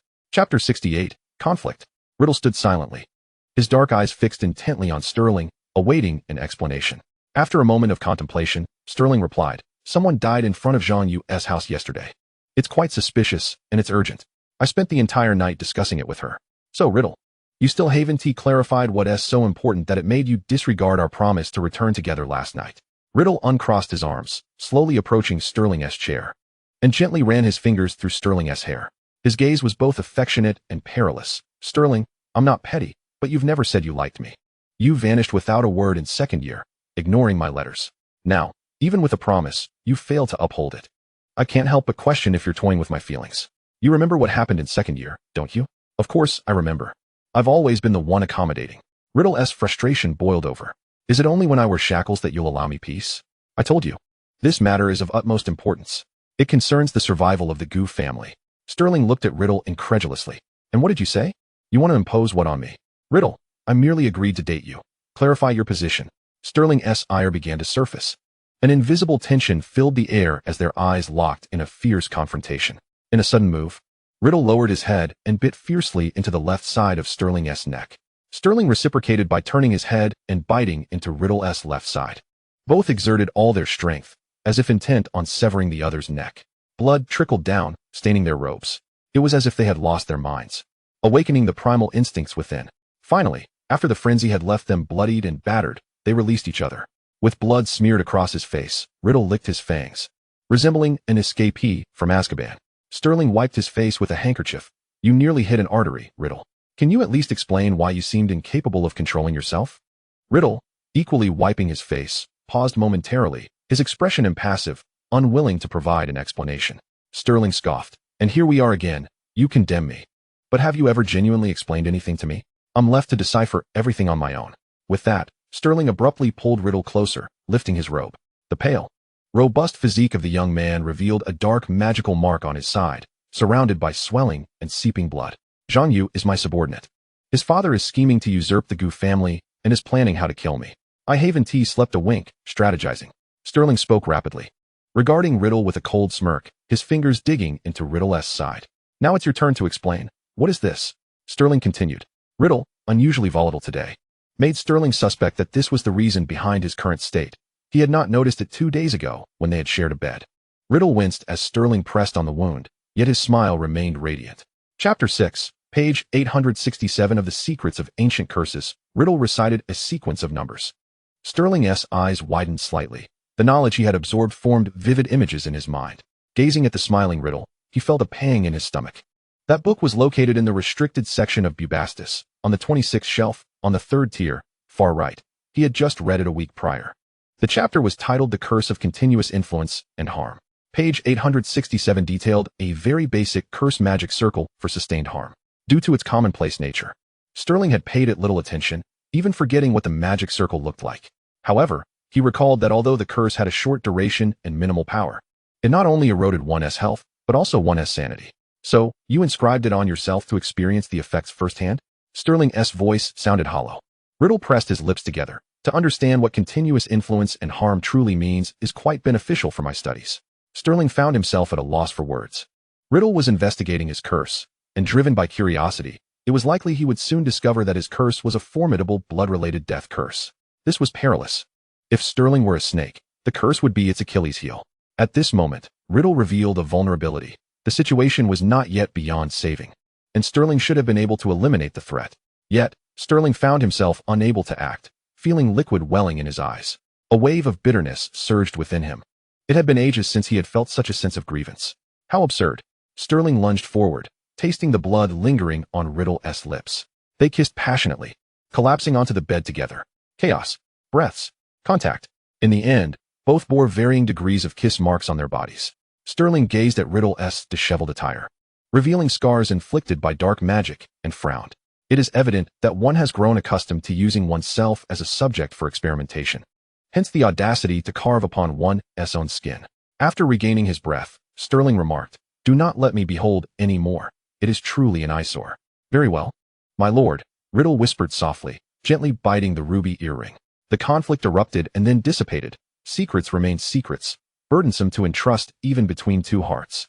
After all, living was akin to walking on thin ice. As Christmas approached, the Hall of Beauxbatons was adorned with resplendent, non-melting ice sculptures. These sculptures were remarkably lifelike, some even animated. Little ice figures joyfully clambered up the robes of students, bursting into delightful displays atop their heads, providing much amusement. Before the Christmas holidays at Beauxbatons, there would not only be ice sculptures, but also an ice ball. As night fell, magic transformed the open space in front of the hall into an ice rink.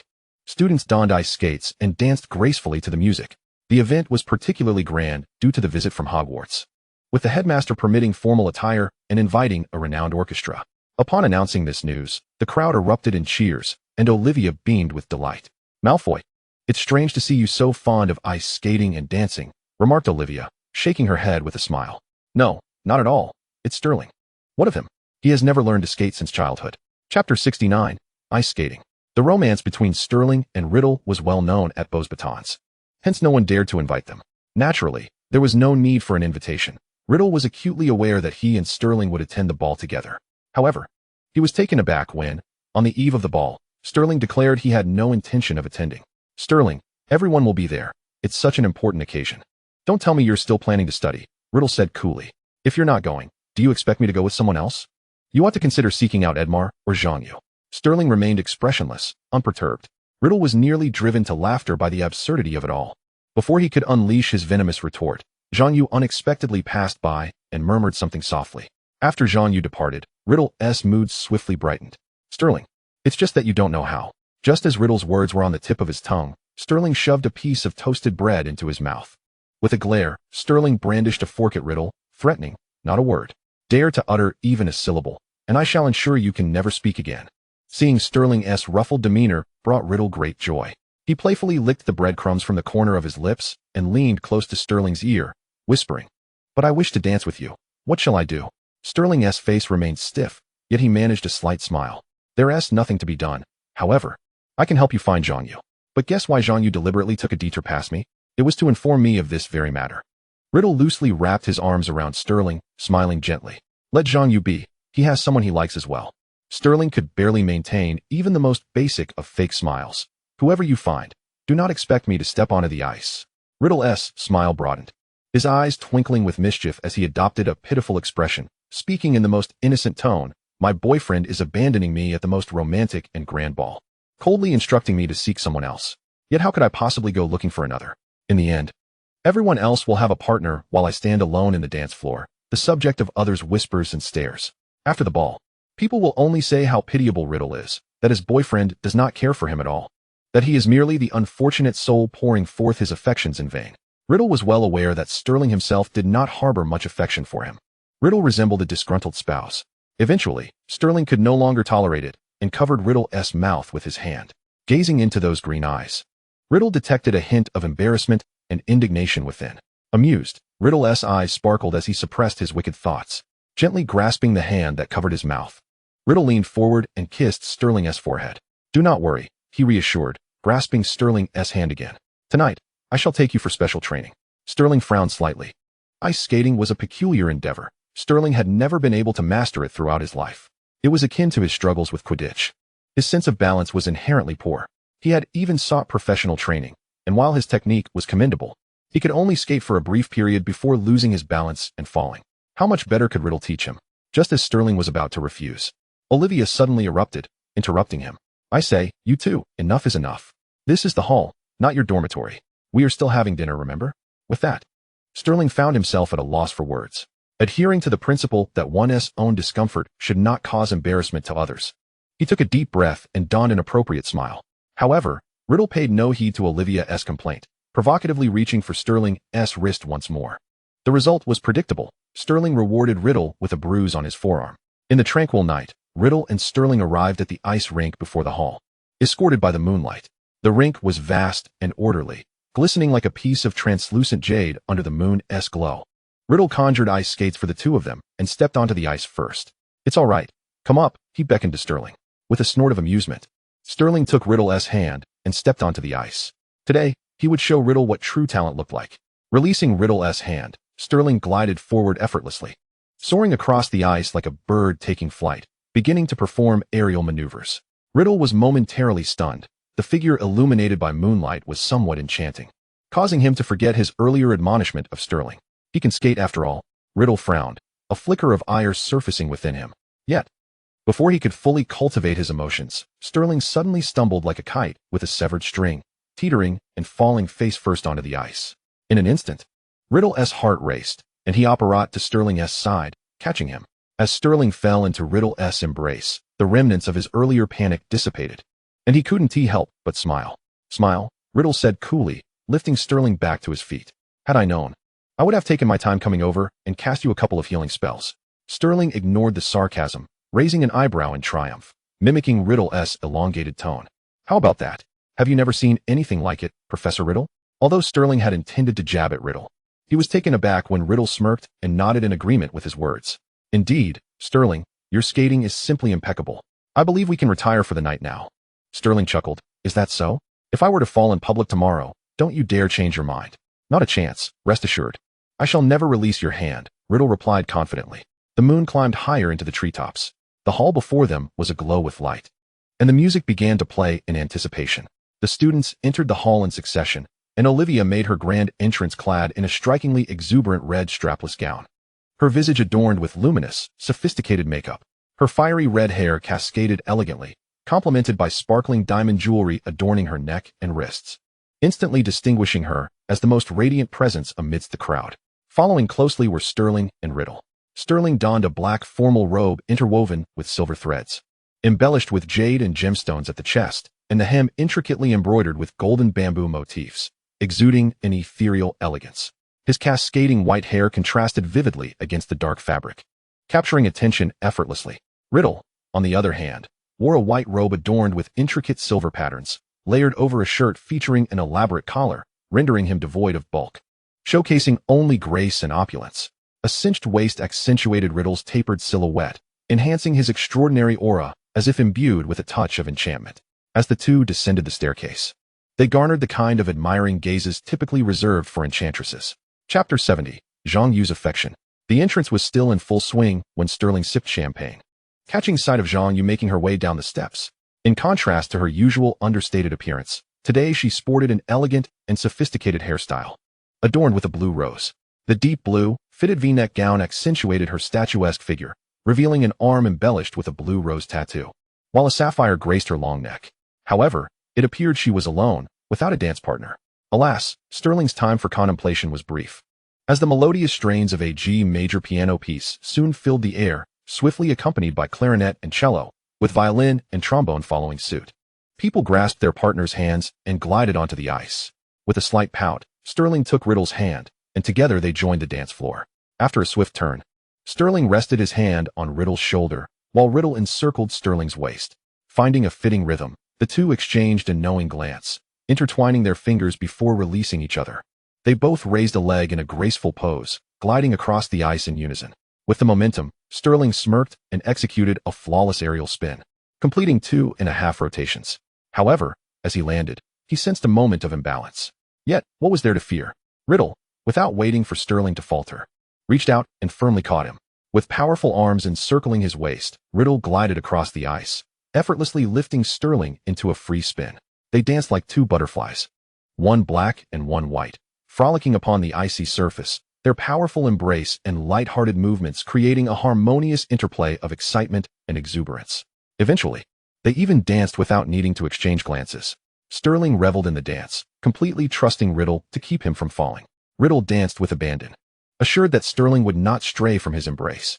As the piece concluded, both emerged breathless and exhilarated, applause echoing like thunder beneath the night sky as their eyes locked amidst the crowd. Gasping slightly, the two boys shared a fleeting kiss, as the raucous atmosphere swelled. The next piece began, drawing more couples onto the ice, while Sterling and Riddle quietly withdrew from the rink, their energy spent. Seeking refuge in a corner, they sat down with their champagne, engaging in casual conversation. As Sterling scanned the dance floor, he suddenly spotted two unusual figures. The blue and red gowns belonged to Olivia and Zhang Yu. What could they be doing dancing together? Where was Malfoy?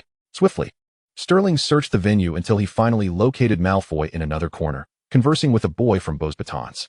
A deep frown creased Sterling's brow. Something felt amiss. It was customary for partners to enter together, after all. Just then, a fellow student approached Riddle, prompting Sterling to rise and make his way over to Malfoy. The boy had barely exchanged a few words with Malfoy before departing. Sterling wasted no time, getting straight to the point. Isn't Leah your dance partner? Why is she dancing with someone else? Malfoy shrugged. You mean Zhang Yu? After we danced a number, she asked if she could dance with Leah. Seeing she had no partner, Leah obliged. Sterling furrowed his brow again. Are they close? Malfoy shook his head slightly, not really sure. They might have just become acquainted recently. Leah mentioned a few times that Zhang Yu is a wonderful person. Sterling nodded in understanding, glancing back at the dance floor. Malfoy might not have noticed, but Sterling could see it clearly. Leah considered Zhang Yu a friend, yet Zhang Yu's eyes, usually so mechanical, now sparkled with joy and satisfaction. For someone like Zhang Yu, who yearned to dance, finding a partner should not pose a problem. Normally, if she had no partner, she wouldn't seek out someone else to dance with. Suddenly, Sterling recalled Riddle's words from the previous night in the hall. Zhang Yu also had someone she liked. Who might that be? Why hadn't Zhang Yu invited her crush to be her partner?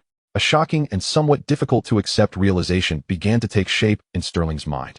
In an instant, he found himself staring blankly at the pairs of blue and red dancing in the rink. Zhang Yu liked Olivia. As if struck by lightning, Sterling stood frozen in place. He felt Riddle's warmth approach him, aware it was him. Still gazing at the dance floor, Sterling spoke without diverting his gaze. You mentioned last night that Zhang Yu has someone she likes. Riddle also focused on the red and blue figures, replying nonchalantly, indeed. You knew Zhang Yu liked Leah all along, Sterling asserted. Riddle shook his head slightly. I knew, but not for long. That day, I went to see the professor. I passed by the tower and happened upon Zhang Yu and Olivia. They were talking and laughing as they watched the eagles soaring in the sky. Having spent years shrouded in darkness, Riddle had developed a keen sensitivity to the light. The eyes of a person never lie. And Zhang Yu's gaze upon Olivia was profoundly bright. I can't say for certain, so I won't spread rumors, Riddle added with a slight smirk. Sterling found himself at a loss for words. He could assert that over a month ago, when Zhang Yu had consulted him about strategies, there had been no inkling of such feelings. Could a month truly be sufficient to fall for someone? Why Leah, of all people? The letters in the white apartment still held meanings unknown to Sterling. Rational yet cold, he found himself easily ensnared in the throes of love. Normal to the point of blending in with the crowd, yet possessing such twisted scribbles. Taking a deep breath, Sterling sensed the situation growing increasingly complex. Zhang Yu's actions were utterly illogical, and there was no sign of Zhang Hua. He even began to suspect that perhaps Zhang Yu had cleverly evaded the truth serum.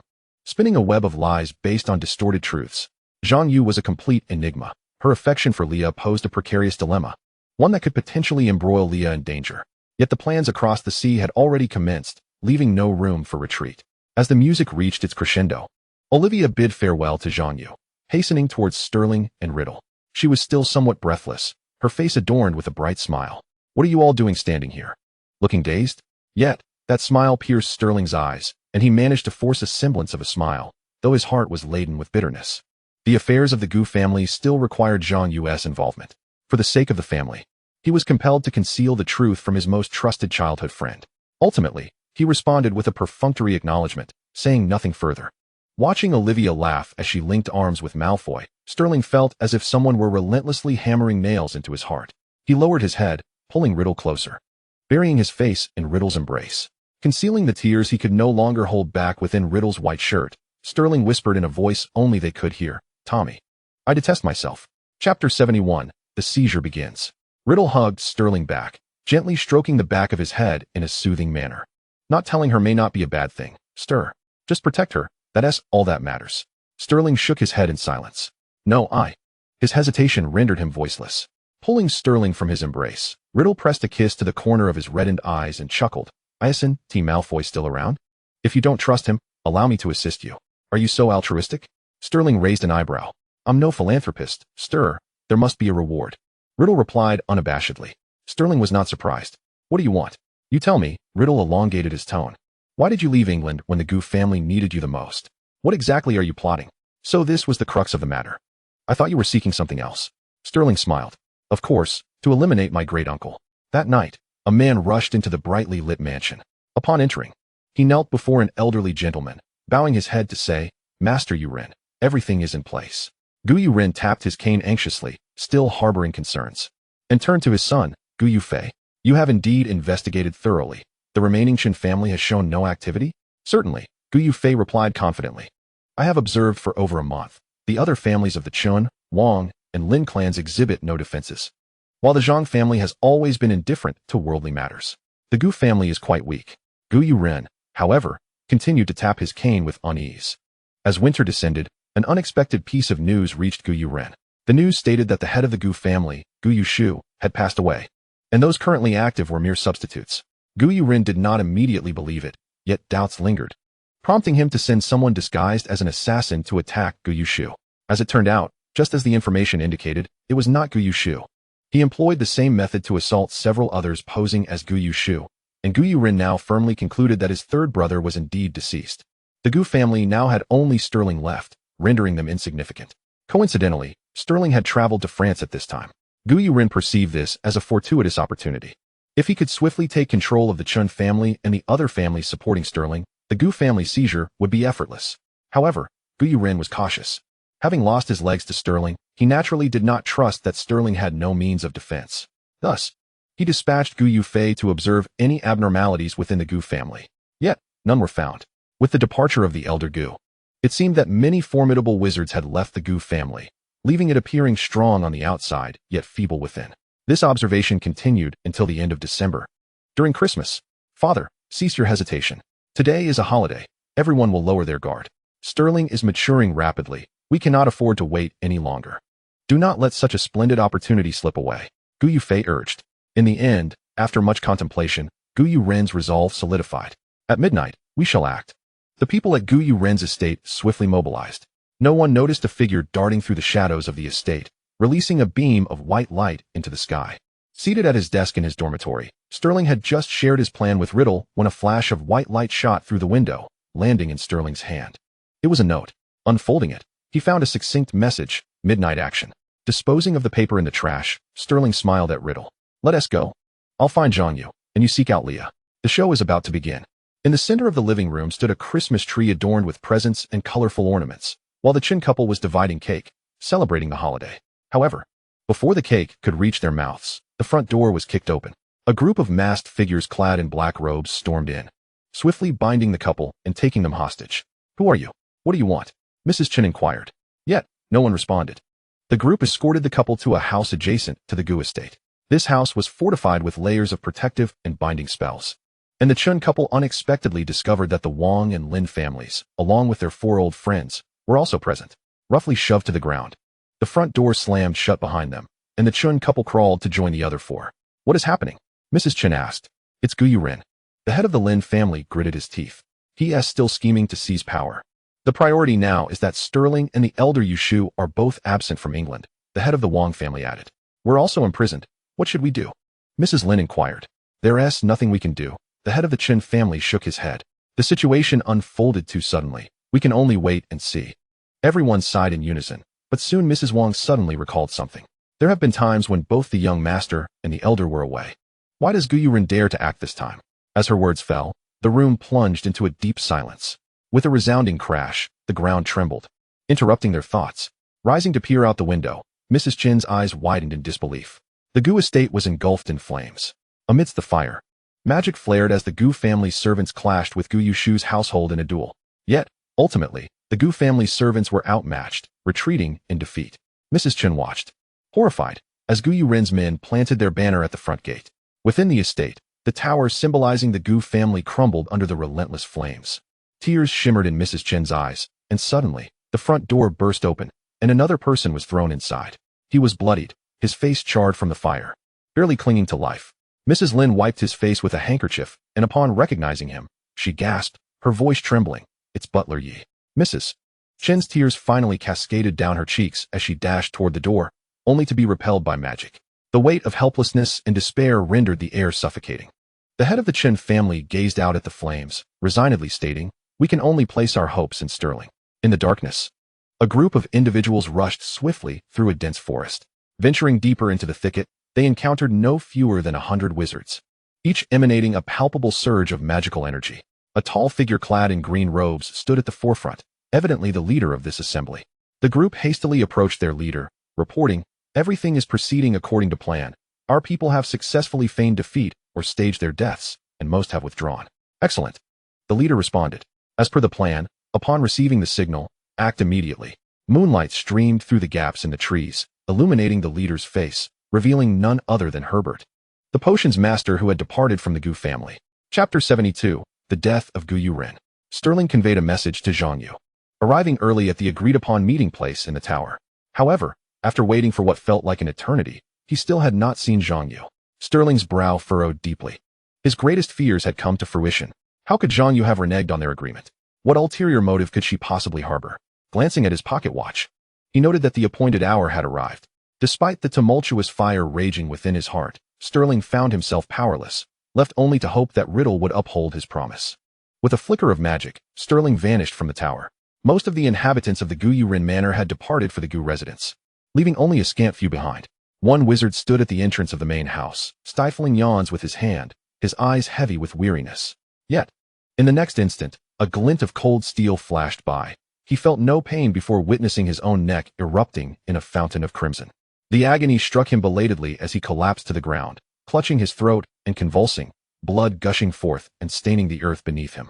In his final moments, he beheld Dr. Malcolm, whose ordinarily gentle face, devoid of temper, was now splattered with blood as he grinned, brandishing a dripping dagger. He longed to scream, but with his throat severed, the only sounds that escaped him were desperate gasps, hastening the loss of his lifeblood. Desperation struck as the wizard raised his wand to signal for help, yet he was blissfully unaware that only he and Malcolm remained alive in the manor. Noticing the dying man's gaze, Dr. Malcolm raised the dagger and, with a hint of regret, remarked, "I'm terribly sorry, but you must depart this world post-haste." With that, he plunged the knife down, and the wizard ceased his struggles entirely. The blade lodged within the skull. Malcolm tugged at it, but to no avail, ultimately relinquishing the dagger. He strode into the main house, making his way directly to the secret chamber on the 3rd floor, where he began rifling through drawers and cabinets. At last, he uncovered the object Sterling had sought, the Gu family's family journal. A smirk graced Malcolm's lips. Truly, Sterling was a man of foresight. The long-lost family journal had indeed been pilfered by Gu Ren. Striking a match and tossing it into the room, Malcolm sent a message via pigeon. "You may proceed." Flames began to rise, engulfing the opulent manor behind him. The wizards stood in unison, like silent blades awaiting their moment to strike. Suddenly, a white dove swooped in, landing on Herbert's hand. Gently stroking the dove, Herbert turned and raised his wand. "Now, let us eradicate the filth and restore the Gu family's glory." Countless wands were raised, emitting brilliant yellow light into the sky. The luminescent points coalesced into a vast pattern, illuminating half the heavens. Gu Yufei, witnessing the spectacle from the besieged Gu residence, cried out in shock for Gu Ren. Leaning on his cane, Gu Ren emerged from the grand hall, his complexion shifting dramatically. Before he could utter a word, a panicked servant rushed in, kneeling. "Master, it's terrible. The captives trapped in the garden and the corpses in the western courtyard have vanished." The elder stamped his foot. "Yufei, retreat." "What? Why? That's the Gu family crest." Weevee walked into a trap. The inhabitants of the manor reacted swiftly, rushing toward the front door to escape. Gu Ren's face turned ashen as he cursed Gu Yushu and Sterling 1,000 times in his mind. Suddenly, his son, who had been sprinting ahead, collapsed, blood splattering across Gu Ren's face. Stunned, Gu Ren stood frozen, watching as his son twitched a couple of times before falling silent. Unable to comprehend the unfolding horror, out of the corner of his eye, he caught a glimmer of silver light and instinctively recoiled, tumbling to the ground. A hard metal object collided with his mechanical leg, sparking against it. A figure flashed past, and before anyone could cast a spell, the servants around Gu Ren fell one by one. Gu Ren watched in fury as a familiar figure emerged from the darkness into the moonlight, his lips trembling with rage. "Malcolm, it's you. Why? What have I done to wrong you?" Malcolm elegantly retrieved a handkerchief to wipe the blood from his face, smiling. "You have wronged me not, but my father, a mute servant, was tortured to death in your household. My Muggle mother came repeatedly seeking justice, only to be dealt with in secret by you." Lifting his head, Malcolm revealed his pearly white teeth. "If it weren't for Lord Gu Yushu saving me, I might never have had this moment to speak with you." Gu Ren's eyes nearly bulged from their sockets as he sneered coldly. "Just a Muggle. What is there to be proud of?" He then raised his wand. Avada, however. Before the incantation could complete, a surgical knife flew through the air, severing Gu Ren's wand in two. "Is that so?" Malcolm pulled another surgical knife from his robes. "Your life now rests in the hands of a Muggle." Enraged, Gu Ren shouted, "What are you all standing there for? Attack!" Yet, when he turned around, there were no servants left behind him. The brightly illuminated space once adorned with the Gu family crest was now filled with wizards bearing the insignia.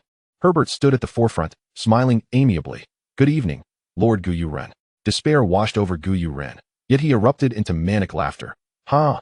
Does Sterling truly believe that defeating me signifies victory? Ha ha ha! Does he even comprehend what inheriting the Gu family entails? Ha ha! None of us are virtuous, and we shall all perish. Gu Yushu has received his punishment, and Sterling shall not escape unscathed either." With one last glance, Gu Ren seized the broken end of his wand from the ground and drove it viciously into his neck. Malcolm and Herbert were taken aback, never anticipating that Gu Ren would take his own life, and they hurried to his side. Alas, within a minute, Gu Ren had drawn his last breath. The once great genius of the Gu family, the architect of Sterling's torment throughout his childhood, had thus fallen. This is dire. The young master instructed us to leave a survivor. Malcolm remarked, his brow furrowing in distress. What can we do? Herbert sighed, rising to send word to Sterling. The vast factory loomed in the night like a silent behemoth. The long corridor echoed with footsteps, belonging solely to Sterling. Unlike the food processing or daily goods factories he had encountered before, this one was filled with colossal machinery and furnaces. This was the enterprise set up by Zhang Yu under Zhang Hua's orders. Sterling walked on, eventually arriving at a massive warehouse. With a forceful shove, he broke the iron lock and pushed open the heavy iron door, feeling an overwhelming surge of pressure that nearly suffocated him. What monstrous creations lay before him, clad in thick steel, with ghastly iron belts for legs and long steel pipes exuding a faint sulfuric aroma? Countless such abominations filled the expansive warehouse. Suddenly, Sterling recalled where he had seen such steel monstrosities. In the Muggle newspaper that Malcolm had perused, a picture accompanied a bold headline: Unstoppable War Machines. Tanks. Chapter 73. Heartbroken. Zhang Hua is profiting from war. Sterling could scarcely believe it. How could a wizard exploit the conveniences of magic to amass wealth in the Muggle world? Just as Sterling was reeling from shock, a message arrived in his hands. Plans have changed. The Gu family is in peril. Return swiftly. It bore Herbert's signature. Sterling's brow knitted tightly. Why? He had gone to great lengths to conceal any flaws before Gu Yu ran. This plan had not even been disclosed to Aunt Chun or Butler Yi. How could the plan have failed? As the sudden disappearance of Zhang Yu crossed his mind, Sterling felt for the first time that events had slipped beyond his control. Casting a glance at the warehouse, he reluctantly put the investigation on hold, crafted a key, and departed from the location. Standing in the alley opposite the Gu residence, Sterling observed cautiously. He had long feared that the message urging his swift return was a fabrication. Yet he also dreaded the possibility that it was genuine. He waited patiently until he spotted two individuals anxiously emerging from the main entrance, Herbert and Malcolm. Had the young master received the letter? Why hasn't he returned yet? Alas, Gu Yuren has captured the Chun family head and others. Now the young master cannot come back. What shall we do? After listening to their conversation, reassured by their demeanor and the rationality of their dialogue, Sterling relaxed. Stepping out from the shadows, he approached them. Please, elaborate. Upon seeing Sterling emerge from the shadows, the two were initially taken aback, but exchanged a glance and smiled. Of course, young master. Suddenly, Sterling was overtaken by a chill. Their smiles were too unsettling. Hadn't they called him back? Why were they surprised? Come inside. Herbert gestured towards the courtyard. Attempting to maintain his composure, Sterling replied, The situation is urgent. Let us discuss it here. Hearing this, the two halted their advance, turning to stare fixedly at Sterling. Very well, young master. Their expressions transformed from amiable to sinister, a palpable aura of malice emanating from them. Sterling thought, I've been deceived. Raising his wand to cast a spell, he found that upon stepping through this doorway, he was utterly powerless. Observing the two figures before him, their true forms revealed as the polyjuice potion wore off, Sterling could only manage a wry smile. Raising his hands, he chose to comply with them. There is no need for your trouble. I am utterly incapable of magic, defenseless, and will accompany you willingly. The two chuckled, quite perceptive. Aren't you?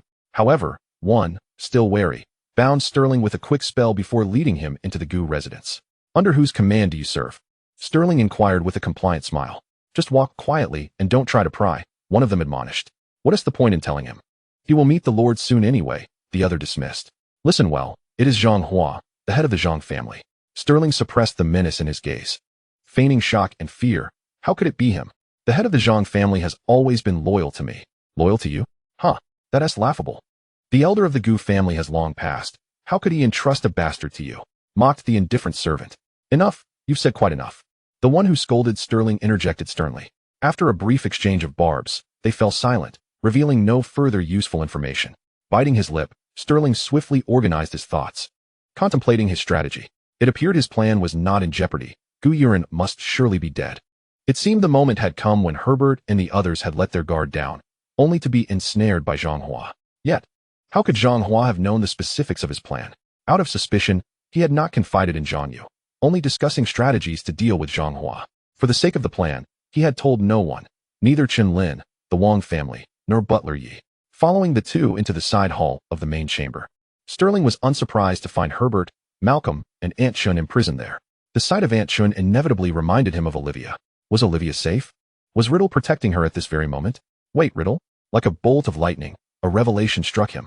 Observing the pained and desperate expressions in Aunt Chun's eyes upon seeing him, Sterling wished to inflict upon himself a deep and agonizing wound. How could he have been so foolish? He had, after all, confided his plan to one person, someone entirely unrelated to this affair, Riddle. Numb and dazed, he approached Aunt Chun, hearing the door behind him close with a resounding thud, feeling his heart bleed. Aunt Chun was crying, her words lost on him. How had he become this way? How could he have trusted Riddle so implicitly? Why? Why had Riddle betrayed him? Sterling, my dear, focus on me. Don't frighten me like this. Aunt Chun sobbed, clutching Sterling's shoulders, striving to rouse the dazed youth. Sterling, my good child, Butler Yi is gone. You cannot afford to falter. A voice that seemed distant finally penetrated Sterling's thoughts, interrupting his turmoil. Who is gone? He murmured, coming to his senses. Slowly turning to Aunt Chun, speaking evenly. Who did you say is gone? Seeing Sterling respond, Aunt Chun smiled as if she had survived a disaster, abruptly embracing him. Stroking his head. Child, do not fear. You have done splendidly. This is not your fault. Buried in Aunt Chun's embrace, Sterling felt her trembling form as she wept. Gently pushing her away, he raised his head and surveyed the room's occupants with newfound seriousness. Aunt Chun, Uncle Chun, Aunt Lin, Uncle Lin, Aunt Wong, Uncle Wong, Herbert, Malcolm, and the figure in the corner. Who was that, covered in blood, with a face obscured in shadows? Rising silently, he approached the figure, lifting their drooping head, finally revealing their face. Butler Yi, who was usually so fastidious about cleanliness, had never allowed himself to become so filthy. Listening to Aunt Chun and Aunt Lin weeping behind him, Sterling found himself unable to shed a single tear. Pulling out a handkerchief, he earnestly began to wipe Butler Yi's face, reminiscent of when Yi had done the same for him in childhood. Uncertain of how long he had been wiping, he finally cleared the grime from Butler Yi's left cheek, changing to a fresh cloth, just as he was about to clean the right side. The door burst open with a bang, and the two earlier figures strode back in. Sterling Gu, come forth. The Lord wishes to see you. Lowering his gaze to the unfinished task, Sterling closed his eyes. Aunt Chun, in a fit of agitation, exclaimed, call Zhang Hua to see me. What kind of cowardice is it to bully a child? Unfortunately, the two paid her no heed. Sterling Gu, the Lord demands your presence. Aunt Chun clenched her fists in frustration, but before she could utter another word, Sterling suddenly rose to his feet. His face was eerily calm, akin to a dry well. Slowly walking towards the two, he cast a reassuring glance at Aunt Chun and spoke flatly. Let us go. Chapter 74. Twisted Love and Affection. The once resplendent and grand Gu residence hall had been charred by fire, and at the head of the hall now sat Zhang Hua, the master of the Zhang family. He wore a grotesque mask and was currently sipping tea from a cup that Sterling recognized as the Gu family's prized pre-rain Longjing. The two men pressed Sterling down. Kneel. Sterling fixed his gaze on Zhang Hua, his knees rigid, refusing to bow despite their forceful insistence. A wave of suppressed rage surged within Sterling as he watched Zhang Hua sip tea with a hand that sent his vision blurring with blood. A voice whispered angrily in his mind. You must be furious, aren't you? He is drinking the tea that your grandfather cherished most. One he never had the chance to enjoy. Cut it off. Chop that hand off. Chop it off. Chop it off. Remove that hand, along with that head. The surrounding magical energy surged violently, and the two individuals restraining Sterling instantly transformed into a mist of blood. Breaking free from the binding spell, Sterling seized their wands. Avada Kedavra.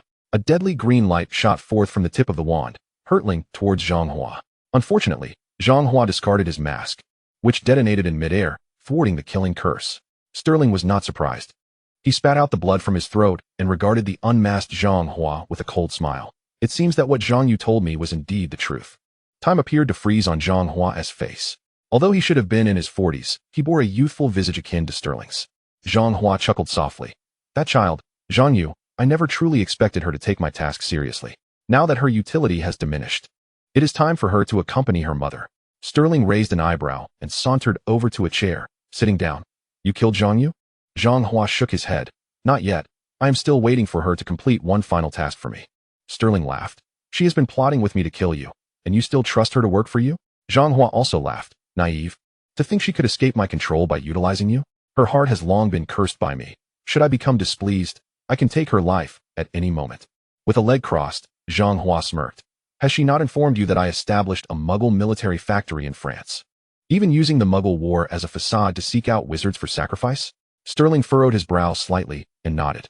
Zhang Hua's laughter grew more pronounced. Considering you are about to die, allow me to clarify. Those were all actions taken by Zhang Yu herself. A heavy sensation settled in Sterling's heart, yet he maintained his composure. Zhang Hua continued. I needed a useful pawn, and upon her return to the Zhang family, she fell under my control, engaging in numerous unsavory deeds. She yearned for freedom, thus she sought every possible means to extricate herself from my grasp. For instance, capturing wizards to conduct magical experiments, attempting to transfer the curse onto them to gain her freedom, or acquiring wealth in the Muggle world to establish a foundation for her eventual escape. Even her request to the Gu family to send her to France was a letter she forged in my handwriting. Regrettably, she was unsuccessful. Sterling added coldly. Indeed, Zhang Hua remarked, believing she performed admirably, yet it was merely my tacit approval and indulgence. Last night, I issued her a final warning and command. I told her that should she complete this last task for me, I would lift her curse and grant her freedom. Otherwise, her heart would explode immediately. What task did you assign her? Sterling inquired calmly. Zhang Hua merely smiled in silence. Thus, Sterling shifted to another question. If you could easily kill me, why go through the trouble of meeting me? At that moment, Sterling observed Zhang Hua's smile fade, replaced by a silent gaze directed at him. Just as Sterling thought Zhang Hua would remain silent, he spoke. Because I loved your mother, and you, aside from your eyes, bear an uncanny resemblance to her. As if hearing a joke that would make Merlin drop his teeth in astonishment, Sterling burst into laughter. You loved my mother? Ha ha ha, that is utterly ridiculous. Do you even know what love is? Zhang Hua remained unperturbed, resting his chin on his hand while watching Sterling laugh. Do you find it amusing as well? Sometimes I find it amusing too. Despite my own merits and deep affection for her, she remained oblivious, running away with your father. I sought out your father and dueled him, but I lost. It was then that I realized only the strong deserve love. So I resorted to any means necessary to grow stronger over the years. Yet, before I could find your mother, news of her demise reached me. Sterling, your father is a sinner. I have been unable to locate him all these years, and in the matter of your mother's death, neither you nor your grandfather is innocent. Why did your grandfather not intervene? If it were not for your cursed existence, why would she have ventured into the forbidden forest? Thus, from that day onward, I resolved to make the Gu family pay for Peilon's death. Sitting up straight, Zhang Hua concluded, Sterling, annihilating the Gu family is proof of my love. Sterling laughed even harder, tears streaming down his face, yet his words were cold and venomous. You know nothing of love. Love is selfless fulfillment and sacrifice. What you are doing now is merely a perpetual debt owed to my mother. Zhang Hua's expression darkened, and a piercing agony struck Sterling, causing him to tumble from his chair. Yet, Sterling continued to laugh, unable to stop. Because of love? Because of love. Is all of this truly for love? How absurd.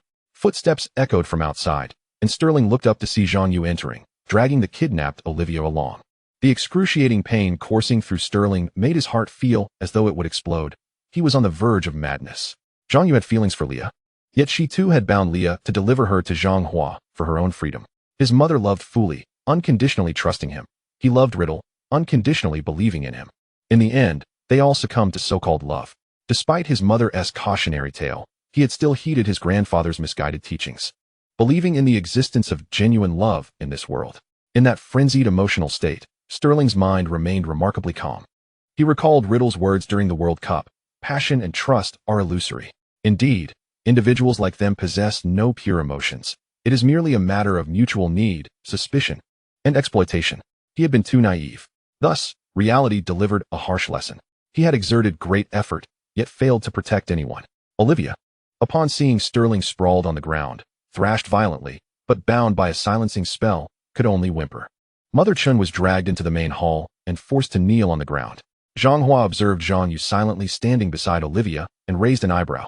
Well done, Zhang Yu, bringing the one you love to me. You truly are something else. Olivia turned her head in disbelief to look at Zhang Yu. Yet Zhang Yu lowered her head, unable to utter a single word. Chapter 75, The Radiant Young Girl. Mother Chun looked at the group of children and asked Zhang Hua, What are you planning to do? What am I planning to do? Zhang Hua replied as if he had heard something amusing. Of course, it is to kill you in front of your daughter, to kill this little bastard. And then to eliminate everyone here. Qin Jing, when Peilon died, as her best friend, what were you doing? Zhang Hua approached Mother Chun, pressing his wand against her throat. Mother Chin's eyes instantly filled with tears. After she left, she never contacted me. I could not find her. You claim to love her. Why did you not protect her? With a kick, Zhang Hua sneered. Why so much nonsense? You can die now. A green light erupted from the tip of the wand, and everyone present widened their eyes in shock. Sterling, immobilized on the ground, felt as if his eyes would burst. The green light shot forth, heading straight for Mother Chun. However, in that split second, someone beside Zhang Yu lunged forward. Leah, no? Zhang Yu screamed, her heart torn. Yet that red figure dashed in front of Mother Chun. The moment the green light struck Olivia, her diamond necklace radiated a golden glow. The collision of gold and green unleashed a tremendous surge of magical energy, knocking everyone to the ground. Those holding Mother Chun collapsed unconscious, and as she lifted her head, she beheld the fluttering hem of a skirt descend quietly. Leah, rushing forward. Chen's mother cradled the fallen Olivia in her arms, her sobs echoing through the air. Zhang Yu, having risen from the ground, stood in stunned silence, watching Chen's mother weep over Olivia. Zhang Hua, brushing the dust from his robe, maintained a cheerful demeanor, exclaiming, "Why the rush? It's inevitable anyway. Avada Kedavra."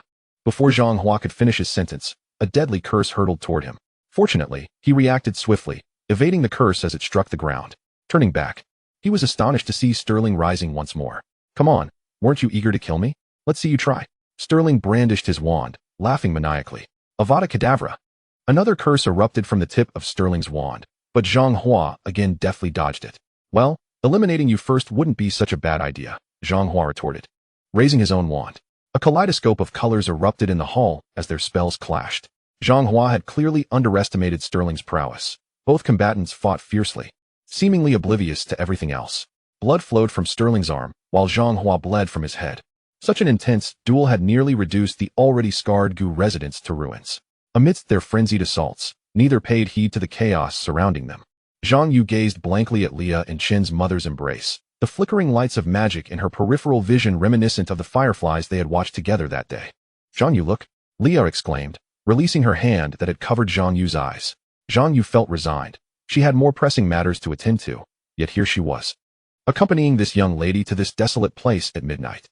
With a sigh, she opened her eyes to behold an extraordinary scene.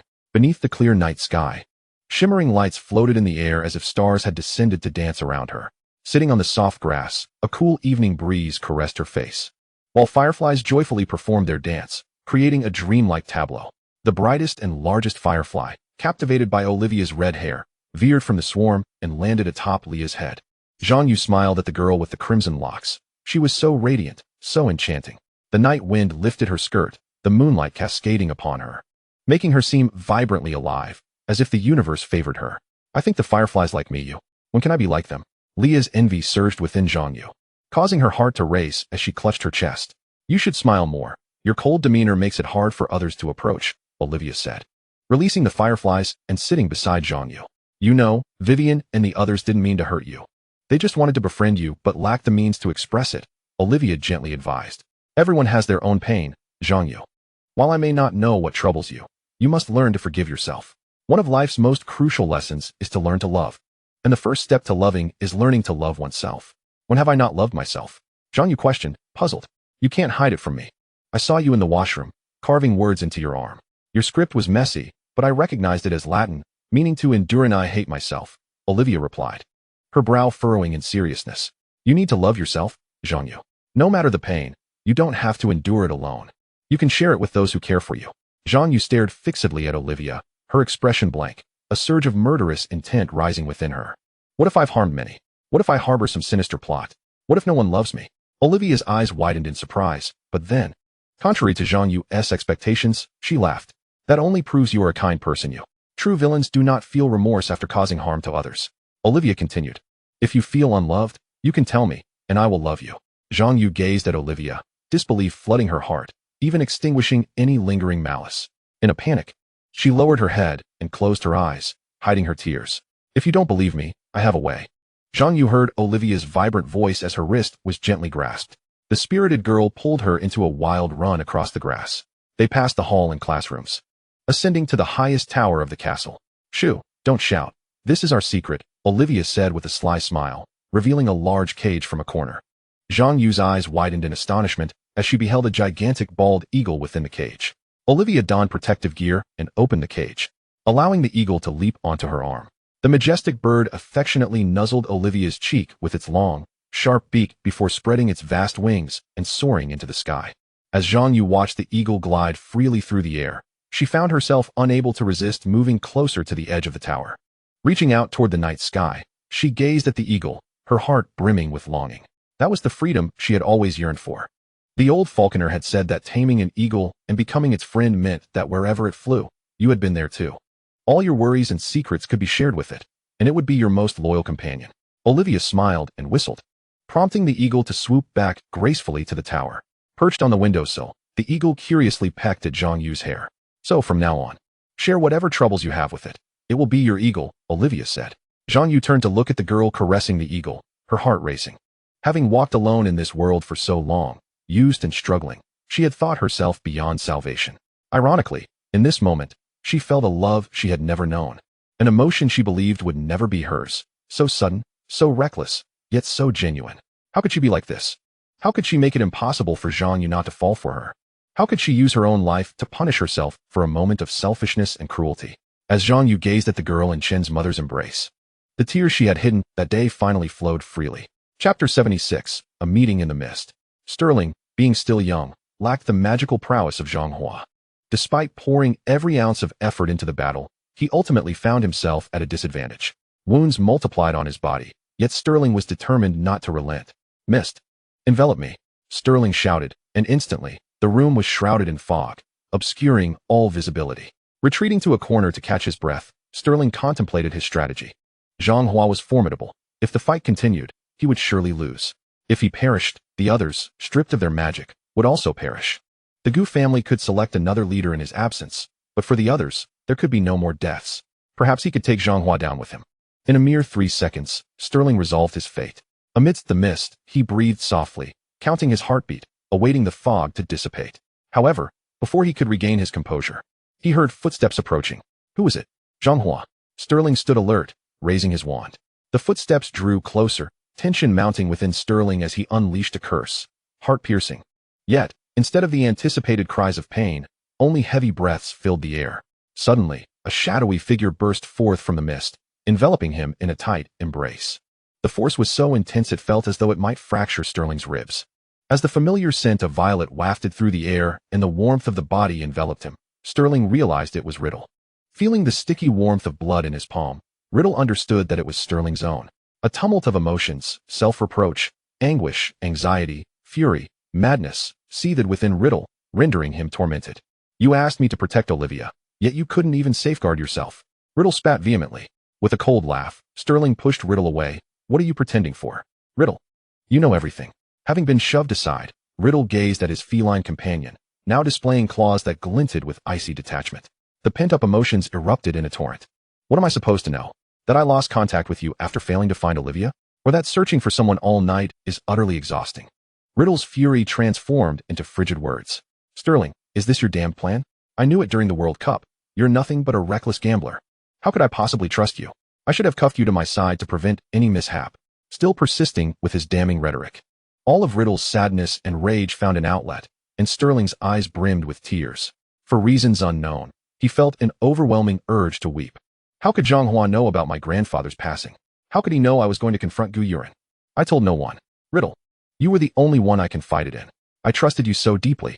Each wound on Sterling's body ached, compelling him to finally close his eyes.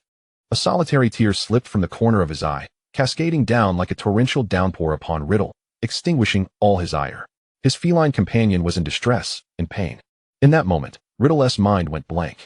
With no time for explanations or inquiries, he followed the instinct of his heart and embraced his beloved.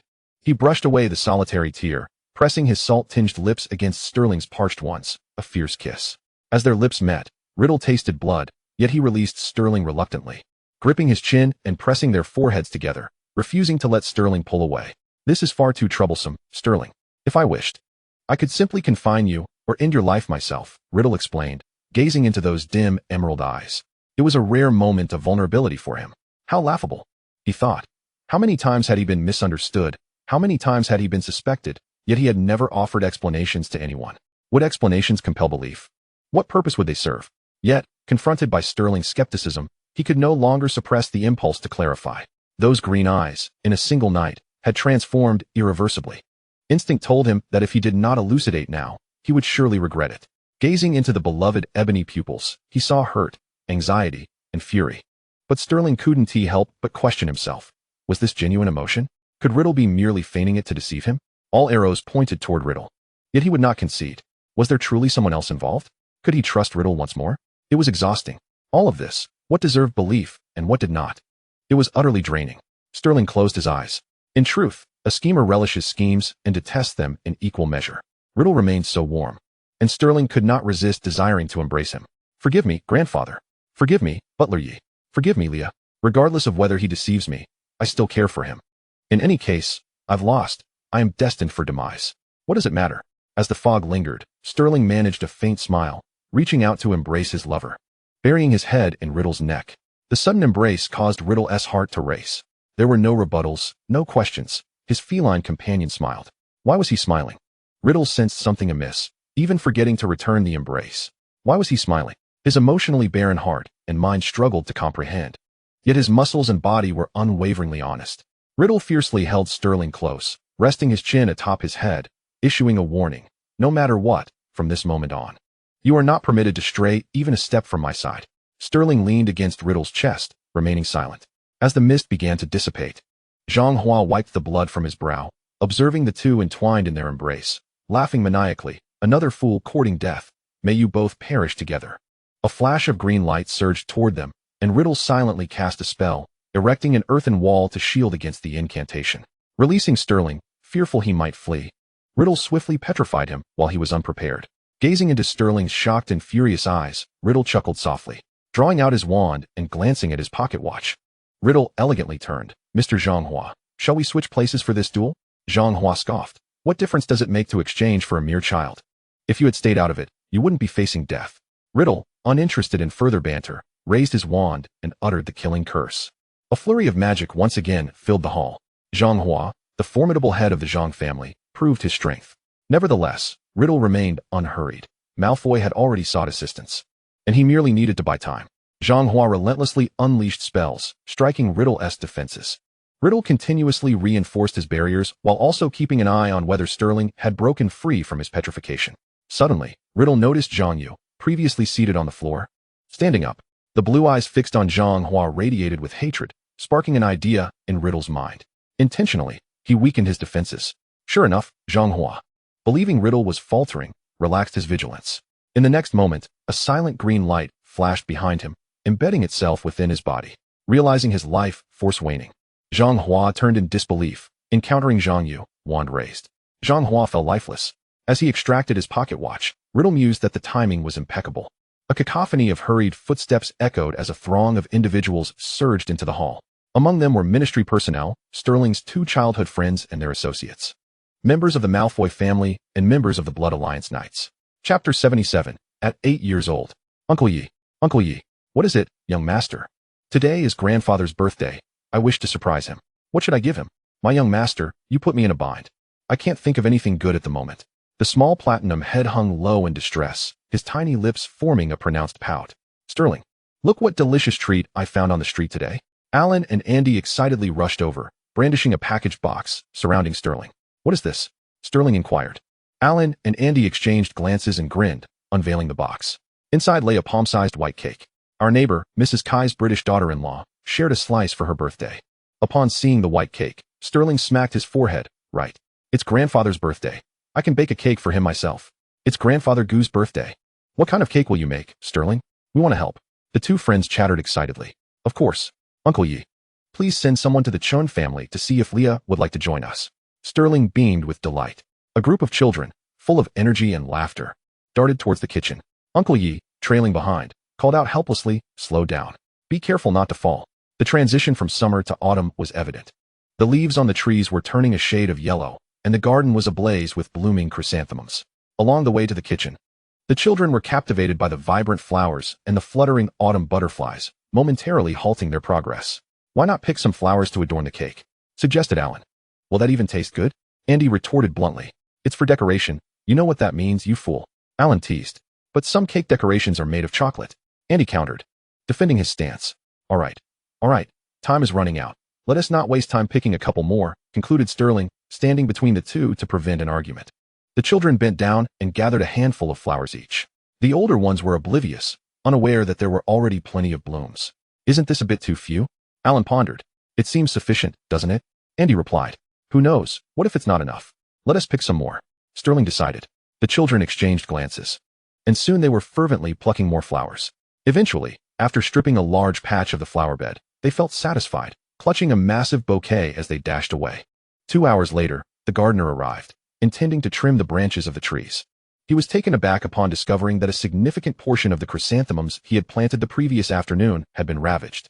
A surge of anger welled up within him as he thought, "Which little rascal has wreaked havoc in my garden?" Meanwhile, the true culprits had already arrived in the kitchen, proudly presenting their flowers. The little fairies greeted the young masters with both respect and joy, quickly bringing forth a plethora of snacks and drinks. The children indulged in the treats, only remembering their purpose after a considerable time. "Can you teach us how to make a cake? We want to surprise Grandpa," Sterling asked one of the fairies. "Oh, the young master wishes to learn. To bake a cake for the old master. How delightful. Today is the old master's birthday. We must make the biggest cake," the fairies exclaimed excitedly, pushing the 3 children toward the workbench. One fairy, donning a tall chef's hat, leaped up to direct the others to fetch flour, while another struggled to bring a large bowl filled with whipped cream. "Stop, stop, stop," Sterling interjected, realizing the chaos. "We want to do it ourselves. Just teach me how," he insisted, his brow furrowed. The fairies exchanged glances before erupting into a lively debate. Fortunately, none of the fairies joined in, standing neatly to the side, their eyes and necks following the young master's hands, not daring to relax for a moment. Kneading the dough, whipping the cream, Alan, unable to contain himself, ultimately succumbed to temptation and splattered a handful of cream onto Andy's face. "What are you doing?" Andy shouted, his cheeks puffing up in anger. Not to be outdone, Andy retaliated with his own handful of cream, igniting a playful chase. They darted from east to west and back again. Alan was as agile as a monkey, while Andy, determined, refused to give up. Cream flew everywhere, creating a delightful chaos. When the two rushed past to focus Sterling for the 3rd time, he could no longer contain his frustration. "Hey, are you two really here to help?" he shouted. Yet, they paid him no heed. In fact, during Alan's 4th pass, the cream intended for Andy ended up splattered on Sterling instead, with a hefty dollop landing in his hair. "Merlin's socks. I just washed my hair this morning." Clenching his fists, Sterling shouted, "Alan, you're going to regret this." Thus, the last thing the little fairies wished to witness occurred. The usually composed Sterling joined the cream war. When Sterling joined in, his fighting prowess surpassed that of Andy. And soon, the bowl of cream was nearly empty. Observing the considerable amount of cream on his own attire, Alan dodged while protesting, "You're cheating. It's 2 against 1. Just then, Olivia entered through the door. Seeing the 3 cream-covered youngsters, she was momentarily bewildered. "Good heavens. Aren't you supposed to be making a cake?" she exclaimed. Before she could finish her surprise, a glob of cream landed on her face and dress. "Merlin's mucus. I just changed into this new dress this morning." Wiping the cream from her face, Olivia was utterly furious. "Sterling, I'm going to cover you in cream today." Fired up, she resembled a snow leopard, ready to pounce. Sterling ducked and called out to Alan. "Well, now it's 2 against 2. "Not quite," Andy cried in distress. "You can take on Lydia, but I can't handle Alan." At this, Olivia, Sterling, and Alan halted simultaneously, exchanging glances before bursting into laughter. "What is so funny?" Andy's face turned crimson. He rushed to the cream bowl, scooping a large handful and flinging it at his laughing friends. Hey, Andy, if you keep that up, I'll retaliate. I'm scared of you. You mocked me. Whose fault is that, you little bookworm? You wouldn't come out for sports. And now look at the mess you're in." Ha! In their playful antics, the task of making a cake was almost forgotten. Suddenly, the door swung open, and they all froze, realizing it was Uncle Yi. Behind him stood the gardener, furious over the flower bed incident. Gazing at the chaotic kitchen, Uncle Yi, though anticipating such a scene, couldn't he help but sigh. "Why did you pick flowers from the garden while making a cake?" The 3 mischief makers lined up, pushing one another, reluctant to speak first. Finally, Andy and Alan teamed up to shove Sterling forward. It was Sterling. He said flowers would look nice on the cake. Sterling shot a disbelieving glance at his 2 friends, but reluctantly admitted, "I'm sorry, we didn't think it through." Uncle Yi looked at the cream-covered children, a mix of amusement and exasperation on his face. "All right, no more of that. Go change your clothes and get back to making the cake. Otherwise, you'll miss the birthday party." Yes, the 3 children, thrilled by their reprieve, dashed out of the kitchen, disappearing in no time. Olivia, unable to keep up, stomped her foot in frustration before chasing after them. Ultimately, under Uncle Ye's watchful eye, they collaborated and successfully created a large birthday cake. Though the cake was lopsided and the frosting and chocolate excessively abundant, the children were still elated. Holding the cake, Sterling was flanked by his friends, and together they burst into the birthday celebration, treating the cake like a rare treasure. Heedless of the astonished guests in formal attire and the attempts of the doormen to stop them, they charged in, almost recklessly. A group of children, bearing their rather unsightly cake, dashed toward Yushu. With flowers still adorning her small face, Sterling endeavored to rise on tiptoe, presenting the cake to Yushu. Grandfather, this is the cake we made with our own hands. Happy birthday. Chapter 78, Malady and Growth. The leading Auror burst in, restraining Riddle and preventing his escape, questioning him. Alan and Eddie rushed to release Sterling, who lay petrified in the corner, while Andy carried him to St. Mungo's. And Alan ventured to the side hall to rescue the Chen family head. When Zhang Yu arrived, she ruthlessly killed Zhang Hua before the gathered crowd, making her the prime suspect. A few Aurors approached to bind Zhang Yu, intending to escort her back to the Ministry of Magic for interrogation. Malfoy charged forward, gripping her collar. Where's Leah? Where have you taken her? Yet, at that moment, Zhang Yu appeared to be nothing more than a lifeless shell, offering no response to Malfoy. Ultimately, the Aurors pried the crimson-eyed Malfoy away, taking Zhang Yu with them. Casting a glance around the dilapidated hall, he suddenly caught sight of a familiar shade of red. It was Leah, lying in the embrace of Mrs. Chun, her eyes tightly closed. His heart raced uncontrollably as Malfoy stumbled to his knees before Mrs. Chun. Annie, what has happened to Leah? Malfoy's voice trembled. Mrs. Chun could only shake her head, weeping silently. A wave of immense panic surged within Malfoy. For the first time, the pampered young master understood the essence of pain and helplessness. Frantically seizing Leah from Mrs. Chen's arms, his trembling fingers pressed against her neck, desperate to feel something, anything. But the tremors rendered him incapable of sensing her pulse. Tears cascaded down, landing on Leah's shattered necklace resting on her chest, the morning sun casting glimmers upon the diamond fragments scattered on the ground. Diamonds. Malfoy felt as though struck by lightning. Those were the heirlooms he had gifted Leah, imbued with powerful protective magic. As if under the influence of a strengthening charm, Malfoy wiped his tears, steadied his trembling, and delicately sought Olivia's pulse. One beat after another, weak, slow, yet undeniably steady. More tears erupted from his eyes, and he exclaimed to Mrs. Chun, Auntie, Leah is still alive. Scooping Leah into his arms, Malfoy, disregarding his dignity, sprinted forth. Are there any Aurors? Is anyone here? She is still alive. My girlfriend, my wife. Take her to St. Mungo's. Mrs. Chun, stunned by the sudden revelation, knelt on the ground, staring blankly as Malfoy dashed out, cradling Olivia. The extremes of joy and sorrow, the ebbs and flows of fate. In the end, Mrs. Chun could no longer endure the strain and collapsed. Help! Someone has fainted over here. A bespectacled ministry employee called out, requesting assistance to take Mrs. Chun to St. Mungo's. As people hurried to and fro, the sun gradually revealed its full visage from the horizon. The chaotic night passed, heralding the arrival of a new day. With a resounding thud, Riddle appeared before a hospital room door. Upon entering, he found Sterling awake. The trial is so swift? Sterling remarked, his gaze fixed on the latest edition of the Daily Prophet without lifting his head. There was no need for Veritaserum. Zhang Yu had confessed everything. Illegal participation in the Muggle War, deliberate homicide of a wizard, illegal kidnapping and conspiracy against a wizard, among various other charges. Riddle placed a bowl of prepared chicken soup on the bedside table and continued. Wisengamot deemed her contrition satisfactory, sentencing her to life in Azkaban. As for Zhang Hua and Gu Yurin, they are both deceased, leading to additional charges, but no substantial penalties. Snatching the newspaper from Sterling's grasp, Riddle cupped his face in his hands and leaned in to kiss him. A fleeting taste, their noses brushed against one another. Gazing into those beautiful green eyes, Riddle reiterated, Do not doubt me, I have done nothing. The green eyes met the black, the expression on his face serene. Wrapping his arms around Riddle's neck, Sterling leaned in to kiss him again, an embrace filled with tenderness and passion. Riddle closed his eyes, while Sterling opened his, observing Riddle's features with a gaze devoid of warmth. Did it truly matter what Riddle had done? Was mutual trust truly of such importance? Riddle was mistaken. Sterling was not a gambler. He relished in meticulous and flawless schemes. He had no fondness for chance. He had placed a wager based on his instincts and had already paid a hefty price. The house elf had perished, although Leah remained alive. She lay in a coma, and the healer indicated her awakening depended entirely on Merlin's whims. He no longer wished to gamble. Hence, whether Riddle had a hand in any of it mattered not at all. He was indifferent to Riddle's ambitions, for his affection for Riddle endowed him with the means to keep him close.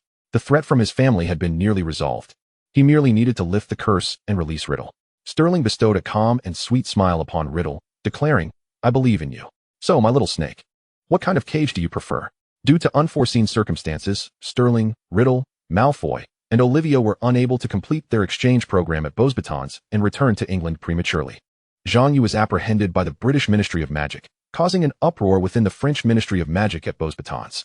However, time wields the greatest magic, and as it marched on, this incident swiftly faded from the public eye. Sterling's injuries were severe, necessitating a lengthy recovery until April, when St. Mungo's finally permitted his discharge. During this time, numerous visitors came to see him. Andy and Alan stayed for a few days, but due to the mounting responsibilities, they reluctantly returned to Germany. Riddle, on the other hand, visited nearly every day, bringing homemade soups or updates from the outside world, such as Zhang Yu's entrance into Azkaban in early March, or the Gu family commencing reconstruction under the guidance of several other family heads. Clad in golden-framed glasses, a white shirt, and a brown wool vest, he sat by Sterling's bedside, engrossed in a book. After witnessing Riddle in this light for so long, Sterling almost began to believe that Riddle was merely a warm, considerate, and kind-hearted lover. Alas, it was both unfortunate and fortunate that Riddle was not. Having packed his belongings, Sterling instructed Ado to return to the Gu estate. Taking one last glance at the hospital room he had occupied for 3 months, he turned to leave. Ascending the elevator, Sterling arrived at the top floor of St. Mungo's. Walking to the end of the corridor, he pushed open the door to a white hospital room, where a red-haired girl lay quietly on the bed.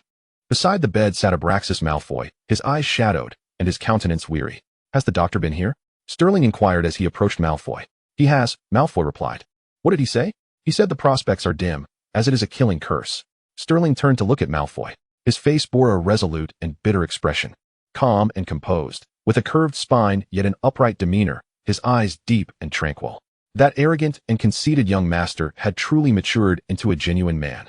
"It doesn't matter. No matter when she awakens, I will wait for her," Malfoy stated, a smile curling at the corners of his mouth. Chapter 79. Reunion with Corey. In May, Sterling returned to Hogwarts. In the Great Hall, he received greetings led by Black and his companions.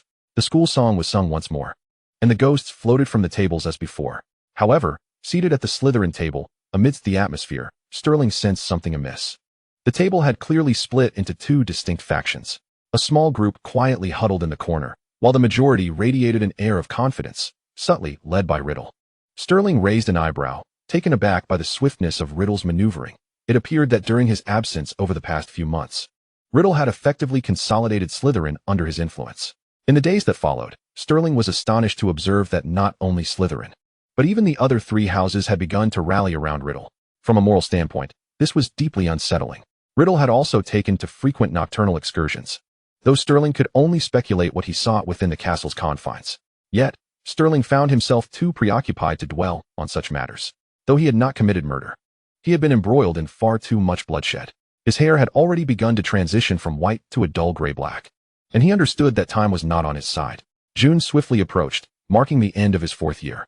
Observing the gray strands in his hair, Sterling deftly employed magic to conceal the anomaly.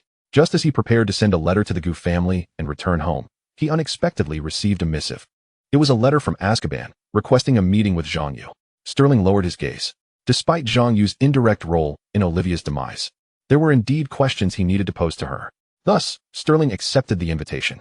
Through the iron bars, he transfigured a chair and sat, locking eyes with Zhang Yu, who was perched upon her bed. "I knew you would come," Zhang Yu smiled. "What do you wish to discuss?" Sterling inquired. "I intend to address matters of your curiosity. Though first, I must pose a question to you." "What is it? Is Leah still alive?" Zhang Yu's eyes brimmed with hope as she recalled the explosion of golden light, clinging to the possibility. "Yes," Sterling replied tersely. He regarded Zhang Yu as a pitiable figure and felt no need to deceive her. "Now, you may ask me what you wish to know." Zhang Yu exhaled in relief upon hearing Sterling's words. "You are under Zhang Hua's curse. Why have you not perished?" Sterling questioned. "Regrettably, while you might presume my curse transfer experiment succeeded, that is not the case. The truth is, I had resigned myself to death, and Zhang Hua deceived me. His curse lacked sufficient potency. At least, his demise did not implicate me." "How did you abduct Leah? Did you encounter Riddle?" "I seized the opportunity while Malfoy was conversing with others. Riddle was not present then, and I have not seen him since." Zhang Yu replied earnestly, then furrowed her brow. "Why do you doubt your boyfriend? What does that have to do with you?" Sterling retorted mercilessly. "It has nothing to do with me," Zhang Yu laughed. At that moment, I found it astonishing that 2 individuals so unlikely to find love had indeed fallen for one another. "I must take my leave," Sterling declared, unwilling to linger further. This holiday, he needed to settle everything before venturing into the Forbidden Forest. "Sterling," Zhang Yu called after him. "Don't end up regretting a momentary misjudgment like I did."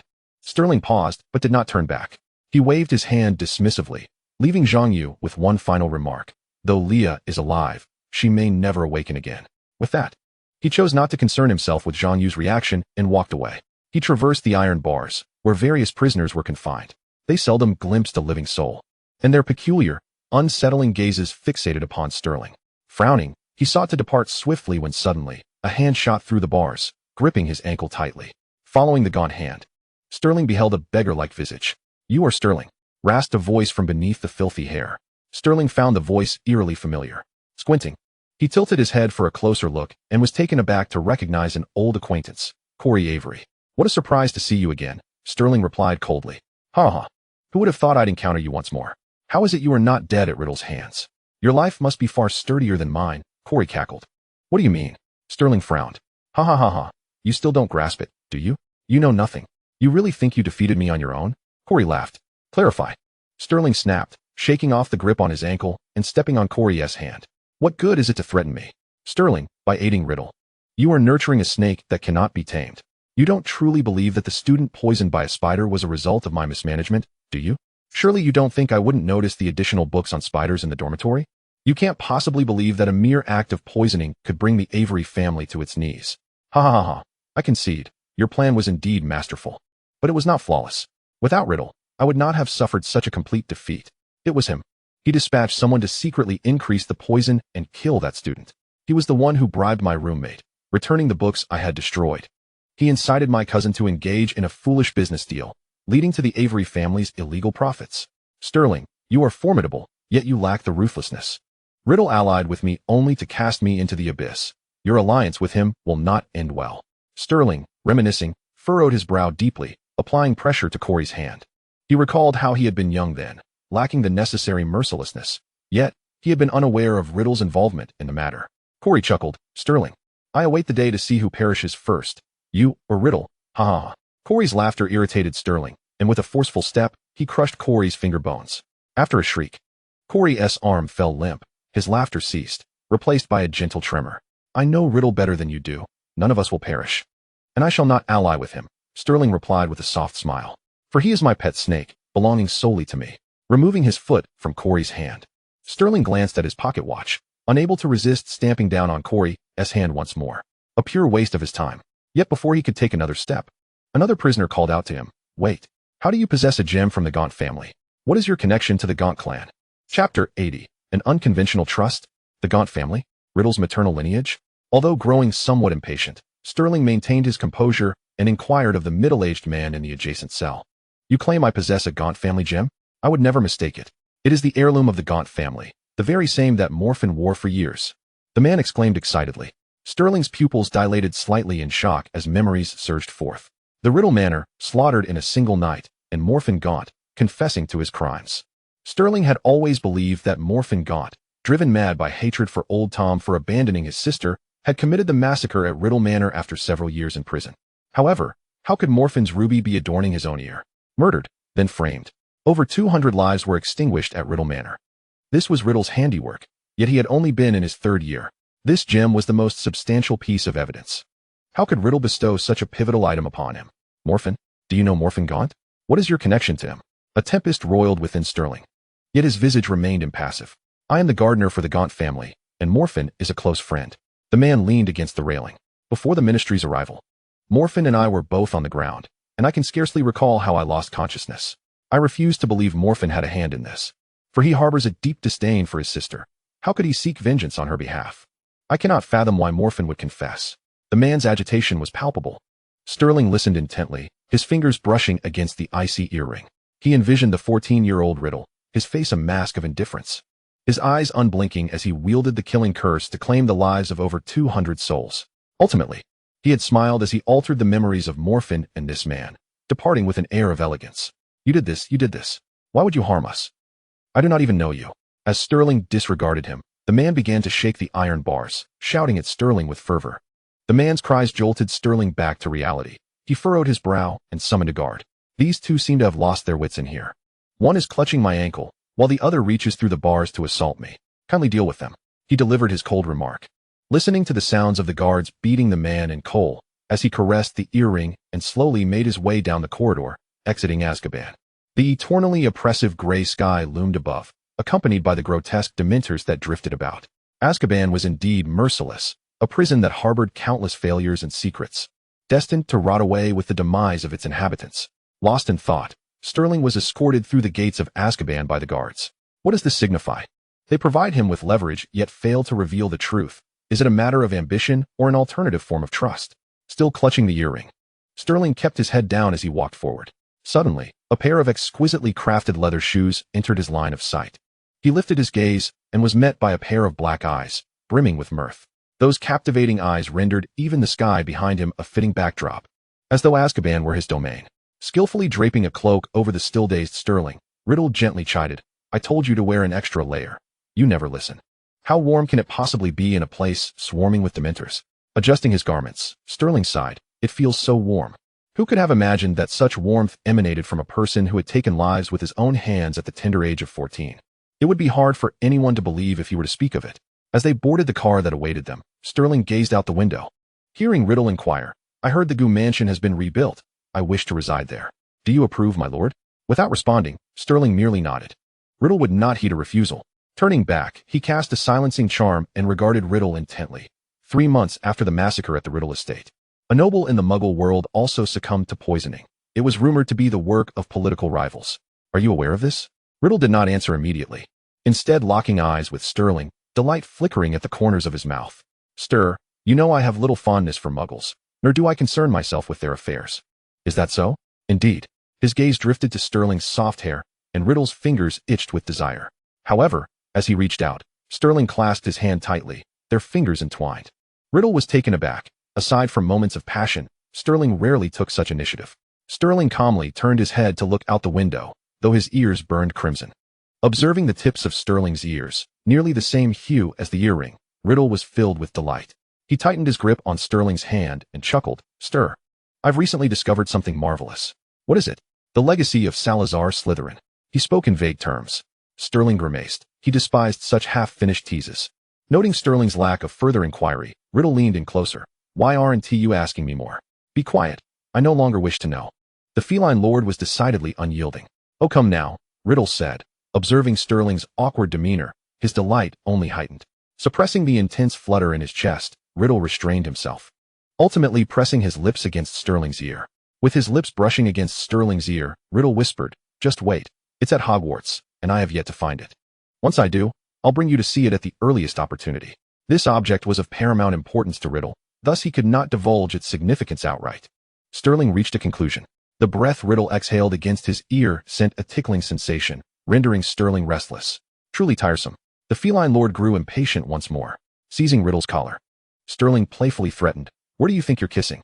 Riddle paused, stifling a chuckle. Just as he began to laugh, Riddle abruptly turned his head, capturing Sterling's lips with his own. Had it not been for Riddle's considerate application of a shielding charm, the poor driver would have been lamenting Merlin all the way. Gu Yurin and Zhang Hua had perished, and the passing of old Master Gu had finally come to light. It was still that valley adorned with delicate white flowers. Yet this time, Sterling was not alone. Sterling, along with the heads of several families, Herbert, Malcolm, Andy, Alan, and Riddle, stood together. The valley now bore 2 small mounds, and regrettably, another would have to be added. Having personally erected a tombstone for his grandfather, Sterling turned and accepted the box containing Uncle Yi from Riddle's hands. He reverently placed it in the prepared grave, watching as Uncle Yi was gradually covered by dirt. It was akin to burying Sterling's youthful innocence, marking the end of his carefree days. Sterling couldn't help but wonder if things would have unfolded differently had he confided in Uncle Yi. Alas, time is the most merciless of forces, and there are no what-ifs in this world. From this point onward, bridges would be crossed and paths would diverge. The remaining journey of life must continue for those who remain. Chapter 81, The Opening of the Chamber.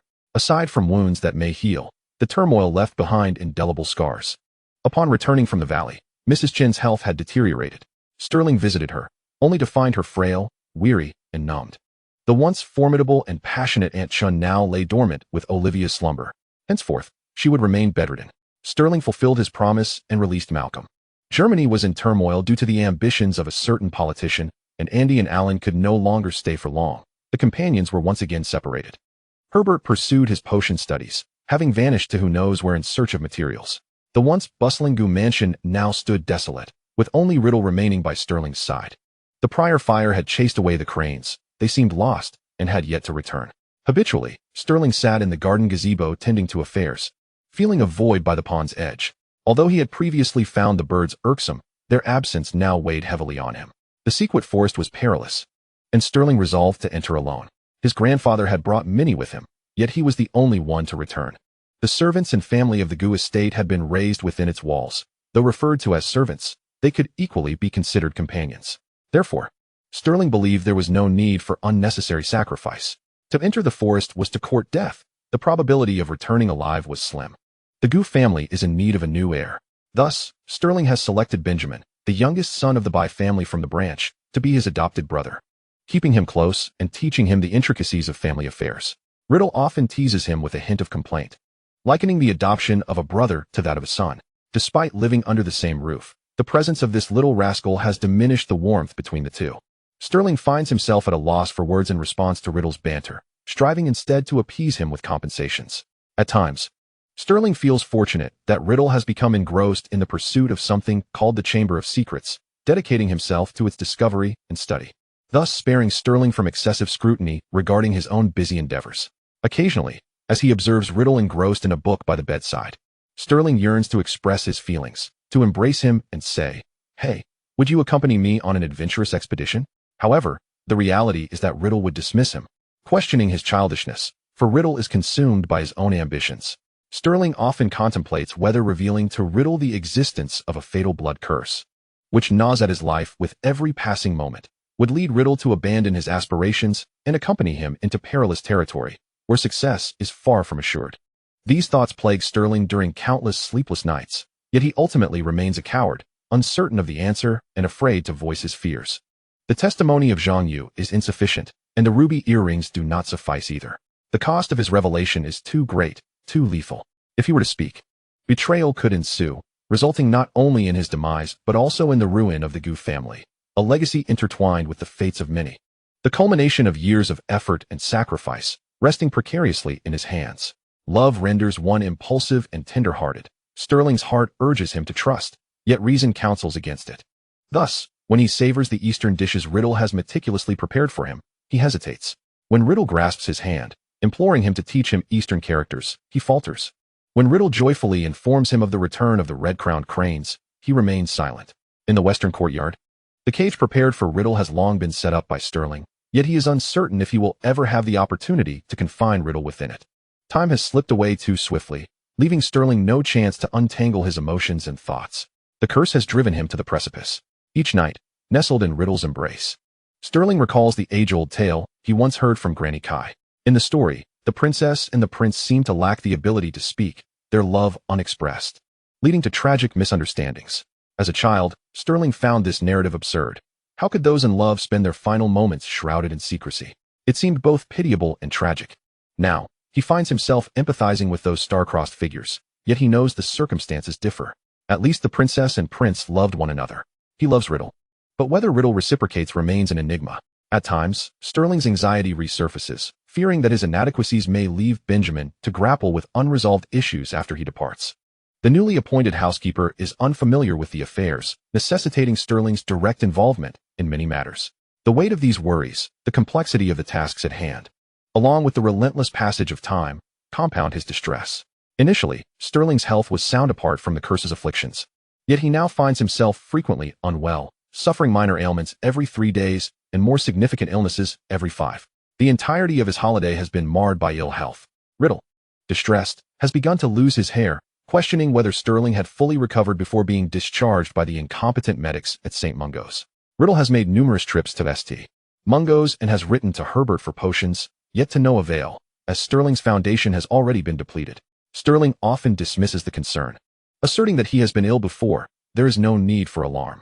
Yet, witnessing his hair turning nearly gray-black, requiring substantial magical concealment, Sterling cannot even convince himself. Originally, Riddle intended to stay for only a month, but upon witnessing Sterling's condition, he ultimately extended his stay for the duration of the holiday. Sterling senses that Riddle is scheming, frequently rising from bed in the dead of night and returning only at dawn. Letters come and go, and Riddle's circle of followers expands. Before they know it, the holiday has slipped away. As the school term approaches, Sterling's condition has improved significantly. Riddle prepares for the new term, finally departing. With a heavy heart, he tears off the last page of August from the calendar, glancing at his notes, knowing he must embark on his journey. Riddle returns to school a day early, making his way directly to the girls' lavatory. Dumbledore is currently preoccupied with a politician, leaving him no time to pay attention to Riddle. Moreover, Hogwarts is nearly deserted just before the start of term, providing Riddle with the perfect opportunity. He has garnered the support of a substantial faction of the nobility. If he can solidify his identity as the heir of Slytherin, he shall gain their unwavering allegiance and faith. If one listens closely, they can hear the whispers of serpents, a gift awaiting Riddle. Pushing aside the central wash basin in response to the call, 9 serpentine heads slither forth, and a hidden door creaks open. With a confident smile, Riddle follows the summons into the darkness. He twists and turns, traversing the damp corridors until he finally arrives. Gazing upon the monstrous creature coiled around the statue, Riddle smiles with satisfaction, his eyes gleaming with crimson anticipation. He has found the legendary gift of Salazar Slytherin, the Chamber of Secrets and the Basilisk. Chapter 82, Sterling's Departure. All right, there's nothing to worry about. Just apologize to him. Riddle is internally vexed, yet musters a smile to address the quarrel among the second-year students. He wishes he had delegated this task to Leonardo long ago. After finally resolving all matters, the express train approaches the station, and Riddle seizes the opportunity to search for Sterling. However, after scouring all the carriages, Riddle cannot locate him. Frowning, he cannot fathom the situation. Before he can ponder further, the train's whistle blows, signaling its arrival. With no other choice, Riddle must maintain order. Once all the passengers have disembarked, Riddle manages to corner Malfoy and Black. "Have you seen Sterling?" Malfoy and Black exchange glances before shaking their heads. "We thought he was with you." It is then that Riddle senses something amiss, his brows knitting in concern. Sterling might not have been on the train at all. Climbing into the carriage and entering the Great Hall, he scans the entire Slytherin table, but the familiar white hair is nowhere to be found. Unease creeps into Riddle's heart as he begins to realize the gravity of the situation. Sterling has truly not arrived at Hogwarts. What has happened? Has he fallen ill again? Unable to wait for dinner to conclude, Riddle calls Professor Slughorn away from the staff table. "Professor, did Sterling request a leave of absence?" "What did he say?" Slughorn, surprised by Riddle's inquiry, replies, "Sterling didn't inform you? He has applied for a leave of absence." "A leave of absence?" Riddle is taken aback by this revelation.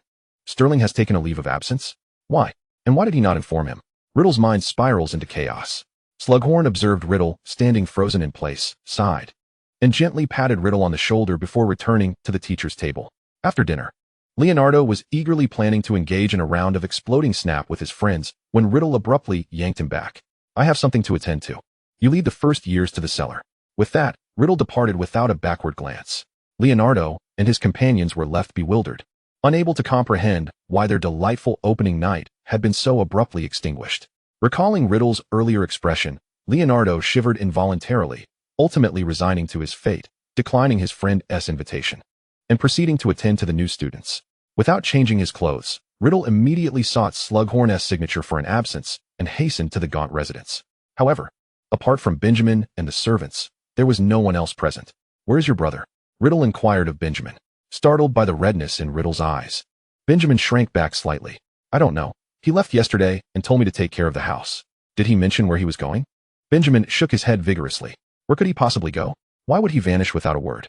Summoning an owl, Riddle pinned letters to Andy and Ellen, and then pried open the door to the basement where Sterling often lingered.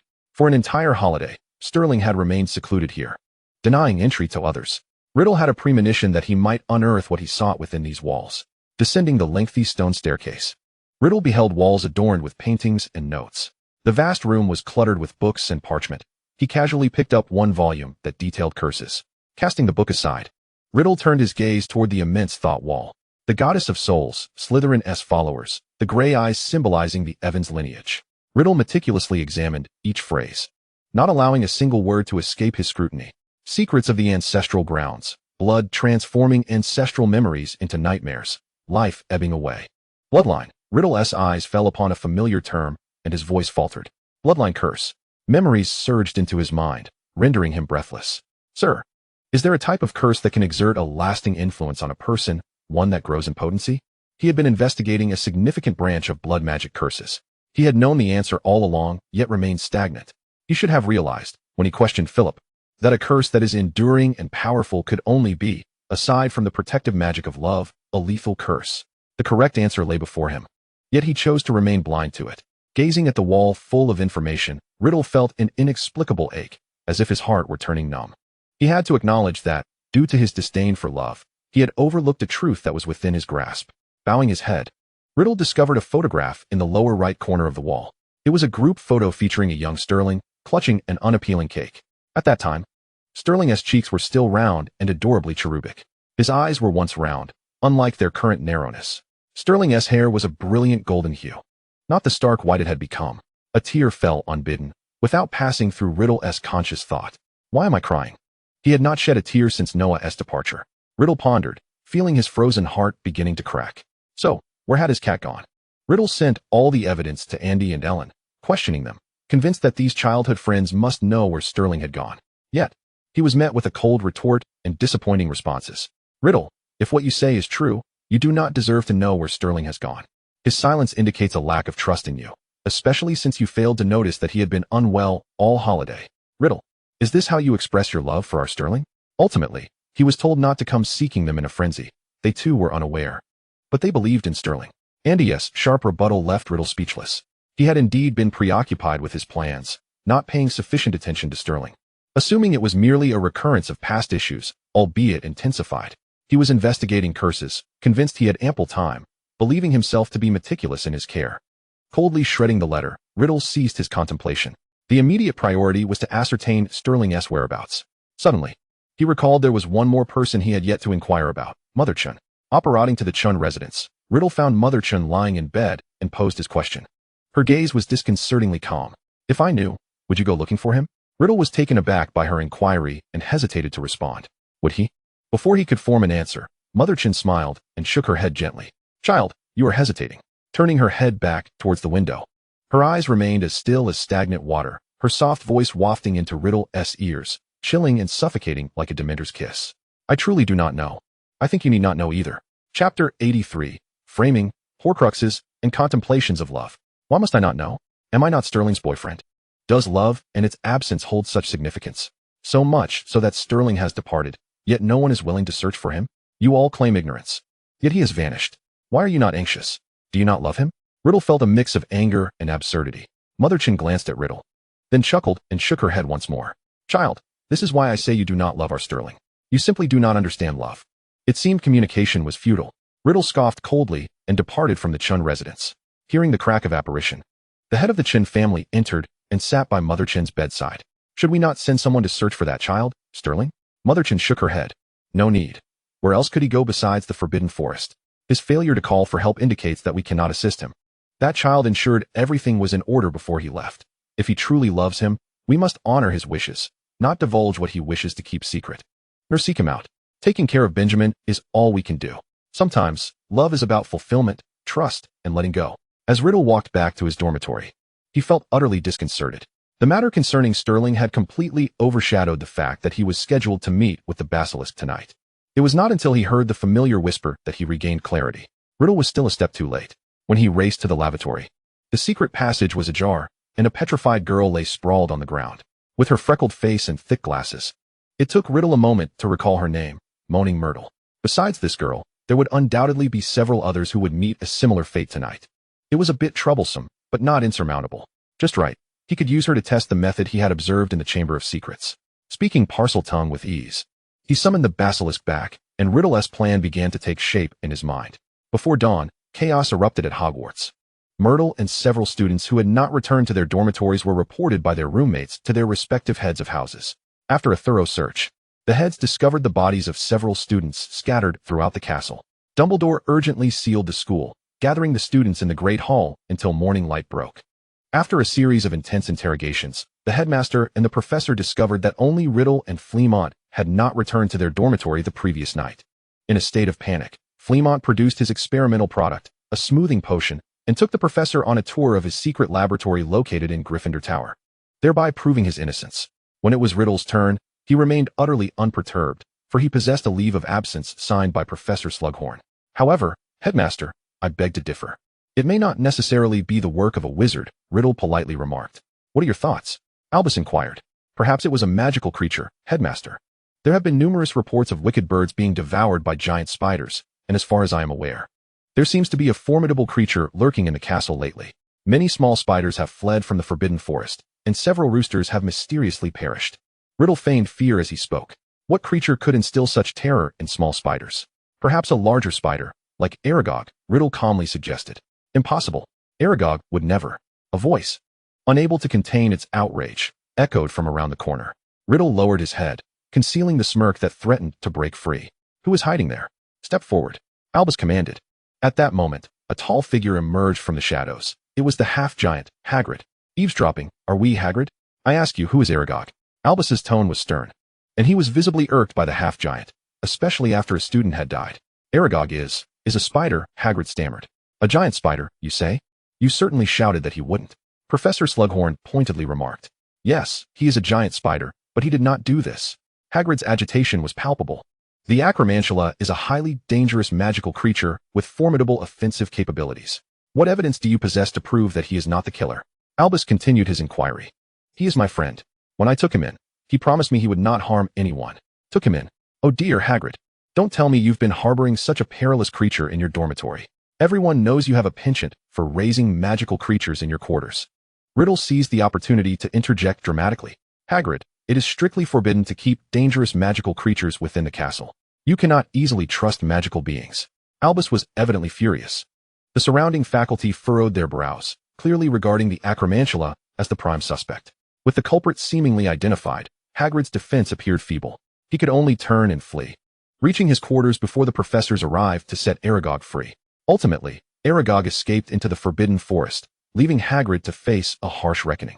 The charges against Hagrid included the illegal keeping of a dangerous magical creature resulting in death and the deliberate release of a murderer. Albus sought to send Hagrid to Azkaban, but was vehemently opposed by Dumbledore. Without clear evidence linking the giant spider to the murder, I cannot allow that, Dumbledore assured Albus repeatedly. Ultimately, Albus merely expelled Hagrid, relegating him to serve as a gamekeeper at the edge of the Forbidden Forest. Riddle was commended for his revelations and awarded the Special Contribution Award. During the ceremony, he accepted the trophy from Headmaster Albus with a smile. Not far off, Nate clapped, somewhat perplexed by the unease he felt. He sensed that Lord had changed, his demeanor colder than before. Yet, Nate reassured himself that it was likely just an illusion. With the matter of the basilisk finally resolved, Riddle had gained the trust of the prominent families, and his career flourished. Yet, he found himself far from joyous. Sterling was still missing. The Evans family, blood magic. Riddle investigated tirelessly, finally uncovering a lead. However, it bore no relevance to Sterling's whereabouts. In moments of madness, he contemplated kidnapping Andy, Alan, or Mrs. Chun to extract information. Yet, he hesitated, fearing that if Sterling returned, he would never forgive him. Moreover, Riddle understood that if Sterling wished to remain hidden, he would ensure that no one could divulge his whereabouts, for after all, cats are exceedingly clever. Riddle found himself confounded, grappling with the question of why Sterling no longer trusted him. Was it truly due to the so-called love? What did they even mean by love? Riddle had never believed in love throughout his life. Yet now, this question loomed over him daily, forcing him to ponder its essence. Did he like Sterling? Or did he love him? Riddle mobilized all his contacts in search of Sterling, and after 6 months, in the gentle warmth of a March day, he finally received word. Sterling had been spotted in a small town bordering a forest. Chapter 84. I don't like you. I love you. Upon receiving the news, Riddle scarcely took the time to draft a leave note. He hastily fashioned a door key and rushed to the town. Seizing a local woman, he disregarded all decorum. Has a young man with white hair come to this town? The woman, startled by Riddle's suddenness, nonetheless replied truthfully, yes. Yesterday a hunter brought back a young man with white hair from the forest. She gestured in a direction. Gratefully, Riddle dashed towards where she pointed. Arriving at a small cottage, he knocked on the door and, after a few seconds of silence, could not contain himself any longer. Alohomora. The door opened in response. A young man with white hair and green eyes was reaching for the door handle, surprised to see it swing open. After 6 long months, Riddle finally beheld those haunting green eyes. He rushed forward, closing the distance in an instant, and kissed Sterling with fervor, pouring out all his anxiety and longing. The kiss was fierce and passionate, culminating in a sharp bite that drew blood, a punishing reminder of their abrupt separation. Releasing Sterling, Riddle examined him from head to toe, relieved to find no visible injuries. As worry dissipated, it was replaced by anger. Foreheads pressed together, noses touching, Riddle cradled Sterling's face, his eyes glinting dangerously. Where have you been? Strange, unlike before, Sterling did not bristle at the accusation. Instead, he smiled, his eyes crinkling as he asked, have you been searching for me all this time? Yet, Sterling knew in his heart that Riddle's swift arrival meant he had indeed been seeking him. Riddle, seeing Sterling's evasion of his question, grew more agitated. Answer me, Sterling. Why did you leave without a word? Why didn't you tell me where you were going? The crimson in Riddle's gaze intensified as he looked into those clear green eyes, unable to suppress his feelings. Why did you abandon me? Did you not like me? Was it my lack of charm, or perhaps my status as an orphan that rendered me unworthy of your noble lineage? Or was it because I no longer served any purpose for you, Sterling? Hearing Riddle's accusations, Sterling continued to smile, shaking his head. No. Then why? Why? Riddle was on the verge of losing control. Why did Sterling smile so serenely, only to offer that single denial? Why wouldn't he reveal where he had been and what he had done? You are still angry with me, Sterling. You do not trust me. Riddle's voice turned icy. In perhaps Sterling's eyes, Riddle appeared as a pitiful wretch, desperately attempting to curry favor with others, born into a life of degradation, willing to employ any means to attain power. Thus, withholding information from him mattered little. Discarding him when no longer useful held no significance. For who would genuinely care for him? The crimson hue in Riddle's eyes intensified, and in his frustration, he felt an urge to slap himself. At that moment, Riddle found himself reflecting on the past 6 months, fraught with anxiety, pondering the essence of love and whether he truly loved. He felt like a mere jester. Perhaps he was inherently unworthy of understanding such an emotion. Observing Riddle's trance-like state and the deepening crimson in his eyes since Sterling's departure, Sterling surmised that Riddle had once again taken many lives. Riddle was lost in his own tumultuous thoughts. With a sigh, Sterling bit down hard on Riddle's nose and remarked, "What are you thinking? When I say no, I mean no." He playfully slapped Riddle's face, pinching the soft flesh of his cheeks, chuckling at the unrefined version of Riddle before him. It was not a matter of Riddle's handsomeness or feeling he was unworthy. Sterling had returned, not left him behind. He had used Riddle, doubted him, and even felt anger towards him, but all of that belonged to a normal past. My dear Tommy, I apologize, but I cannot disclose what I have done. However, I can share that I embarked on an adventure, a splendid experience. I encountered 2 sagacious friends and discovered countless unknowns. More importantly, I have come to realize that perhaps I do not harbor feelings for you. Upon hearing this, Riddle's heart raced, veins bulging. Yet, in the next moment, Sterling uttered a phrase that left him momentarily stunned. Sterling's smile was captivating, his eyes as gentle as the lakes in March. Tommy, I do not merely like you. I love you. In that instant, Riddle's mind faltered, failing to process the declaration. Did Sterling just profess love? Why did he suddenly say this? Do not doubt it, Tommy. When I say I love you, Sterling reiterated. Only then did Riddle seem to regain his senses, though he still lowered his gaze in silence. Sterling, too, refrained from speaking, simply standing quietly beside Riddle. Fragments of hair fell across his forehead, obscuring his view of Riddle's dark eyes. After a lengthy pause, Riddle finally lifted his head again. The blood-red hue had faded from his eyes, and he had composed himself. We should not linger here. Come back with me, Riddle said calmly, as if nothing had transpired. Observing Riddle's impassive demeanor, Sterling sighed softly within. He had anticipated Riddle would not easily accept this revelation. But what did it matter? Sterling's eyes crinkled with a smile. He had resolved family matters and sought solutions to the curse.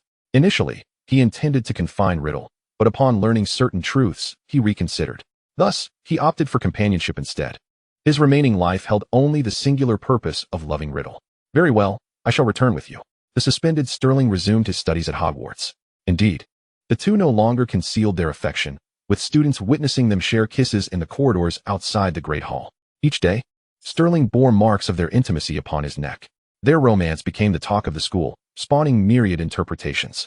Some even penned little story booklets, collected and sold by Fleamont, which surprisingly thrived in business. Naturally, this matter inevitably reached the ears of the professors. Dumbledore realized that, due to the Grindelwald affair, he had recently paid little attention to the two young men. Were they not friends? How had they transformed into lovers? Reminded of his own past romance, Dumbledore harbored profound concerns regarding their relationship. Just as he pondered whether to summon Sterling for a conversation, a knock reverberated at his office door. Upon opening it, he was met by the familiar sight of white hair and green eyes. Dumbledore was somewhat taken aback. He had not anticipated Sterling would seek him out. Chapter 85, Negotiation and Heartache. Professor, let us strike a deal, Sterling stated directly. I will assist you with a task, and you shall assist me with one. What assistance can you provide, my child? Dumbledore replied gently. Mr. Grindelwald loves you, though his obsession has clouded his vision. I will help him see clearly. Then, I trust you understand what is required next, and all issues will be resolved, Sterling calmly articulated, delivering words that left Dumbledore astonished. How could you possibly know? That is my concern, Professor. So, will you accept my proposal? Sterling smiled. Dumbledore fell silent, wavering. In the midst of a turbulent life, he encountered someone breathtaking, only to find himself in such a predicament. If he could turn back time, Dumbledore felt powerless to resist the temptation to waver. Not only for the wizarding world, but also for his own selfish reasons. I wish to hear your request, my child, Dumbledore inquired once more. It is quite simple, Professor. I only ask that you set aside your prejudices and regard Riddle with the care and understanding a normal student deserves from you. Sterling continued with a smile. Additionally, I ask that you remain a bystander to any of Riddle's future indiscretions. Dumbledore, wishing to clarify his lack of bias, found himself rendered speechless by Sterling's unwavering gaze. Very well, Dumbledore admitted with a hint of guilt. I do indeed harbor some unwarranted prejudices towards that boy. After all, he bears such resemblance. And I fear he may become the next. Professor, as far as I know, your ultimate belief is in love. So, why not extend to Riddle all the love you can offer from the outset, rather than being defensive and suppressing him? Have you considered that Riddle's current state, which you find so distasteful, may be partly due to your actions? Sterling's words struck with unflinching clarity. Dumbledore, taken aback by Sterling's frankness, subsequently smiled wryly. No one is infallible. He acknowledged his shortcomings. If I do not oversee him, who will be accountable for Riddle's transgressions? Dumbledore regarded Sterling. I will. Sterling responded without a moment's hesitation. All I ask is that you grant him love and trust. I shall bear the rest. Can you truly shoulder that burden, my child? Dumbledore asked, still somewhat apprehensive. Professor, I would willingly sacrifice my life for this. A sudden thunderclap echoed through the sky, followed by a torrential downpour. Gazing into Sterling's calm eyes, Dumbledore felt an overwhelming sense of astonishment. What experiences must one endure to speak so resolutely of sacrificing one's life for another at such a tender age? Child, you truly love him, Dumbledore finally smiled. I accept your terms. In December, news emerged from Germany that Grindelwald had been defeated under Dumbledore's hand, fleeing in disgrace without a trace. The reign of the Dark Wizard was abruptly lifted, revealing the light. The wizarding world erupted in celebration, and Dumbledore was hailed as the greatest white wizard of the century. The Daily Prophet published this edition, causing a stir among Hogwarts students. The tumultuous uproar began with a grand spectacle, but concluded with what appeared to be a hasty resolution. Furrowing his brow as he perused the report, Riddle was engulfed in dissatisfaction. Such magnificent ambition and a plethora of supporters. How could it all culminate in failure?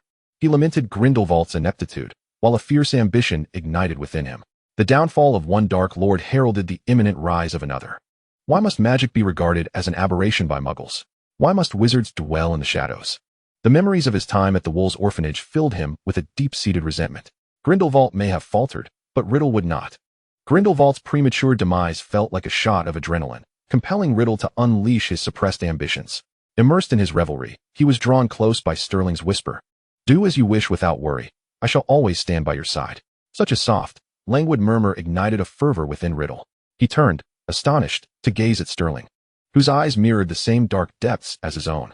The knowledge of Sterling's support filled him with elation, yet he pondered how Sterling could fathom his thoughts. His hand gradually glided up Sterling's neck, his gaze laden with complexity. Even with a lethal grip on a vulnerable point, Sterling remained tender and unperturbed, exuding an air of longing. Riddle recalled Sterling's past indiscretions, particularly from their second year. Any matter he withheld from Riddle was undoubtedly of utmost significance. Sterling, reluctant to reveal the truth, would resort to sweet words and gentle persuasion to soften Riddle's resolve. When Sterling professed his love, Riddle's heart raced, nearly spiraling into madness. Yet, reason swiftly regained its hold, leaving Riddle uncertain if Sterling's words were merely intended to placate him. These days, Sterling had been compliant. A side of him Riddle had witnessed before, further deepening his unease. Riddle knew Sterling too well. Once he displayed such willingness, it signaled a hidden scheme was afoot. With a sudden movement, Riddle grasped the back of Sterling's collar firmly. Leaning in, he opened his mouth, sharp canines sinking into Sterling's collarbone, leaving behind an ambiguous mark of crimson. Raising his gaze, Riddle's eyes shimmered with possessiveness as he inquired, "Are you willing to give yourself to me?"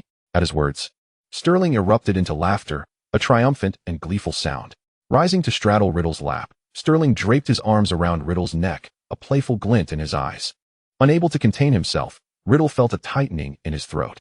Yet, to his astonishment, Sterling seized upon this small motion, biting down on the exposed area of his throat, eliciting a sharp intake of breath from Riddle, a wave of exhilaration clouding his mind. Amidst the haze, he heard Sterling's deliberate provocation. "Come on, Tommy, I permit it." The tension in his mind snapped, akin to a famished beast unleashed. Riddle seized Sterling's shoulders, pushing him down, succumbing to primal instincts. His hand slipped beneath Sterling's garment, caressing the delicate yet resilient form. a sensation he found intoxicating. In a fervor of excitement, Riddle tore away Sterling's shirt, kissing the smooth shoulder, leaving a mark of passionate chaos. Sterling wrapped his arms around Riddle's neck, and they lost themselves in a fervent embrace. As they kissed, Riddle's hands roamed upward. Believing the moment would flow effortlessly, yet unexpectedly, his fingers grazed an unsettling bony protrusion. How to articulate this? It was a disquieting sensation. Had it not been for another layer of soft skin, Riddle might have thought he had encountered a mere skeleton. Panic surged within him, the fervor evaporating as he released Sterling, tearing apart his shirt. The frail figure before him bore no semblance to a healthy individual. His heart felt as though it were being constricted, a suffocating ache enveloping him. Noticing a flicker of anxiety in Sterling's eyes, Riddle felt as though he were being pierced by 10 knives. Chapter 86, Dumbledore's Apology. The flicker of panic vanished almost immediately, and Riddle observed Sterling's perplexed expression. What's wrong? Without uttering a word, Riddle reached out again, tracing Sterling's scapula and back, but the sensation was nothing like before. The taut flesh felt solid, as if the prior encounter had been an illusion. Yet Riddle knew the earlier reality was the truth. At long last, Riddle could ascertain that Sterling was indeed unwell. What could be the cause? A curse? Of course, even a fool could deduce it. Yet why the determined secrecy? Wasn't this knowledge tacitly understood by all? Threads of evidence intertwined, and even without Sterling's confession, Riddle comprehended the situation. Sterling's curse must have intensified during the holidays, prompting a series of arrangements to address it. The 6 months of Sterling's absence and his peculiar behaviors were interlinked with the curse. It's nothing. I fear for your well-being, Riddle murmured, pressing a kiss to Sterling's forehead, wrapping him in a blanket before retrieving a new shirt from the wardrobe. I wish to continue, Sterling protested. Yet Riddle remained resolute. No, we must wait. Wait for what? Sterling queried, annoyance creeping into his voice. Until you are of age, until you are well again. I fear you cannot endure it. Or that you might be concealing some scheme. I dread that your desire stems from wanting to leave me once you have attained what you seek. I will uncover the nature of your curse and ensure your recovery. Very well, then wait, Sterling retorted with a cold laugh, settling down to sleep.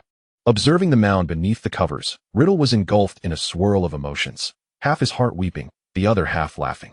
Skillfully climbing into bed, he playfully kicked Sterling's foot, pulling him into an embrace and closing his eyes. It mattered not that he could not reveal the truth. He would investigate on his own, regardless of what had transpired. The essence of the curse, or whether Sterling had deceived him, Riddle would not relinquish his hold, for his beloved feline was his everything. From that point onward, Riddle straddled the line between investigating Sterling's predicament and concocting potions and meals to nourish Sterling's frail body. Sterling, well aware that his secret had not remained concealed, surprisingly did not reject Riddle's care. Instead, he relished it, even displaying an interest in learning cookie-baking techniques from Mrs. Malfoy to delight Riddle with his creations. Fortunately, Sterling's health gradually improved, the frailness of his frame giving way to a return of vitality. Perhaps during his 6-month absence, he had managed to resolve the tormenting curse. Thus, Riddle felt emboldened to pursue his ambitions. With the puppet minister of magic ousted, a new regime led by Lay entered, heralding the dawn of dominion over the magical realm. Yet, something remained amiss.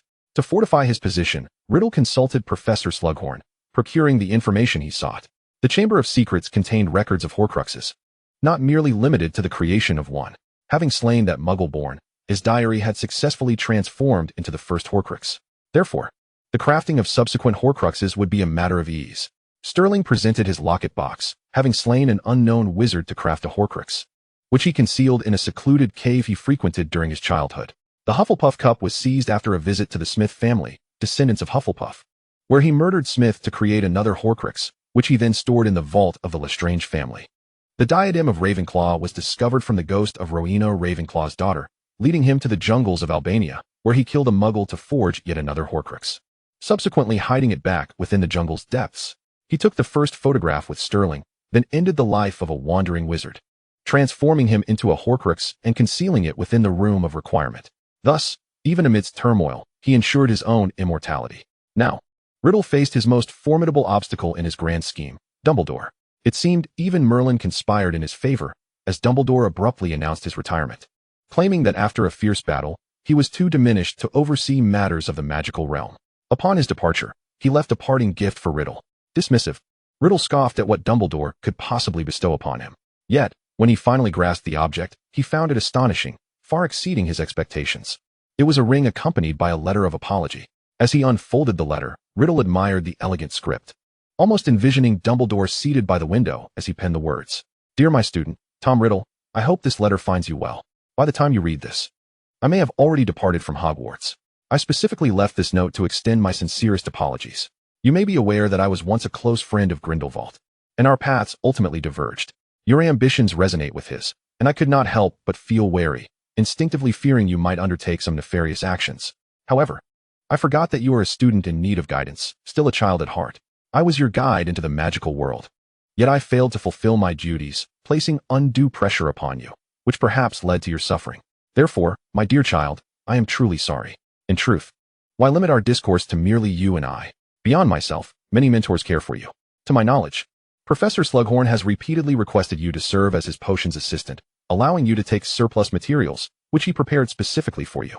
Headmaster Albus has consistently advocated for you to receive permission for outings, despite pressure from the Board of Governors and other professors, yet you seem to overlook his efforts. Child, do not confine your perspective or your heart. Dare to be bold, for unbeknownst to you, there are those who have long loved you, whether you believe it or not. Time will reveal the truth. Lastly, to atone for my missteps, I bequeath to you this ring. It is a masterwork of a renowned alchemist, imbued with powerful protective magic capable of repelling all curses save the killing curse, but it can only be used once. Best wishes. Yours, Professor Dumbledore. What does this old fool mean? Riddle felt an uncontrollable tremor within, tossing the burning letter aside. Glancing at the silver ring on the table, he hesitated, casting 5 or 6 detection spells before ultimately taking it, slipping it onto his left index finger. A knock sounded at the door, causing Riddle to frown, pondering who would disturb him at this hour. Upon opening the door, he found it was Nate. What is it? Riddle inquired, his expression icy. Nate swallowed hard. For reasons unknown, he had recently grown fearful of confronting Lord, as he had become increasingly callous and devoid of warmth. Something seemed to have been violently extracted from him, leaving this current Lord feeling incomplete, like a chilling shadow. Remembering the arrangements and instructions from their peers, Nate steeled himself under Riddle's frigid gaze and spoke. Lord. In the common room upstairs, Leonardo has urgent matters to report to you. Riddle's brow furrowed further. Tell him to come to my room and speak with me. As he turned to close the door, Nate broke into a cold sweat, fearing that invoking Lord's attention would jeopardize Sterling's plans. In a moment of desperation, Nate blurted out. Actually, Sir Sterling has collapsed in the common room. We were too afraid to. Before he could finish, the door swung open with a forceful bang. A gust of wind rushed past Nate, as a dark figure swiftly ascended the stairs. Chapter 87, Riddle's Birthday Party. His heart raced, urgency overriding reason. It wasn't until Riddle burst into the common room and saw Sterling standing there smiling at him that he regained his composure. He had been meticulously monitoring Sterling's health. Having just checked on him that morning with no issues, there was no reason for anything to have gone awry that evening. It turned out Nate had deceived him. Sighing a quiet breath of relief, Riddle then noticed the decorations in the common room appeared somewhat different. There were noticeably additional string lights, balloons, and streamers. Several long tables had been set up, laden with drinks and delicacies, while one table stood bare save for a colossal birthday cake. Members of the Knights Brigade, including Walburga, Malfoy, Leonardo, Edma, and Lestrange, were present, along with many familiar faces whose names eluded him. Even Fleamont Potter and a senior from Ravenclaw with whom he had cultivated a friendship were there. Whose birthday is it? Suddenly recalling that it was on a snowy day that grandfather had brought Sterling home, Riddle deduced that it must be Sterling's birthday. And Nate had likely orchestrated this ruse to lure him into attending the celebration. With another inward sigh, Riddle approached Sterling. Yet before he could utter a word, a cacophony erupted around him. Streamers burst above, scattering in every direction. The gathered crowd could no longer contain their laughter. Riddle stood momentarily stunned as he watched Sterling approach him through the flurry of streamers, extending his hands from behind his back to reveal a paper crown. With a beaming smile, Sterling placed the crown atop Riddle's head, exclaiming in a clear voice, "My Tommy, happy birthday. Happy birthday, Lord. Happy birthday, Riddle. Happy birthday." Cheers erupted, filling the room with exuberance. Riddle was taken aback. As the leader of the Blood-Pact Knights and the future master of the magical realm, he had never experienced such a scene in his life. Sterling gradually retreated, and everyone began to present their assorted gifts around him. Lord, dragonhide gloves made from Hungarian horntail leather, of the finest quality, perfect for you. Captain, thank you for teaching me magic. Now I can return home without fear of reprimand. And instead, I receive compliments. While I may not be as skilled as Leonardo and the others, feel free to call on me whenever needed. This is my gift for you. Here, my homemade sleek easy potion for smooth hair. Don't underestimate it. It's quite popular and in high demand. If not for your previous assistance in defending me before Fenwick, this opportunity would not have come to you. This is a tome cherished by the Malfoy family for generations. A friendship of several years has led me to know your love for reading. Riddle, my dear. I extend my heartfelt gratitude for your mediation aboard the express train that day. The commencement of the school year was rather daunting, and it seems that others amplified my anxiety. Thankfully, your presence provided solace. I even forged a friendship with the individual who had spoken ill of me, and together we selected these chocolates. This is my token of appreciation. I shan't disclose its nature. Historically, when I have mentioned needing assistance in the library, you, Riddle, have always responded with utmost enthusiasm. Therefore, when Sterling proposed to host a birthday celebration for you, I felt compelled to agree with the same fervor. Alas, their gifts were rather pedestrian, unlike the magnificent African python I chose for you. Is it not particularly impressive, cold-blooded, and befitting of your essence? Oh, Walburga, what madness possesses you? I merely inquired about your intentions. Do take a gander at what you've presented, Lestrange. After all the days I have invested in your education, was it all in vain? Walburga reprimanded Lestrange, while many shy yet slightly terrified individuals seized the opportunity to rush forward, thrusting their gifts into Riddle's arms. Laughter and merriment filled the air, creating a raucous atmosphere. In that moment, the frigid cellar felt warmer than the towers of Gryffindor. Leonardo and Malfoy propelled Riddle towards the colossal cake, while Fleamont lit the candles, and the crowd began to chant, "Make a wish. Make a wish." Sterling leaned close to Riddle, his smile radiant. "Tommy, make a wish. Let us blow out the candles together." Those dark eyes bore into Sterling's, and the fire in the hearth seemed to ignite a warmth within Riddle's heart. His expression remained impassive. He even felt a fleeting desire to escape.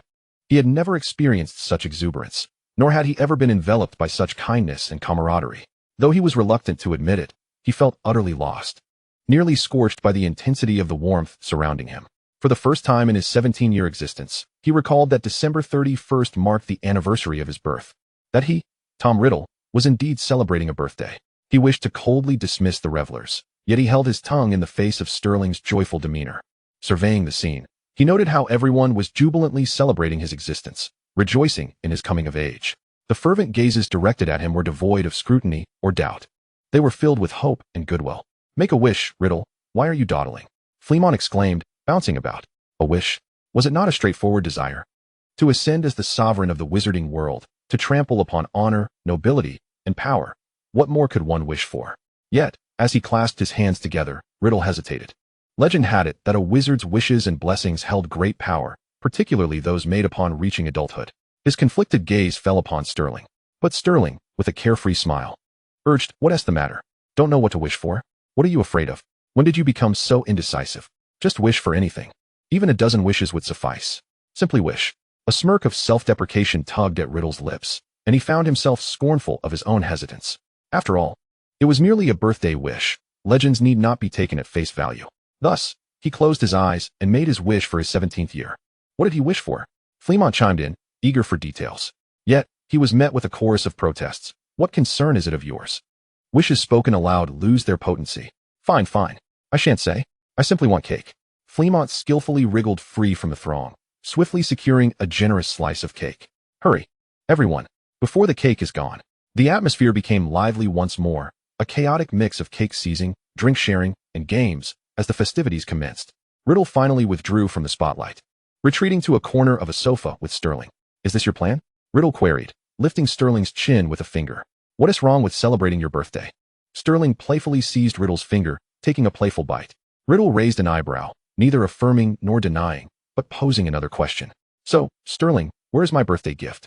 Is my presence not sufficient?" Sterling teased with a childlike mischief, provoking Riddle. With a raised brow, Riddle replied, "Perhaps that will suffice." His hand, gliding across the fabric, met the softness of Sterling's waist, a surge of pride welling within him. "If memory serves, I believe I am a month your senior." Sterling's eyes glimmered with a hint of mischief as he languidly beckoned. Upon hearing this, Riddle chuckled, sweeping Sterling off his feet, nodding at Leonardo as he made his way downstairs. The cacophony of cheers echoed behind them, yet neither Riddle nor Sterling had the capacity to heed it. Upon closing the door to their dormitory, Riddle laid Sterling upon the bed and pressed his lips against him. This kiss was devoid of the usual ferocity, infused instead with tenderness. When Riddle released Sterling, a rosy hue adorned his cheeks, rendering him utterly enchanting. Riddle's heart raced uncontrollably as he caressed his lover's cheek. Still smiling, Riddle gazed deeply into Sterling's eyes, remaining silent, as if seeking to unearth some hidden truth.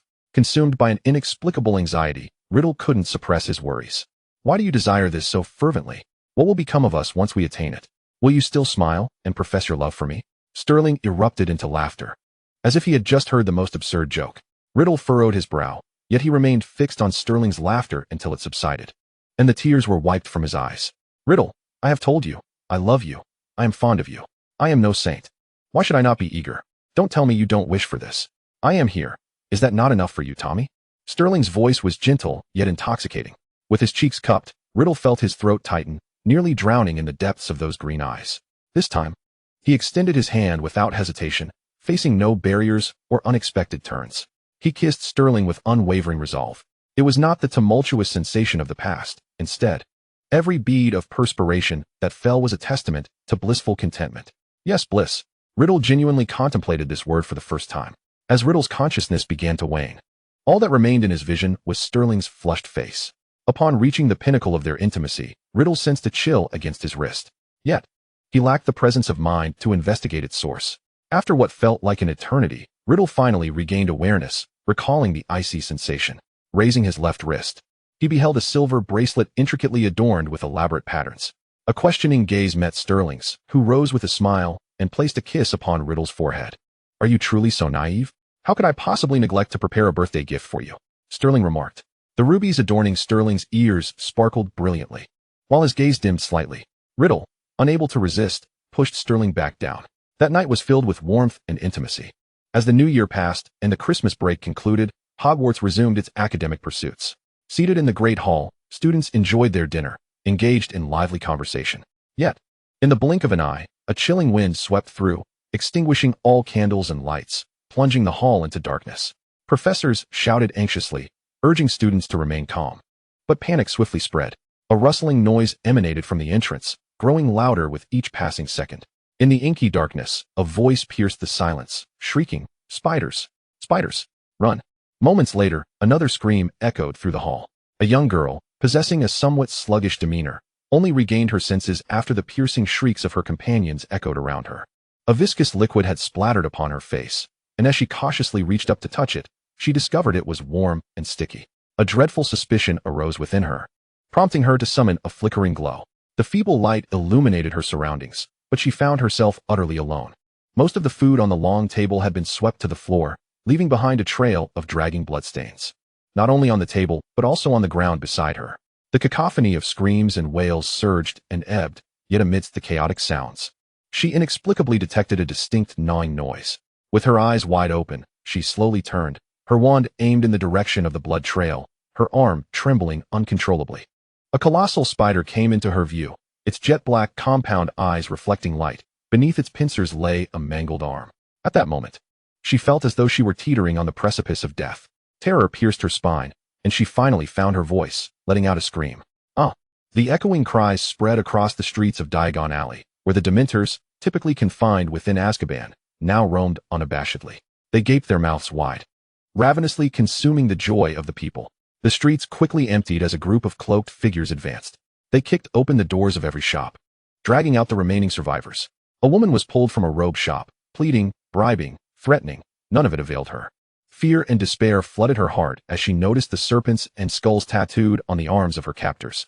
Trembling, she mustered the courage to ask, "Who are you?" The man in black, holding her captive, cast her a fleeting glance and replied tersely, "Death Eaters." Layla pushed open the door to the Ministry of Magic's office, where Riddle awaited her. "My lord, the majority of the ministry has chosen to follow you. A small fraction has fled, and the rest are confined in the holding cells of Azkaban. The ministry is now under our control. What of the other locations?" "As per the plan, everything is under control. Aside from a few prisoners who escaped from Azkaban, and some reckless students at Hogwarts who suffered minor casualties, everything has proceeded smoothly." "Excellent." Riddle stood from the sofa. "We cannot afford excessive casualties. Terror can only last for so long. To ensure their true submission to me, I must employ both thunder and the gentle rains of mercy." "My lord, what do you mean by thunder and gentle rains?" Layla asked, bewildered. "It is a principle of power I discovered in Eastern texts from Sterling. It proves to be quite useful," Riddle replied, a smile fleeting across his lips. However, that smile vanished as he turned cold again. "Layla, you must take the time to learn something truly beneficial." Layla bowed her head respectfully, her dark marks seeming to pulse with life. Yes, my lord. Your name shall be eternally inscribed in the annals of magical history, immortalized. Chapter 89. The Destruction of Horcruxes. So, Sterling, is this the brilliant conspiracy you spoke of? Malfoy slammed the door behind him as he entered the room, his face contorted with rage. Striding up to Sterling, he rolled up his sleeves to display the dark mark on his forearm. You advised me to keep Dumbledore at bay, to assist Riddle in uniting the other families. To support him without reservations, I did everything you said. Yet look at what he is doing. He is overtaking the magical world. Even the Dementors have been unleashed. Prisoners have escaped from Azkaban, and there are casualties at the school. The populace is in a state of panic. Sterling turned his back, remaining silent. Malfoy, struggling to catch his breath, solemnly voiced his concerns. Sterling, don't tell me you've changed the plan. Are you abandoning reason to unconditionally support him out of affection? Finally, Sterling turned to face him, but Malfoy saw a smile on Sterling's face. Malfoy, I mentioned I had a plan, but who told you it was a brilliant conspiracy? Sterling retorted, I call it an impeccable strategy. A strategy? Indeed, a strategy. Sterling gradually seated himself at the coffee table, inviting Malfoy to join him and pouring him a cup of tea. Riddle's desire to dominate the magical realm stems from an emotional void. As long as someone loves him, he will not resort to extremes, and the magical world will not be plunged into darkness, Sterling explained slowly.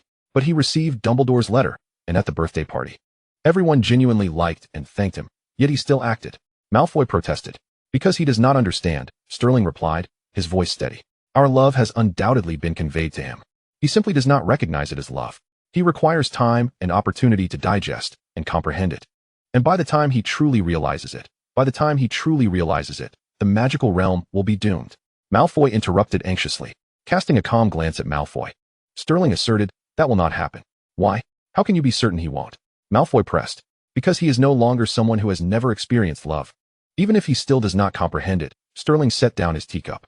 He possesses confidence, hence he does not act irrationally. He has acquired reason. Thus he does not engage in slaughter. Experience shapes character, and character dictates action. He has undergone experiences vastly different from before, thus he will naturally refrain from extreme actions. Before? What before? Malfoy inquired, perplexed. Sterling paused, realizing he had momentarily slipped. Suppressing a brief surge of panic, he maintained his composure. It is nothing, it won't take long. I will manage everything. Malfoy regarded Sterling with skepticism, rising to his feet. You had better not be a gambler wagering with everyone's fate. After casting a final, lingering glance at Sterling, Malfoy hastily exited the room. As the door closed, Sterling gazed at the empty teacup and poured himself another cup. He was certainly no gambler. He was a schemer. When Riddle first met him, he used strategy. Now, it was Sterling's turn to employ it. Dumbledore's worst fears had not materialized, nor had the public's anxieties. The Death Eaters swiftly seized control of the magical realm without resorting to further extremes. Although the populace was under control, no substantial harm or threat had emerged. The most significant persecution came in the form of mandatory attendance at speeches promoting pure-blood ideology or movements aimed at overturning the secrecy laws. As for the students, aside from daily indoctrination in pure-blood ideology, they were subjected to the notion that no one was born inferior, and glory was paramount. Nothing more. The school was encircled by Death Eaters, both inside and out, rendering it exceedingly safe. Furthermore, they were exempt from classes and examinations. Aside from a few Ravenclaws thirsting for knowledge, many students found themselves somewhat enjoying the situation. After 2 weeks of indoctrination, some wizards who once opposed Riddle had even joined the Death Eaters. Moreover, a fervent group of Riddle supporters emerged, demanding a reshuffle of the ministry. Upon hearing this, Sterling was taken aback, unsure how to react. Trouble loomed. Olivia had indeed been correct. Riddle possessed the potential to become a cult leader. In truth, as long as Riddle refrained from murder, his dominion over the magical realm did not concern Sterling. What mattered most to Sterling was Riddle's Horcruxes. The misfortunes of his childhood had made him obsessive. Despite the changes he had undergone, he still chose to create Horcruxes. From the moment they first encountered each other outside the forest, Sterling discerned that Riddle had already crafted his first Horcrux. This object would incessantly consume Riddle, transforming him into a grotesque being, neither fully human nor entirely specter. Sterling was determined to prevent Riddle from being ensnared by his obsession, to spare him the fate of becoming a monster. Thus, he resolved to seize the opportunity to destroy the Horcrux. The act of obliterating the Horcrux was simple enough. Yet the true challenge lay in how to make Riddle perceive the love surrounding him, how to instill in him a belief in love, how to encourage him to relinquish his obsessions, and how to ensure he would not create more Horcruxes. This daunting endeavor had been Sterling's preoccupation since emerging from the forest. He did not wish to instruct Riddle. He yearned for Riddle to comprehend it on his own. Therefore, on a tranquil, moonlit night, Sterling quietly opened his eyes. He gently pressed his lips to his lover's nose, reluctantly extricating himself from Riddle's embrace, draping himself in the coat Riddle had purchased for him, wrapping the scarf Riddle had gifted him around his neck, and adorning his ears with the ruby earrings bestowed upon him by Riddle. Sterling cast one last glance at his slumbering partner. Riddle's dark eyes, raven hair, pallid complexion, and statuesque form epitomized his lover, who had achieved a rare accolade for exceptional contributions, rising from the depths of orphanhood to become a leader in the magical realm. He was a paradox of madness and elegance, arrogance and strength. The timely kisses and gifts, the unreserved expressions of affection, the meticulous care, the singular tenderness, the profound understanding and acceptance, along with an unwaveringly loyal heart and actions, rendered Riddle, despite his inability to grasp love, a perfect partner who left Sterling utterly entranced. The thought of inflicting yet another brief farewell upon Riddle pierced Sterling's heart with anguish. Yet, he knew he had no choice. The tumult of emotions within him surged, and he leaned in to kiss his lover's forehead. "Forgive me, but I believe in you. I love you." The door to their chamber closed behind him. The diary in the hidden chamber, the golden goblet in the vault, the pendant box in the cave, the crown in the jungle. Sterling dared not linger even a second longer. His movements had to be swift, for the moment he destroyed the first Horcrux, Riddle had already awakened. Fortunately, he succeeded. Upon returning to Hogwarts and entering the room of requirement, Sterling beheld the familiar pensieve. He approached the basin, reached in, and retrieved a photograph from its depths. How youthful their faces appeared, a moment frozen in time before any of their tribulations had unfolded. The black hair was neatly cropped, while the white hair was styled into a bun. They had never taken a joint photograph, leaving them both appearing somewhat stiff. Yet, they were undeniably beautiful. A single tear fell, landing upon the photograph. Sterling heard footsteps behind him and turned slowly. The face before him mirrored that of the photograph, albeit now matured, devoid of its youthful innocence. The visitor's eyes glowed crimson, a stark contrast to the emerald depths of Sterling's gaze, separated by an insurmountable chasm. Chapter 90. The fated death of the plan. Riddle's crimson eyes widened, his mouth moved, yet no sound escaped. The absence of his soul tormented him, but it paled in comparison to the agony Sterling brought forth. "Why, do you not love me?" Sterling's fingers still clutched the photograph, and Riddle could even sense the warmth emanating from his fingertips through the fragmented remnants. He stood frozen, his dark eyes fixated on Sterling's beloved green ones. Yet those eyes held no triumph, no joy, only a subtle sorrow and a sense of acceptance. In that moment, it was unclear who had cast the soul-binding curse upon Riddle. Inexplicably, he found himself unwilling to intervene against Sterling. That was their first photograph together. Could Sterling truly bear to destroy it? Yet, reality proved that Sterling was far more resolute than Riddle had anticipated. Flames erupted from the tip of his wand, engulfing the photograph. Thus, amidst the dull ache of the soul being consumed, memories gradually disintegrated into ashes. Riddle's complexion turned ashen, his eyelids drooping as he chuckled softly. Approaching Sterling, he cupped his lover's face, his voice a blend of tenderness and menace. "Well done." Chains emerged from the ground, ensnaring the already weary Sterling, lifting him aloft. Like a venomous serpent revealing its fangs, Riddle struck. It was a brutal act, a revenge of sorts. A savage bite left deep bruises upon Sterling's waist, exposing the rawness of his flesh. A wound opened on Sterling's lip, blood flowing freely, trickling down his neck and into his collar.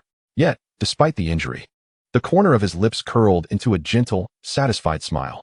Witnessing Sterling's continued smile ignited a fury within Riddle. Betrayal. Deceit. It was not love at all. Were all those past declarations mere fabrications? How could he smile so beautifully when professing love, yet now wear such a pained expression? With a cold smirk, Riddle leaned down to gently kiss Sterling's nose, murmuring, "Without these few, I can create others, it matters not. If you enjoy destruction, I shall craft more for your amusement." Soon, a Death Eater entered. Casually discarding the ring Dumbledore had given him onto the floor, Riddle did not even glance back. Fixing his gaze upon Sterling, he raised his hand, unleashing a green light that sent the Death Eater collapsing to the ground. His dark eyes burned with a fiery hue, as though blood were truly coursing within them. The incantation flowed forth, and Sterling watched as a once fractured soul split anew, a fragment soaring towards him. As the essence entered him, it felt as if 10 Dementors had converged, flooding him with a tsunami of negative emotions. He coughed up blood, sensing the ebbing of his life. Behold, he knew Tommy all too well. Tommy could not bear to slay him. He would only transform him into a Horcrux. An unrelenting chill enveloped him, an infinite coldness. Death beckoned him to dance. Sterling had faced death countless times before. Thus, even if this moment was genuine, he felt no panic. The incantation concluded, yet the anticipated pain of the soul's shattering did not assail him. Riddle appeared perplexed. Having crafted so many Horcruxes, there was no reason for this misstep. Suddenly, he noticed Sterling's hair beginning to gray at the roots. The once vibrant color of his cheeks faded, leaving his complexion as pale as wax. It dawned on Riddle, with a creeping realization, that the volume of blood spilling from Sterling's lips was abnormal. It was not blood one would expect from a mere wound. Like a bright sun extinguishing its light, Riddle watched as Sterling smiled, the brilliance in his green eyes gradually dimming. It was all too familiar, too familiar. A wave of profound panic surged within him, causing Riddle's body to tremble. This was the harbinger of death's approach. Sterling was leaving him. Why? A living being could create Horcruxes. Why was Sterling deteriorating like this? Though Sterling had betrayed him. Only he had steadfastly chosen himself. Only he had planned his own birthday celebration. Only he had appreciated him even after witnessing his own humility. Only he had consistently declared his love. Trembling, Riddle approached his lover. The chains receded as he extended his arms, pulling Sterling close. Kneeling on the ground, Riddle dared not look away, yet could not bring himself to avert his gaze. He opened his mouth, yet no sound emerged. At last, Riddle understood the meaning of the lump in his throat described in books. Why was this happening? What had gone awry? Though all that he desired lay within reach. The body cradled in his arms grew cold with alarming rapidity. Riddle's heart screamed in madness, yet not a sound escaped his lips. I never intended to harm you. I wish for you to live. It is your departure that terrifies me the most. Strangely, it was Sterling who ventured forth to meet death. Yet it was Riddle's mind that was inundated with memories. The radiant smile of youth filled his thoughts, yearning to replace the stark reality before him. But it was futile. Riddle found himself utterly powerless, for he could not grasp what had transpired. Thus, he could only listen as Sterling uttered his final words. Sterling proclaimed, Tommy, I love you. You are my utmost belief. He vowed, as long as you seek me, I shall return. And then, silence enveloped the room. After a long pause, Riddle softly inquired, where should I seek you? Yet no response was forthcoming. A sudden laugh escaped Riddle, breathless and incongruous, and he realized he was weeping profusely. Once again, he had been left in ignorance. No sooner had he spoken than a subtle sound of shattering emanated from his wrist. Riddle lifted his arm, just in time to witness the silver bracelet fracture and fall to the ground. Silence. An oppressive silence. Silently, he gathered the shards of the silver bracelet. Silently, he embraced his beloved. Silently, he exited the chamber steeped in sorrow. Not and Leonardo awaited at the threshold, finally catching sight of Lord as he emerged. In that moment, a clarion call of alarm rang in Not's heart. There was no coldness or absence, but rather confusion and hollowness. Upon seeing the limp arm of Lord, Not was rendered speechless. Sterling closed his eyes, and in the next instant, opened them to find himself beneath a verdant tree, surrounded by golden light. Rising to a seated position, the dull ache in his chest persisted. A sprightly girl with green hair and gray eyes descended from the tree, perching herself beside him. It appears your plan's initial phase was executed with great success, she remarked, tilting her head. Sterling regarded her with indifference. A beautiful woman clad in a flowing white gown approached gracefully, plucking a golden apple from the tree and squatting before Sterling to offer it to him. Welcome back, child. Sterling accepted the apple, taking a bite and nodding slightly. The woman gazed at him, sighing. If he were to fall into despair or madness from this point forth, what would you do? Sterling paused his chewing, lowering his gaze. After a moment, he swallowed the morsel, lifted his head, and declared confidently, Tommy will not. I need him to seek me, and he shall come. This time, he will come to me with love, and I shall merely wait. Chapter 91, An Uninvited Letter. Sterling had departed completely, in a manner that suggested he would not return. Malfoy urged Riddle to grieve, but Riddle was unwilling to listen. Abandoning the initial pangs of heartache and panic, Riddle found himself more lucid than anyone else in the void. Sterling had said that as long as one sought him, he would return. Consequently, Riddle did not inter the body of Sterling. Instead, he placed him in the estate he had acquired, casting protective magic over it. A wave of apprehension washed over all, as they thought Riddle had truly lost his mind. Yet only Riddle understood that he had not. Sterling had simply departed without notice once more. Riddle comprehended Sterling.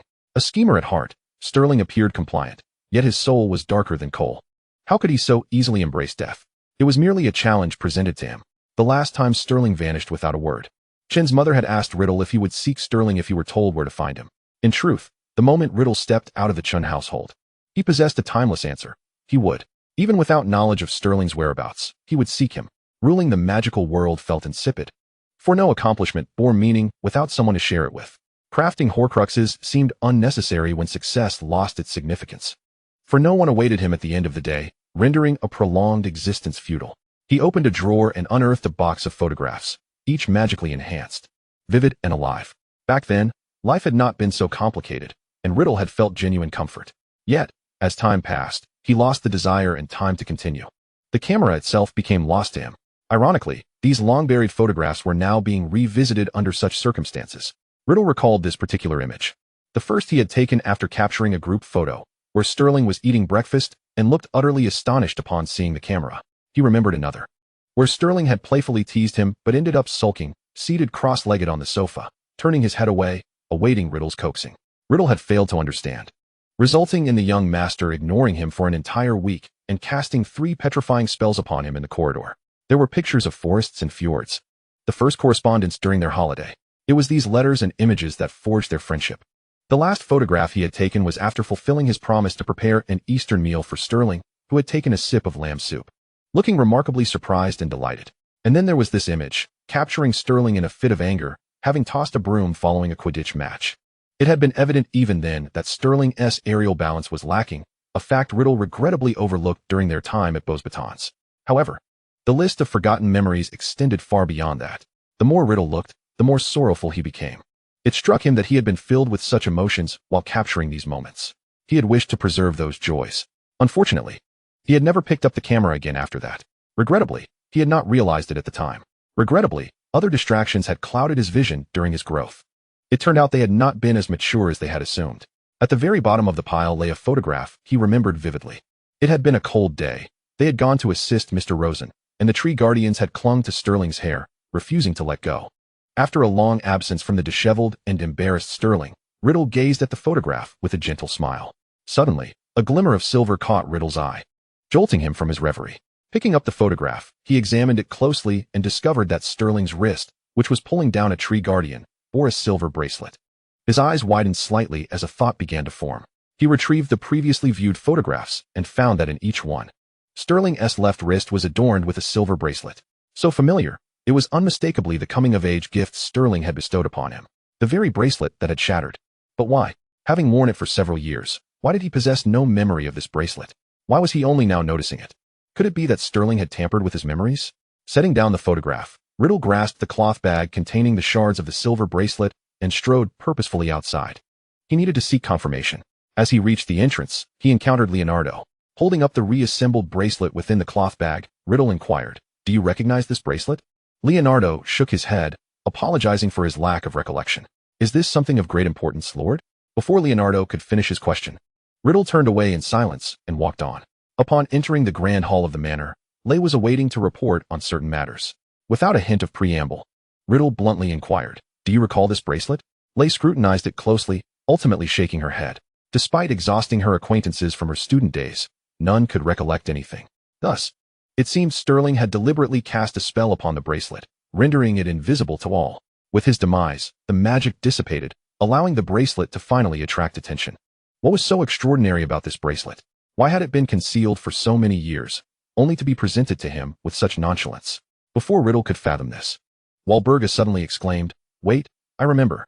She sprang to her feet, rushing to Riddle, examining the bracelet within the cloth bag. "Indeed, I've seen it.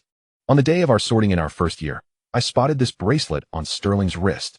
At the time, he had appeared so ordinary that she had not given it much thought." Riddle, skeptical, found it hard to believe that an item hidden away by magic for so long could be insignificant. After a lengthy silence, he nodded gently and dismissed everyone. Returning to his room with the cloth bag, he once again muttered, "Revert all." The fragments within the bag remained unresponsive. With a scoff, Riddle had anticipated such an outcome. However, it mattered little. Thanks to Sterling, he fortuitously attended a few Muggle studies classes. He summoned repair tools, and the hands of the clock turned round and round. It was not until the sun rose once more that Riddle ceased his efforts. Holding up the photograph for comparison, aside from the minor and unsightly cracks, it appeared nearly identical to its pre-shattered state. With a satisfied smile, Riddle slipped the silver bracelet back onto his right wrist. The silver gleamed under the sunlight.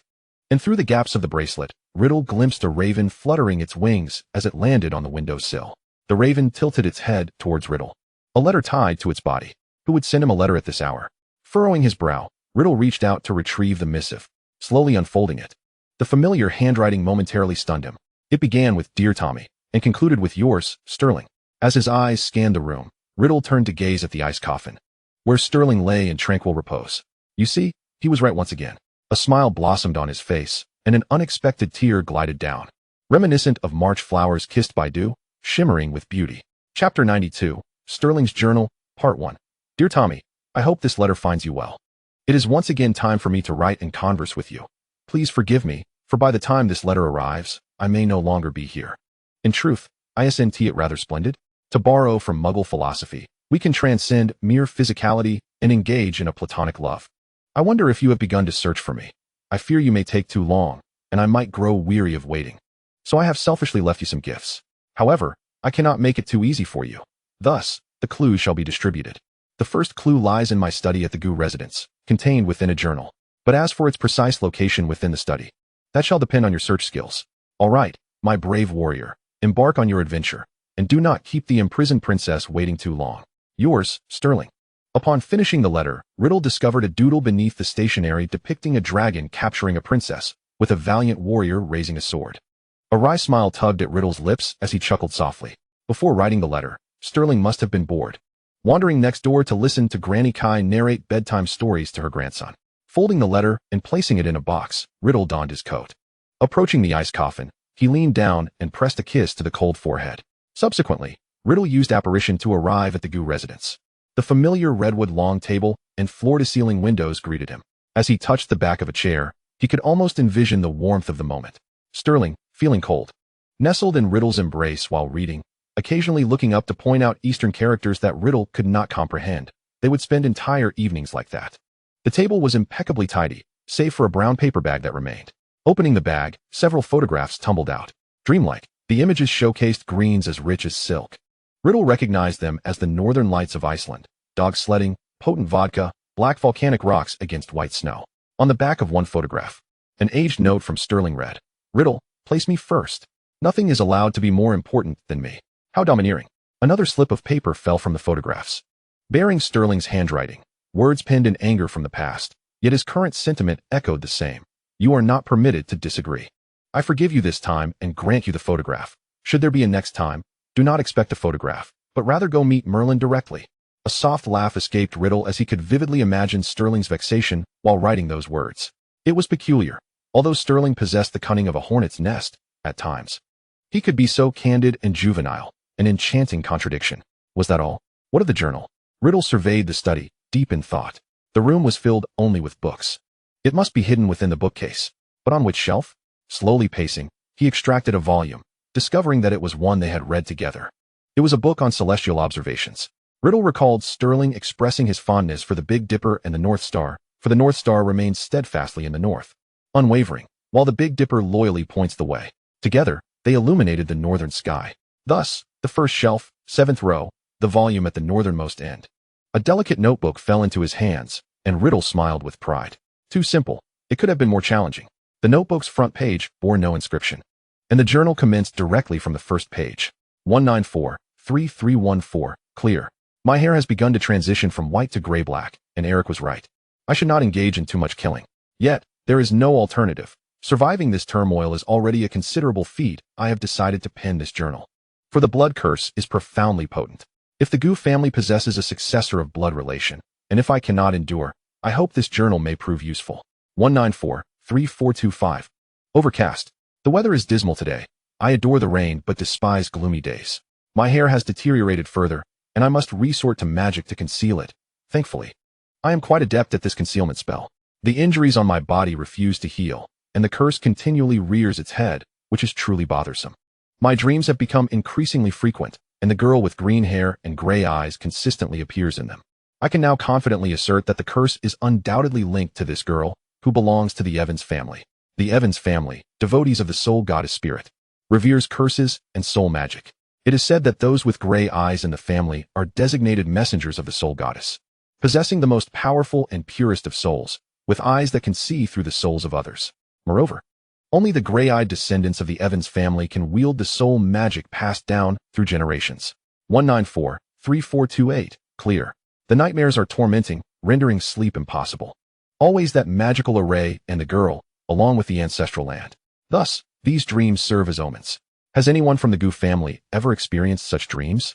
The maiden sacrificed, leaving behind a curse of hatred. This is my current conjecture, yet it does not align with the facts spoken of by my grandfather. If that is the case, why did the English merchant leave a corpse at the docks? 194-3507, overcast. The doctor advised that after a couple more days of recuperation, I would be fit to depart for St. Mungo's. Tommy brings chicken soup daily, which is quite tiresome. I prefer mutton and fish soup over chicken. Nevertheless, I have finally uncovered the ancestral land as secrets. It is the sacred site of the Evans family, favored by the deity Spirit. The Evans family mysteriously became extinct, and their daughter-in-law, Julia, took all their possessions into the Sequoia forest. It seems I must visit this place. 194-3509. Today, I visited Leah. She appears to be well, and Malfoy is taking good care of her, so I shall momentarily acknowledge him. After all, once I leave, Leah will need someone to look after her. I've begun to cough up blood. How dreadful. 194-3511. Riddle moves swiftly. Hogwarts is either filled with his supporters or those shunned. I do not oppose his ambition, but he is inundated with affairs and meetings with numerous individuals daily, which is quite bothersome. I cannot fathom the merits of unifying the wizarding world when it entails such exhausting engagements. Furthermore, he dares to adopt the unpleasant moniker of Voldemort. Did I not mention how distasteful that name is? Pass. If he continues to use it, I shall truly sever ties with him. 194-3627. My hair has begun to gray rapidly, and I have started to lose weight. At this rate, coupled with the increase in blood loss, the curse appears to be escalating exponentially. Herbert's original potions have become ineffective. I require new and more potent elixirs. 194-3628. Today was fraught with peril, yet ended without incident. The Dementu's influence on me is far greater than I anticipated. Should it touch my hair, my secret would be laid bare.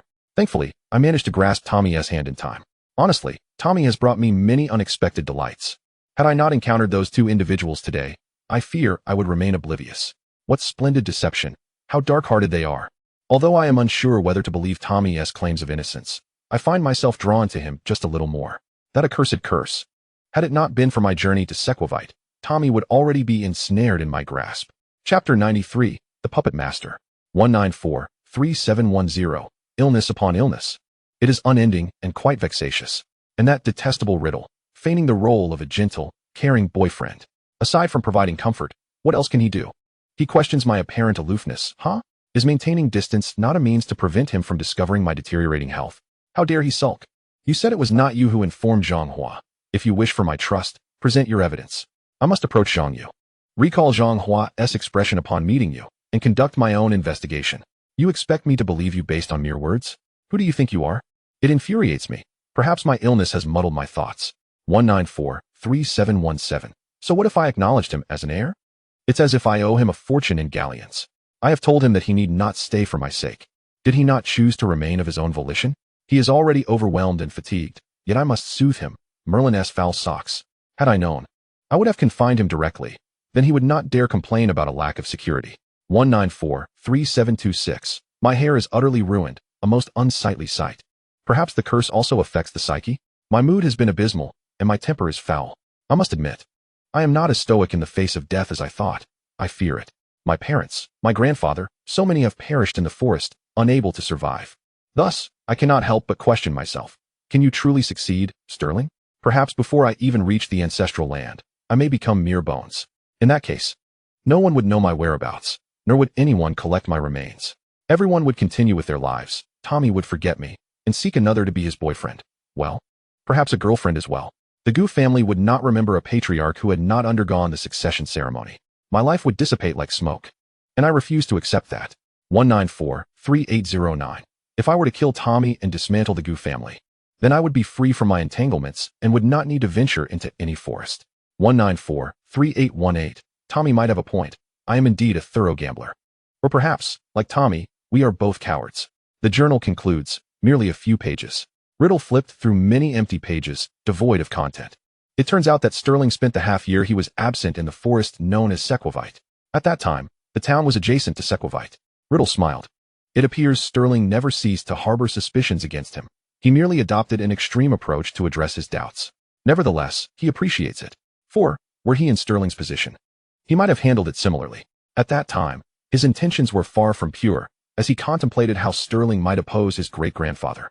And perhaps he could exploit the situation to stir some trouble. Consequently, he did not immediately uphold his promise to protect Olivia, but instead contacted the Blood Covenant Knights. However, it is undeniable that he never contemplated betraying Sterling. Alas, Riddle had neither the opportunity nor the evidence to clear his name. Entering the West Wing, he pushed open the door and beheld the arrangement within, a smirk gracing his lips. Every piece of furniture, every decoration, was designed according to his preferences. The room was adorned with portraits, all of Riddle himself. Sketches, oil paintings, and doodles. Dining, sleeping, reading, an abundance of them, rendering the walls color unrecognizable. The spacious bed, with silver chains at its head and foot, emanated the scent of dark magic. The sheets were adorned with Sterling's favorite floral pattern. Beside the bed, a bright yellow shirt hung, vibrant and jarring. Riddle felt a sense of familiarity as he approached. He recognized it as the very garment Sterling had once admired and promised to buy for him, which he had declined. Upon closer inspection, he noticed a vivid red lip print on the left breast of the shirt. Beneath the imprint, a flowing ink inscription read, Tom Riddle. Riddle picked up the shirt, scrutinizing it, pondering that he still did not care for yellow. However, if Sterling cherished it so, it would not be entirely unwearable. He picked up the chains, fastening them to his ankles and wrists. Upon tugging them, he found them less sturdy than those crafted for his cage. Lying on the bed, inhaling the familiar scent of jasmine, Riddle mused that this cage felt a bit too small.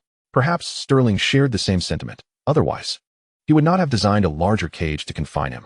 A visit to Sequovite is in order. Let us see what Sterling intends to accomplish. Riddle closed his eyes upon the grand bed, drifting into a dreamless slumber. With a creak, the heavy wooden door swung open, revealing a young man adorned with thick glasses who stepped into the room. He inclined his head slightly towards the young woman standing before the floor-to-ceiling window. Miss Victoria, Tom Riddle has entered the Sequovet forest. Shall we proceed? The woman, cradling a glass of red wine, gently swirled it. Indeed, Danny. The moment we have awaited has finally arrived. As she released her grip, the wineglass shattered upon the floor, splattering crimson liquid across the carpet, leaving a deep stain in its wake. Oomph! Everyone fancies themselves the bird that captures the mantis, yet they remain blissfully unaware that they are merely cicadas. Danny Jones removed his heavy spectacles, his brown eyes ablaze with excitement and madness. The extensive burn marks surrounding his eyes, coupled with his disheveled expression, would make it hard for anyone to believe he was a man of good character. It would not be unreasonable to send him straight to Azkaban. Oh, the most despised and disfigured son of a family, and a wretched young lady from a profoundly misogynistic lineage. How pitiable and unremarkable we are. Who could have imagined that we would ultimately seize victory? Victoria smiled as she approached the vanity mirror and took a seat. Danny moved behind her, tending to her hair. Yes, eavesdropping on the conversation between Sterling and Riddle, then relaying the information to Zhonghua, sowing seeds of doubt and inciting conflict among them. It was nothing short of brilliant. And thanks to you, Victoria, daring to transmit messages while risking the dangers at Gu Yuren's residence, we have successfully executed our plan. Victoria meticulously shaped her eyebrows, her smile radiant. Gu Yuren and Gu Yufei are utterly unworthy of existence. They have treated me as less than human, and thus, I shall not regard them as such. Indeed, the astute may be clever, but they too can be ensnared by their own cunning. Turning their own strategies against them is the finest of tactics. I wonder how my father and that wretched stepmother will feel when they read about me in the newspapers after today, Danny mused. What will they feel? We shall see for ourselves, Victoria replied joyfully, applying the final touch of lipstick to her exquisite makeup, lifting the hem of her black dress. She rose and took Danny's hand, exuding the confidence of a queen. Let us go. Lai and Riddle have toiled for long enough and deserve a respite. With each step, their heels and polished shoes echoed as they exited the room. Chapter 94, No Solution. It wasn't until he was bound that Lai realized someone had seized power in Lord's absence. The Death Eater's defenses were formidable, yet their adversary had come prepared and was unexpectedly strong. The magical realm was swiftly brought under control, with only a small faction of Death Eaters led by Leonardo managing to escape and conceal themselves. Lai regarded Victoria coldly. Just wait. When Lord returns, that will be the end of your sweet dreams. Victoria scoffed, naive. Do you have any inkling of what Sequovet Forest is like? It is a sanctum for ancient families, fraught with unimaginable dangers, essentially a one-way trip. The last person to venture into that forest was Sterling, and did he not perish? Your lord is fortunate to have emerged alive. In the dense, dark forest, thick with miasma, Riddle advanced cautiously, guided by the faint light filtering through the trees. The noxious fog thickened, obscuring his vision and rendering everything unclear. The flickering of his wand offered no reprieve. In desperation, to avoid losing his way, Riddle resorted to the most traditional method. He carved a symbol on each tree he passed at regular intervals. Just as he approached another tree to mark his passage, his fingers brushed against an unexpected protrusion. Leaning in for a closer inspection, Riddle discerned a dot and a line, Sterling's most frequently used mark during his studies. A smirk curled upon Riddle's lips, for it indicated that Sterling had traversed this path, and his search was on the right track. The miasmic forest was fraught with peril. Sudden appearances of serpents and fire lizards, countless hazardous magical plants, and even dementors, ghouls, and dragons abounded. Inevitably sustaining injuries, Riddle sought refuge behind a relatively concealed boulder. However, as he approached, he noticed large patches of blood that had dried and turned black upon its surface. The volume of blood caused Riddle to frown, a sense of unease rising within him. Applying a layer of healing ointment to his wounds, he recalled the image of Sterling, grievously injured, blood flowing profusely as he leaned against the boulder, gasping for breath. Riddle nearly dropped the vial onto his own wound in a fit of agitation. Shaking off the thoughts, he took a brief rest before continuing onward. This time, however, the journey was inexplicably smooth. After a short while, the world around him suddenly brightened. A shaft of sunlight broke through the canopy, illuminating the surface of a lake in the heart of the forest. By the lakeside, Sterling, clad in a white silk shirt, sat among the blooms, engrossed in a book. Riddle observed that Sterling's hair was not white but golden, his complexion vibrant and free of any pallor. As if sensing something, Sterling abruptly lifted his gaze from the pages and spotted Riddle. A radiant smile blossomed on Sterling's face as he sprang to his feet, dashing into Riddle's embrace. "You found me so quickly." Feeling the unfamiliar warmth of Sterling's body, Riddle maintained a stoic expression, offering no response. Noticing Riddle's silence, Sterling released him, concern etching his features. "What's wrong? Aren't you happy to have found me? I promise to stay by your side from now on," obediently. Then, with a renewed smile, Sterling said, "Come with me. I will show you our ancestral grounds. There are things you desire within." With that, Sterling tugged at Riddle's sleeve, attempting to pull him towards the lake. Yet, Riddle remained unmoving. Confused, Sterling glanced back, only to find Riddle wearing a cruel smile as he raised his hand, uttering the killing curse. Before Sterling could react, the green light engulfed him. He collapsed, the sunlight dissipating into miasma, the sacred waters of the lake vanishing. And in an instant, everything transformed. Still within the dark forest, Riddle now stood before the grotesque form of a mermaid. The lake, once radiant, now appeared black and viscous, with Grindylows and other aquatic monsters surfacing, greedily eyeing Riddle. He sneered. "What a foolish and crude tactic. Sterling was slain by my own hand. How could he make it so easy for me to find him?" Stepping over the mermaid's lifeless body, Riddle ignited a flame in the center of the lake, illuminating the dark forest. Circumventing the water, he pressed on and discovered a triangular space formed by two massive stones. The walls were etched with inscriptions unfamiliar to Riddle, and the ground bore remnants of ancient ashes from long-extinguished fires. Perhaps Sterling had spent the night here? As he traced the strange markings, Riddle's mind swirled in confusion. He had wandered this forest for nearly 2 months, encountering nothing but danger, and had yet to find even a trace of the so-called ancestral grounds. Surrounded by the signs of Sterling's passage, Riddle urged himself to persist. Yet now, he faced these incomprehensible inscriptions. Frustrated, he withdrew his hand, only to find the stone wall rough and jagged, cutting into Riddle's fingertip. A drop of blood fell to the ground, and in an instant, a massive magical array materialized, causing the ground beneath Riddle to collapse. Years of tension had left him unprepared, and with a curse, Riddle plummeted into darkness. With a resounding thud against the ground, Riddle felt as though his very organs were dislocated. The intense pain rendered him immobile. It was no exaggeration to assert that he believed he had at least fractured 2 ribs. After confirming that no immediate danger lurked nearby, and taking a moment to recuperate with a healing charm, Riddle finally managed to rise from the floor. With his wand raised, he advanced forward, hearing the echo of his footsteps, which indicated that he was in a relatively spacious, enclosed area. Suddenly, a wall obstructed Riddle's path. He looked up to find a colossal statue before him, a goddess, cradling a small tree in her hands. Spirited, the goddess of souls. An epiphany struck Riddle. He illuminated his surroundings with flickering light, igniting torches one by one with his magic. The bright flames dispelled the darkness, revealing the entirety of the space. Dust-laden tomes and magical artifacts lay piled haphazardly. Even the statue was cloaked in dust. To his right stood an exceedingly simple table, upon which lay a collection of opened ancient texts, alongside some plates and blankets, hinting at a rudimentary existence once lived here. Approaching the table, Riddle took a seat. The page before him depicted a magical array, inscribed with a sacrificial spell. It was not what Riddle sought to uncover. So he picked up another tome that had been opened. The title immediately captivated his attention, Bloodline Curse. It detailed a gradual siphoning of vitality, passed down through blood across generations, each line resonating with Sterling's condition. Those bearing the cursed bloodline would find their life force steadily drained until death ensued. With reddened eyes, Riddle noted a few words at the bottom of the page. Solution. Flipping to the next page, Riddle's heart raced with anticipation, believing he might finally conclude his search and that Sterling would soon return. However, to his astonishment, he encountered two incredulous words: no solution. The wizard, filled with profound hatred, drained his own magical essence to cast a curse, seeking the obliteration of a particular bloodline from existence.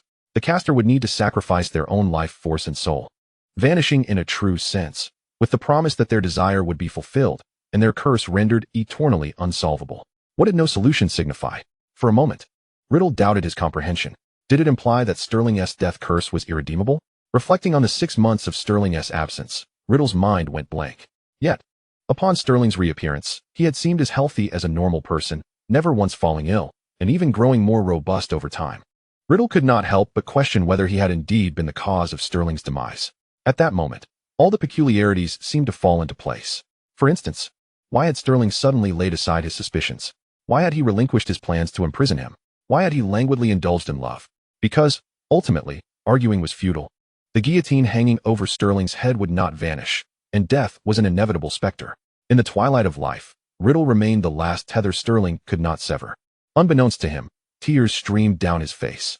Holding the silver bracelet, Riddle smiled, a mixture of resignation and sorrow. Sterling, you would have been better off keeping me in the dark. Now, where am I to continue my search for you? Chapter 95, Fractured Soul. For the first time, Riddle grasped the meaning of helplessness and despair. Just as he began to empty his mind, he suddenly received an urgent message from Leonardo via the dark mark. My lord, there's trouble outside. Return at once. As sorrow lingered, a new crisis arose. Rising to his feet, Riddle closed his eyes for a moment. Seeking to calm his tumultuous thoughts, he forced himself to think. Sterling had instructed him to seek him out, implying there must not be a hopeless outcome.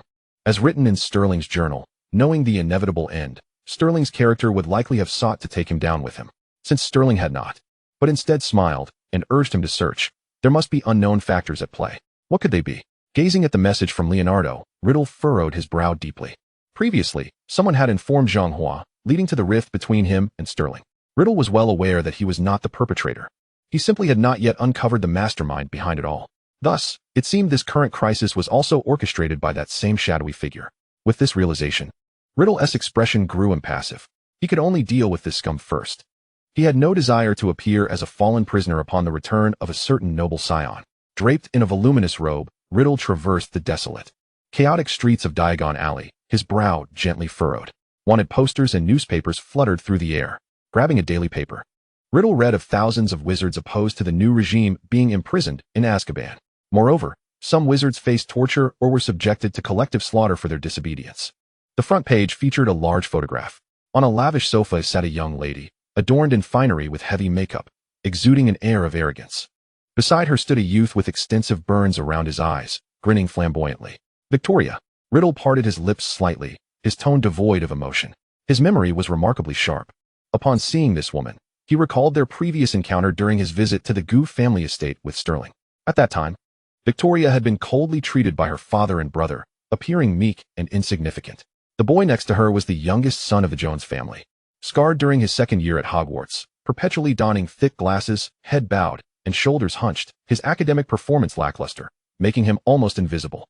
With his mother deceased and his father remarried with new children, he held little value within his family.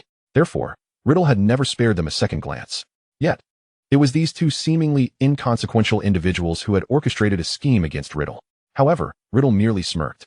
Regardless of the circumstances, in his eyes, they remained arrogant fools, overestimating their own cleverness. Upon meeting Leonardo and seeing the elite Death Eaters assembled, Riddle wasted no time. After a brief briefing on the situation, he devised a plan. Tomorrow night, he would reclaim the wizarding world for himself. Having laid out the strategy, Riddle intended to visit the Gu estate, but Leonardo halted him. My lord, before his confinement, Malfoy requested that you visit him upon your return. He has something left behind by young Master Gu for you. Riddle paused, a barely perceptible smile gracing his lips. He and Sterling understood one another too well. Responding lightly to Leonardo, he said, understood. Riddle then disapparated away. The Malfoy estate was heavily guarded, yet stopping Riddle was a fanciful notion. Like entering an uninhabited realm, Riddle strode into the opulent residence. Guided by his exceptional memory, he made his way directly to the room where Olivia was recuperating. Pushing open the door, it was no surprise to find Olivia quietly lying on the bed, while Abraxas gently wiped her arm. Turning to see Riddle, Abraxas greeted him with a calm, "You're here." Riddle nodded slightly and inquired, "Where's the item left by Sterling?" "Not with me," Malfoy replied, setting down the towel. "It's with Dumbledore." "What?" Riddle inquired, puzzled. However, there was no need for confusion, as the very next moment, Riddle sensed two figures standing behind him. With a flicker of his eye, he slowly turned around, and indeed, it was Dumbledore, accompanied by the infamous Grindelwald. Dumbledore smiled gently. "Long time no see, Riddle." Riddle frowned. Had not this old be always referred to him as Tom? Nevertheless, he did not dwell on it, straightforwardly stating, "Give me what Sterling left for me." "Hey, kid, show me some respect," Grindelwald interjected coldly. Riddle cast a glance at the former Dark Lord, choosing to ignore him. He had more pressing matters at hand, and saw no need to engage in a verbal spar with Dumbledore's clandestine lover. This time, Riddle did not utter a word but extended his hand directly towards Dumbledore. With a resigned shake of his head, Dumbledore withdrew a letter from his sleeve and placed it in Riddle's hand. "Dear Tommy, I hope this letter finds you well. By the time you receive this, I trust you have ventured into the Forbidden Forest and learned some truths about me. You must be quite distressed, uncertain of how to proceed next. You may be puzzled, wondering what all of this truly means. However, fret not, for I have two small gifts for you. The contents of Vault 1152 at Gringotts and Diagon Alley constitute my first gift. The second gift is attached to this letter, and I am certain you will cherish it. When you find me, I shall reveal all the truths to you. The wizarding world, and I rely on you, my brave warrior." Upon closing the letter and feeling inside the envelope, Riddle extracted a bright yellow badge. Attached was a small note. "Take this to the Forbidden Forest and summon the spiders. They will heed your command." Riddle smiled. After all, as the one personally named Dark Lord by Sterling, the notion of saving the wizarding world was farcical. Conquest was more fitting. As Riddle tucked the badge away and was about to depart, Grindelwald obstructed him with an outstretched arm. Frowning at Grindelwald, Riddle expressed his displeasure. "What do you want, sir?" Dumbledore also urged Grindelwald to release Riddle, suggesting they converse amicably, without frightening the child. However, Grindelwald remained unyielding, his gaze fixated on Riddle. His voice icy and taut. "How are you still alive?" Suddenly shaking off Grindelwald's grip, Riddle's eyes glimmered with a hint of red. "Why should I not be alive? Though you once had your glory, it does not grant you the right to repeatedly affront me." Observing Grindelwald's unusual behavior, Dumbledore stepped forward, frowning in inquiry. "What is the matter?" Grindelwald glanced at Dumbledore, but continued to fixate on Riddle, his thumb and forefinger pinching a small seam. With only a fragment of a shattered soul within him, by all accounts, he should have been a corpse. "What?" At Grindelwald's words, Dumbledore's brow furrowed even deeper. "I am certain I am not mistaken," Grindelwald asserted. "This fragmented, chaotic soul, have you crafted a Horcrux?" Upon hearing the term Horcrux, not only Malfoy but even Dumbledore widened his eyes in shock. Riddle, astonished by Grindelwald's keen observation and extensive knowledge, sneered, "And if I have, what of it?" Dumbledore, upon hearing this, could no longer maintain his composure. "Sterling assured me that Horcruxes are not beneficial to you. They cannot grant you immortality." Casting a sidelong glance at Dumbledore, Riddle retorted with a smirk, "What did Sterling promise you? To keep an eye on me to prevent my misdeeds? I was curious as to why you so readily let me go, even gifting me a ring." Before Dumbledore could respond, Riddle interrupted, "But you need not worry. Sterling is unlike me. He is quite trustworthy and would rather perish than allow those Horcruxes to remain intact." A tense atmosphere enveloped the room. However, an unexpected guest's arrival shattered the silence. Malfoy raised his wand at the figure who suddenly burst in, and upon recognizing the face, his teeth ground in rage. His eyes instantly bloodshot. Clenching his jaw as if to bite it in half, Malfoy spat out the name he loathed dearly, Zhang. Zhang stood at the window. Devoid of the noble demeanor and upright stature she once possessed, she appeared emaciated, gaunt, and clad in tattered clothing. Facing Malfoy's raised wand, she exhibited no fear. Instead, gazing longingly at the red-haired girl lying on the bed, seemingly oblivious to everyone else in the room, as if the person on the bed constituted her entire world. Finally, just as Malfoy's patience was about to wane, Zhang spoke. "Malfoy, do you wish for Leah to awaken?" Malfoy hesitated, furrowing his brow further as he steadied his wand. "I will not fall for your trickery. I will not give you the chance to harm Leah again." A piercing jinx shot forth, embedding itself in Zhang Yu's body. Yet, she continued to smile, unblinking as she gazed at Olivia, remaining motionless. As if the curse did not inflict her with any pain. Can she be any worse, Malfoy? Will you truly allow her to remain in this state for eternity? Zhang Yu did not even look at Malfoy, her trembling voice betraying that Malfoy's spell had indeed been effective. I love her no less than you do, Malfoy. I would even willingly exchange my life for her health. Her voice was flat, yet Zhang Yu's words were shocking. Malfoy's arm trembled slightly as he held his wand, then slowly lowered it, bowing his head. Dumbledore approached, placing a reassuring hand on Malfoy's shoulder, and turned to Zhang Yu, inquiring, "May I ask, miss, what is your plan?" "A sacrificial spell, offering all my magic to awaken her," Zhang Yu replied calmly, and even Riddle perceived a semblance of happiness on her face. "Child." Dumbledore attempted to intervene, but was restrained by Grindelwald, who caught his arm. "Are you certain you wish to proceed?" Grindelwald offered Dumbledore a calming glance and asked Zhang Yu. "Yes," she affirmed. "Very well, I will keep watch over you," Grindelwald answered without hesitation. Dumbledore cast a grateful glance at Zhang Yu before moving to Olivia's bedside, drawing his wand and beginning to chant the incantation, preparing to intervene. However, Grindelwald halted him once more. "How can you allow her to undertake such a deed?" Dumbledore implored anxiously. "A wizard who loses all their magic instantaneously risks death." Before Grindelwald could respond, Riddle suddenly interjected, "If you do not permit her to act, she will also die, driven to her own demise." Dumbledore was taken aback by Riddle's interruption. Gazing intently at him and observing the flicker of confusion and uncertainty deep within his dark eyes. Standing there in a daze, Riddle momentarily forgot his earlier haste to leave. "This is an opportunity, Albus. We have explored countless methods without success. Perhaps this is the only way to awaken this child," Grindelwald added. "But life should not be exchanged for life," Dumbledore retorted vehemently. "Then tell me, if it meant saving my life, would you be willing to sacrifice your own?" Grindelwald countered, leaving Dumbledore momentarily speechless. Grindelwald sighed. "This is the love you have always believed in, Albus. Why do you now hesitate to acknowledge and embrace it?" Dumbledore fell silent. One could only speculate what thoughts stirred within him, yet the moment Grindelwald's words lingered in the air, they unleashed a tempest within Riddle's heart. As he beheld the fading magic coursing through Zhang Yu, memories of Sterling's pallid visage flooded his mind. Though Sterling's fate was sealed, it ought not to have transpired so swiftly. At the very least, the crafting of a Horcrux should not have led to his demise. Yet Grindelwald had claimed he should have already been dead. The suffocating truth loomed, a life exchanged for another. Sterling had perished in Riddle's stead. His soul, unable to withstand further fragmentation after the destruction of the Horcruxes, was doomed. Sterling had sacrificed his life for Riddle's survival. But when and how had such a meticulous plan come to fruition? His heart felt as though it were submerged in viscous magma, searing with pain. Disinterested in the remainder of the scene, heedless of the onlookers' reactions, Riddle turned on his heel and departed.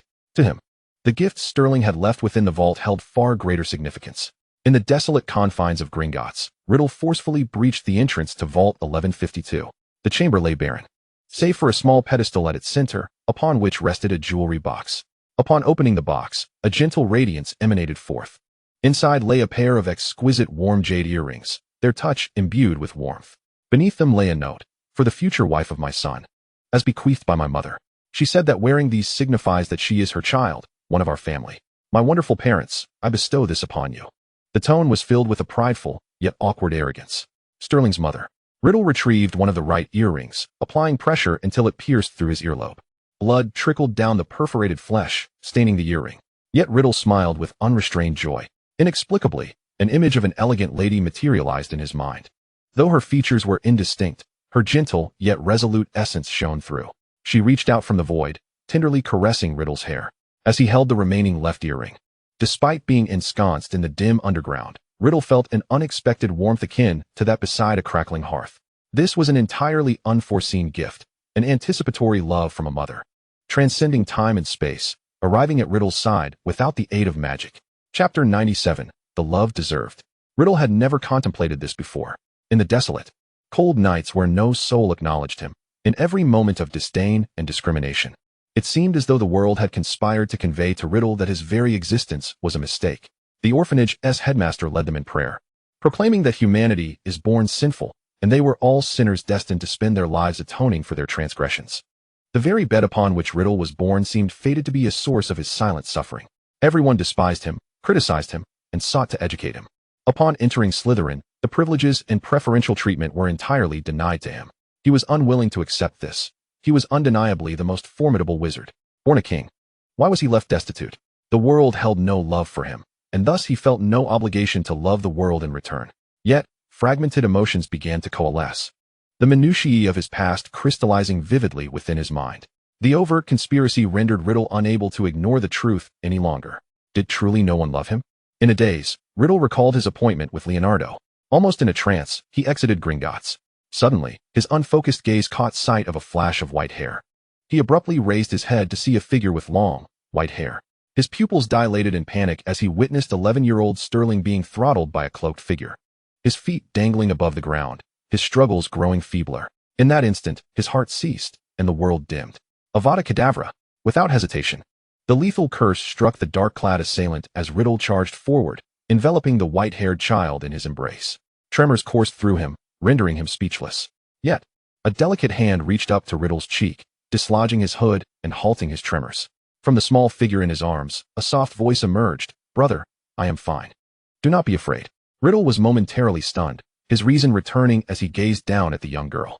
With white eyelashes, long white hair, and light brown eyes. She was a child afflicted with albinism. Despite the bruised marks around her neck, she smiled at Riddle.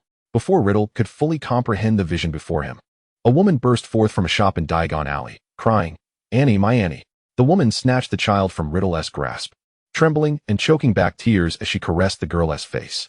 "How could you run away? You frightened your mother to death." The mother, having escaped a harrowing ordeal, wept openly in the deserted streets of Diagon Alley. Riddle felt the warmth dissipate from his embrace, his gaze fixated on the woman and the girl, as if his very soul had vacated his body. That was the woman's daughter, not his Sterling.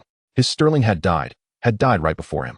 A chilling wind swept through, carrying with it a wanted poster from the corner, inadvertently revealing a pair of leather shoes.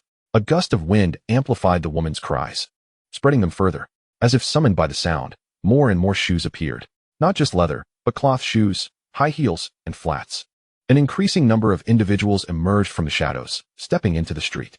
More and more people pried open tightly shut shop doors and stepped outside. Their faces bore the marks of quiet sorrow, solemn pain, and unspoken anger, standing silently. The woman's wails morphed into choked sobs, a heavy silence enveloping the street. In the distance, several shouting figures in black approached, exclaiming that the youth who had lost his hood was Tom Riddle, and they intended to take him back to receive accolades from Miss Victoria. The black-clad figures shouted for bystanders to disperse, rushing toward Riddle. He rose silently, a scornful yet bitter smile gracing his lips. As he prepared to act, a flash of green light grazed Riddle's cheek. A black-clad figure fell lifeless to the ground. Startled, Riddle turned to see the source of the spell, the mother, wand in hand, her arm unwavering. Her eyes glimmered like a blaze of inferno. The black-clad figures raised their wands against her. Yet, more green lights cascaded from all directions. In the blink of an eye, the assailants lay vanquished. Riddle's eyes widened. He had never witnessed so many casting Avada Kedavra simultaneously. Scanning the crowd of determined faces wielding wands, Riddle recognized them, the proprietor of Ollivander's. The ladies from Madame Malkin's robes for all occasions, the ice cream shop owner, and the proprietor and employees of Flourish and Blots. Among the throng, one voice broke the silence. "Good riddance. They deserved it for oppressing and terrorizing us, even slaughtering us to force our submission. Dream on." A wave of outrage surged through the crowd, and more voices joined in denouncing Victoria's malevolence. Riddle stood amidst the tumult, astonished into silence as he surveyed the fervent assembly. Are these still the people he knows? A tender little hand tugged at Riddle's clothing once more. Looking down, he discovered it was the little girl he had rescued, beaming up at him with a sweet smile. Her mother, her face streaked with tears yet her gaze resolute, approached Riddle, expressing her gratitude. "Thank you for saving my daughter. I stand with you." Upon hearing these words, the proprietor of the Leaky Cauldron led the crowd in a fervent chant. "Tom, we are willing to support you. Let us drive that madwoman Victoria from power." "Indeed. Riddle, lead us forth. We are all eager to support you. Your strategies for governance far surpass those of that deranged woman. At least during your reign, the wizarding world remained stable and peaceful. My son, under your guidance, is now diligent and ambitious, and our family could not be happier. Were it not for your dissemination of the unforgivable curse, I would not have been able to rescue my wife from that mob. We must bravely wield our wands to protect ourselves." "Quite right. What is there to fear from dark magic, as long as we wield it wisely? We are powerful wizards, not mere pawns to be manipulated. No one is born to be oppressed. Why should we not resist oppression? Indeed, I am wealthy, powerful, and resourceful. Glory ought to belong to me, and I, too, shall rise to nobility." The crowd roared, clamoring around Riddle, articulating their most genuine sentiments. The wave of voices surged, elevating Riddle to a true throne. For a moment, the world fell silent. Riddle distinctly heard the great lock binding his heart shatter with a resounding crash. Adrenaline surged, and Riddle's heart raced uncomfortably. He felt a sense of disorientation. Suddenly, an overwhelming tide of love from the entire world converged upon him. A figure emerged from the throng, making its way to Riddle's side. It was Professor Philip. With a kind smile, he presented Riddle with a book, My Work, The Magic of Love. I promise to give you a copy. Patting Riddle on the shoulder, Philip's laughter rang out, buoyant and joyous. What are you dawdling for, child? This is all you deserve. Chapter 98. I love you. Prove it with your life. Like a house of cards, the tower erected by Victoria crumbled overnight, as ephemeral as sand slipping through fingers. When Riddle pointed his wand at her, Victoria laughed with a desolate yet frenzied smile. Riddle, you are fortunate. There are still those who love you. Riddle regarded her coolly, a disdainful smile playing on his lips. You know, I owe you my gratitude. Gratitude for what? Victoria replied with a bitter smile. Without you, I might never have realized how many people truly love me. Observing Victoria's countenance, clearly marked by disbelief, Riddle seemed to see through her to a former version of himself, one who did not understand love, did not believe in love, and could not recognize love. Victoria, Danny loves you, he stated softly, choosing to impart this truth to her. Victoria stood there, stunned, as she was led away. The sunset painted the sky with fiery hues, while the people sang joyously upon the ruins. They celebrated the impending arrival of new ideas, new reforms, and new beauty. Lay was released, rushing to Riddle, wiping away tears while expressing concern and apologies.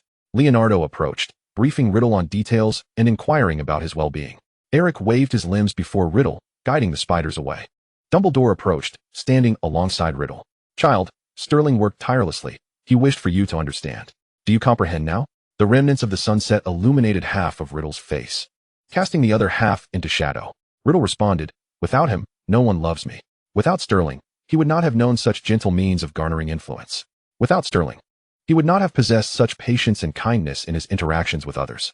Without Sterling, he would not have forsaken the pursuit of immortality. Without Sterling, he would have been known as Voldemort, not Tom Riddle, nor the Dark Lord. They are alike in many ways, yet in others, they are entirely different. They appear to struggle against fate, seeking hope for life, yet Sterling never feared or submitted to death. They seem equally ambitious and cunning, willing to employ any means to achieve their ends, yet Sterling's ambition has always been simple and unadorned. They appear indifferent to life, manipulating others in a game of existence. Yet Sterling's heart remains warm, eschewing bloodshed. Sterling understands what love truly is. He has experienced love, believes in love, and is capable of bestowing love. Sterling is the sustenance that nourishes Riddle. Without Sterling's love, Riddle would wither, and no one would love a wilted flower. Riddle declared, without him, I do not understand. The sun dipped below the horizon, leaving behind a lingering blush of crimson. As he gazed at the sunset, Riddle reminisced about the first time he held Sterling close as they drifted to sleep at the Goo Mansion. His heart felt as if it would burst from longing. And Riddle even contemplated asking Dumbledore for an Avada Kedavra. Perhaps that would allow him to see Stir once more, to hold him in his arms. He desired nothing more than to embrace and kiss, to seek out his beloved. The search was arduous, painful, and interminable. He longed to see Sterling, even at the cost of his own life. The words Riddle had taken 18 years to learn, he wished to convey to Sterling face to face. Observing the tall figure beside him, Dumbledore sighed softly. On that day, Sterling had been confident and resolute, telling Dumbledore, one day, you will witness it and acknowledge it yourself. Time is merciless, yet love is magnificent. Love has the power to transform a person. Dumbledore understood that Sterling was braver than he, more resolute in his actions, and more successful.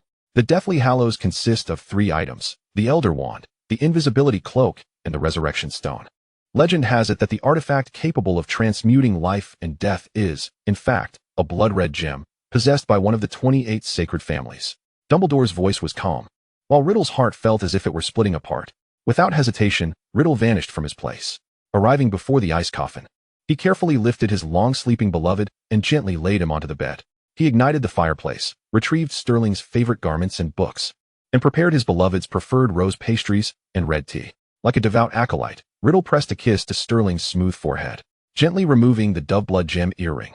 Riddle found himself trembling slightly. After all this time, the answer had been in his grasp all along. He closed his eyes, feeling the tremor of his lashes. He opened his eyes to behold a magnificent apple tree. Perched upon the tree was a messenger with green hair. Beside the tree stood a wise goddess. Beneath the tree stood a golden-haired youth.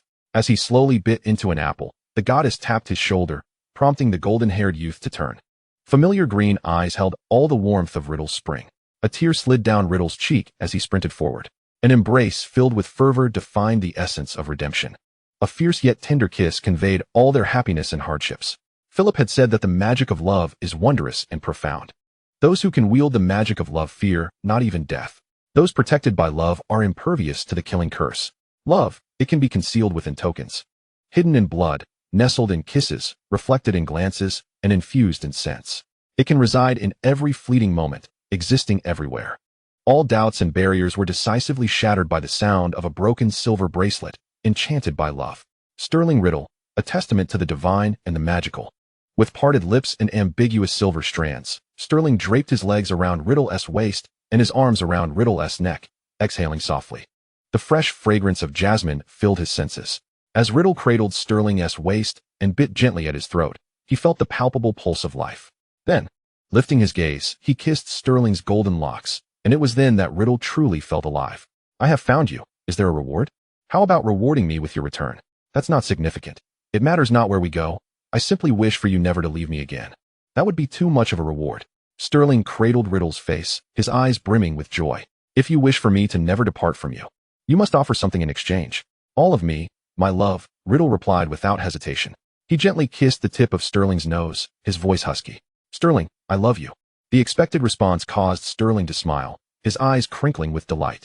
As he caressed Riddle's dark hair, Sterling leaned closer. Another irresistible, lingering kiss ensued. Just as 3 years prior, Sterling looked up and asked, "How do you prove your love for me?" Then, gazing into those captivating eyes, so dark, so deep, yet reflecting only his own image, Riddle no longer analyzed the terminology from the book, but provided the standard answer, "With my remaining life." Chapter 99, Origins and Truths. You are nearing death. Sterling heard this calmly spoken when he first encountered Spirette beneath the apple tree. Feeling the passage of life, gravely wounded, and nearly perishing in the forest, Sterling exerted all his strength to reach his ancestral land, discovering the grim fate that awaited him. Sterling could not articulate the emotions he felt at that moment. All the years of sacrifice and tears seemed to conspire towards a meaningless collapse.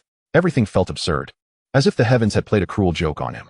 Sterling had initially thought that death would be such a mundane and absurd affair. However, unexpectedly, when he closed his eyes, he found himself not dead, but pulled into the void. Drifting through an ethereal corridor, Sterling glimpsed bizarre fragments. He saw someone holding a glowing box, witnessing Grindelwald trapped in a tall tower. He observed an aged Dumbledore plummeting from a height, and a small boy with a scar within a cupboard. He beheld the ruins of Hogwarts and a noseless monster emitting a voice identical to Riddle's. Countless illogical images flashed before him, speeding by. He arrived beneath the apple tree. "I know," Sterling said nonchalantly. "Do you not wish to know the origin of the family curse that afflicts you?" A green-haired girl peered from the apple tree. Those gray eyes had haunted Sterling in nightmares, compelling him to pursue her. This girl, sacrificed in his dreams, was Vivian. Now, meeting her in reality felt futile. Is there any need for that? Sterling tilted his head. Spirette, perceiving his thoughts, spoke gently. What if there is a chance for you to live? Will you grant it to me? Eternal life for my soul? Then no, I do not wish to exist that way. Sterling firmly rejected. Spirette chuckled, shaking her head. No, it is to live in your world, free from the curse.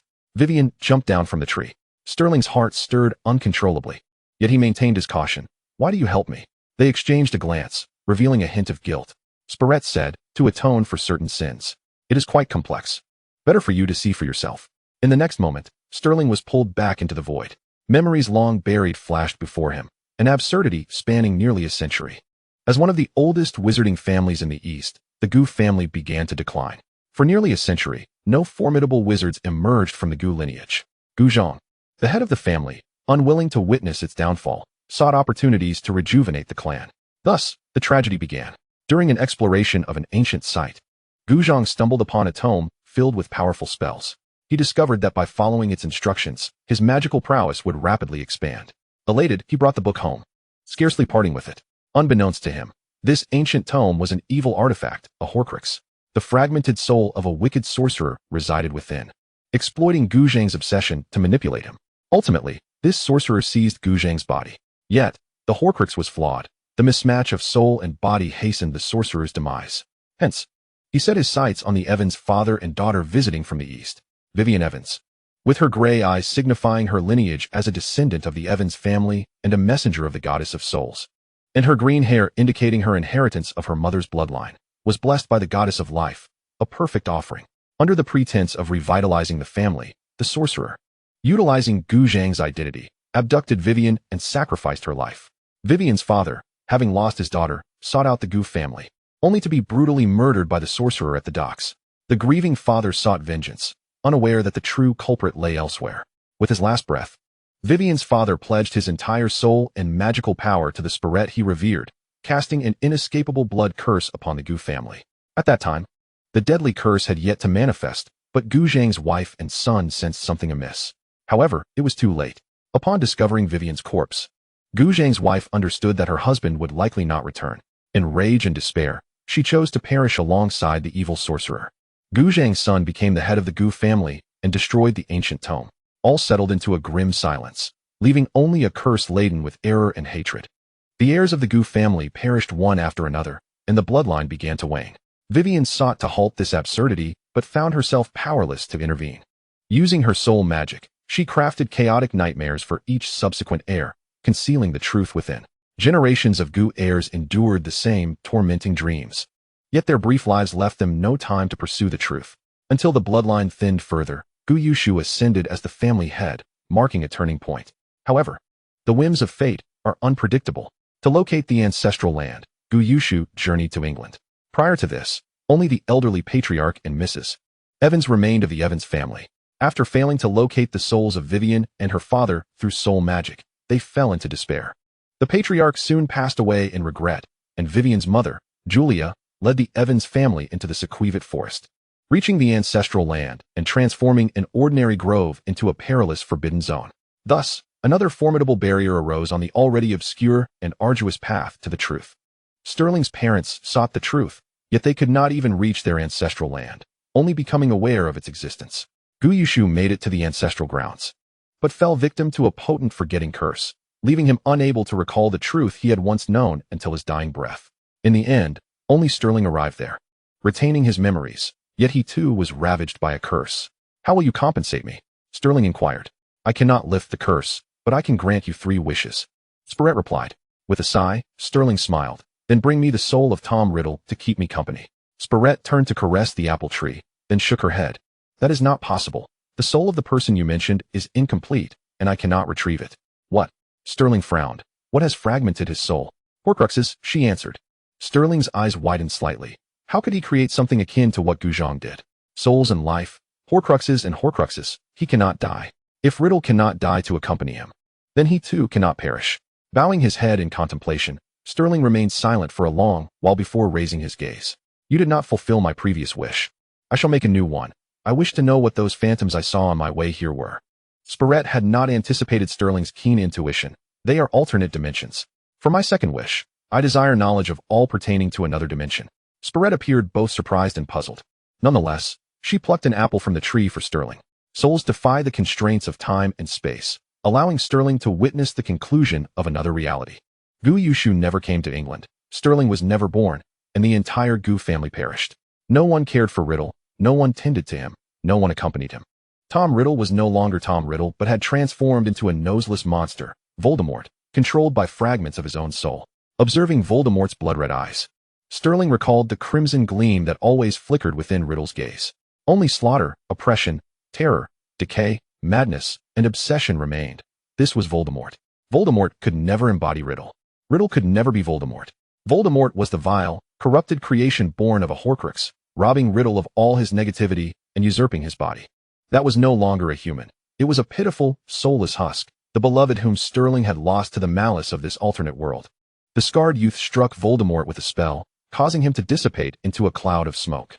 His beloved, in this alternate dimension, had left behind not even a shell.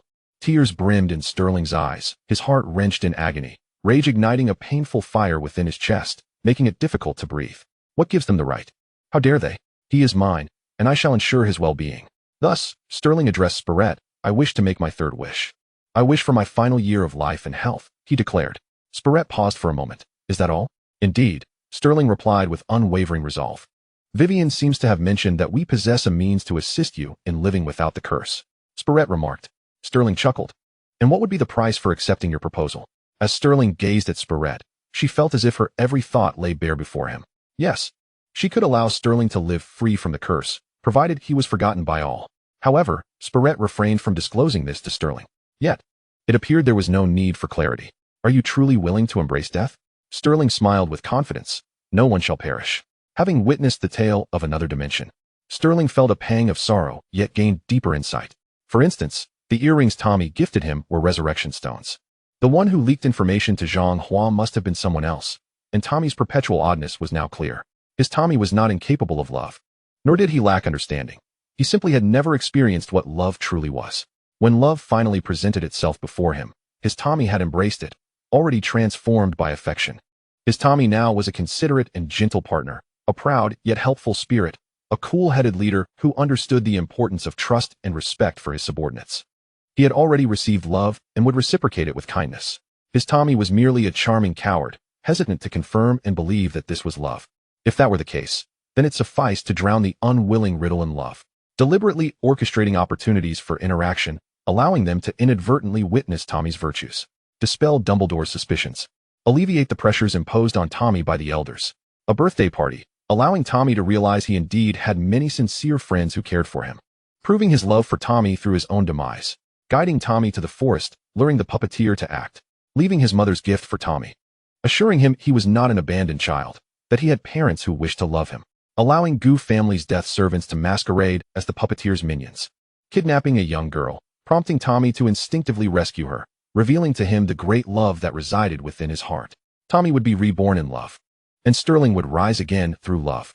Thus, on that early spring morning, as all things awakened, Riddle cradled the warm Sterling from the icy coffin. Malfoy wept inconsolably, holding the newly awakened Olivia. Leonardo seized the moment, kneeling before Lay in the ruins of Hogwarts to propose. Edma, dusty from battle, received the acceptance letter for her transfer to Durmstrang, and she and her friends joyfully embraced, squealing with delight. Lestrange and Black boasted of their remarkable prowess. Armando left his resignation letter in the headmaster's office, turning to depart with a smile. Grindelwald, visibly displeased, whisked away Dumbledore, who was overseeing the reconstruction. Fleamont's apothecary finally opened its doors, and the shops along Diagon Alley also commenced business. Blossoms began to sprout on the trees, new green shoots emerged from the branches, and everything returned to normal. In May, Hogwarts was rebuilt, and Platform 9 3/4 once again brimmed with students. Fenrir, clad in a suit, escorted his 11-year-old brother to the train. Alexander, hurry up, I still have to rush to a meeting at the Ministry of Magic. Fenrir urged his brother. You're about to announce it to the world. You're merely attending a vote, just riding on Riddle-esque coattails. Fenrir's defiant brother retorted. Hey, just as Fenrir was about to reprimand his brother, another young boy whisked Alexander away. The two boys dashed onto the train, clutching their stomachs in laughter. You two half-breeds. Get out of the way. A haughty little girl approached, chin held high. Standing outside the train, Fenrir frowned at the scene. However, to his surprise, his brother shot back. What is wrong with being a half-breed? That Riddle is also a half-breed. Do you dare claim he isn't powerful or great? The little girl was momentarily at a loss for words, her face flushed. Without Lord Sterling, Riddle wouldn't have succeeded. He.S. pure blood. Before Alexander could respond, another boy calmly interjected. What is the point of arguing about lineage? It's strength that matters. How about we settle this with a proper duel at school? Agreed. Indeed. Let them come. Who fears whom? Fenrir was momentarily taken aback, just as he was about to intervene and dissuade the children from fighting. The express train sounded its whistle and closed its doors. With a futile opening of his mouth, Fenrir sighed helplessly as he watched the train depart. A hand rested on Fenrir's shoulder, and upon turning, he found Mark, Bill, and Prince beside him. Let us go. The squabbles of those little rascals will sort themselves out. Mark teased with a grin. This matter is something we will still need to debate in today's meeting, Bill added. Indeed, and not only that, but we also need to draft new confidentiality laws.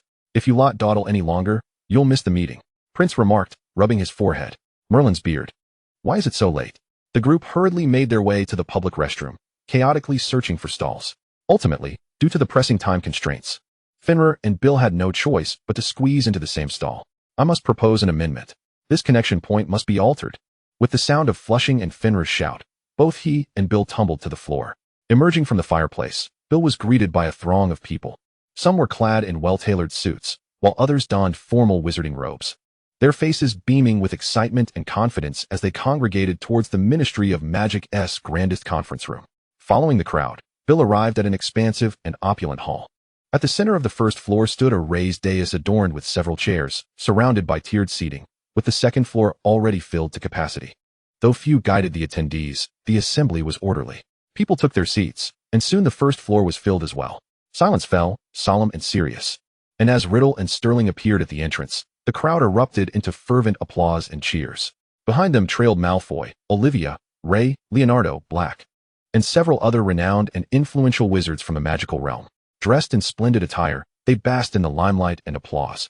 Walking gracefully up to the dais to take their seats, Ray rose, clapped his hands, and the applause ceased abruptly, leaving the hall in utter silence.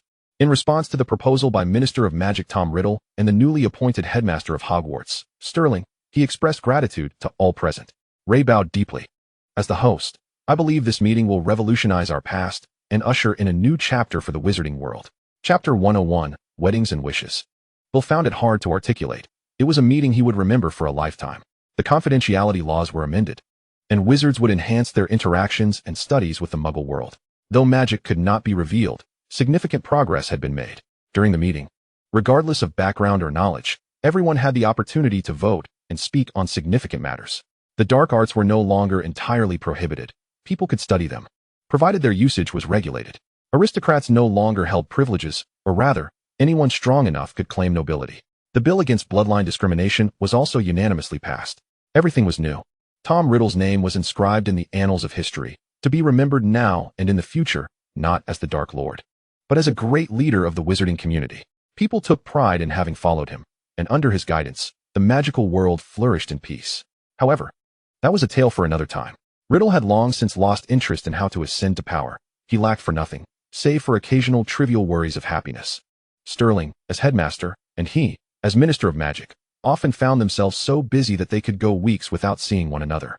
Unable to bear it any longer, Riddle resorted to a newly discovered tactic to deal with Sterling, a playful display of arrogance. He would embrace him, feigning indifference even while his heart ached. It's nothing. Meeting once a month is fine. As he spoke, a touch of feigned melancholy glimmered in his dark eyes, and Sterling found himself utterly ensnared. Sterling raised his hands in surrender and subsequently moved into Riddle's residence. Thus, the cage Riddle had set up in his home for Sterling was discarded after a few nights of use. Riddle finally got his wish for Sterling to live with him. But soon enough, he found himself with new troubles. Sterling preferred to stay at the school rather than return home. Riddle chased him to the school, and Sterling nearly ended him in the headmaster's office. Afterward, Riddle was beset with a myriad of inexplicable troubles that kept him from leaving the Ministry of Magic. He didn't even need to investigate. He knew these were the mischiefs orchestrated by Sterling. Sighing, Riddle turned to his deputy, Ray, to complain. Is 6 times in one night excessive? This statement jolted Ray awake, banishing all traces of sleep. What audacity, my lord. Should you even be saying such things? Recalling the marks that could not be concealed by Sterling's high collar and the hand that lingered on his lower back when he had seen him that day, Ray couldn't help but twitch his brow. He dared not speak. He simply did not have the courage. 3 days later, Riddle was all smiles again, and Ray knew the minister had once again charmed Sterling back. However, what Ray did not anticipate was that this time, it was not merely a matter of charm. Ray, I will need your assistance, Riddle declared, prompting Ray to wonder what sort of favor he would need from her personally. The next moment, a wedding invitation was placed on her desk. Her lord and the esteemed Sterling wished to tie the knot. Ray understood. It turned out that Lord had proposed to Sterling, which was why he had been so easily appeased. The wedding was set for the end of July at Riddle Manor. Nearly every individual from the magical realm attended the ceremony, and those who could not send their blessings. Dumbledore officiated the proceedings, with Chun's mother and the head of the Chun family in attendance as family representatives. The couple walked through an archway made of mistletoe, exchanging vows in the presence of the gathered witnesses. I vow to be with him, whether in poverty or wealth, in sickness or in health, until death do us part. I vow to stand by him, regardless of doubt or anger, joy or sorrow, faith or hardship, hand in hand. Dumbledore turned to Sterling. Do you wish to marry him? Sterling remained silent. Unexpectedly, Dumbledore paused and turned to Riddle. Do you wish to marry him? Riddle too fell silent. Whispers began to circulate among the crowd, and Dumbledore frowned slightly. Unbothered by the murmurs, Riddle and Sterling did not need to exchange glances. They already knew what each other was thinking. Simultaneously, they beamed radiant smiles, knelt on one knee, and presented each other with rings. Will you marry me? They echoed in unison. With smiles, they adorned each other's fingers with the rings, rising together to declare their unwavering I do. Amidst applause and cheers, they shared a kiss, marking the conclusion of their journey of love. After the ceremony, both Sterling and Riddle were too lethargic to entertain their guests and delegated those responsibilities to their friends, making their swift escape. Riddle immediately wished to honeymoon in France, but Sterling mercilessly halted him, citing an urgent document at Hogwarts that still required his signature. Reluctantly, Riddle accompanied him. With Hogwarts in vacation mode, the castle was nearly deserted. After signing the document, the two found themselves with some leisure time, choosing to wander through the castle and relive cherished memories of yore. Hand in hand, they turned past the hall, descending the staircase, when a glint caught Sterling's eye. Upon closer inspection, Sterling smiled. It was the wish fountain. Why not make a wish again? It tends to be quite effective.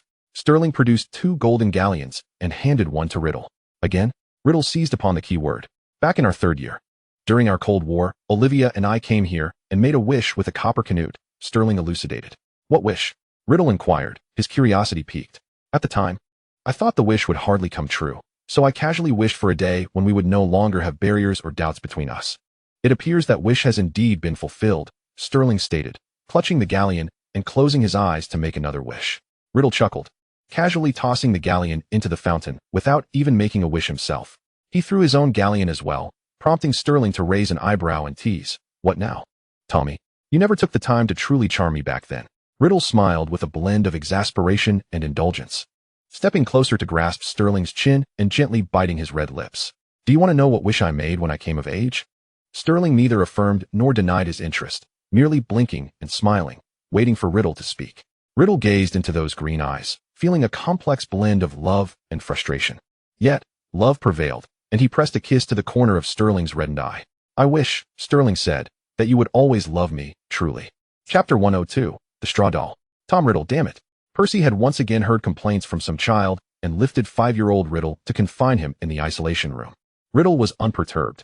Ever since the inexplicable shattering of a plate before Percy, he had been blamed for any mishap. Being confined was no great matter, but hunger was a bit more challenging to endure. Riddle rubbed his empty belly and sought a corner to huddle in. Just as he was drifting off to sleep, he heard the door of the isolation room creak open. Straining to open his eyes, he saw a figure slightly taller than himself slip inside, checking his forehead. No fever, the older boy murmured, then produced half a baked potato from his pocket.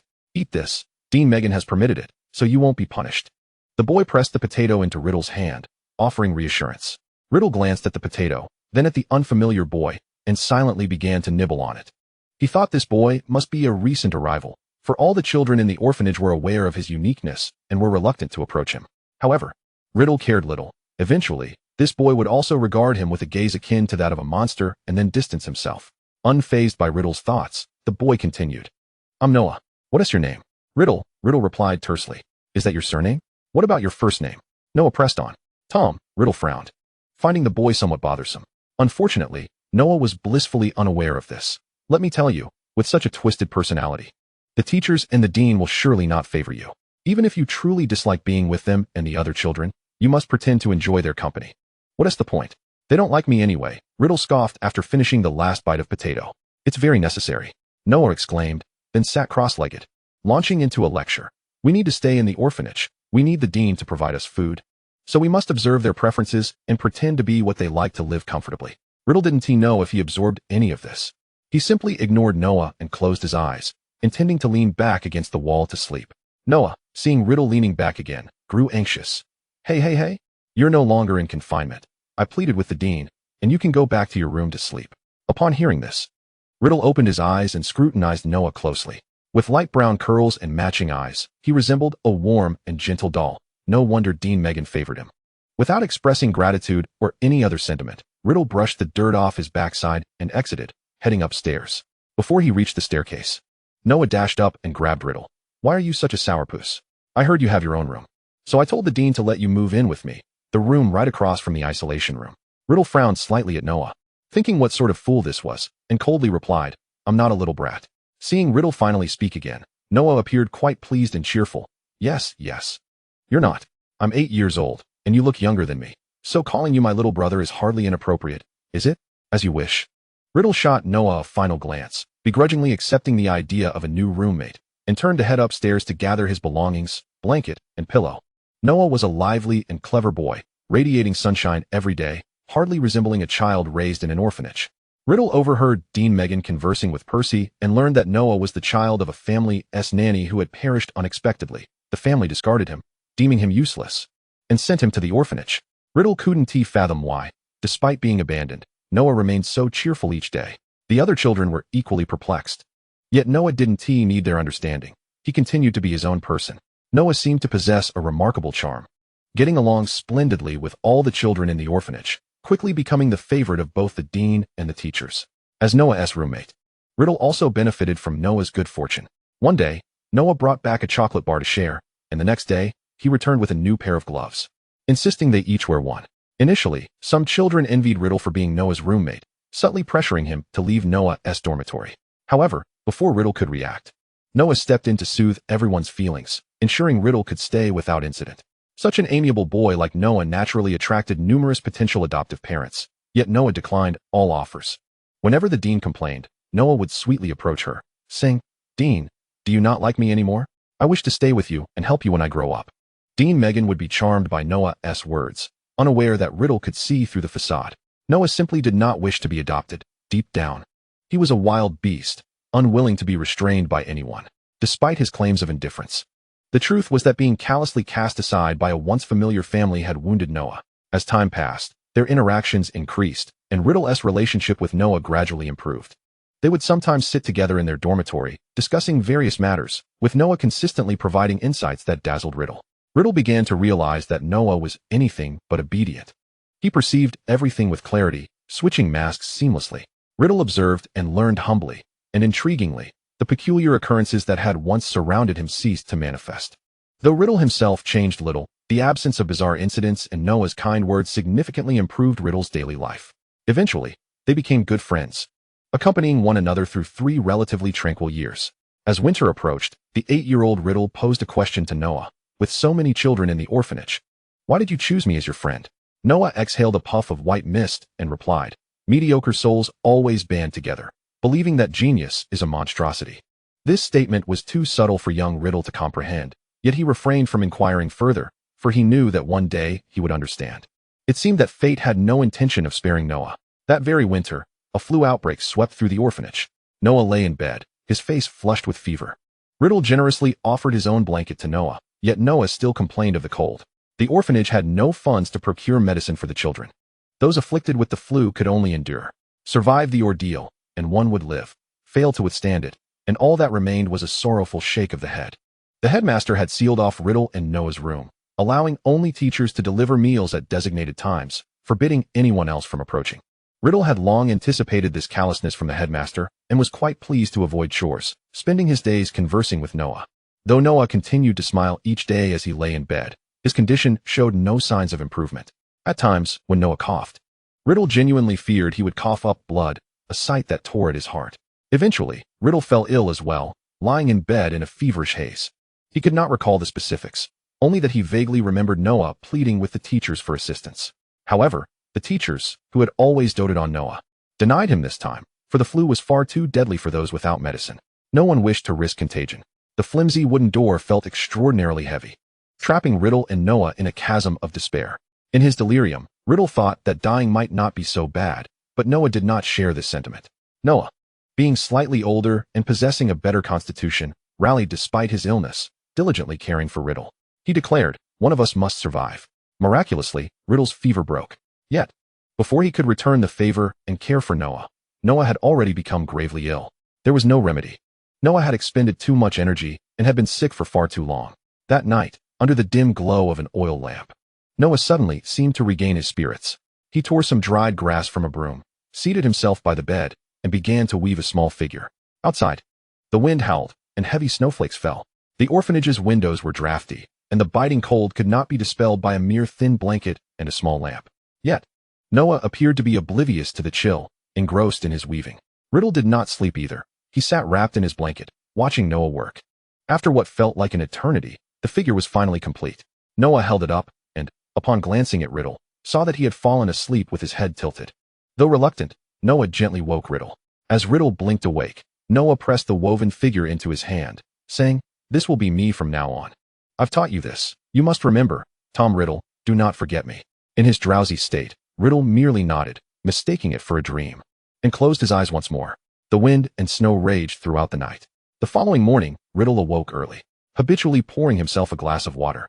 He approached Noah's bed, only to find him still peacefully asleep. Panic seized Riddle's heart when he touched Noah's cheek, which felt like ice. In shock, he glanced at the woven figure on the bed, suddenly realizing that last night's events were not a dream. Standing frozen in place, Riddle closed his eyes, remaining there for an entire morning until Percy knocked on the door to deliver meals for the day. The midday sun pierced Riddle's eyes painfully, yet he opened them. Through the door, he calmly informed Percy, "Teacher, Noah has died." Chapter 103, The Flower Thicket of Bubastis. As the new school year at Bubastis began, a legend about the flower thicket beneath the tower spread among the freshmen. Upperclassmen claimed that confessing one's feelings in the flower thicket would earn the blessing of the ghost of love. A bewildered first-year student asked an upperclassman what the flower ghost was, to which the upperclassman smiled and recounted a story. 30 years ago, there was a girl from Bubastis. She was exceptionally talented and beautiful. Eventually, she fell in love with a girl from England. The love between two girls was already fraught with difficulty and unspeakable challenges, especially since the girl she loved was already engaged. Thus, she said nothing. Driven by a selfish desire, she kidnapped the girl, believing she could protect her. However, her failure to safeguard the girl led to the latter falling victim to a deadly curse. The upperclassman had thought the girl was dead, filled with guilt and anguish. She killed the villain who had harmed the girl and was imprisoned in Azkaban. Later, someone informed her that the girl was still alive, but perhaps would never awaken. In a state of panic, she seized an opportunity amidst the turmoil of Azkaban to escape. She arrived at the home of the girl's fiancé. Gazing through the window at the comatose girl in bed, her heart aching. The girl, once so vibrant and full of life, now lay there, her only breath proving her existence. She believed all of this was her fault. She would rather die than not see the girl awaken. Thus, she vanished from her past identity, evading the pursuit of Azkaban while searching for a way to save the girl.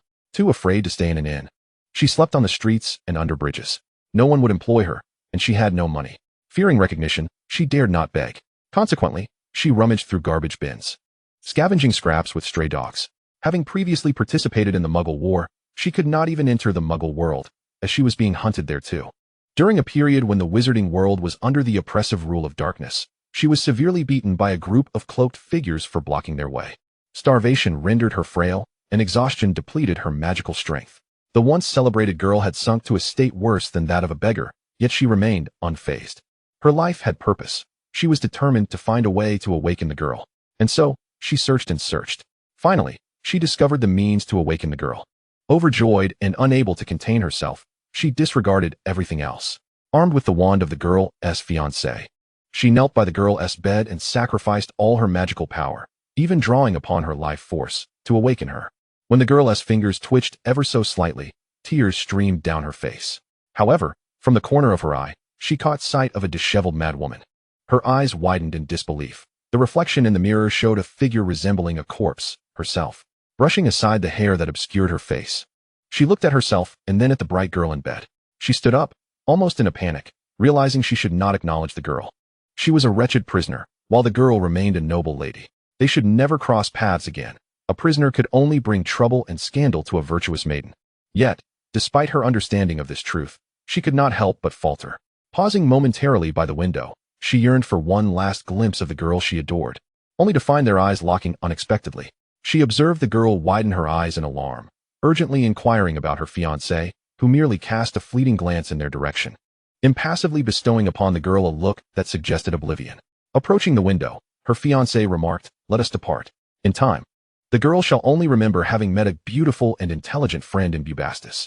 As she beheld the girl, who had once again fainted, she offered her fiancé a grateful smile, allowing a solitary tear to fall for the girl before turning away to leave. Without magic, relying solely on her own 2 feet, she embarked on a long journey, traversing many paths until she arrived in France. Standing amidst the blossoms beneath the Bubastis Tower, surrounded by as many fireflies as that memorable night, she recalled the thrill of that evening. A joyful smile broke upon her face. On that sultry night, she ascended to the cool pinnacle of the tower. With arms outstretched, she soared into the sky, reminiscent of the girl's eagle, gliding gracefully above. Nestled among the countless glimmers and blooms, in that moment, she finally attained the freedom she had long sought in her life. Eventually, someone discovered this senior. The principal of Bubastis, moved by compassion, chose to inter her among the flowers. Thereafter, this poignant love story began to circulate throughout the campus. The origin of the tale remains a mystery, yet the students relished in its telling. From that day forth, the flower bed beneath the tower became a sacred site for couples at Bubastis.